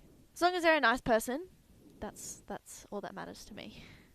I agree. I do agree. What about you? Same. I feel like we're the same. Yeah. For sure. 100%. Boys are fresh air laughing. No, I think if you're gonna have someone who doesn't surf, then you need someone who enjoys traveling, because that's that's a massive part of what we do. Exactly. This is Freya Prum, just a quick up and out on that one. So unfortunately, that wave not offering her, as we see Coral tagging that one. Unfortunately, can't ride through, so she's still looking for a 2.95. We'll see what the judges think of that one with 6.5 minutes remaining. So Coral is well and truly able to get that score. It's just whether the wave opens up for her and offers her to do that.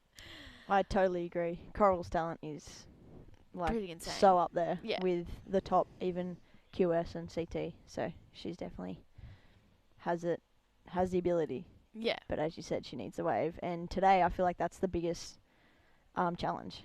Yeah. 'Cause, like Freya Prum and yourself and Sarah Baum and Coral, like everyone's beatable in conditions like this. Oh, 100%. It's like everyone, as long as they get the waves, they're able to, progress through the heats. For sure. Just over 5 minutes remaining. Freya Prum still sitting in the lead with a 6.5 and a 3.83. Second place, Talina Wilson, just sitting on a 3.2 and a 2.67. Here she is. Looking at this little double up right-hander, let's see if it does anything special, and unfortunately doesn't ride out of that one. Time's slipping away, isn't it? Yeah, it is slipping away. I feel like the heats are just going really fast today. I know. I've said this to quite a few people today. I feel like if you're first or second, the heat goes really slow.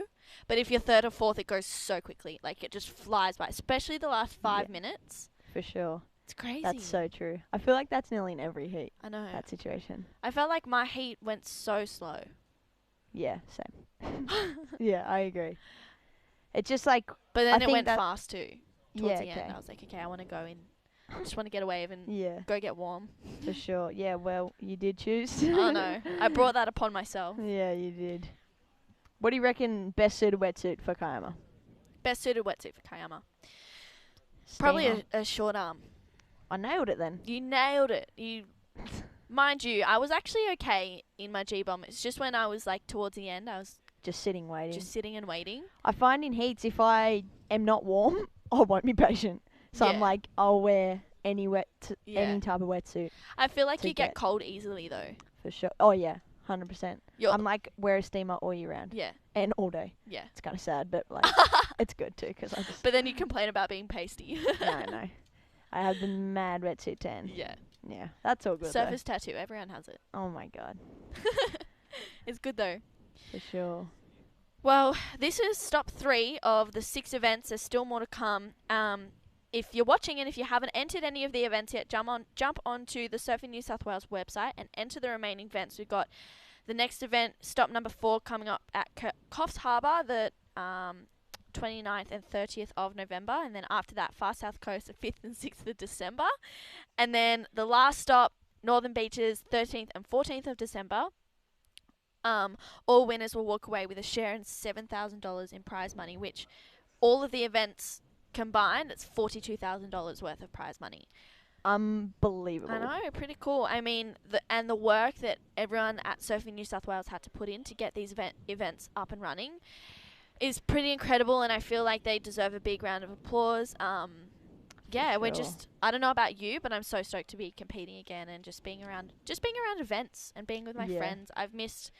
It's so cliche to say it, but it's so true. Yeah. Like I say it in it comes up in every event this year since COVID hit. But it's so true. Like, it's what we love. It's what we want to do is to compete. So, yeah, when we don't get to compete, it's like... Yeah. Well, we're competitors, you know. Exactly. I found myself playing, like, just dumb games with Jessie. Like, whoever can get dressed quicker wins. And it's like, you don't win anything. You just win, you Having know? that sister rivalry is Yeah. so good, I feel like. So you see Coral finishing that one off on the sand, still chasing a 2.95 with 2 minutes and 20 seconds remaining.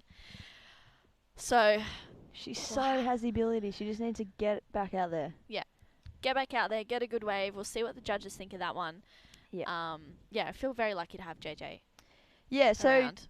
tell me more. I want to know the rivalry because I 100% see it that you guys push each other in and out of the water, whether it's making a tee, whether it's playing cards, who can wrestle Bill the Bulldog the most. Like, and it's a healthy rivalry. Like, it's never negative and you're both positive, which is so cool to see. Yeah. So, yeah, like, what actually does it feel like to have a sister? Because I don't actually have one, but... Oh, you've got us. Yeah, cute.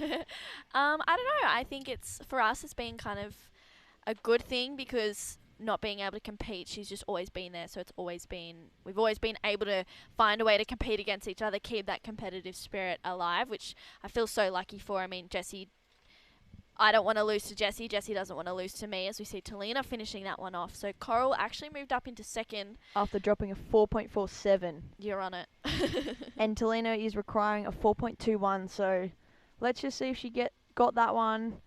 But there's only a minute on the clock, so time is running out. Sitting in 4th priority, true, and needing a score. Yeah. Under a minute now. Yeah. And how do you like the look of it? If you're in that situation... Yeah, I wouldn't be feeling very happy. Yeah, you're trying to stay composed, but... Yeah. Your I hope's think running out. you go out there and you're like, okay, no, you think, okay, yep, I know that there's going to be an opportunity coming, it's going to happen, but 30 seconds remaining, you just go, I've got fourth priority, Coral's probably going to come and sit on me. Yep. You know, what's going to happen? I think that score locked in, that moved her from fourth to third, so unfortunately it didn't lock in as the score she was requiring to move up into second spot. There's 15 seconds remaining in this heat, so we can see Freya and Coral having a look out the back at this one. Oh my God, here's an opportunity. Whoa. One big turn could be the score. What was she chasing? A Oh, 4 point. no. Oh no, only a 3.81 because she bettered her situation. Freya there just on a victory lap, as they call it. Yeah. Wow. Well, it looks like Freya Prum and Coral Duran taking out first and second in this heat. Solid effort from Talina Wilson and Layla Rich coming in third and fourth respectively. That was round number 1, heat number 8 of the Open Women's. We will be moving into round number 2, heat 1 of the Open Men's. We're going to go and pay some bills and we'll be right back after this. What do you reckon? Yeah.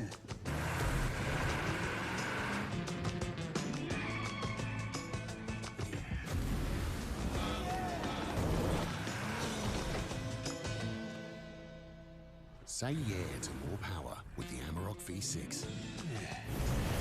And get your first 3 repayments on us. Volkswagen. You've dreamed of places to go. You promised one day. Now, one day is here. New adventures. Wide open spaces. So, you can't travel the world right now. So what? New South Wales is here for you. Let's all reboot 2020. One unforgettable experience at a time. Now's the time to love New South Wales.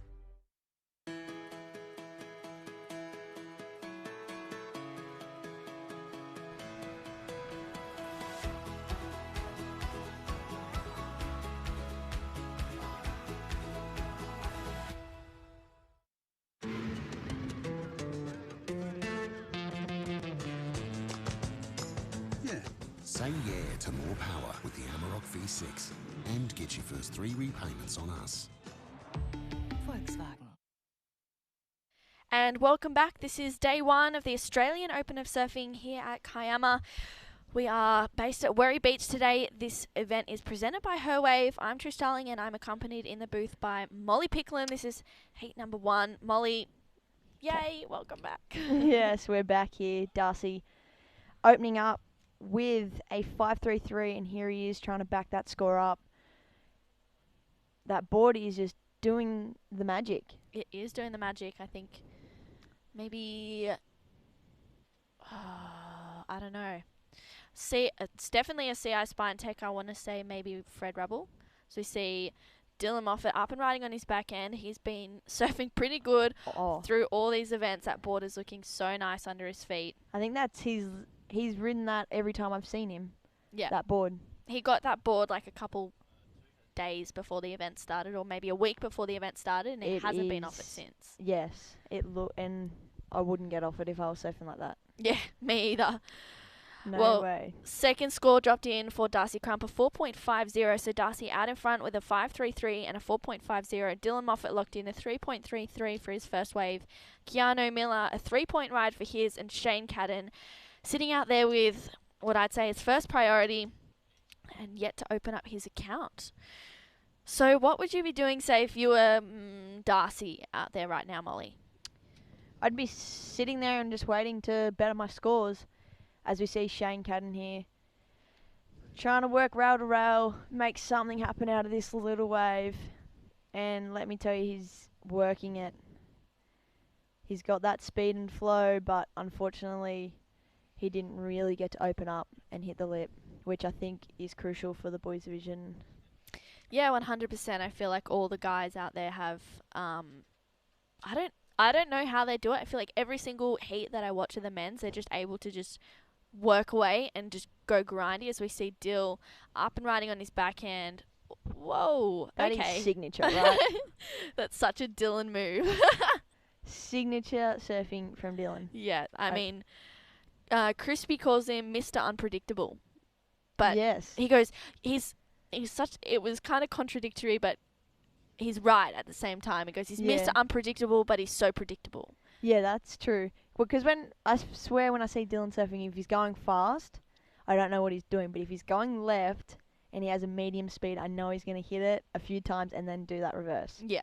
But for some reason, whenever he has speed, I feel like he's unpredictable. Yeah, 100%. Especially on those boards, you just don't know how high he's going to get if he goes into the air, or like if he's going to go for a finner or a slide, or it's pretty exciting surfing as we see Shane Cadden up and riding on his second scoring wave, finishes that one off. The flare in that turn. Yeah, that was pretty sick. So scores looking in for first and second of Shane Cadden and last of Dylan to lock in as we see Keanu Miller up and riding. This is a stacked heat. 100%. I was like reading it and I'm like, Could be a final. Could be a final, easily. And Dylan Moffat up and riding, so the men out there finding all these waves. It must just be a pulse through in the section. That's what I'd like to think anyway. So Dylan taking this one all the way through to the beach.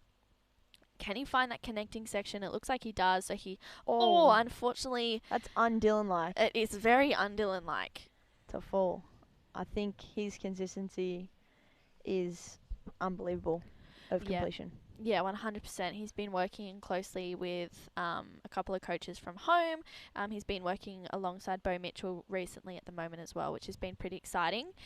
We're going to head down to Freya Prum. She is the last heat's heat winner. Congratulations, Freya. It looked a little bit tricky out there this afternoon. How were the waves? Yeah, thanks, Drew. Yeah, pretty tricky for an old girl like me. So you're on a bit of a different board today, and at the start of the heat, maybe, I don't know if you were feeling a little bit nervous, but it looked like there was a couple of bobbles in the first few waves. How did you recover from that? Yeah, 100%. I mean, I don't think it was nerves as such. I just think it was the conditions, like, it was just small. I just struggle a little bit when it's small and gutless. I rode a Phoenix, one of those DHDs, small wave gravel boards, in the previous heat, but I just prefer the drive of a normal board. But like, it's so much fun for like just flying along flat spots and trying airs and that. But I've got to do comp surfing, so I can't have fun anymore. So, but this board goes great. I love it. Yeah, it just needs to be a little bit bigger for me in general. And coming into tomorrow, it looks like potentially it'll be the same size, maybe a little bit smaller. What are your thoughts coming into the event tomorrow? Yeah, well, anyone can win. Just be on the good ones and I'll have a shot. Same as everyone, I suppose. That'll be my game plan. Yeah, 100%. And how come you didn't ride that Phoenix out there in the surf today? Were you just, is it too much of like a grovelly board, or what was the thought process behind that? Oh, I'd probably just try to chop hops. Channel your inner Grom and just chop hop it. Last time I did a chop hop in heat, I got like a 2.17. I even did a turn after it, so I was like, okay, I get it. Okay, sounds like it still hurts. Yeah, pretty much, yeah. Can't be deep. Well, congratulations on that one, Freya, and good luck in the next round. Thanks, ladies. Cheers. See ya. Well done, Freya. That was Freya Prum. She's a legend. Love Freya. Yeah. So wise and such a bubbly human to hang out with. Yeah, 100%. She's always got a smile on her face. She's always excited. Exactly. Speaking of smiling and excited, Dylan Moffat is out in front with a 7.33 and a 4.60. So he's taken the lead off Darcy Crump, sitting in second. He's got that 5.33 and 4.50 to his name. In third, Shane Cadden has a 3.77 and a 3.80, and Keanu Miller is sitting in fourth with a 3 and a 3.57. So Shane is looking for a 6.04 and Keanu Miller a 6.27. There's 12 minutes remaining in this one, so still plenty of time for some sets to come through. It looks like it pulsed at the start of the heat, so we could be in for a long wait here. Is that what you're saying? I was literally about to go through that. Could be in for a long wait, maybe a pulse at the end of the heat. Oh, that would be exciting. That would be exciting. Especially with these names in this heat. I know. Let's have a look at the next couple of rounds. Heat 2, we've got Eddie Hamady taking on Joel Wood, Saxon Reba, and Lennox Chell. Let's have a look at the rest of them. That is such a good heat. I mean, there's no easy heats anymore. Yeah, go, tell me. Joel Vaughan, Harley Ross, Brett Canellan, and Grayson Hundricks. That is I think from every heat here on in is a banger. So hard. Last heat of the day will be featuring Nathan Kawani, Hayden Ward, Coda Killorn, and Arch Whiteman. We'll kick off first heat tomorrow morning. Kalani Ball takes on Axel Rose Corota, Nicholas Squires, and Kai Warner. Heat 6 will feature Luke O'Connell, Mannix Greentree Squires, Jarvis Earl, and Jackson Baker. Jeez. Heat 7, Aiden Lewin Parsons, Lucas Rice, Joshua Stratton, and Jamie Thompson will be featuring in that one. And Finn McLaren will take on Brett Bircher, Lucas Pearce, and Dean Bowen in the final heat of round 2, which will be on tomorrow morning. So, Yes. And what, are the ladies straight into quarters now?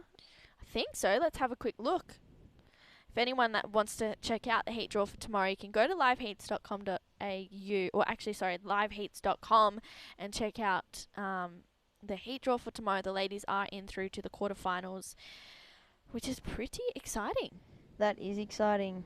I was just having a little flick through the women's draw, and similar to the men's, it gets pretty stacked from here on in. Your heat is looking quite exciting. I'm keen.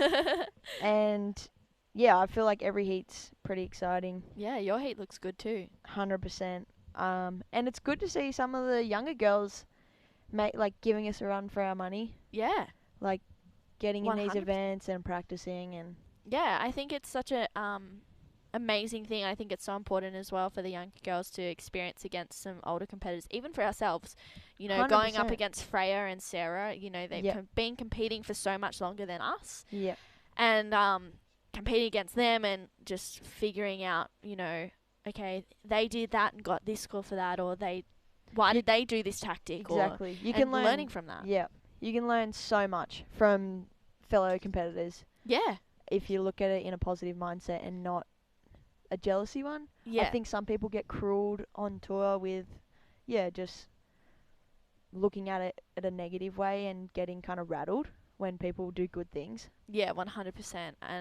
But seeing it with a positive mind, I feel like you can take a lot out of it. Yeah, I couldn't have said it better myself, Molly. So wise. Oh. Bettering yourself in this COVID period. I'm getting a little whiff of what is in the booth here. A couple of Red Bulls have been cracked open. Are you kidding me? Molly's like, chuck us one. 100%. As we see current heat leader Dylan Moffat up and riding tags that first section. I don't know how he's still going on this one. Kind of, okay, a bit random. That is alien-like. To get that speed, flick the tail, complete it that easily. That's just Dylan style. It's Dylan style. Let's see. Don't expect anything less, hey? Yep. Let's see where that drops in at.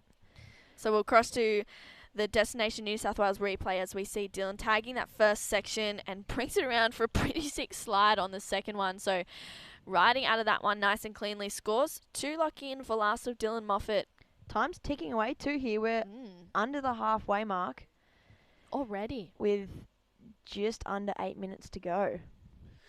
Not much action from the other boys. Yeah. But Dylan has been keeping us intrigued. Well, he just dropped a 6-point ride for that last one, so he's actually increased his lead. So if Darcy wants to take the lead, he needs an 8.01.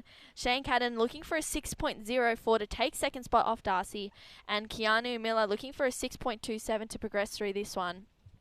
Molly's just about to crack open a Red Bull. How's that? Beautiful. So you know that house up on the hill? Oh my God, let's talk about the house on the hill. I found out today that you can actually rent it for $3,000 a night. I look at that as really expensive, but the property is unbelievable. Yeah. And the view. 100%. But if you got like a group of people together and split it a couple of ways, I reckon it'd be pretty good. For sure. We should do that. Imagine doing that for like a party or something like an occasion. Yeah. Where you can have heaps of people over, DJ on the grass. Yeah. Or even any barbecue as such. Molly's got a Red Bull up. Go. Nah. Take a sip. No, I'm joking. Cooties, Molly. COVID. COVID, yeah. We're COVID safe here. Keep that 1.5 metres distance. 100%. COVID safe. Not much action right now, but we are talking about the house on the hill in this amazing suburb. Here we go. Who do we have here? That's Keanu Miller up and riding on his forehand, so he carves his way through that one.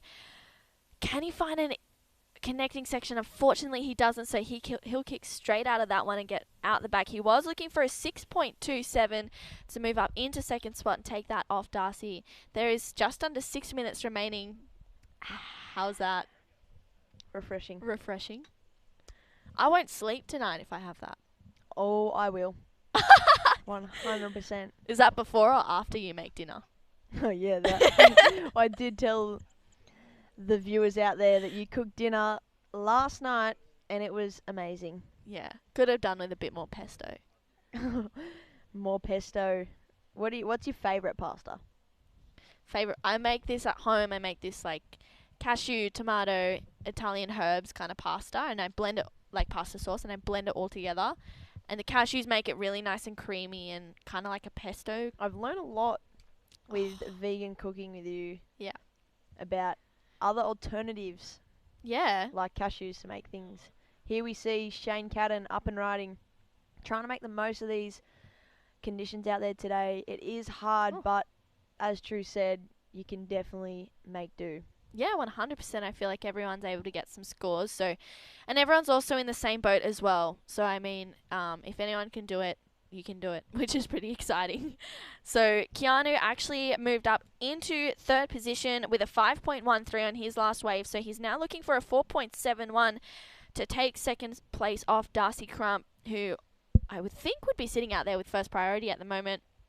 There's a score to lock in for Shane Cadden. He was looking for a 6.04, so we'll see what the judges think of that one. We've got 4 minutes, 20 seconds remaining, so last of the Surfer in Yellow locked in at a 4.13. That wasn't enough to move him up into second spot, so he is looking for a 5.71. Dylan sitting comfortably out in front, a 7.33 and a 6-point ride. Feel like he's hungry for the win, hungry for the event win. He is sitting at the top of the leaderboard at the moment on the men's side, which is Is he far out in front? Because he's done well at every single event. 2 seconds? He's at 2 seconds. I think he'd be a fair way out in front, maybe. I don't know. I'll have to get back to you. Where can we see the leaderboard? Like, is that just on Surfing New South Wales? Yeah, I think so. I'll have a quick little check. Because that is exciting, the leaderboard. To think that Dylan could run away with it so early. Here we see Shane Cadden just quick up and out, trying to make do, get out of fourth position. He needs a semi-decent score for today's conditions. 5.71. Keanu just jumped into third. He's requiring a 4.71 to get into second, and there's just over 3 minutes remaining. Time is slipping away for those boys in third and fourth. Dylan is sitting there comfortably with a 7.33 and a 6-point ride. Darcy Crump sitting there with a 5.33 and a 4.5. Shane Cadden just trying to make the most of these conditions and unfortunately not being able to complete that ride. Okay, I thought I was going to be able to find where the leaderboard is, but I'm not very technologically savvy, so I can't really figure out where it is, That's but I'll okay. get back to you. We need to find that out. Oh, I felt like that was always going to happen. Yeah. A wave that didn't pan out how he thought, got a bit of speed, went straight into that wind. Yeah. Threw the fins to the beach, and let's see if he betters a score. Fortunately, Keanu just not able to move through that bump on that one, so he'll just paddle a couple little bit out the back and then paddle a couple. Just a couple, everyone, for No, I'm joking. Okay, Molly. No, I'm kidding. Joking. You're way better. No. So Darcy is sitting out there in second spot. He, in my eyes, I don't know about yours, but he seems like he would have priority as we move through to the Destination New South Wales replay. This is Shane Cadden. He is looking for a 5.71. Tags that end section, unfortunately coming unstuck on that one. And Dylan carving that first turn straight back to the power source. He's looking for that end section, and as we saw before, he does find it, and he goes to the air on that one. We'll have to see if the judges call that an incomplete or not. So we'll have a look, and Darcy potentially just paddling out from a wave, so maybe losing his priority on that one. So we've got just over 1 minute remaining, so almost inside the final minute. Shane Cadden still looking for a score. His last wave locked in at a 4.1 his last wave actually still is yet to lock in. So we've got a couple of waves locking in for most of the surfers out there. Darcy's got a score to lock in. Shane Cadden now has a score to lock in. Wow. Dylan's last wave. Molly, was that your wow? Yeah, sorry. 8.57? Yep. 8.57 for Dylan. He's consistently dropped scores like that. In his first wave of the day was a 9.33, is that right? 9.25 first wave. 9.25. First heat, first wave. Wow. Crazy. Talk Mr. about Unpredictable, yeah. but predictable. So there's 25 seconds remaining in this heat. Scores locking in. Last is Shane Cadden. Still to lock in. The way before that, a 3.03. Last of Darcy, a 1.40. So it looks like potentially Dylan Moffat will definitely be taking this heat out with a really good looking scoreline, an 8.57 and a 7.33 to his name. Last score to lock in for Shane Cadden. So he was looking for a 5.71 to move up into second. It comes in at a 4.13. Unfortunately, not enough to take second spot off Darcy Crump. So it looks like Dylan Moffat will take this one out ahead of Darcy Crump in second. Keanu Miller is up and riding on this one, so we'll have to see what the judges think of that one. What is Keanu needing there? 4.71. A 4.71, so this is going to be interesting, and it's also whether he got up before the hooter. Well, we'll give you guys an update on the results of that last heat. We're going to go and check out a couple of our sponsors, and we'll be right back with you after the break. You've dreamed of places to go. You promised one day. Now, one day is here. New adventures, wide open spaces. So, you can't travel the world right now. So what? New South Wales is here for you. Let's all reboot 2020, one unforgettable experience at a time. Now's the time to love New South Wales.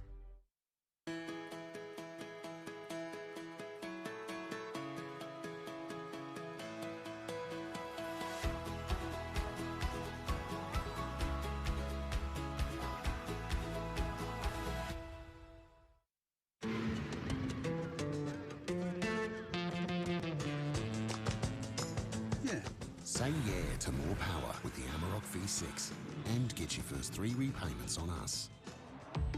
Volkswagen.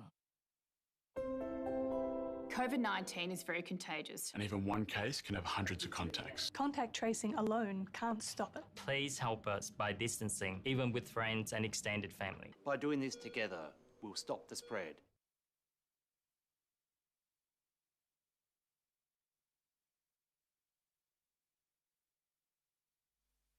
Actually, turn my mic on, that might help. Welcome back to the Australian Open of Surfing, coming to you live from beautiful Wary Beach, where we are out there in the second round of the men's in the water right now. And waves still trickling through under this high tide. Out there in Heat 2, Joel Wood, Eddie Hamady, Saxon Reba and Lennox Shell. And big snap there from Eddie. Up and riding straight away in this. And look at Joel Wood, locked in a 7.83 during the break. And again, nice right hand. These waves got a lot more shape. Has improved, I think, over the last half hour since we've been out of the box there. Well, that tide has turned. So we had Yeah. high tide was like 2:53 p.m. Yeah, so definitely on the run out now. An hour out. That's Might good. start to kind of shape up for the final couple heats of the day, which would be amazing to see because it did get pretty slow there for a while. It did. It was very slow indeed. But Great to see Joel Wood out the gates with that high score, a 7.83, as you said. Yep. And our surfer in white up and riding again, finding a second one. Sorry, this is the replay of that 7.83. And you can nice. see why he was able to get a score that decent. Nice speed, power flow all the way through the inside. Great open face carves on a couple of those. And Eddie Hamady has answered back with a 6.5 to open up with. So it seems like the tide has turned, the conditions have changed, and we're looking for a nice finish off for the afternoon. That wind has picked up again too. It's been a funny, interesting little Yeah, it has. It was almost dead calm for a while there. And just picking up now as we see Surfer in red just finishing off there. I've lost my... There we go. Eddie Hamady. And here we have Joel just kicking out again. So some decent scores from Joel Wood and Eddie Hamady. And Eddie back in live action there, just ripping his way through this one. And kicking out. So 2 good opening rides there. And still waiting on Saxon Reba and Lennox Shell to lock in some scores. So, yep, we're going to run heats 3 and 4, of course, as well here this afternoon of the men's round 2. Gives us a bit of room to move tomorrow. Got another big day of surfing coming up, of course. And these, well, we're just concerned with this swell. Hang in. The forecast for tomorrow is a bit of a mixed bag with southwest winds, a bit of rain, 10 to 20 millimetres of rain, and then, yeah, which is a fair whack. Maybe it'll just come in one go. Yeah, I saw a little at bit 1 like a.m. late this morning. morning, and that'll be it. Yeah, hopefully. I did see there's about a 70% chance of rain tomorrow around 11 a.m., so we might get hit right towards the final heats. That's all right, we'll be in here. Hopefully it keeps it calm, though. Maybe we just right. kind of have some... Yeah, we'll be in cover. We'll so be nice and dry, yeah. Happy to be in this position and not the other. I was just taking a look at the scores from our round 1, and of the draw of guys that are currently in the lineup, we saw Eddie Hamady. His heat total in round 1 was 15.16, and Lennox Chell was a 14.53. So those two really kind of struck out really well early this morning. Not struck out. They actually hit a home did run. all right, yeah. They did the opposite of that earlier this morning. So they would have a bit of momentum coming in this afternoon. It would have been... kind of nice to get those big scores under their belt. Where the other two surfers had kind of struggled. We had an 8.4 for Joel, and we had an 11-point heat total for Saxon. Yeah, remember they both scraped in right at the end on the second, in the back end of the heat. Kind of just, like you said, scraped through, got in the scores that they needed to. Fairly low scoring heats for both of those, though, and pretty tight between all 4 surfers. This could have been one of those kind of lull moments where there wasn't too much breaking. We had a really fiery first heat of the morning. Remember that reggae? Yeah. With those 9s, those 8s being dropped straight away by Dylan Moffat. And then after that, it just kind of fizzled out a bit and wasn't too exciting for a little while. Yeah, everyone got a bit excited. Looks like Dylan might have done something similar in the last heat.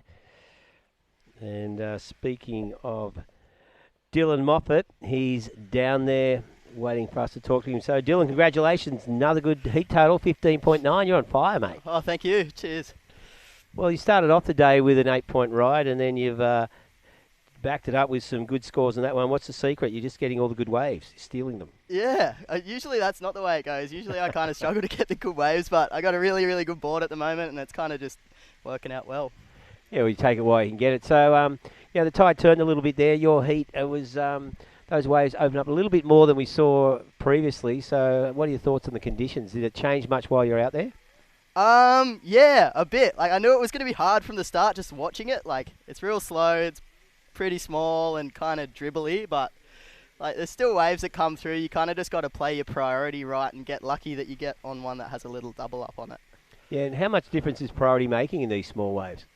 Massive difference. Yeah. Heaps. If you've got prio and a set comes, it's usually whoever's getting a good wave is kind of getting through the heat. So. Yeah, have you been in a position, you've seen the other guys, with third priority chasing a big score in the last 5 minutes in conditions like this? That's where you do not want to be. Mm. Yeah, so with this, looking further ahead, you're looking pretty comfortable. How are you feeling going into the finals day tomorrow? I just hope there's some waves for everyone. It's looking like it's going to be pretty small again. The bank out the front's actually pretty fun, but yeah.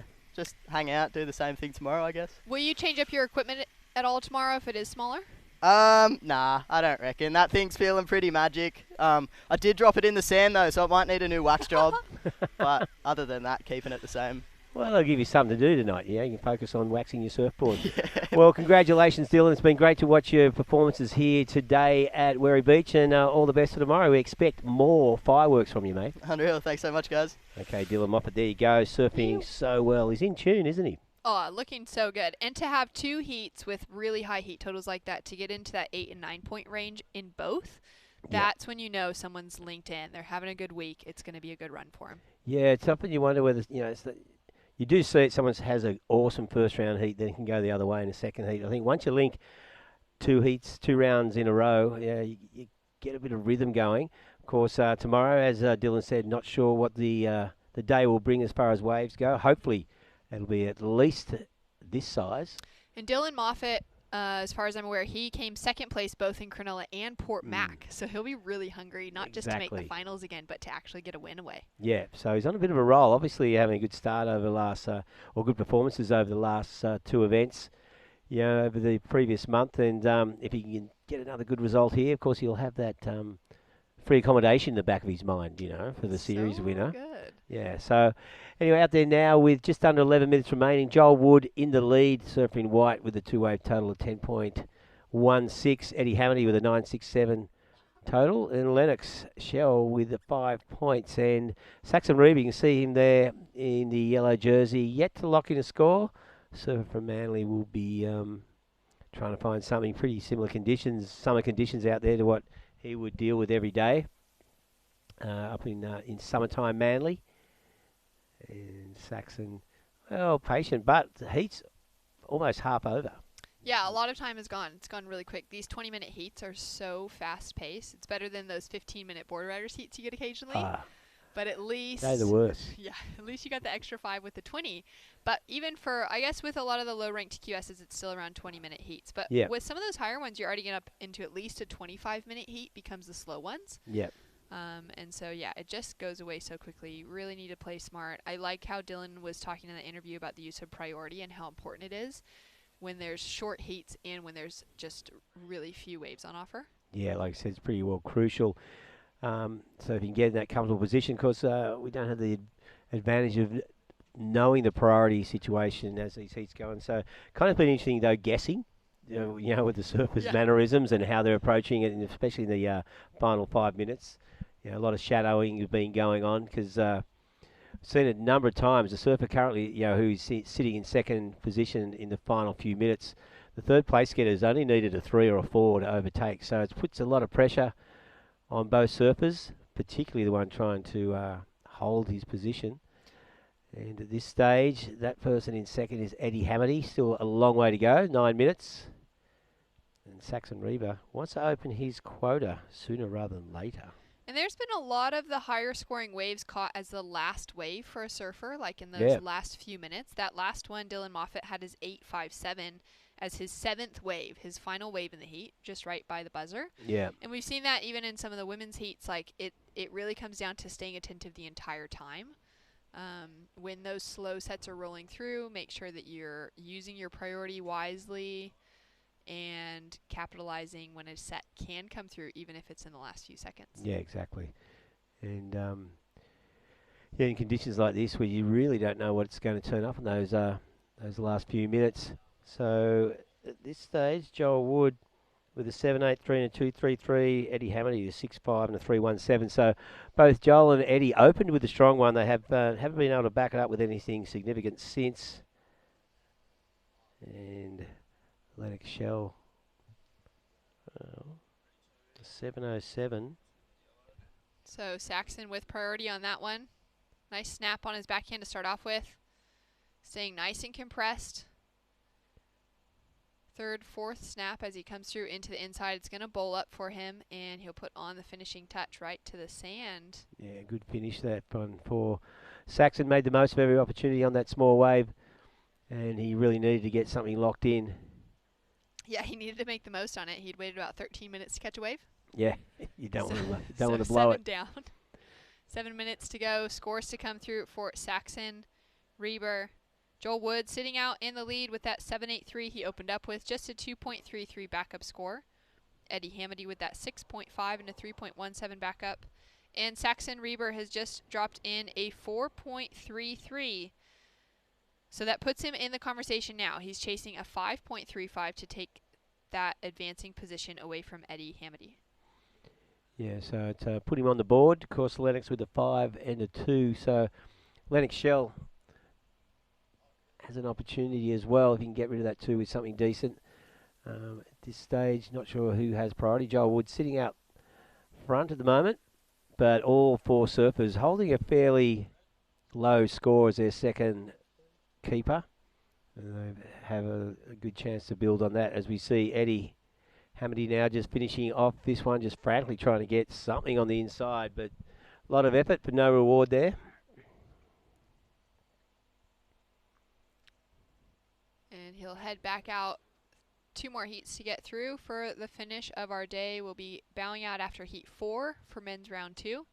Back in the lineup early tomorrow morning will be men's round 2 heat number 5. Kalani Ball, Axel, Rose, Kurata, Nick Squires, and Kai Warner will be those first up, but we've got 2 more heats to get through this afternoon.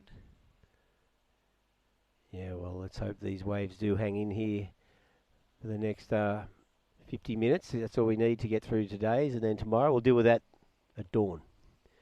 As Saxon Reba, with that wave not offering him anything, catching that probably at the bottom of the priority list. The time is running away from Saxon. Needs to lock in something soon. That's the thing. You sit there, had 13 minutes to catch that first wave. That's a long time. So now to get busy, coming down to the final minutes. We got a great team from Surfing New South Wales putting on the Australian Open of Surf for us. They were down here by Rowan Fell, our contest director today, was down here by about 5:10 a.m. checking out different banks, was up at Jones Beach, had a crew there, and then had the head judge to help him decide which bank was going to be the best to run at. Bit of video from here sent to Phil Courtney. So there's a few different people chipping in their opinions on where the best is to run, and basically they said it's come down to where's the best bank. If there's sand, the waves will break. If there's no sand, small surf's not going to break. No. And today, this is where we were. Yeah, and it's done the job. We've got through the day with some good surfing and some fun little waves. And, yeah, it's probably borderline, I suppose. It's not what you want, but at least we do have some decent shape. And as Dylan said in his interview, at least it's sort of standing up. There's a couple of bowly sections offering opportunity. Now down to 4.5 minutes remaining. It's a pretty tight heat. Anyone can mix it up. Whoever can get the decent score in these last few minutes could change things. Joel Wood and Eddie Hamady still holding on a position. Lennox Shell, you can see him there in the blue. Not requiring a huge score to move into second. Chasing a 4.78 to go from third into second for Lennox Chell. And that 5.45 for Saxon Reber to move up into that advancing position. Eddie Hamady racing down the line now. Gained some speed as this starts to open up for him. Hasn't given him as much as he was hoping for, but he is able to put a really powerful finish on to the shoreline. Well, only needing a 3.67 to move into first, because Joel's still holding down the 2.33, I think, as his second scoring wave, just 3.5 minutes remaining. So Joel Wood, he'd like to make his position a little bit more secure with a decent wave. So both Joel and Eddie are vulnerable to be overtaken by Lennox in particular, but also Saxon if you could find something around the 7-point range, even less. Both Joel and Eddie coming from the northern suburbs of Wollongong, surfing for Santa Point Board Riders yesterday. Had an okay run for a while and then got smoked out before the finals, where we saw the Scarborough Board Riders, their longtime rival, take out the big win and get that spot to the national finals for the Australian Board Riders battle, which will be in Newcastle next year. Yeah, Newcastle probably usually around Surf Fest time. As we can see, Eddie's moved into first place now, just ahead of Joel. Lennox Shell still in third. And here goes Joel, looking to get rid of his 2 and see if he can build his 2-wave total. But not a lot happening with this wave. And just cracks it on the inside, but unfortunately fell. And scores in for last of Eddie Hamady, a 5.03, jumps him into the lead over Joel Wood. So Joel's now chasing just a 3.17 to take that lead away again. He does have that really strong 7.83 that he opened up with, set him up really well. Fell on that last turn for Joel, but it was looking okay before that, so we'll see where the judges come in with it. And Eddie sitting in a good spot regardless. Big paddle for Saxon Reber, who's now chasing a bigger score of a 6.44 to advance. Yep, and Lennox Shell leading that 5.77 as we see the heat leader throwing it up into the whitewater. Little dribbly left here, getting a couple of turns in that second foam climb and just bouncing across the section. Not a lot of opportunity on the inside here as this wave just sort of runs across the inside bank. Very flat through there and just managing to... That had to be Harley Ross. I was thinking it was Harley anyways, but we went past so quick. That was such a good little shaka. Made me laugh. That's good. Want to see that in the end of the day. And 1 minute remaining. Lennox Shell looking for a 5.77. Here's a replay of that wave of Eddie's. Nice turn on the outside. Little foam climb there. And then this wave just sort of pushes towards shore, but not a lot of opportunity. Just a lot of bouncing. One horizontal turn there, and again. So whether or not that improves Eddie's situation, we'll just have to wait and see. Yeah, and shaka time.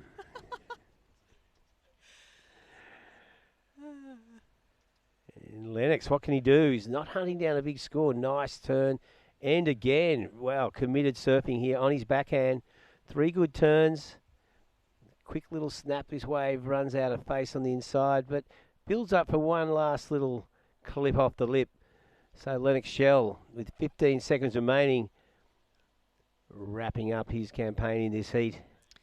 Heat 2, round 2. It's going to be interesting. It's going to be tight. So last scores in for Eddie, a 3.73 doesn't change his situation. Joel Wood with a 2.93, and now waiting on Lennox needs that 5.77 to take the spot away from Joel. Yeah, we can see Joel sitting out there. Ooh. Oh, so close. It comes in as a 5.4, which secures Joel with the advancing position in second. Lennox comes so close, but is unable to get that position, and Eddie Hamady with the win. Well, there you go. So Joel and Eddie moving through to the next round. We'll be back with more action live from Wary Beach right after this break.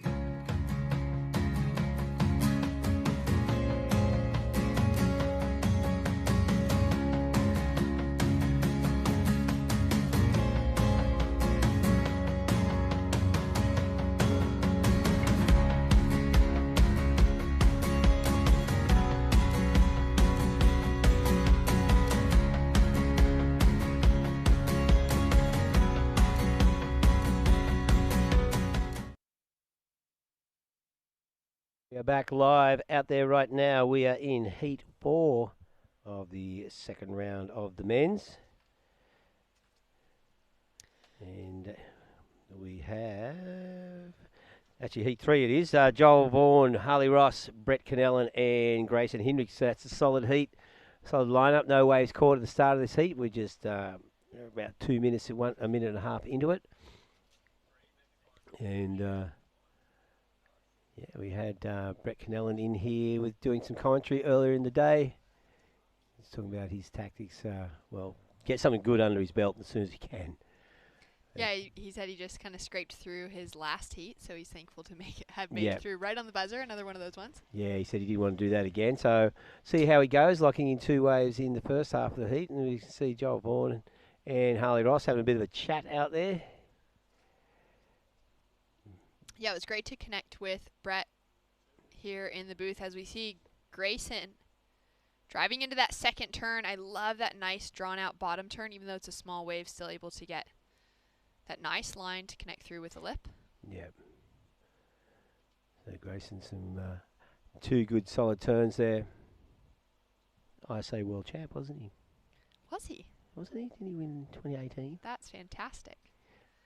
So nice couple of connections coming through to the inside on the Destination New South Wales replay. It's been great to have them behind yet another surfing event. If you want more information, visit newsouthwales.com. So I was just during the ad break, I was watching the Visit New South Wales ad, and I was thinking it looks pretty amazing. Very fortunate to live where we do. So Grayson, good opening ride, a 7.33. Now those two solid turns, he's looking really sharp and crisp through that first section. And here goes Brett Canellan, the man who wanted to start off with a good one. What's he going to do? Got a little left-hander here, just running down the line, looking to get something happening, but not a lot of opportunity there for Brett Canellan.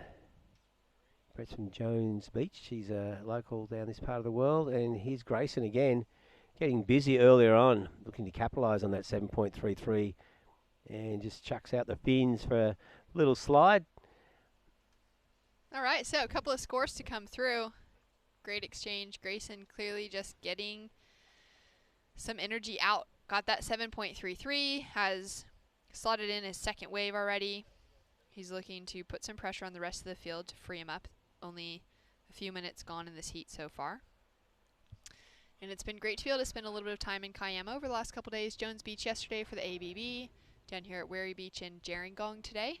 It's such a gorgeous part of the country. If you would like some more information about Kiama, you can just go to kiama.com.au. You'll be able to find plenty of tourist travel information, and it's a beautiful place to visit. Without a doubt. So Grayson now with a got a 4.33 on that wave, so he's backed it up nicely. He's sitting now in with a two-wave total 11.66. So smart move getting that second wave. It's worked well for him. Not a huge score, but it could be a keeper as it pans out. It does give him something to build on. Here he goes again. Big carving slash. He's really sharp on that backhand. This board's high performance and another good crack. So Grayson, he's looking good out there. That I wouldn't be surprised if it betters his 4.33. So he's putting the pressure on his opponents early. Harley Ross up and riding out the back. He's kicked out as well. A nice little flurry of action. And as we wait for those scores to drop in, we're going to cross down to Eddie Hamady. Eddie, congratulations on a big win. Hey, cheers. Thank you. So nice. Does it feel good to be making it through into the quarterfinals? Yeah, for sure. I had a shocker in Cronulla at the first event, and now to make a couple of heats, it does feel really good. So I'm stoked. Have you changed anything up from the Cronulla event to be able to kind of have a better campaign here? A little bit of self-analysis. Dad and I have been working more on like headspace and preparing for a heat and knowing you're surfing and just carrying a good head on your shoulders going out into a heat. So, but surfing stayed the same. I actually surfed a very similar wave to what's out there right now last night by myself actually. So yeah, surfing's the same, just the mental work. So yeah. Well, Eddie, you seem to have your head game on pretty well throughout that. Tricky conditions, but just maintaining that focus throughout the entire 20 minutes. That's what it's all about. Yeah, no, for sure. It's like all the boys, especially coming down to these rounds, it's like before I was competing, I used to watch these guys. Even the young ones, just look at them and see how good they surf. So it's like them needing a 4. It's like even in conditions like that, you just can't go past them. And that felt good to. Well, I don't even know what I got for the last score, but just to finish it up with a couple of waves felt nice.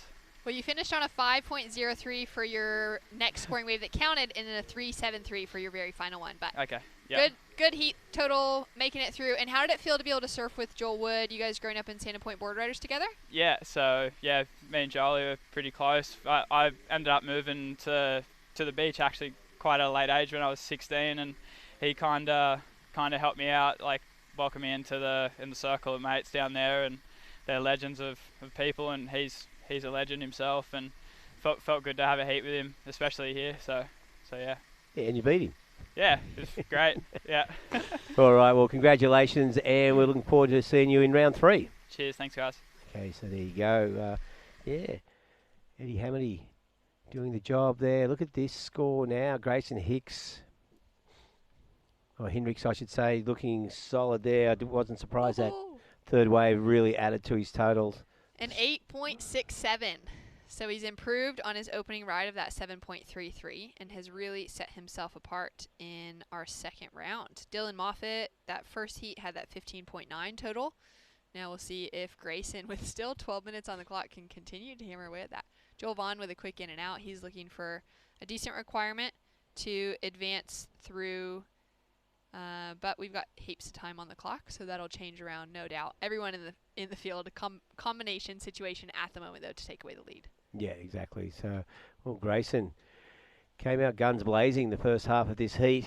He'd already was in the two-wave total 11 plus in the first 5 minutes. So, in that last wave, of course, he's looking so sharp on his backhand. A little bowly right-hander, made the most of it.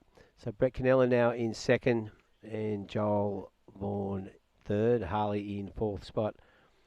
And, yeah, low scores. They don't need much. They're all comboed, though, of course. Just catching up with Grayson, but Joel only needing a 1.68 to move into second. Harley needing a 1.44. So all of them just sitting with pretty ordinary scores at the moment in their totals. And, yeah, if they're going to be in the mix to win this, they've got to get busy and lock in high 7s and 8s.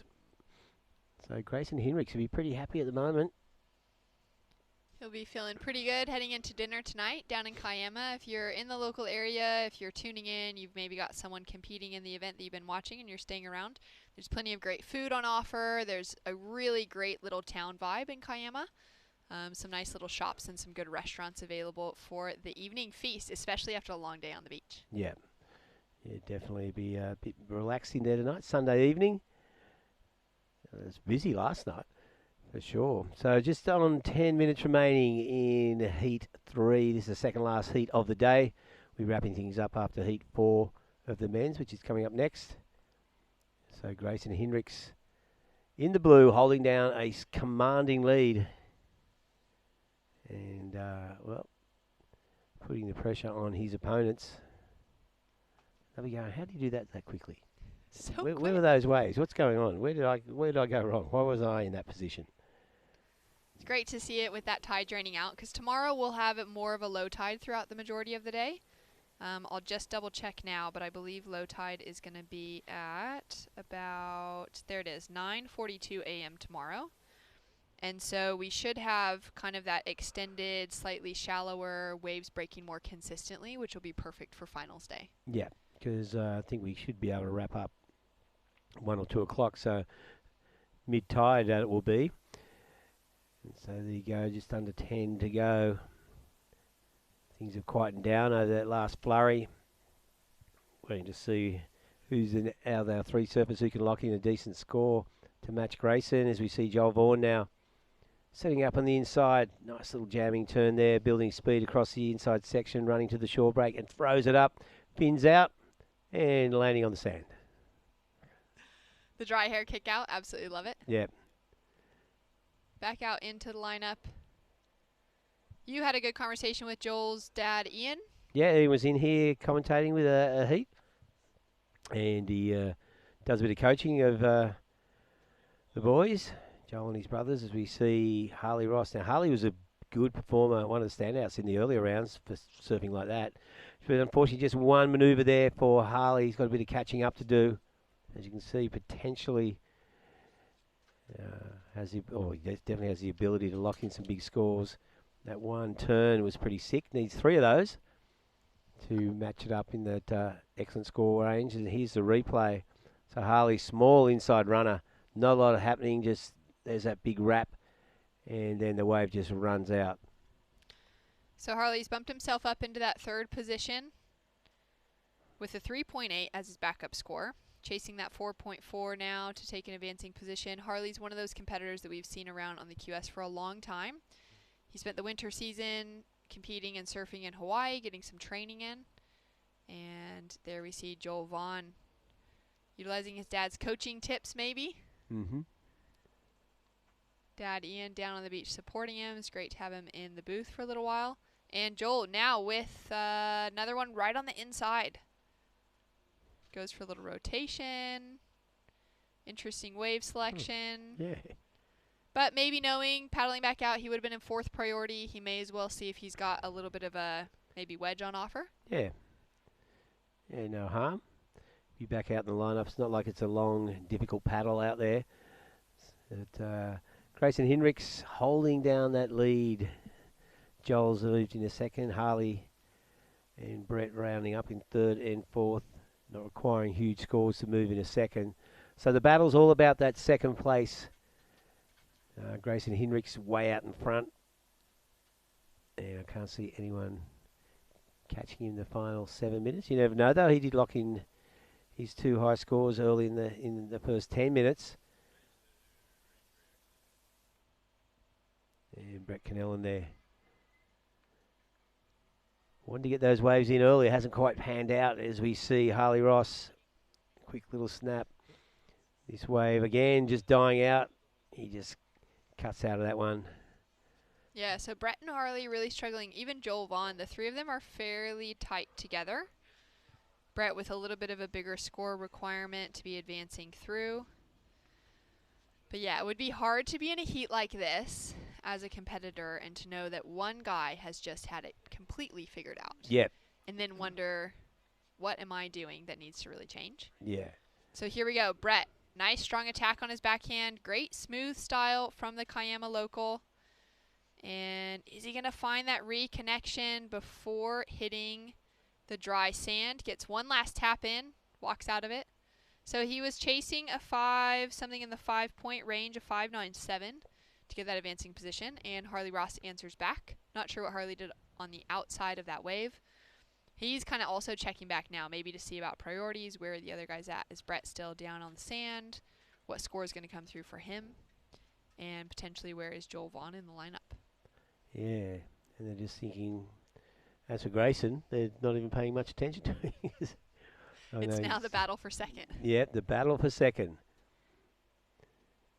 Just as we get down to the 5-minute mark. So things have tightened up quite dramatically here for the 3 surfers battling out for 2nd place. Joel Vaughan just holding on to that spot at the moment. Still waiting on a couple of scores to get locked in. Little runner down the beach there. Looks like it could be Harley Ross. This wave not offering much, shutting down quickly. Just a couple of little foam climbs of, they won't be anything of consequence as far as the scores go. And he needs to head back out and just find that elusive open face wave. So not much time left on the clock. One more heat to wrap up our day here for the Australian Open of Surfing at Kiama, presented by Her Wave. Her Wave is a program for all the moms, sisters, aunties, and daughters out there.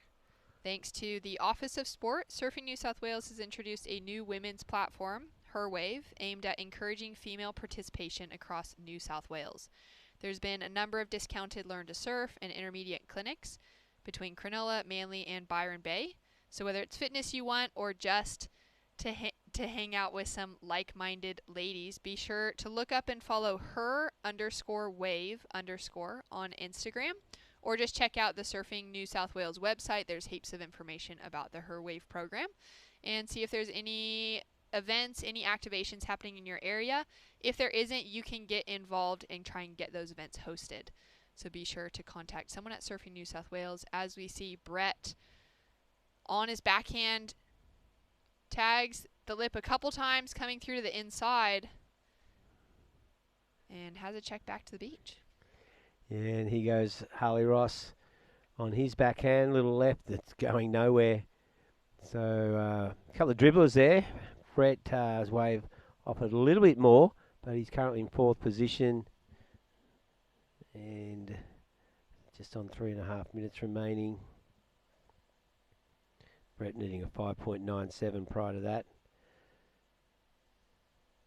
And Brett getting a 3.27 for that last wave, so it's not going to factor into his top 2. Unfortunately, Reggae, Harley Ross as well, just a 2.23. So Joel Vaughn, he's been in a lucky position. Getting those 4-point rides, that 4.43 and that 4.63, has really held it together for him in that advancing position. Just marginally ahead. Just caught away. Then it may improve his situation. As we see, there's Brett Cannellan. I think, yeah, nice snap. Look at this little section. Throws it up in the lip. This wave's running through a little bit better there for Brett. But whether or not it's going to be what he needs, requiring a 5.97, and Harley looking for a 4.4. Big snap off the top. Little foam climb. And just winding his way through, just building up some speed. And nice extension there for that finish. And meanwhile, Grayson Henix is just sitting out the back observing. He's just watching. Oh, yeah, he's caught another wave on the inside. I think Grayson's probably sitting out there with priority and just going, I'm just not going to do anything until there's a fun wave with a little bit more juice in it. And, yep, not interested in that one. Yeah, I think he had his top 3 waves within the first 15 minutes. Yeah. Maybe 12 I think minutes it was or 12 so. minutes, yeah. So he's just been sitting out there for the last 7 or 8 minutes, just hanging out. And this one for Brett. 2 good solid turns there. There's the third. Okay, so scores still to come through. Well, there you go. Situation change right at the end. It looks like Brett Canellan's moved into second place, but what's Harley going to do with this wave? That replay has yet to get locked in as well, so we might see a bit of toing and froing here at the moment. Harley in 4th position. So Brett Canellan, that last wave of his, drops through at a 6.13 for Brett Canellan, which is what bumped him up into second. Joel Vaughn with a 5.03 added to his scoreboard, but that's not enough to bump him into that second position. And Brett feeling good now, but wanting to stay on top of it in the final minute as he had that last ditch attempt. That's not going to factor into his high scores. Yeah, well, 40 seconds to go. Harley Ross still in out of contention there. Yeah, Brett needed a 5.77, got his 6 point something. As we see Joel, what can he do? Can he make a comeback? Nice turn. Look at this one. It's lining up on the inside. Just under 30 seconds to go. And wow, nice sharp turn. Great finish. He's chasing just a 5.01. Ooh, he's going to be close. 15 seconds to go. Love that he had the opportunity. We keep seeing that throughout the day, right in that last minute. As we take another look at this one, so nice smooth cut back to start off with, keeping some nice speed and flow, and then that's the money turn. It was so sharp, that turn. So quick. 3 good turns, or the middle turn wasn't anything over the top. As we see Grayson coming back in, this heat is over, so we'll just have to wait and see how that He's got the score. A 6.67 for Joel Vaughn jumps him back into second. Brett Canellan down into third. And Harley Ross in fourth. Grayson Henricks with a massive lead. Yeah, massive lead. And that was enough to obviously hold that all the way through. So coming up next in Heat 4, Nathan Kawani, Hayden Ward, Cody Killorn and Arch Whiteman will be back with that heat right after this break.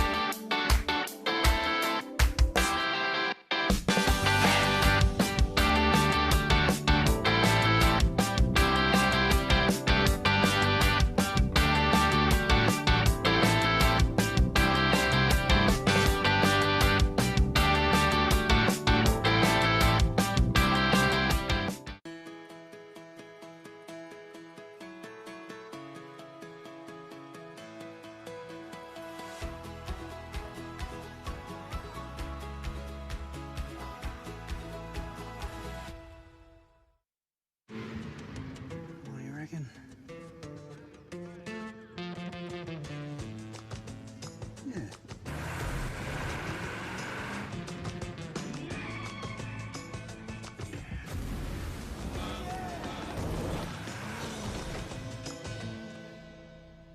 Say yeah to more power with the Amarok V6. Yeah. And get your first 3 repayments on us. Welcome back to Wherry Beach, where we have started our final heat of the day, which is actually Heat 4, Round 2 of the men's division here at the Australian Open of Surfing, and up and riding now in the blue. Was straight into it. Hang on, I've got to get to my... That was Arch Whiteman.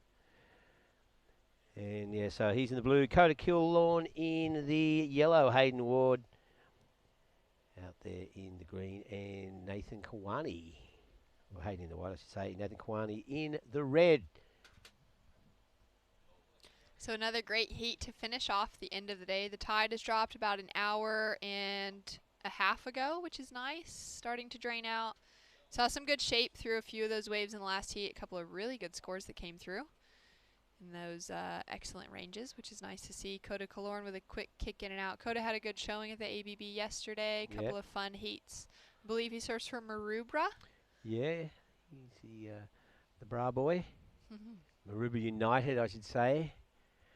And Nathan getting the best of the opener. Coda with a little 1.83. Arch Whiteman just with a 3.67.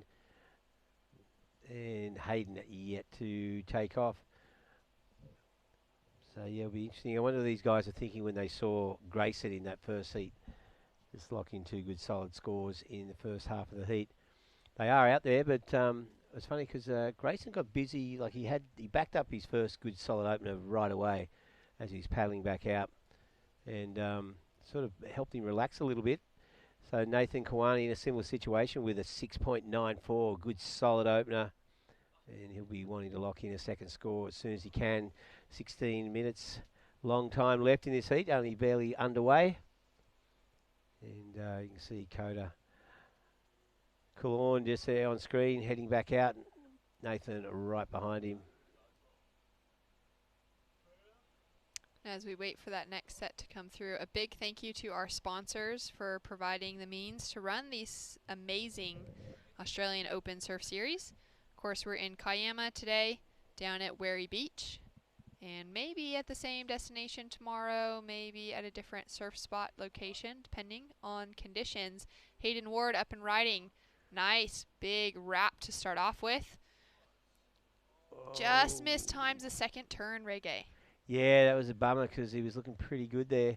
That first turn was nice, and the first half of that turn was really nice as well, but unfortunately just got hung up a little bit at the end. And having a look at the Destination New South Wales replay, cool little wrap on the outside, sets it up and goes bang. But yeah, just catches that edge in that wave. Well, sort of overpowered that weak little section. And still he got something on the board with a 3.43. And a strong paddle across as we can see this little set coming through. Who is going to be in priority? You can see the guys kind of checking back and forth. Looked like blue had overall priority because you could see Nathan kind of checking out onto Arch. Yeah, now they're seeing if he's lost it. Ooh. Yeah. It's so important in these small conditions. Yeah. To keep priority and to use it wisely. Yeah, so we're presuming that Arch Whiteman sort of lost that. You can see Nathan Kawani just having a good look back to the beach. And there you go. So yeah, blue back to the bottom of the priority board there. So it's like Coda with priority in the yellow, and here he goes. So using this Coda Killorn there, little snap off the top, and again third hit, and that one just dies in on the beach. It's interesting to see all three other surfers all watching from behind, see how much spray's coming up, sort of trying to figure out what kind of wave Coda caught then. So scores to come through for our final heat. Nothing above a 3.67 on the scoreboard at the moment.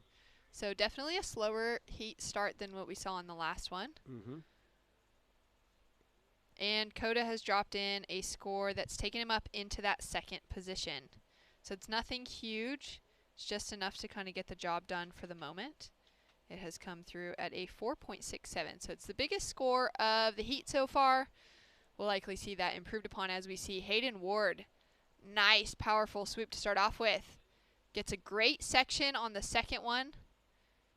And it's starting to stand up for him on the inside. Puts the finishing touch on. Doesn't ride out clean. So those first 2 turns is what the judges will be paying close attention to. Yeah, well, as you said, pretty low scoring heat at the moment.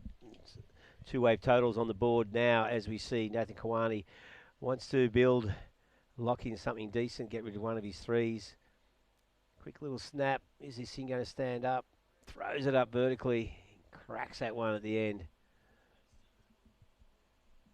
And Nathan Kawani just finishing off there. Yeah, no one's really found that good solid opener. As we take a look at the Destination New South Wales replay from Nathan. So nice starting turn, but that wave is really flat. It's not giving him too much of a critical section to work with until the finish. So we'll see where the judges go with it. He's already sitting in the lead. He has just improved that lead with his last wave dropping in pretty quickly. And it came through at a 6.67. So the judges good really solid score. It. Yeah, good solid score. I think that last turn probably drew a few more points from our stingy judges. I would say they've been anything but stingy today. There's been so many 8s and 9s dropped. Yeah. Which is great to see. Yeah. Obviously some quality waves and some quality surfers. Yeah, for sure. I mean, and obviously they adjust their scale due to the conditions. And, yeah, we've seen some great small wave riding here today. Surfers, every now and then, when those big scores come through, it's usually on the back of having that 3rd turn on the outside, the connection, and a good finish on the inside. Pretty basic, really. It's just a matter of mathematics, really, isn't it? Yeah. 3 turns, bang, okay, 3, 3, 3. That 2.4 for each turn, times 6 times. Seems so simple. Yeah, that's right. So they used to do the old points for manoeuvres. That used to be a judging format way back in the day.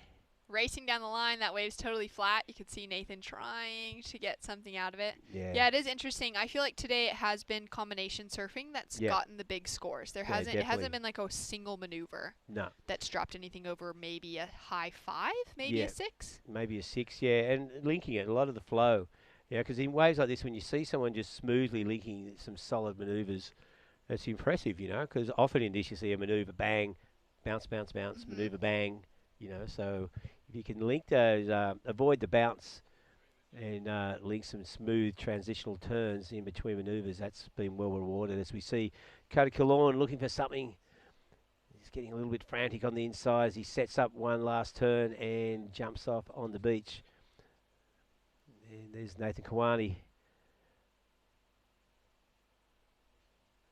Yeah, his transitions are really where it's at. I feel like in a day like this, it just divides. You might get a really good turn, a good moment of power, a lot of spray being thrown, a good connection with the lip. And then if you just see it connected together with a smooth transition, something that just looks kind of pretty and is simple, it just adds to the whole picture. That's exactly right. So, it is aesthetically more pleasing, so it doesn't look as frantic or, almost desperate. It usually reflects a decent score. Because when it comes down to it, the beauty of surfing is part of the attraction of watching it. And just under 10 minutes. So in the back half of this heat now, Nathan Kawani still holding the lead. The highest score was his 6.67. And none of the other surfers. Next highest scoring wave is Coda's 4.67. So big difference. So all 4 surfers still holding a 3 point whatever as their second score. Nathan the only one to break out of that with that 6.67. And if he can get something similar pretty soon, it'll put him in a good position. But at this stage, this heat is still anyone's. Those top 2 places still up for grabs. But Nathan has that slight advantage at the moment with that 6.67. And there you can see, if you rock down to the beach right now, you have to go for an Arvo surf. You go, yeah, maybe. Maybe bring the longboard out. Yeah. It'd be, if it was a nice sunny day, nice and warm, you'd go out there just to get wet. But I'd be going, could be bothered. That little thunderstorm that's kind of blowing through. Thankfully, we haven't had any lightning down at the beach. I was expecting that. Looking at the forecast a couple days ago, it looked like it was going to be kind of hectic this afternoon. So Thankfully, that's held off and is going to hit maybe sometime during the night or later this evening. Yeah. And a real soft wave for Hayden. Hayden just looking around going, what's going on? Strong paddle for Nathan. Putting in a lot of effort there to gain some speed, but now he's found that connection. Nice little floater transition, gains some speed, and hits the lip hard on the inside. So the outside looked really tough, but then it suddenly just clicked together. Yeah, it just shows you these guys are surfing so close to shore. It's last heat of the day. Heat 4 of round 2 of the men's. Of course, we'll be starting with heat 5 of round 2 of the men's first thing tomorrow.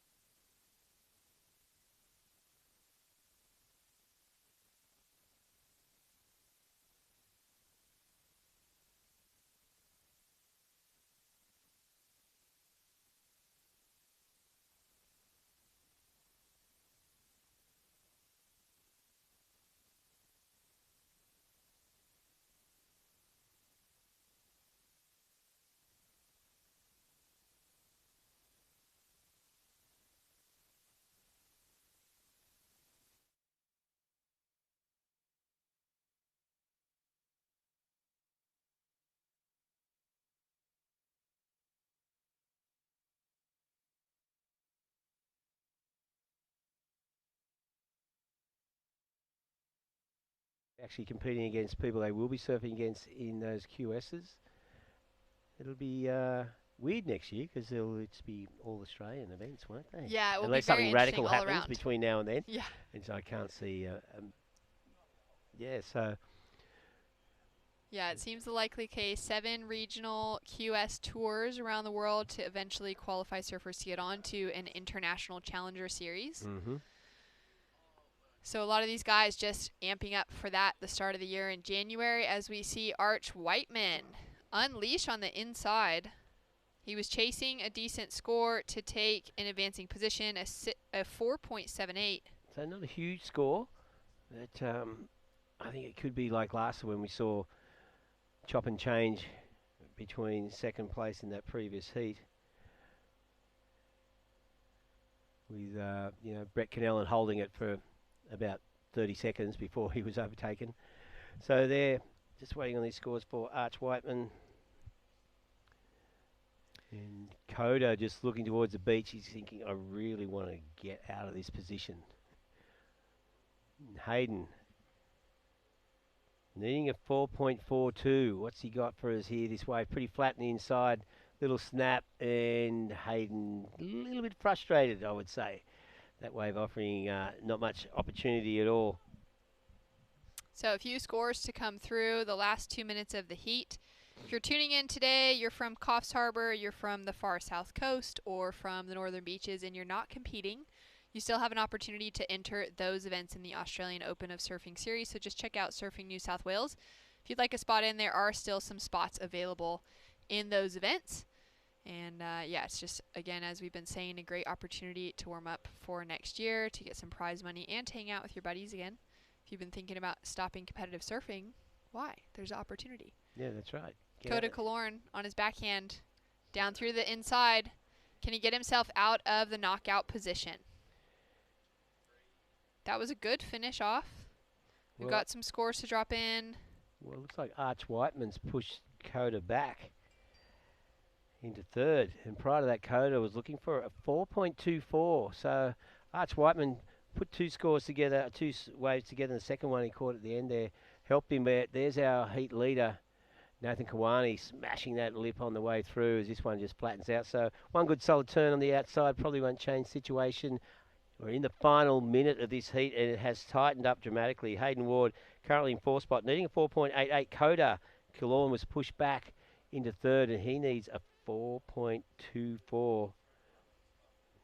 And that last one, wave for Oh, Coda's wave drops in. No way, he's gone back up. 4.5, just jumped back into 2nd, took Arch Whiteman out of it. Arch Whiteman did great to get that 5.23, but is he going to be able to back it up? He now needs a 3.95 to take the advancing position. 20 seconds, Arch Whiteman in the blue, needing a 3.95. It's a throwaway score in normal circumstances. Here he goes, last throw of the dice for Arch Whiteman. Standing up for him, it's giving him some speed. Little foam climb, second foam climb. Nothing vertical in that. Yeah, 2 horizontal maneuvers, that ain't going to do it. And Arch Whiteman, same thing we said with Brett Kennellan in the previous heat, just climbed in a second for a moment. And then Coda Killorn did a great job there. Like, he maintained that pressure, pushed back in, but he did not give up.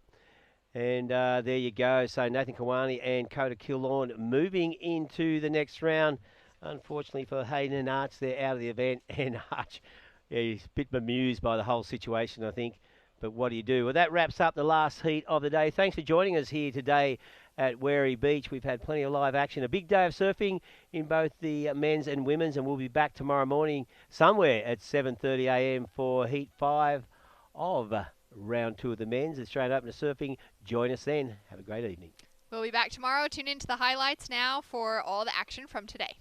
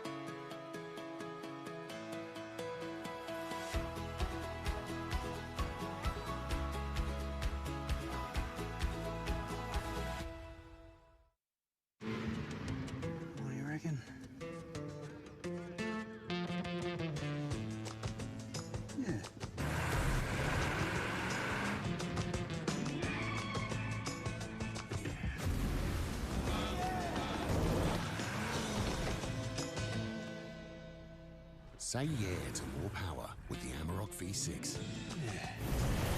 And get your first 3 repayments on us.